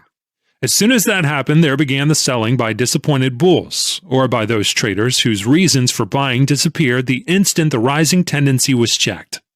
But I was ready for this selling, and on the way down I bought back the stock I had sold to the traders a couple of points higher. This buying of stock I knew was bound to be sold, in turn checked the downward course, and when the price stopped going down, the selling orders stopped coming in. I then began all over again. I took all the stock that was for sale on the way up, it wasn't very much, and the price began to rise a second time, from a higher starting point than 70. Don't forget that on the way down there are many holders who wish to heaven they had sold theirs, but won't do it 3 or 4 points from the top. Such speculators always vow they will surely sell out if there is a rally. They put in their orders to sell on the way up, and then they change their minds with the change in the stock's price trend. Of course, there is always profit taking from safe-playing quick runners to whom a profit is always a profit to be taken. All I had to do after that was to repeat the process, alternately buying and selling, but always working higher. Sometimes after you have taken all the stock that is for sale, it pays to rush up the price sharply, to have what might be called little bull flurries in the stock you're manipulating. It is excellent advertising, because it makes talk and also brings in both the professional traders and that portion of the speculating public that likes action. It is, I think, a large portion. I did that in Imperial Steel, and whatever demand was created by those spurts, I supplied. My selling always kept the upward movement within bounds, both as to extent and as to speed. In buying on the way down and selling on the way up, I was doing more than marking up the price. I was developing the marketability of Imperial Steel. After I began my operations in it, there never was a time when a man could not buy or sell the stock freely. I mean by this, buy or sell a reasonable amount without causing over-violent fluctuations in the price. The fear of being left high and dry if he bought, or squeezed to death if he sold, was gone. The gradual spread among the professionals and the public of a belief in the permanence of the market for Imperial Steel had much to do with creating confidence in the movement. And of course, the activity also put an end to a lot of other objections. The result was that after buying and selling a good many thousands of shares, I succeeded in making the stock sell at par. At $100 a share, everybody wanted to buy Imperial Steel. Why not? Everybody now knew that it was a good stock, that it had been and still was a bargain. The proof was the rise. A stock that could go 30 points from 70 could go up 30 more from par. That is the way a good many argued. In the course of marking up the price those 30 points, I accumulated only 7,000 shares. The price on this line averaged me almost exactly 85. That meant a profit of 15 points on it. But of course, my entire profit, still on paper, was much more. It was a safe enough profit, for I had a market for all I wanted to sell. The stock would sell higher on judicious manipulation, and I had graduated calls on 100,000 shares, beginning at 70 and ending at 100. Circumstances prevented me from carrying out certain plans of mine for converting my paper profits into good hard cash.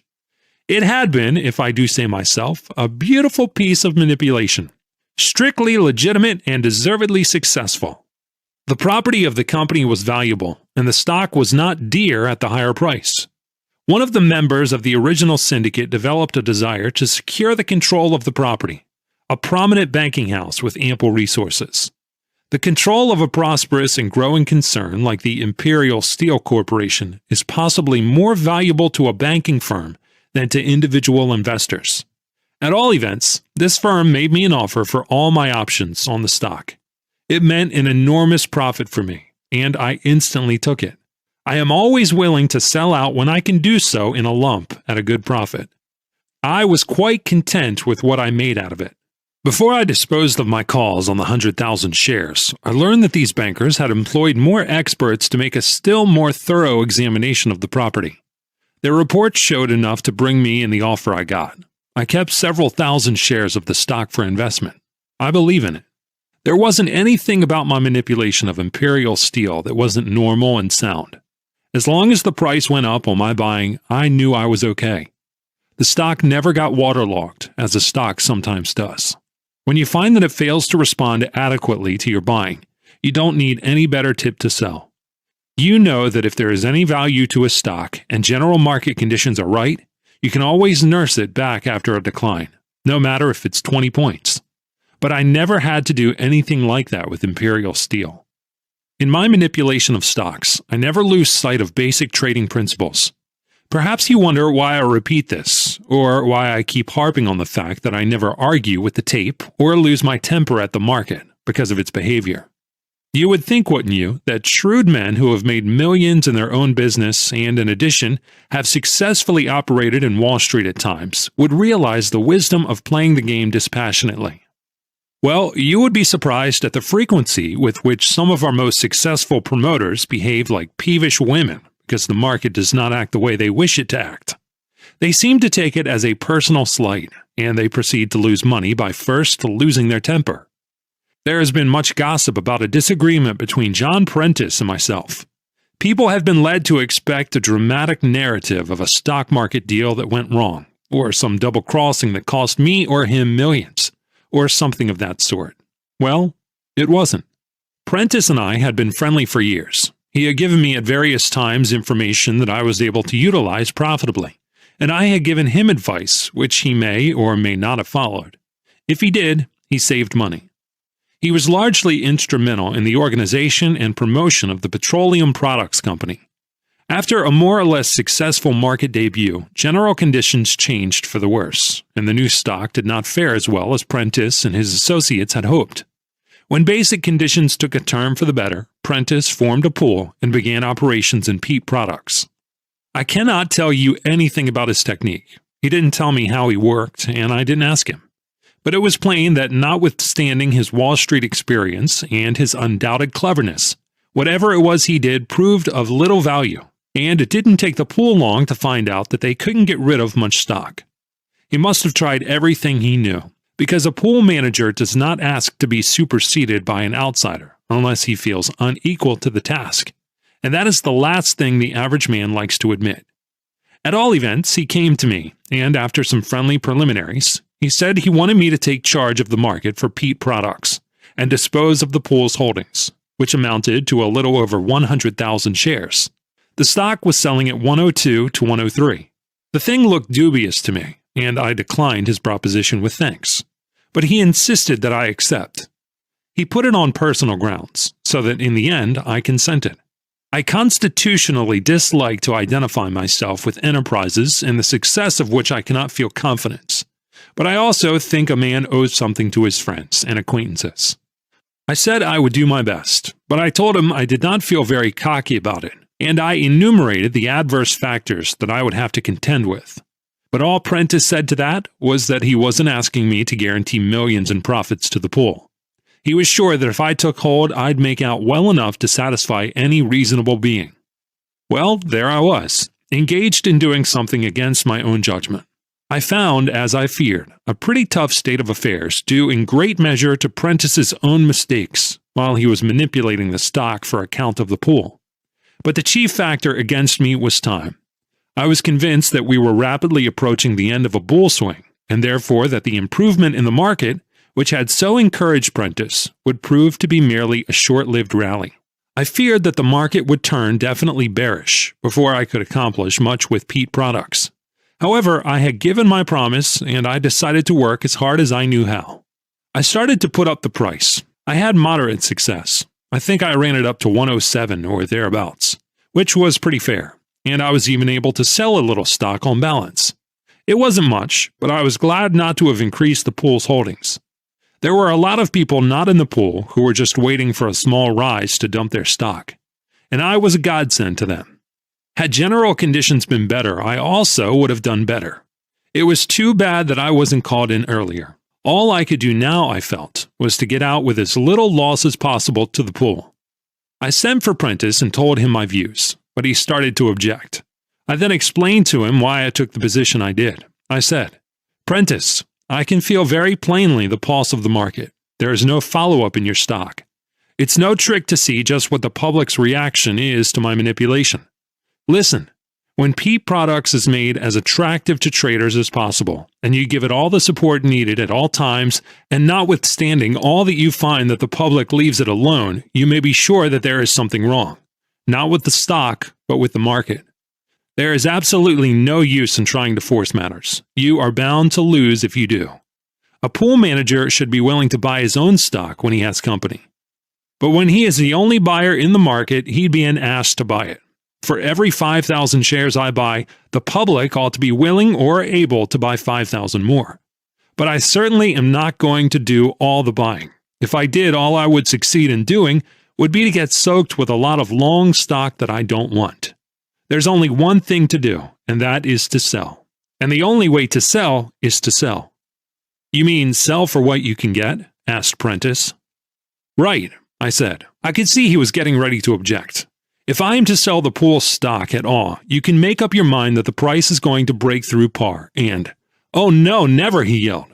"You'd have imagined I was asking him to join a suicide club." "Prentice," I said to him, "it is a cardinal principle of stock manipulation to put up a stock in order to sell it. But you don't sell in bulk on the advance. You can't.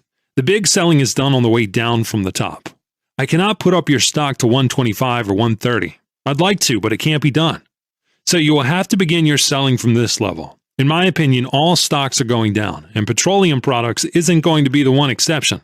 It's better for it to go down now on the pool selling than for it to break next month on selling by someone else. It will go down anyhow." I can't see that I said anything harrowing, but you could have heard his howls in China. He simply wouldn't listen to such a thing. It would never do. It would play the dickens with the stock's record. To say anything of inconvenient possibilities at the banks where the stock was held as collateral on loans and so on. I told him again that in my judgment, nothing in the world could prevent Peat Products from breaking 15 or 20 points because the entire market was headed that way. And I once more said that it was absurd to expect his stock to be a dazzling exception. But again, my talk went for nothing. He insisted that I support the stock. Here was a shrewd businessman, one of the most successful promoters of the day, who had made millions in Wall Street deals and knew much more than the average man about the game of speculation, actually insisting on supporting a stock in an incipient bear market. It was his stock, to be sure, but it was nevertheless bad business. So much so that it went against the grain, and I again began to argue with him. But it was no use. He insisted on putting in supporting orders. Of course, when the general market got weak and the decline began in earnest, Peat Products went for the rest. Instead of selling, I actually bought stock for the insider's pool by Prentice's orders. The only explanation is that Prentice did not believe the bear market was right on top of us. I myself was confident that the bull market was over. I had verified my first surmise by tests not alone in Peat Products but in other stocks as well. I didn't wait for the bear market to announce its safe arrival before I started selling. Of course, I didn't sell a share of Peat Products, though I was short of other stocks. The Peat Products pool, as I expected, was hung up with all they held to begin with, and with all they had to take in their futile effort to hold up the price. In the end, they did liquidate, but at much lower figures than they would have got if Prentice had let me sell when and as I wished. It could not be otherwise. But Prentice still thinks he was right, or says he does. I understand he says the reason I gave him the advice I did was that I was short of other stocks, and the general market was going up. It implies, of course, that the break in Peat Products that would have resulted from selling out the pool's holdings at any price would have helped my bear position in other stocks. That is all tommyrot. I was not bearish because I was short of stocks. I was bearish because that was the way I sized up the situation. And I sold stocks short only after I turned bearish. There never is much money in doing things wrong, not in the stock market. My plan for selling the pool stock was based on what the experience of 20 years told me alone was feasible, and therefore wise. Prentice ought to have been enough of a trader to see it as plainly as I did. It was too late to try to do anything else. I suppose Prentice shares the delusion of thousands of outsiders who think a manipulator can do anything. He can't. The biggest thing Keene did was his manipulation of U.S. Steel Common and Preferred in the spring of 1901. He succeeded not because he was clever and resourceful, and not because he had a syndicate of the richest men in the country back of him. He succeeded partly because of those reasons, but chiefly because the general market was right and the public state of mind was right. It isn't good business for a man to act against the teachings of experience and against common sense. But the suckers in Wall Street are not all outsiders. Prentice's grievance against me is what I have just told you. He feels sore because I did my manipulation not as I wanted to, but as he asked me to. There isn't anything mysterious or underhanded or crooked about manipulation designed to sell a stock in bulk, provided such operations are not accompanied by deliberate misrepresentations.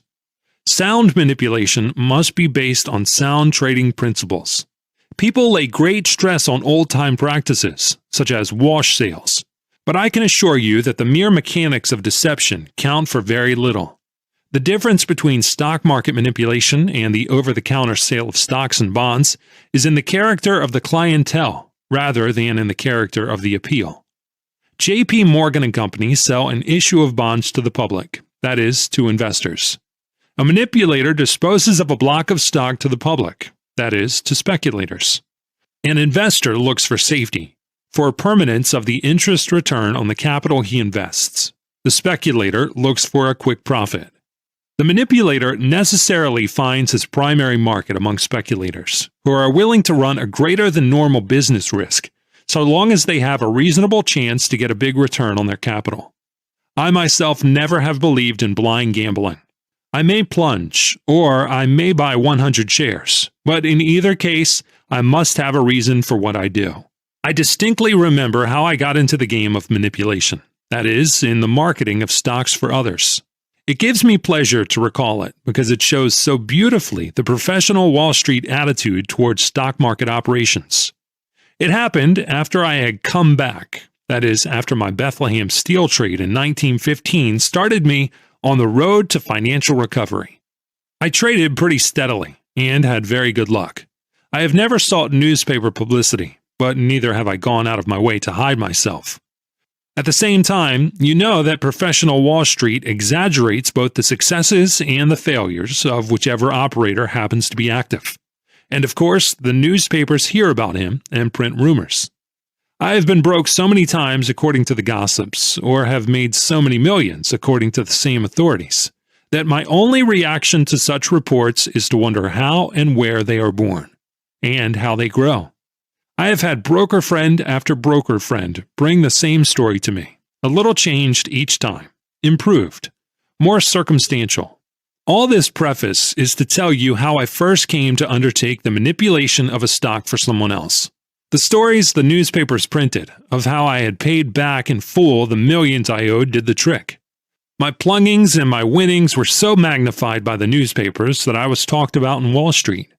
The day was past when an operator swinging a line of 200,000 shares of stock could dominate the market. But as you know, the public always desires to find successors to the old leaders.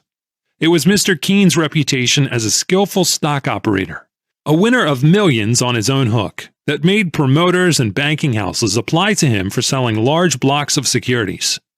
In short, his services as manipulator were in demand because of the stories the street had heard about his previous successes as a trader. But Keene was gone past on to that heaven where he once said he wouldn't stay a moment unless he found Sisson-by there waiting for him. 2 or 3 other men who made stock market history for a few months had relapsed into the obscurity of prolonged inactivity. I refer particularly to certain of those plunging Westerners who came to Wall Street in 1901, and after making millions out of their steel holdings remained in Wall Street. They were in reality super promoters rather than operators of the Keene type. But they were extremely able, extremely rich, and extremely successful in the securities of the companies which they and their friends controlled. They were not really great manipulators like Keene or Governor Flower. Still, the street found in them plenty to gossip about, and they certainly had a following among the professionals and the sportier commission houses. After they ceased to trade actively, the street found itself without manipulators. At least, it couldn't read about them in the newspapers. You remember the big bull market that began when the stock exchange resumed business in 1915. As the market broadened and the Allies' purchases in this country mounted into billions, we ran into a boom. As far as manipulation went, it wasn't necessary for anybody to lift a finger to create an unlimited market for a war bride. Scores of men made millions by capitalizing contracts, or even promises of contracts. They became successful promoters, either with the aid of friendly bankers or by bringing out their companies on the curb market. The public bought anything that was adequately touted. When the bloom wore off the boom, some of these promoters found themselves in need of help from experts in stock salesmanship. When the public is hung up with all kinds of securities, some of them purchased at higher prices, it is not an easy task to dispose of untried stocks. After a boom, the public is positive that nothing is going up. It isn't that buyers become more discriminating, but that the blind buying is over. It is the state of mind that has changed. Prices don't even have to go down to make people pessimistic. It is enough if the market gets dull and stays dull for a time. In every boom, companies are formed primarily, if not exclusively, to take advantage of the public's appetite for all kinds of stocks. Also, there are belated promotions. The reason why promoters make that mistake is that being human, they are unwilling to see the end of the boom. Moreover, it is good business to take chances when the possible profit is big enough. The top is never in sight when the vision is vitiated by hope. The average man sees a stock that nobody wanted at $12 or $14 a share, suddenly advance to $30, which surely is the top, until it rises to $50. That is absolutely the end of the rise. Then it goes to 60, to 70, to 75. It then becomes a certainty that this stock, which a few weeks ago was selling for less than 15, can't go any higher. But it does, to 80 and to 85. Whereupon the average man who never thinks of values but of prices, and is not governed in his actions by conditions but by fears, takes the easiest way. He stops thinking that there must be a limit to the advances. That is why those outsiders who are wise enough not to buy at the top make up for it by not taking profits. The big money in booms is always made first by the public on paper, and it remains on paper. Chapter 22. One day, Jim Barnes, who not only was one of my principal brokers but an intimate friend as well, called on me. He said he wanted me to do him a great favor. He never before had talked that way, and so I asked him to tell me what the favor was, hoping it was something I could do, for I certainly wished to oblige him.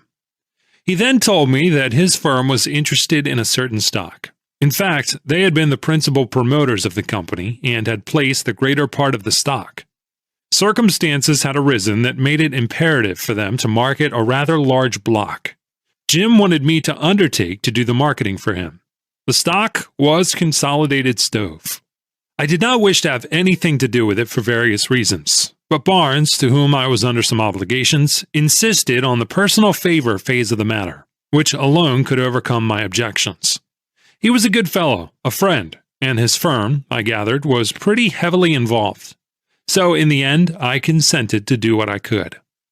It has always seemed to me that the most picturesque point of difference between the war boom and other booms was the part that was played by a type new in stock market affairs, the boy banker. The boom was stupendous, and its origins and causes were plainly to be grasped by all.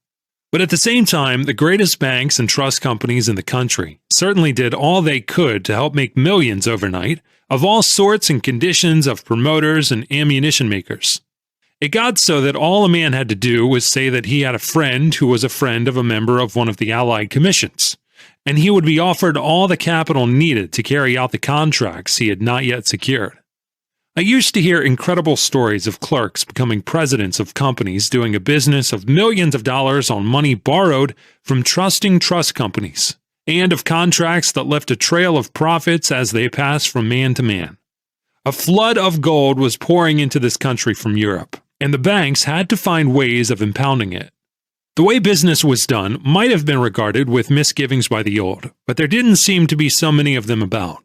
The fashion for gray-haired presidents of banks was all very well in tranquil times, but youth was the chief qualification in these strenuous times. The banks certainly did make enormous profits. Jim Barnes and his associates, enjoying the friendship and confidence of the youthful president of the Marshall National Bank, decided to consolidate 3 well-known stove companies and sell the stock of the new company to the public that for months had been buying any old thing in the way of engraved stock certificates. One trouble was that the stove business was so prosperous that all 3 companies were actually earning dividends on their common stock for the first time in their history. Their principal stockholders did not wish to part with the control, so there was a good market for their stocks on the curb. And they had sold as much as they cared to part with, and they were content with things as they were. Their individual capitalization was too small to justify big market movements, and that is where Jim Barnes' firm came in. It pointed out that the consolidated company must be big enough to list on the stock exchange, where the new shares could be made more valuable than the old ones. It is an old device in Wall Street to change the color of the certificates in order to make them more valuable. Say a stock ceases to be easily vendable at par. Well, sometimes by quadrupling the stock, you may make the new share sell at 30 or 35. This is equivalent to 120 or 140 for the old stock, a figure it never could have reached. It seems that Barnes and his associates succeeded in inducing some of their friends who held speculatively some blocks of Gray Stove Company, a large concern, to come into the consolidation on the basis of 4 shares of Consolidated for each share of Gray. Then the Midland and the Western followed their big sister and came in on the basis of share for share. Theirs had been quoted on the curb at around 25 to 30, and the Gray, which was better known and paid dividends, hung around 125. In order to raise the money to buy out those holders who insisted upon selling for cash, and also to provide additional working capital for improvements and promotion expenses, it became necessary to raise a few millions. So Barnes saw the president of his bank, who kindly lent his syndicate $3,500,000. The collateral was 100,000 shares of the newly organized corporation. The syndicate assured the president, or so I was told, that the price would not go below 50. It would be a very profitable deal, as there was big value there. The promoters' first mistake was in the matter of timeliness. The saturation point for new stock issues had been reached by the market, and they should have seen it. But even then, they might have made a fair profit after all, if they had not tried to duplicate the unreasonable killings which other promoters had made at the very height of the boom. Now, you must not run away from the notion that Jim Barnes and his associates were fools or inexperienced kids. They were shrewd men. All of them were familiar with Wall Street methods, and some of them were exceptionally successful stock traders. But they did rather more than merely overestimate the public's buying capacity. After all, that capacity was something that they could determine only by actual tests. Where they erred more expensively was in expecting the bull market to last longer than it did. I suppose the reason was that these same men had met with such great and particularly with such quick success that they didn't doubt they'd be all through with the deal before the bull market turned. They were all well known and had a considerable following among the professional traders and the wirehouses. The deal was extremely well advertised. The newspapers certainly were generous with their space.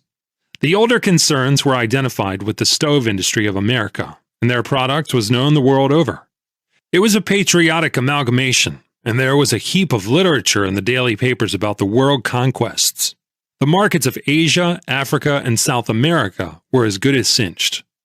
The directors of the company were all men whose names were familiar to all readers of the financial pages. The publicity work was so well handled, and the promises of unnamed insiders as to what the price was going to do were so definite and convincing that a great demand for the new stock was created. The result was that when the books were closed, it was found that the stock which was offered to the public at $50 a share had been oversubscribed by 25%. Think of it. The best the promoters should have expected was to succeed in selling the new stock at that price after weeks of work and after putting up the price to 75 or higher in order to average 50. At that, it meant an advance of about 100% in the old prices of the stocks of the constituent companies. That was the crisis, and they did not meet it as it should have been met. It shows you that every business has its own needs. General wisdom is less valuable than specific savvy. The promoters, delighted by the unexpected oversubscription, concluded that the public was ready to pay any price for any quantity of that stock, and they actually were stupid enough to under-allot the stock. After the promoters made up their minds to be hoggish, they should have tried to be intelligently hoggish. What they should have done, of course, was to allot the stock in full. That would have made them short to the extent of 25% of the total amount offered for subscription to the public. And that, of course, would have enabled them to support the stock when necessary, and at no cost to themselves. Without any effort on their part, they would have been in the strong strategic position that I always try to find myself in when I'm manipulating a stock. They could have kept the price from sagging, thereby inspiring confidence in the new stock's price stability and in the underwriting syndicate back of it. They should have remembered that their work was not over when they sold the stock offered to the public. That was only a part of what they had to market. They thought they had been very successful, but it was not long before the consequences of their two capital blunders became apparent. The public did not buy any more of the new stock, because the entire market developed reactionary tendencies. The insiders got cold feet and did not support Consolidated Stove. And if insiders don't buy their own stock on recessions, who should? The absence of inside support is generally accepted as a pretty good bear tip. There is no need to go into statistical details. The price of Consolidated Stove fluctuated with the rest of the market, but it never went above the initial market quotations, which were only a fraction above 50. Barnes and his friends in the end had to come in as buyers in order to keep it above 40. Not to have supported that stock at the outset of its market career was regrettable. But not to have sold all the stock the public subscribed for was much worse. At all events, the stock was duly listed on the New York Stock Exchange, and the price of it duly kept sagging until it nominally stood at 37.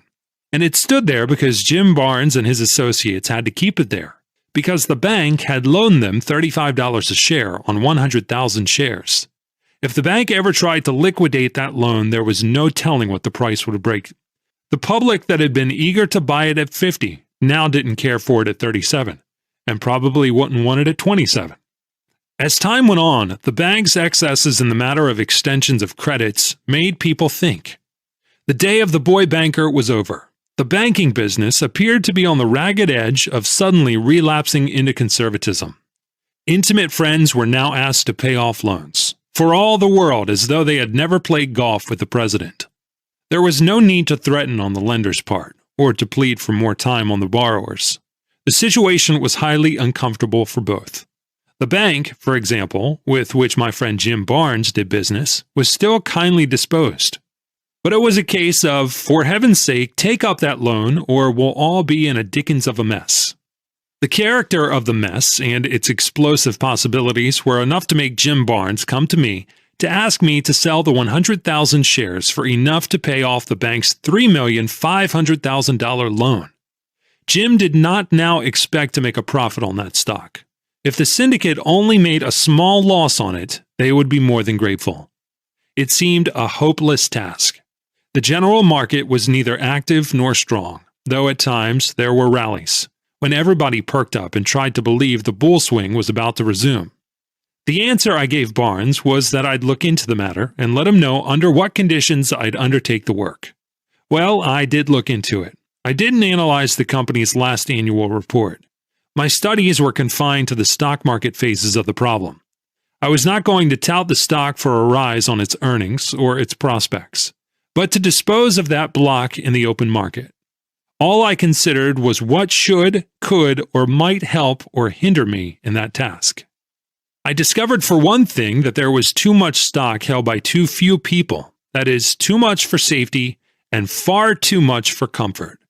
Clifton P. Kane & Company bankers and brokers, members of the New York Stock Exchange, were carrying 70,000 shares. They were intimate friends with Barnes and had been influential in effecting the consolidation, as they had made a specialty of stove stocks for years. Their customers had been let into the good thing. Ex-Senator Samuel Gordon, who was the special partner in his nephew's firm, Gordon Brothers, was the owner of a second block of 70,000 shares. And the famous Joshua Wolf had 60,000 shares. This made a total of 200,000 shares of Consolidated Stove held by this handful of veteran Wall Street professionals. They did not need any kind of person to tell them when to sell their stock. If I did anything in the manipulating line, calculated to bring in public buying, that is to say, if I made the stock strong and active, I could see Kane and Gordon and Wolf unloading, and not in homeopathic doses either. The vision of their 200,000 shares Niagaraing into the market was not exactly entrancing. Don't forget that the cream was off the bull movement and that no overwhelming demand was going to be manufactured by my operations, however skillfully conducted they might be. Jim Barnes had no illusions about the job he was modestly sidestepping in my favor. He had given me a waterlogged stock to sell on a bull market that was about to breathe its last. Of course, there was no talk in the newspapers about the ending of the bull market, but I knew it, and Jim Barnes knew it, and you bet the bank knew it. Still, I had given Jim my word, so I sent for Kane, Gordon, and Wolf. Their 200,000 shares was the sword of Damocles. I thought I'd like to substitute a steel chain for the hair. The easiest way, it seemed to me, was by some sort of reciprocity agreement. If they helped me passively by holding off while I sold the bank's 100,000 shares, I would help them actively by trying to make a market for all of us to unload on. As things were, they couldn't sell 1/10 of their holdings without having Consolidated Stove break wide open, and they knew it so well that they had never dreamed of trying. All I asked of them was judgment in timing the selling and an intelligent unselfishness in order not to be unintelligently selfish. It never pays to be a dog and the manager in Wall Street or anywhere else. I desired to convince them that premature or ill-considered unloading would prevent complete unloading. Time urged. I hoped my proposition would appeal to them, because they were experienced Wall Street men and had no illusions about the actual demand for Consolidated Stove. Clifton P. Kane was the head of a prosperous commission house with branches in 11 cities and customers by the hundreds. His firm had acted as managers for more than one pool in the past. Senator Gordon, who held 70,000 shares, was an exceedingly wealthy man. His name was as familiar to the readers of the Metropolitan Press as though he had been sued for breach of promise by a 16-year-old manicurist possessing a $5,000 mink coat and 132 letters from the defendant. He had started his nephews in business as brokers, and he was a special partner in their firm. He had been in dozens of pools. He had inherited a large interest in the Midland Stove Company, and he got 100,000 shares of Consolidated Stove for it. He had been carrying enough to disregard Jim Barnes' wild bull tips and had cashed in on 30,000 shares before the market petered out on him. He told a friend later that he would have sold more, only the other big holders, who were old and intimate friends, pleaded with him not to sell anymore, and out of regard for them, he stopped. Besides which, as I said, he had no market to unload on. The third man was Joshua Wolf. He was probably the best known of all the traders. For 20 years, everybody had known him as one of the plungers on the floor. In bidding up stocks or offering them down, he had few equals. For 10 or 20,000 shares meant no more to him than 200 or 300. Before I came to New York, I had heard of him as a plunger. He was then trailing with a sporting coterie that played a no-limit game, whether on the racetrack or in the stock market. They used to accuse him of being nothing but a gambler, but he had real ability and a strongly developed aptitude for the speculative game. At the same time, his reputed indifference to highbrow pursuits made him the hero of numberless anecdotes. One of the most widely circulated of the yarns was that Joshua was a guest at what he called a swell dinner, and by some oversight of the hostess, several of the other guests began to discuss literature before they could be stopped. A girl who sat next to Josh and had not heard him use his mouth except for masticating purposes, turned to him and, looking anxious to hear the great financier's opinion, asked him, "Oh, Mr. Wolf, what do you think of Balzac?" Josh politely ceased to masticate, swallowed, and answered, "I never trade in them curb stocks." Such were the three largest individual holders of Consolidated Stove. When they came over to see me, I told them that if they formed a syndicate to put up some cash and gave me a call on their stock at a little above the market, I would do what I could to make a market. They promptly asked me how much money would be required. I answered, "You've had that stock a long time, and you can't do a thing with it. Between the three of you, you've got 200,000 shares, and you know very well that you haven't the slightest chance of getting rid of it unless you make a market for it. It's got to be some market to absorb what you've got to give it, and it will be wise to have enough cash to pay for whatever stock it may be necessary to buy at first. It's no use to begin and then have to stop because there isn't enough money. I suggest that you form a syndicate and raise $6 million in cash, then give the syndicate a call on your 200,000 shares at 40 and put all your stock in escrow. If everything goes well, you chaps will get rid of your dead pet, and the syndicate will make some money." As I told you before, there had been all sorts of rumors about my stock market winnings. I suppose that helped, for nothing succeeds like success. At all events, I didn't have to do much planning to these chaps. They knew exactly how far they'd get if they tried to play a lone hand. They thought mine was a good plan. When they went away, they said they would form the syndicate at once. They didn't have much trouble in inducing a lot of their friends to join them. I suppose they spoke with more assurance than I had of the syndicate's profits. From all I heard, they really believed it, so theirs were no conscienceless tips. At all events, the syndicate was formed in a couple of days. Kane, Gordon, and Wolf gave calls on the 200,000 shares at 40, and I saw to it that the stock itself was put in escrow, so that none of it would come out on the market if I should put up the price. I had to protect myself. More than one promising deal has failed to pan out as expected because the members of the pool or clique failed to keep faith with one another. Dog has no foolish prejudices against eating dog in Wall Street. At the time the Second American Steel and Wire Company was brought out, the insiders accused one another of breach of faith and trying to unload. There had been a gentleman's agreement between John W. Gates and his pals and the Seligmans and their banking associates. Well, I heard somebody in a broker's office reciting this quatrain, which was said to have been composed by John W. Gates. The tarantula jumped on the centipede's back, and chortled with ghoulish glee. "I'll poison this murderous son of a gun. If I don't, he'll poison me." Mind you, I do not mean for one moment to imply that any of my friends in Wall Street would even dream of double-crossing me in a stock deal. But on general principles, it is just as well to provide for any and all contingencies. It's plain sense. After Wolf and Kane and Gordon told me that they had formed their syndicate to put up $6 million in cash, there was nothing for me to do but wait for the money to come in. I had urged the vital need of haste. Nevertheless, the money came in driblets. I think it took 4 or 5 installments.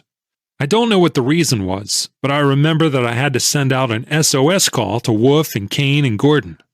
That afternoon, I got some big checks that brought the cash in my possession to about $4 million, and the promise of the rest in a day or two. It began at last to look as though the syndicate might do something before the bull market passed away. At best, it would be no cinch, and the sooner I began work, the better.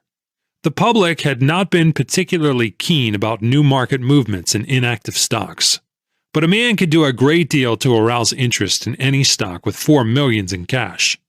It was enough to absorb all the probable offerings.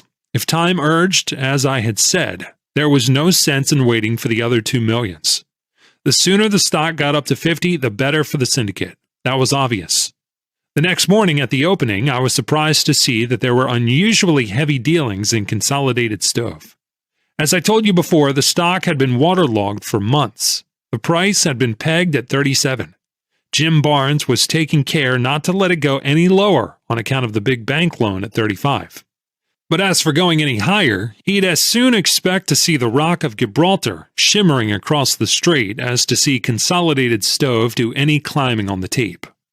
Well, sir, this morning there was quite a demand for the stock, and the price went up to 39. In the first hour of the trading, the transactions were heavier than for the whole previous half year. It was the sensation of the day and affected bullishly the entire market. I heard afterwards that nothing else was talked about in the customers' rooms of the commission houses. I didn't know what it meant, but it didn't hurt my feelings any to see Consolidated Stove pick up. As a rule, I do not have to ask about any unusual movement in any stock, because my friends on the floor, brokers who do business for me, as well as personal friends among the room traders, keep me posted. They assume I'd like to know, and they telephone me any news or gossip they pick up. On this day, all I heard was that there was unmistakable inside buying in Consolidated Stove. There wasn't any washing. It was all genuine. The purchasers took all the offerings from 37 to 39, and when importuned for reasons or begged for a tip, flatly refused to give any. This made the wily and watchful traders conclude that there was something doing, something big.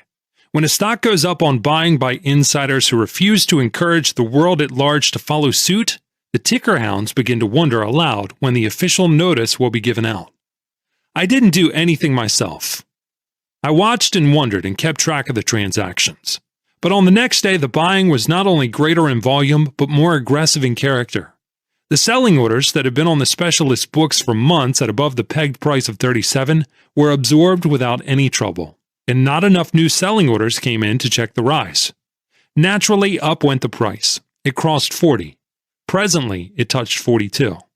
The moment it touched that figure, I felt that I was justified in starting to sell the stock the bank held as collateral. Of course, I figured that the price would go down on my selling, but if my average on the entire line was 37, I'd have no fault to find. I knew what the stock was worth, and I gathered some idea of the vendability from the months of inactivity. Well, sir, I let them have stock carefully until I got rid of 30,000 shares, and the advance was not checked. That afternoon, I was told the reason for that opportune but mystifying rise. It seems that the floor traders had been tipped off after the close the night before, and also the next morning before the opening, that I was bullish as blazes on Consolidated Stove, and was going to rush the price right up 15 or 20 points without a reaction, as was my custom. That is, my custom according to people who never kept my books. The tipster-in-chief was no less a personage than Joshua Wolf.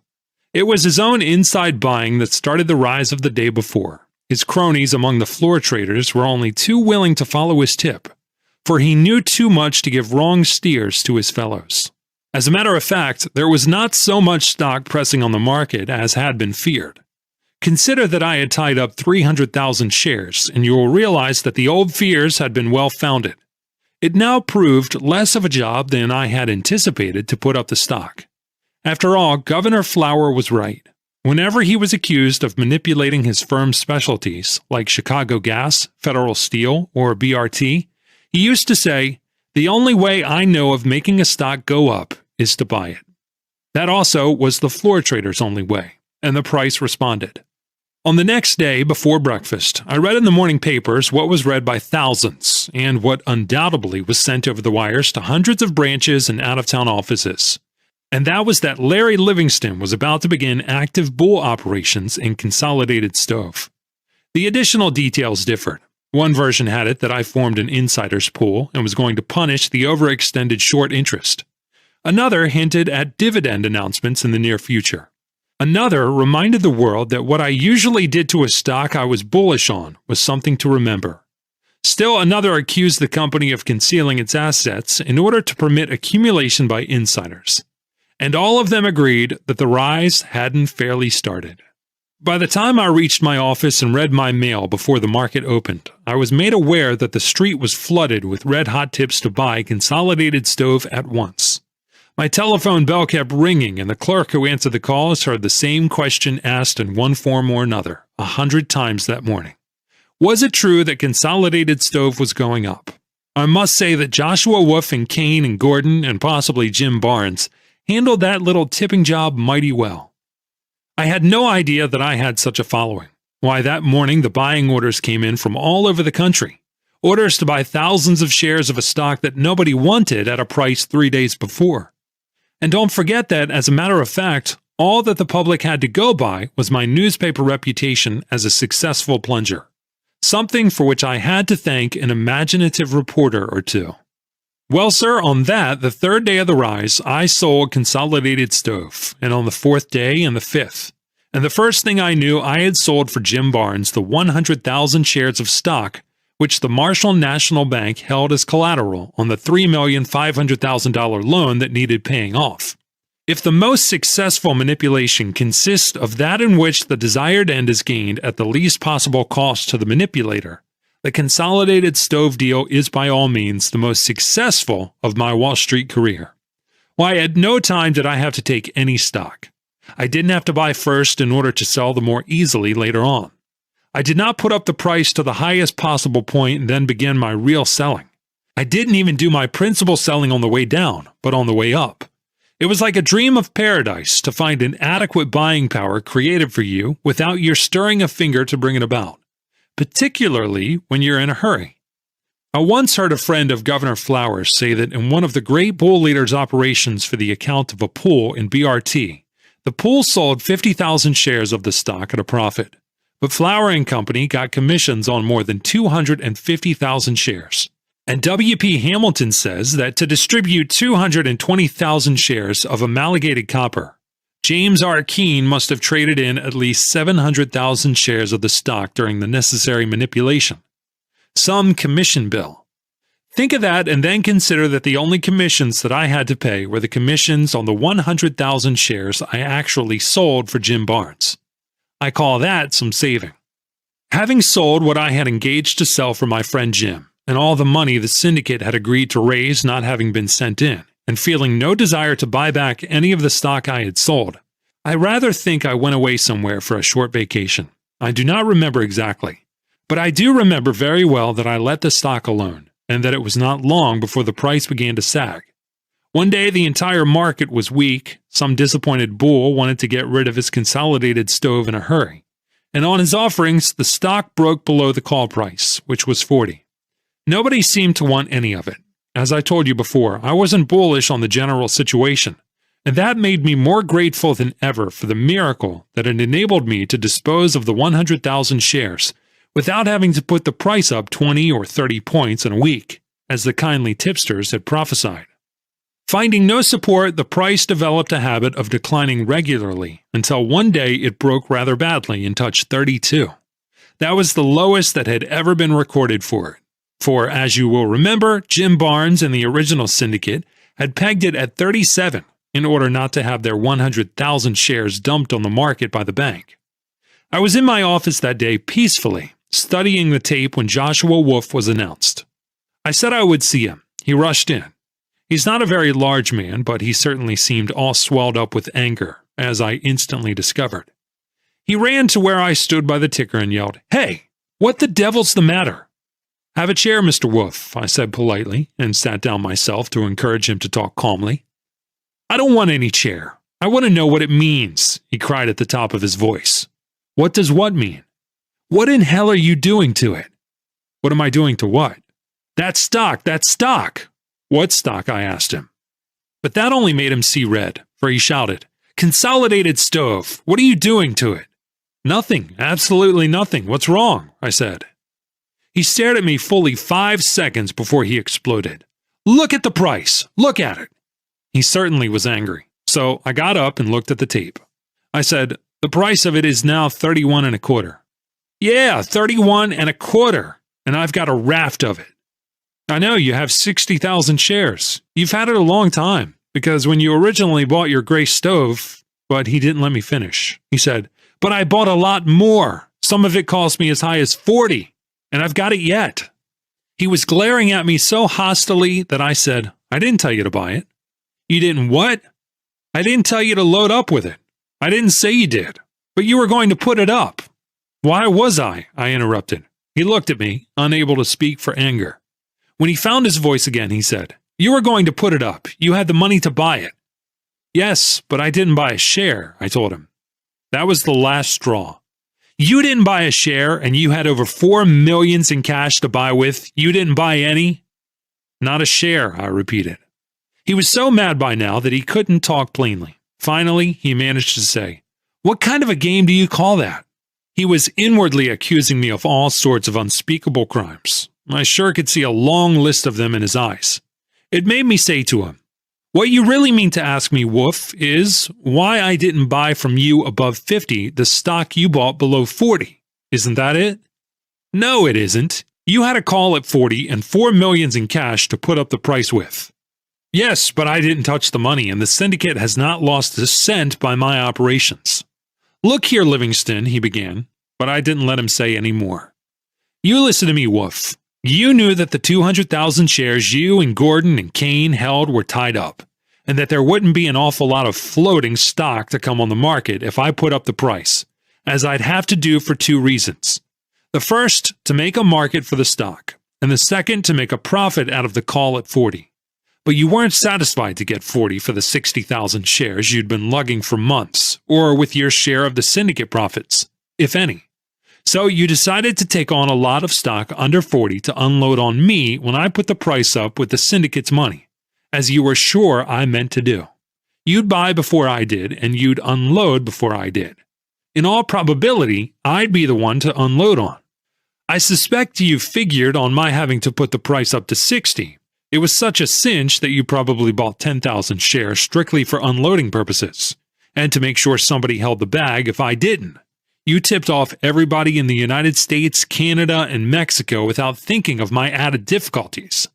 All your friends knew what I was supposed to do. Between their buying and mine, you were going to be all hunky.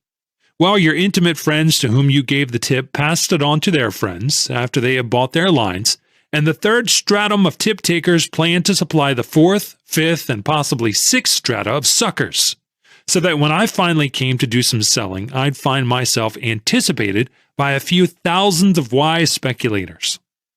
It was a friendly thought, that notion of yours, Wolf. You can't imagine how surprised I was when Consolidated Stove began to go up before I even thought of buying a single share, or how grateful either when the underwriting syndicate sold 100,000 shares around 40 to the people who were going to sell those same shares to me at 50 or 60. I sure was a sucker not to use the $4 million to make money for them, wasn't I? The cash was supplied to buy stock with, but only if I thought it necessary to do so. Well, I didn't. Joshua had been in Wall Street long enough not to let anger interfere with business. He cooled off as he heard me, and when I was through talking, he said in a friendly tone of voice, "Look here, Larry, old chap, what shall we do?" "Do whatever you please." "I'll be a sport. What would you do if you were in our place?" "If I were in your place," I said solemnly, "do you know what I'd do?" "What?" "I'd sell out," I told him. He looked at me a moment and without another word turned on his heel and walked out of my office. He's never been in it since. Not long after that, Senator Gordon also called. He too was quite peevish and blamed me for their troubles. Then Kane joined the Anvil chorus. They forgot that their stock had been unsaleable in bulk when they formed the syndicate. All they could remember was that I didn't sell their holdings when I had the syndicate's millions and the stock was active at 44, and that now it was 30 and dull as dishwater. To their way of thinking, I should have sold out at a good fat profit. Of course, they also cooled down in due time. The syndicate wasn't out a cent, and the main problem remained unchanged, to sell their stock. A day or two later, they came back and asked me to help them out.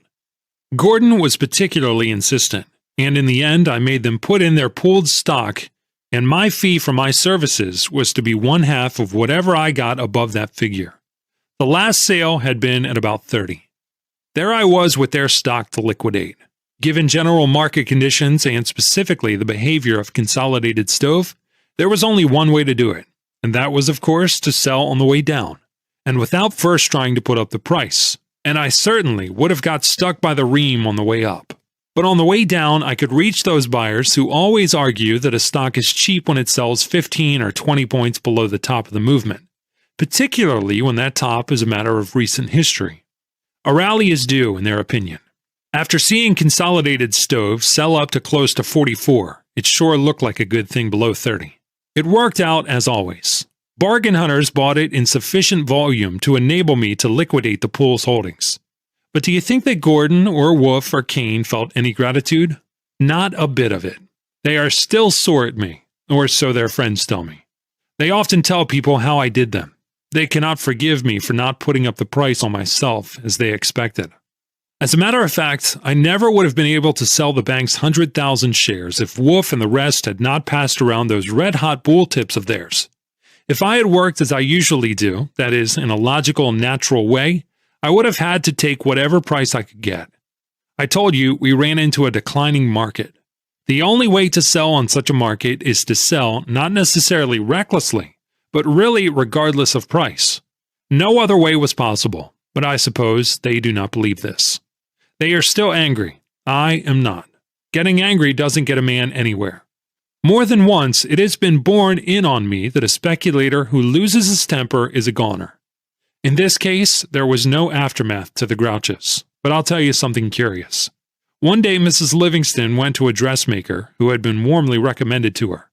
The woman was competent and obliging and had a very pleasing personality. At the third or fourth visit, when the dressmaker felt less like a stranger, she said to Mrs. Livingston, "I hope Livingston puts up Consolidated Stove soon. We have some that we bought because we were told he was going to put it up, and we'd always heard that he was very successful in all his deals." I tell you, it isn't pleasant to think that innocent people may have lost money following a tip of that sort. Perhaps you understand why I never give any myself. That dressmaker made me feel that in the matter of grievances, I had a real one against Wolf. Chapter 23. Speculation in stocks will never disappear. It isn't desirable that it should. It cannot be checked by warnings as to its dangers. You cannot prevent people from guessing wrong no matter how able or how experienced they may be. Carefully laid plans will miscarry because the unexpected, and even the unexpectable, will happen. Disaster may come from a convulsion of nature or from the weather, from your own greed or from some man's vanity, from fear or from uncontrolled hope. But apart from what one might call his natural foes, a speculator in stocks has to contend with certain practices or abuses that are indefensible morally as well as commercially. As I look back and consider what were the common practices 25 years ago when I first came to Wall Street, I have to admit that there have been many changes for the better. The old-fashioned bucket shops are gone, though bucketeering brokerage houses still prosper at the expense of men and women who persist in playing the game of getting rich quick. The stock exchange is doing excellent work, not only in getting after these out-and-out swindlers, but in insisting upon strict adherence to its rules by its own members. Many wholesome regulations and restrictions are now strictly enforced, but there is still room for improvement. The ingrained conservatism of Wall Street, rather than the ethical callousness, is to blame for the persistence of certain abuses. Difficult as profitable stock speculation always has been, it is becoming even more difficult every day. It was not so long ago when a real trader could have a good working knowledge of practically every stock on the list. In 1901, when J.P. Morgan brought out the United States Steel Corporation, which was merely a consolidation of lesser consolidations, most of which were less than 2 years old, the stock exchange had 275 stocks on its list, and about 100 in its unlisted department. And this included a lot that a chap didn't have to know anything about, because they were small issues, or inactive by reason of being minority, or guaranteed stocks, and therefore lacking in speculative attractions. In fact, an overwhelming majority were stocks in which there had not been a sale in years. Today, there are about 900 stocks on the regular list, and in our recent active markets, about 600 separate issues were traded in. Moreover, the old groups or classes of stocks were easier to keep track of. They not only were fewer, but the capitalization was smaller, and the news a trader had to be on the lookout for did not cover so wide a field. But today, a man is trading in everything. Almost every industry in the world is represented. It requires more time and more work to keep posted, and to that extent, stock speculation has become much more difficult for those who operate intelligently. There are many thousands of people who buy and sell stocks speculatively, but the number of those who speculate profitably is small. As the public is always in the market to some extent, it follows that there are losses by the public all the time. The speculator's deadly enemies are ignorance, greed, fear, and hope. All the statute books on the world and all the rules of all the exchanges on earth cannot eliminate these from the human animal. Accidents which not carefully conceived plans sky high also are beyond regulation by bodies of cold-blooded economists or warm-hearted philanthropists. There remains another source of loss, and that is deliberate misinformation as distinguished from straight tips. And because it is apt to come to a stock trader variously disguised and camouflaged, it is the more insidious and dangerous. The average outsider, of course, trades either on tips or on rumors, spoken or printed, direct or implied. Against ordinary tips you cannot guard. For instance, a lifelong friend sincerely desires to make you rich by telling you what he has done. That is, to buy or sell some stock. His intent is good. If the tip goes wrong, what can you do? Also, against the professional or crooked tipster, the public is protected to about the same extent that he is against gold bricks or wood alcohol. But against the typical Wall Street rumors, the speculating public has neither protection nor redress. Wholesale dealers in securities, manipulators, pools, and individuals resort to various devices to aid them in disposing of their surplus holding at the best possible prices. The circulation of bullish items by the newspapers and the tickers is the most pernicious of all. Get the slips of the financial news agencies any day, and it will surprise you to see how many statements of an implied semi-official nature they print. The authority is some leading insider, or a prominent director, or a high official, or someone in authority who presumably knows what he's talking about. Here are today's slips. I pick an item at random. Listen to this.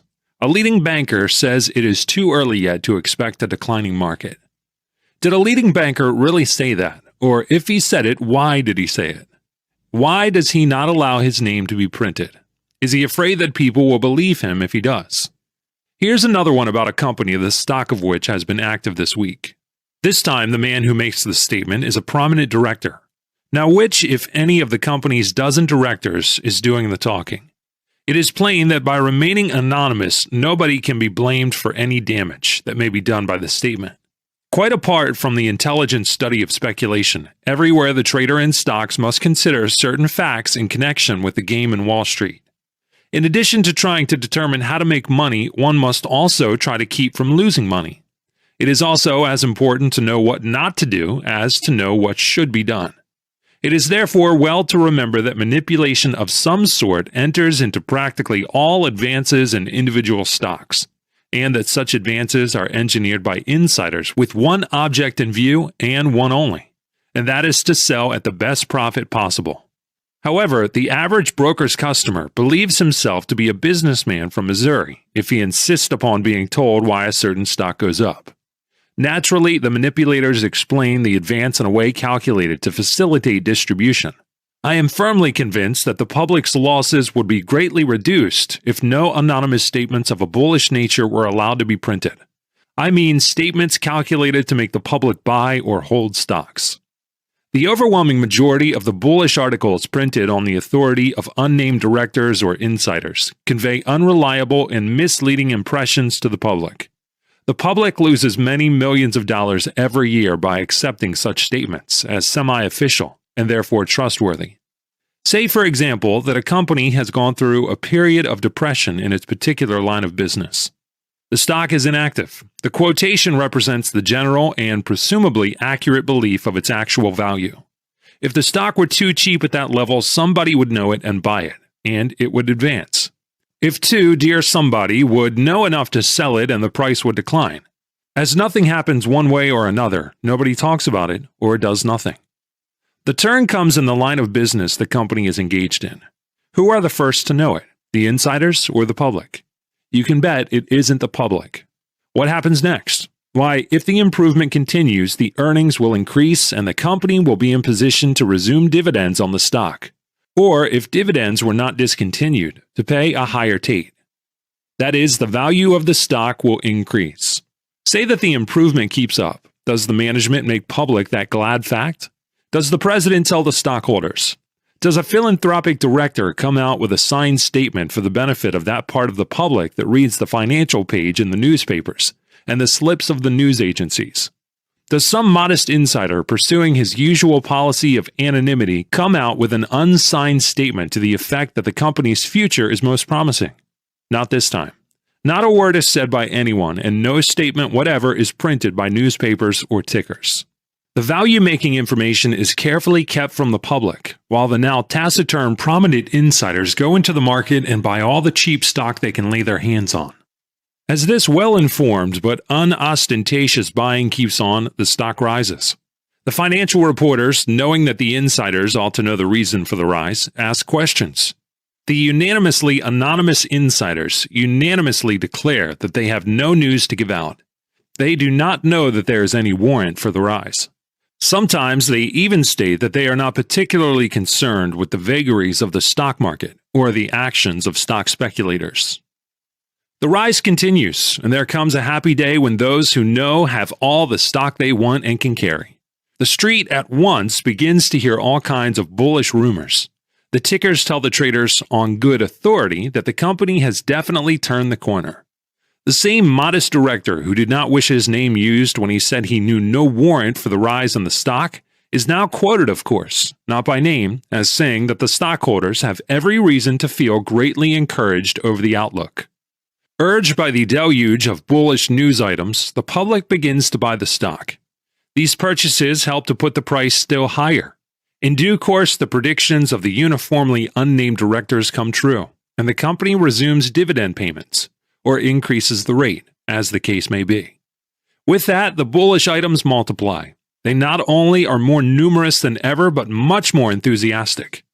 A leading director, asked point blank for a statement of conditions, informs the world that the improvement is more than keeping up.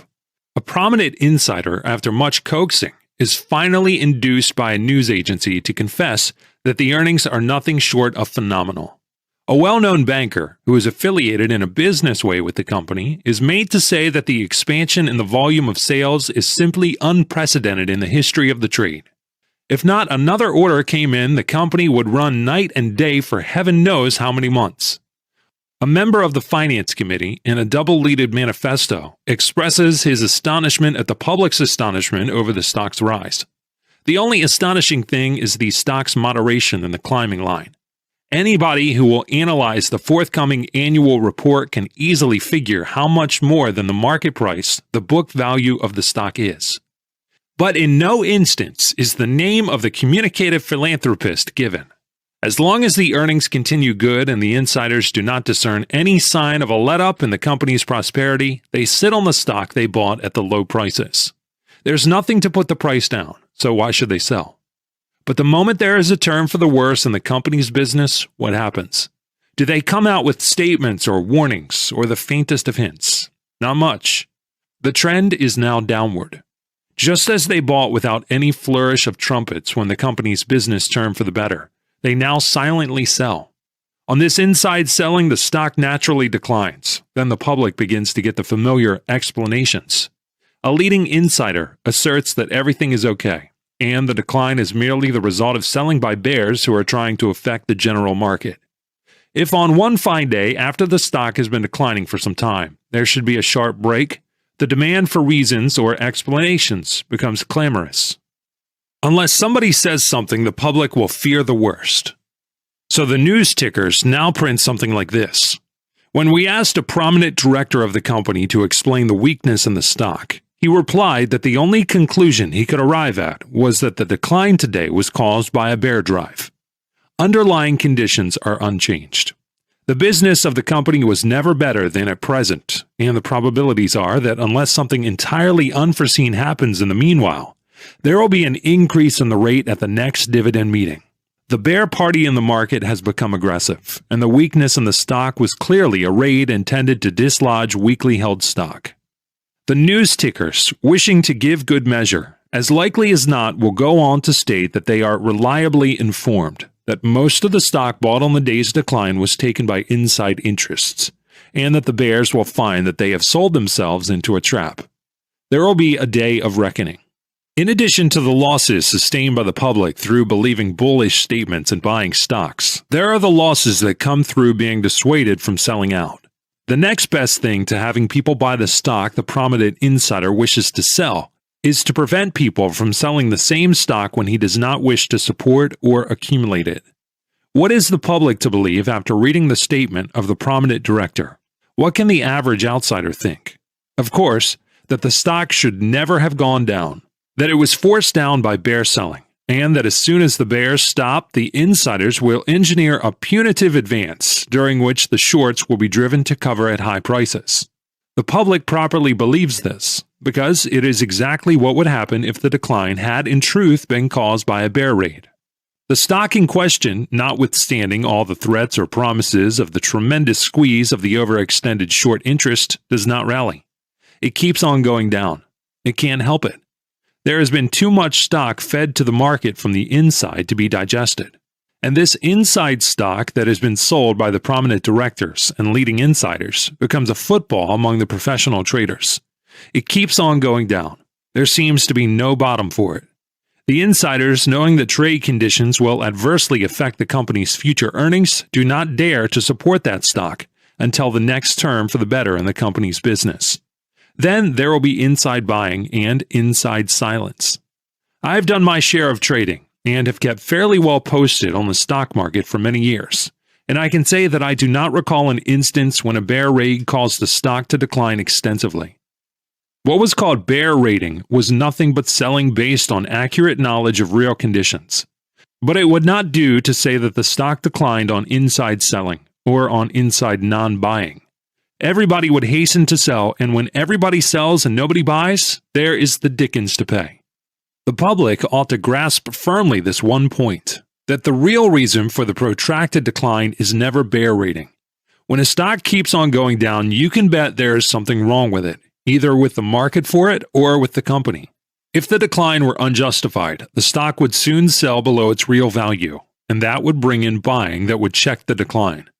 As a matter of fact, the only time a bear can make big money selling a stock is when that stock is too high.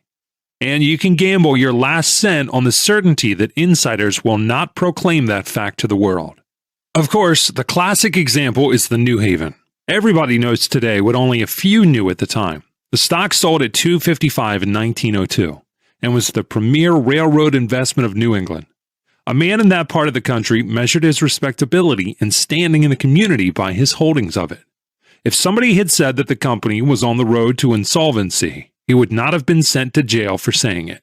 They would have clapped him in an insane asylum with other lunatics. But when a new and aggressive president was placed in charge by Mr. Morgan and the debacle began, it was not clear from the first that the new policies would land the road where it did. But as property after property began to be saddled in the consolidated road at inflated prices, a few clear-sighted observers began to doubt the wisdom of the Mellon policies. A trolley system was bought for $2 million and sold to the New Haven for $10 million, whereupon a reckless man or two committed lèse-majesty by saying that the management was acting recklessly. Hinting that not even the New Haven could stand such extravagance was like impugning the strength of Gibraltar. Of course, the first to see breakers ahead were the insiders. They became aware of the real condition of the company, and they reduced their holdings of the stock. On their selling, as well as on their non-support, the price of New England's gilt-edged railroad stock began to yield. Questions were asked, and explanations were demanded as usual, and the usual explanations were promptly forthcoming. Prominent insiders declared that there was nothing wrong that they knew of, and that the decline was due to reckless bear selling.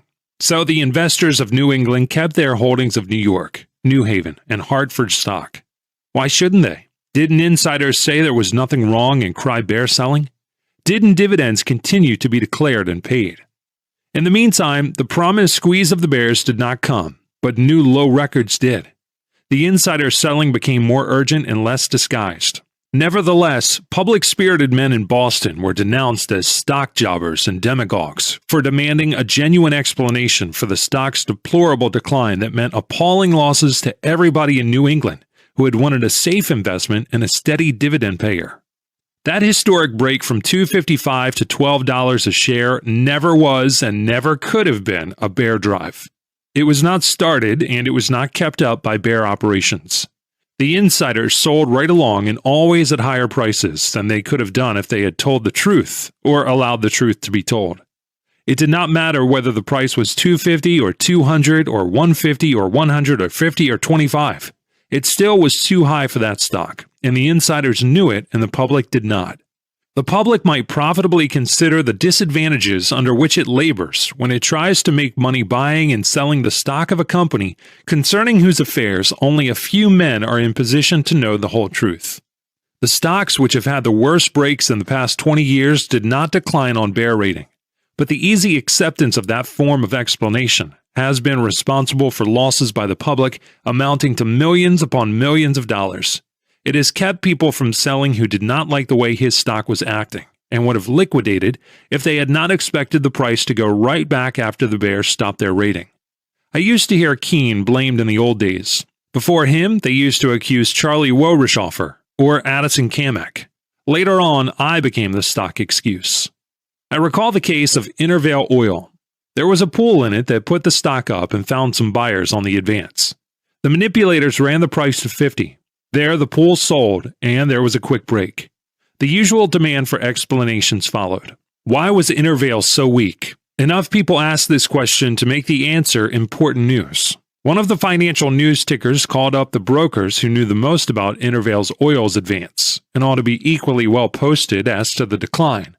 What did these brokers, members of the bull pool, say when the news agencies asked them for a reason that could be printed and sent broadcast over the country? Why, that Larry Livingston was raiding the market. And that wasn't enough. They added that they were going to get him. But of course, the Intervale pool continued to sell. The stock only stood then about $12 a share, and they could sell it down to $10 or lower, and their average selling price would still be above cost. It was wise and proper for insiders to sell on the decline, but for insiders who had paid $35 or $40, it was a different matter. Reading what the tickers printed there, outsiders held on and waited for Larry Livingston to get what was coming to him at the hands of the indignant inside pool. In a bull market, and particularly in booms, the public at first makes money, which it later loses simply by overstaying the bull market. This talk of bear raids helps them to overstay. The public should be aware of explanations that explain only what unnamed insiders wish the public to believe. Chapter 24. The public always wants to be told. That is what makes tip-giving and tip-taking universal practices. It is proper that brokers should give their customers trading advice through the medium of their market letters, as well as by word of mouth. But brokers should not dwell too strongly on actual conditions, because the course of the market is always from 6 to 9 months ahead of actual conditions. Today's earnings do not justify brokers in advising their customers to buy stocks unless there is some assurance that 6 or 9 months from today, the business outlook will warrant the belief that the same rate of earnings will be maintained.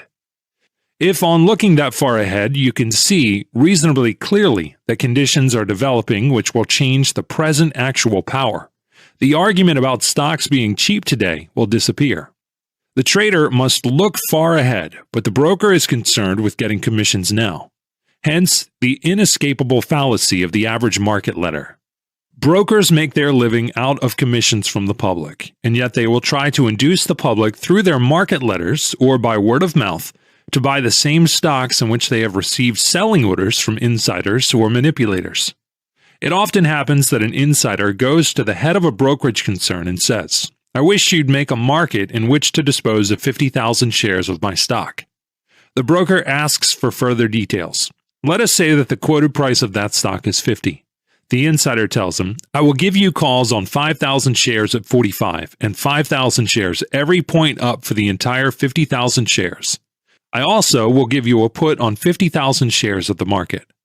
Now, this is pretty easy money for the broker if he has a large following. And of course, this is precisely the kind of broker the insider seeks. A house with direct wires to branches and connections in various parts of the country can usually get a large following in a deal of that kind. Remember that in any event, the broker is playing absolutely safe by reason of the put. If he can get his public to follow, he will be able to dispose of his entire line at a big profit in addition to his regular commissions. I have in mind the exploits of an insider who is well known in Wall Street. He will call up the head customer's man of a large brokerage house. At times, he goes even further and calls up one of the junior partners of the firm. He will say something like this: "Say, old man, I want to show you that I appreciate what you've done for me at various times. I'm going to give you a chance to make some real money. We are forming a new company to absorb the assets of one of our companies, and we'll take over that stock at a big advance over present quotations. I'm going to send in to you 500 shares of Bantam Shops at 65. The stock is now quoted at 72. The grateful insider tells the thing to a dozen of the headmen in various big brokerage houses. Now, since these recipients of the insider's bounty are in Wall Street, what are they going to do when they get that stock that already shows them a profit? Of course, advise every man and woman they can reach to buy that stock. The kind donor knew this. They will help to create a market in which the kind insider can sell his good things at high prices to the poor public. There are no other devices of stock-selling promoters that should be barred. The exchanges should not allow trading in listed stocks that are offered outside to the public on the partial payment plan. To have the price officially quoted gives a sort of sanction to any stock. Moreover, the official evidence of a free market, and at times the difference in prices, is all the inducement needed. Another common selling device that costs the unthinking public many millions of dollars and sends nobody to jail because it is perfectly legal is that of increasing the capital stock exclusively by reason of market exigencies. The process does not really amount to much more than changing the color of the stock certificates. The juggling whereby 2 or 4 or even 10 shares of new stock are given in exchange for one of the old is usually prompted by a desire to make the old merchandise more easily vendable. The old price was $1 per pound per package and hard to move. At 25 cents for a quarter-pound box, it might go better, and perhaps at 27 or 30 cents. Why does not the public ask why the stock is made easy to buy? It is a case of the Wall Street philanthropist operating again, but the wise trader bewares of the Greeks bearing gifts. It is all the warning needed. The public disregards it and loses millions of dollars annually. The law punishes whoever originates or circulates rumors calculated to affect adversely the credit or business of individuals or corporations. That is, that tend to depress the values of securities by influencing the public to sell. Originally, the chief intention may have been to reduce the danger of panic by punishing anyone who doubted aloud the solvency of banks in times of stress. But of course, it serves also to protect the public against selling stocks below their real value. In other words, the law of the land punishes the disseminator of bearish items of that nature. How is the public protected against the danger of buying stocks above their real value? Who punishes the distributor of unjustified bullish news items? Nobody.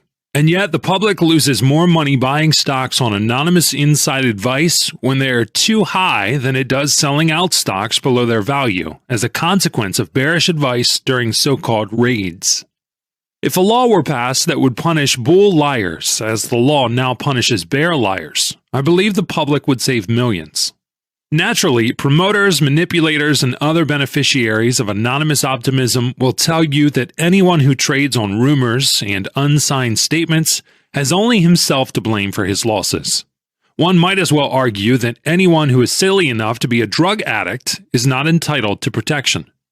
The stock exchange should help. It is vitally interested in protecting the public against unfair practices. If a man in position to know wishes to make the public accept his statements of fact, or even his opinions, let him sign his name. Signing bullish items would not necessarily make them true, but it would make the insiders and directors more careful. The public ought always to keep in mind the elementals of stock trading. When a stock is going up, no elaborate explanation is needed as to why it is going up. It takes continuous buying to make a stock keep on going up. As long as it does so, with only small and natural reactions from time to time, it is a pretty safe proposition to trail along with it. But if after a long, steady rise the stock turns and gradually begins to go down, with only occasional small rallies, it is obvious that the line of least resistance has changed from upward to downward. Such being the case, why should anyone ask for explanations? There are probably few good reasons why it should go down. But these reasons are known only to a few people who either keep those reasons to themselves or else actually tell the public that the stock is cheap. The nature of the game as it is played is such that the public should realize that the truth cannot be told by the few who know. Many of the so-called statements attributed to insiders or officials have no basis in fact. Sometimes the insiders are not even asked to make a statement, anonymous or signed. These stories are invented by somebody or other who has a large interest in the market. At a certain stage of an advance in the market price of a security, the big insiders are not averse to getting the help of the professional element to trade in that stock. But while the insider might tell the big plunger the right time to buy, you can bet he will never tell when is the time to sell. That puts the big professional in the same position as the public, only he has to have a market big enough for him to get out on. Then is when you get the most misleading information. Of course, there are certain insiders who cannot be trusted at any stage of the game. As a rule, the men who are at the head of big corporations may act in the market upon their inside knowledge, but they don't actually tell lies. They merely say nothing, for they have discovered that there are times when silence is golden. I have said it many times and cannot say it too often, that the experience of years as a stock operator has convinced me that no man can consistently and continuously beat the stock market, though he may make money in individual stocks on certain occasions. No matter how experienced a trader is, the possibility of his making losing plays is always present, because speculation cannot be made 100% safe. Wall Street professionals know that acting on inside tips will break a man more quickly than famine, pestilence, crop failures, political readjustments, or what might be called normal accidents. There is no asphalt boulevard to success in Wall Street or anywhere else. Why additionally block traffic? The end.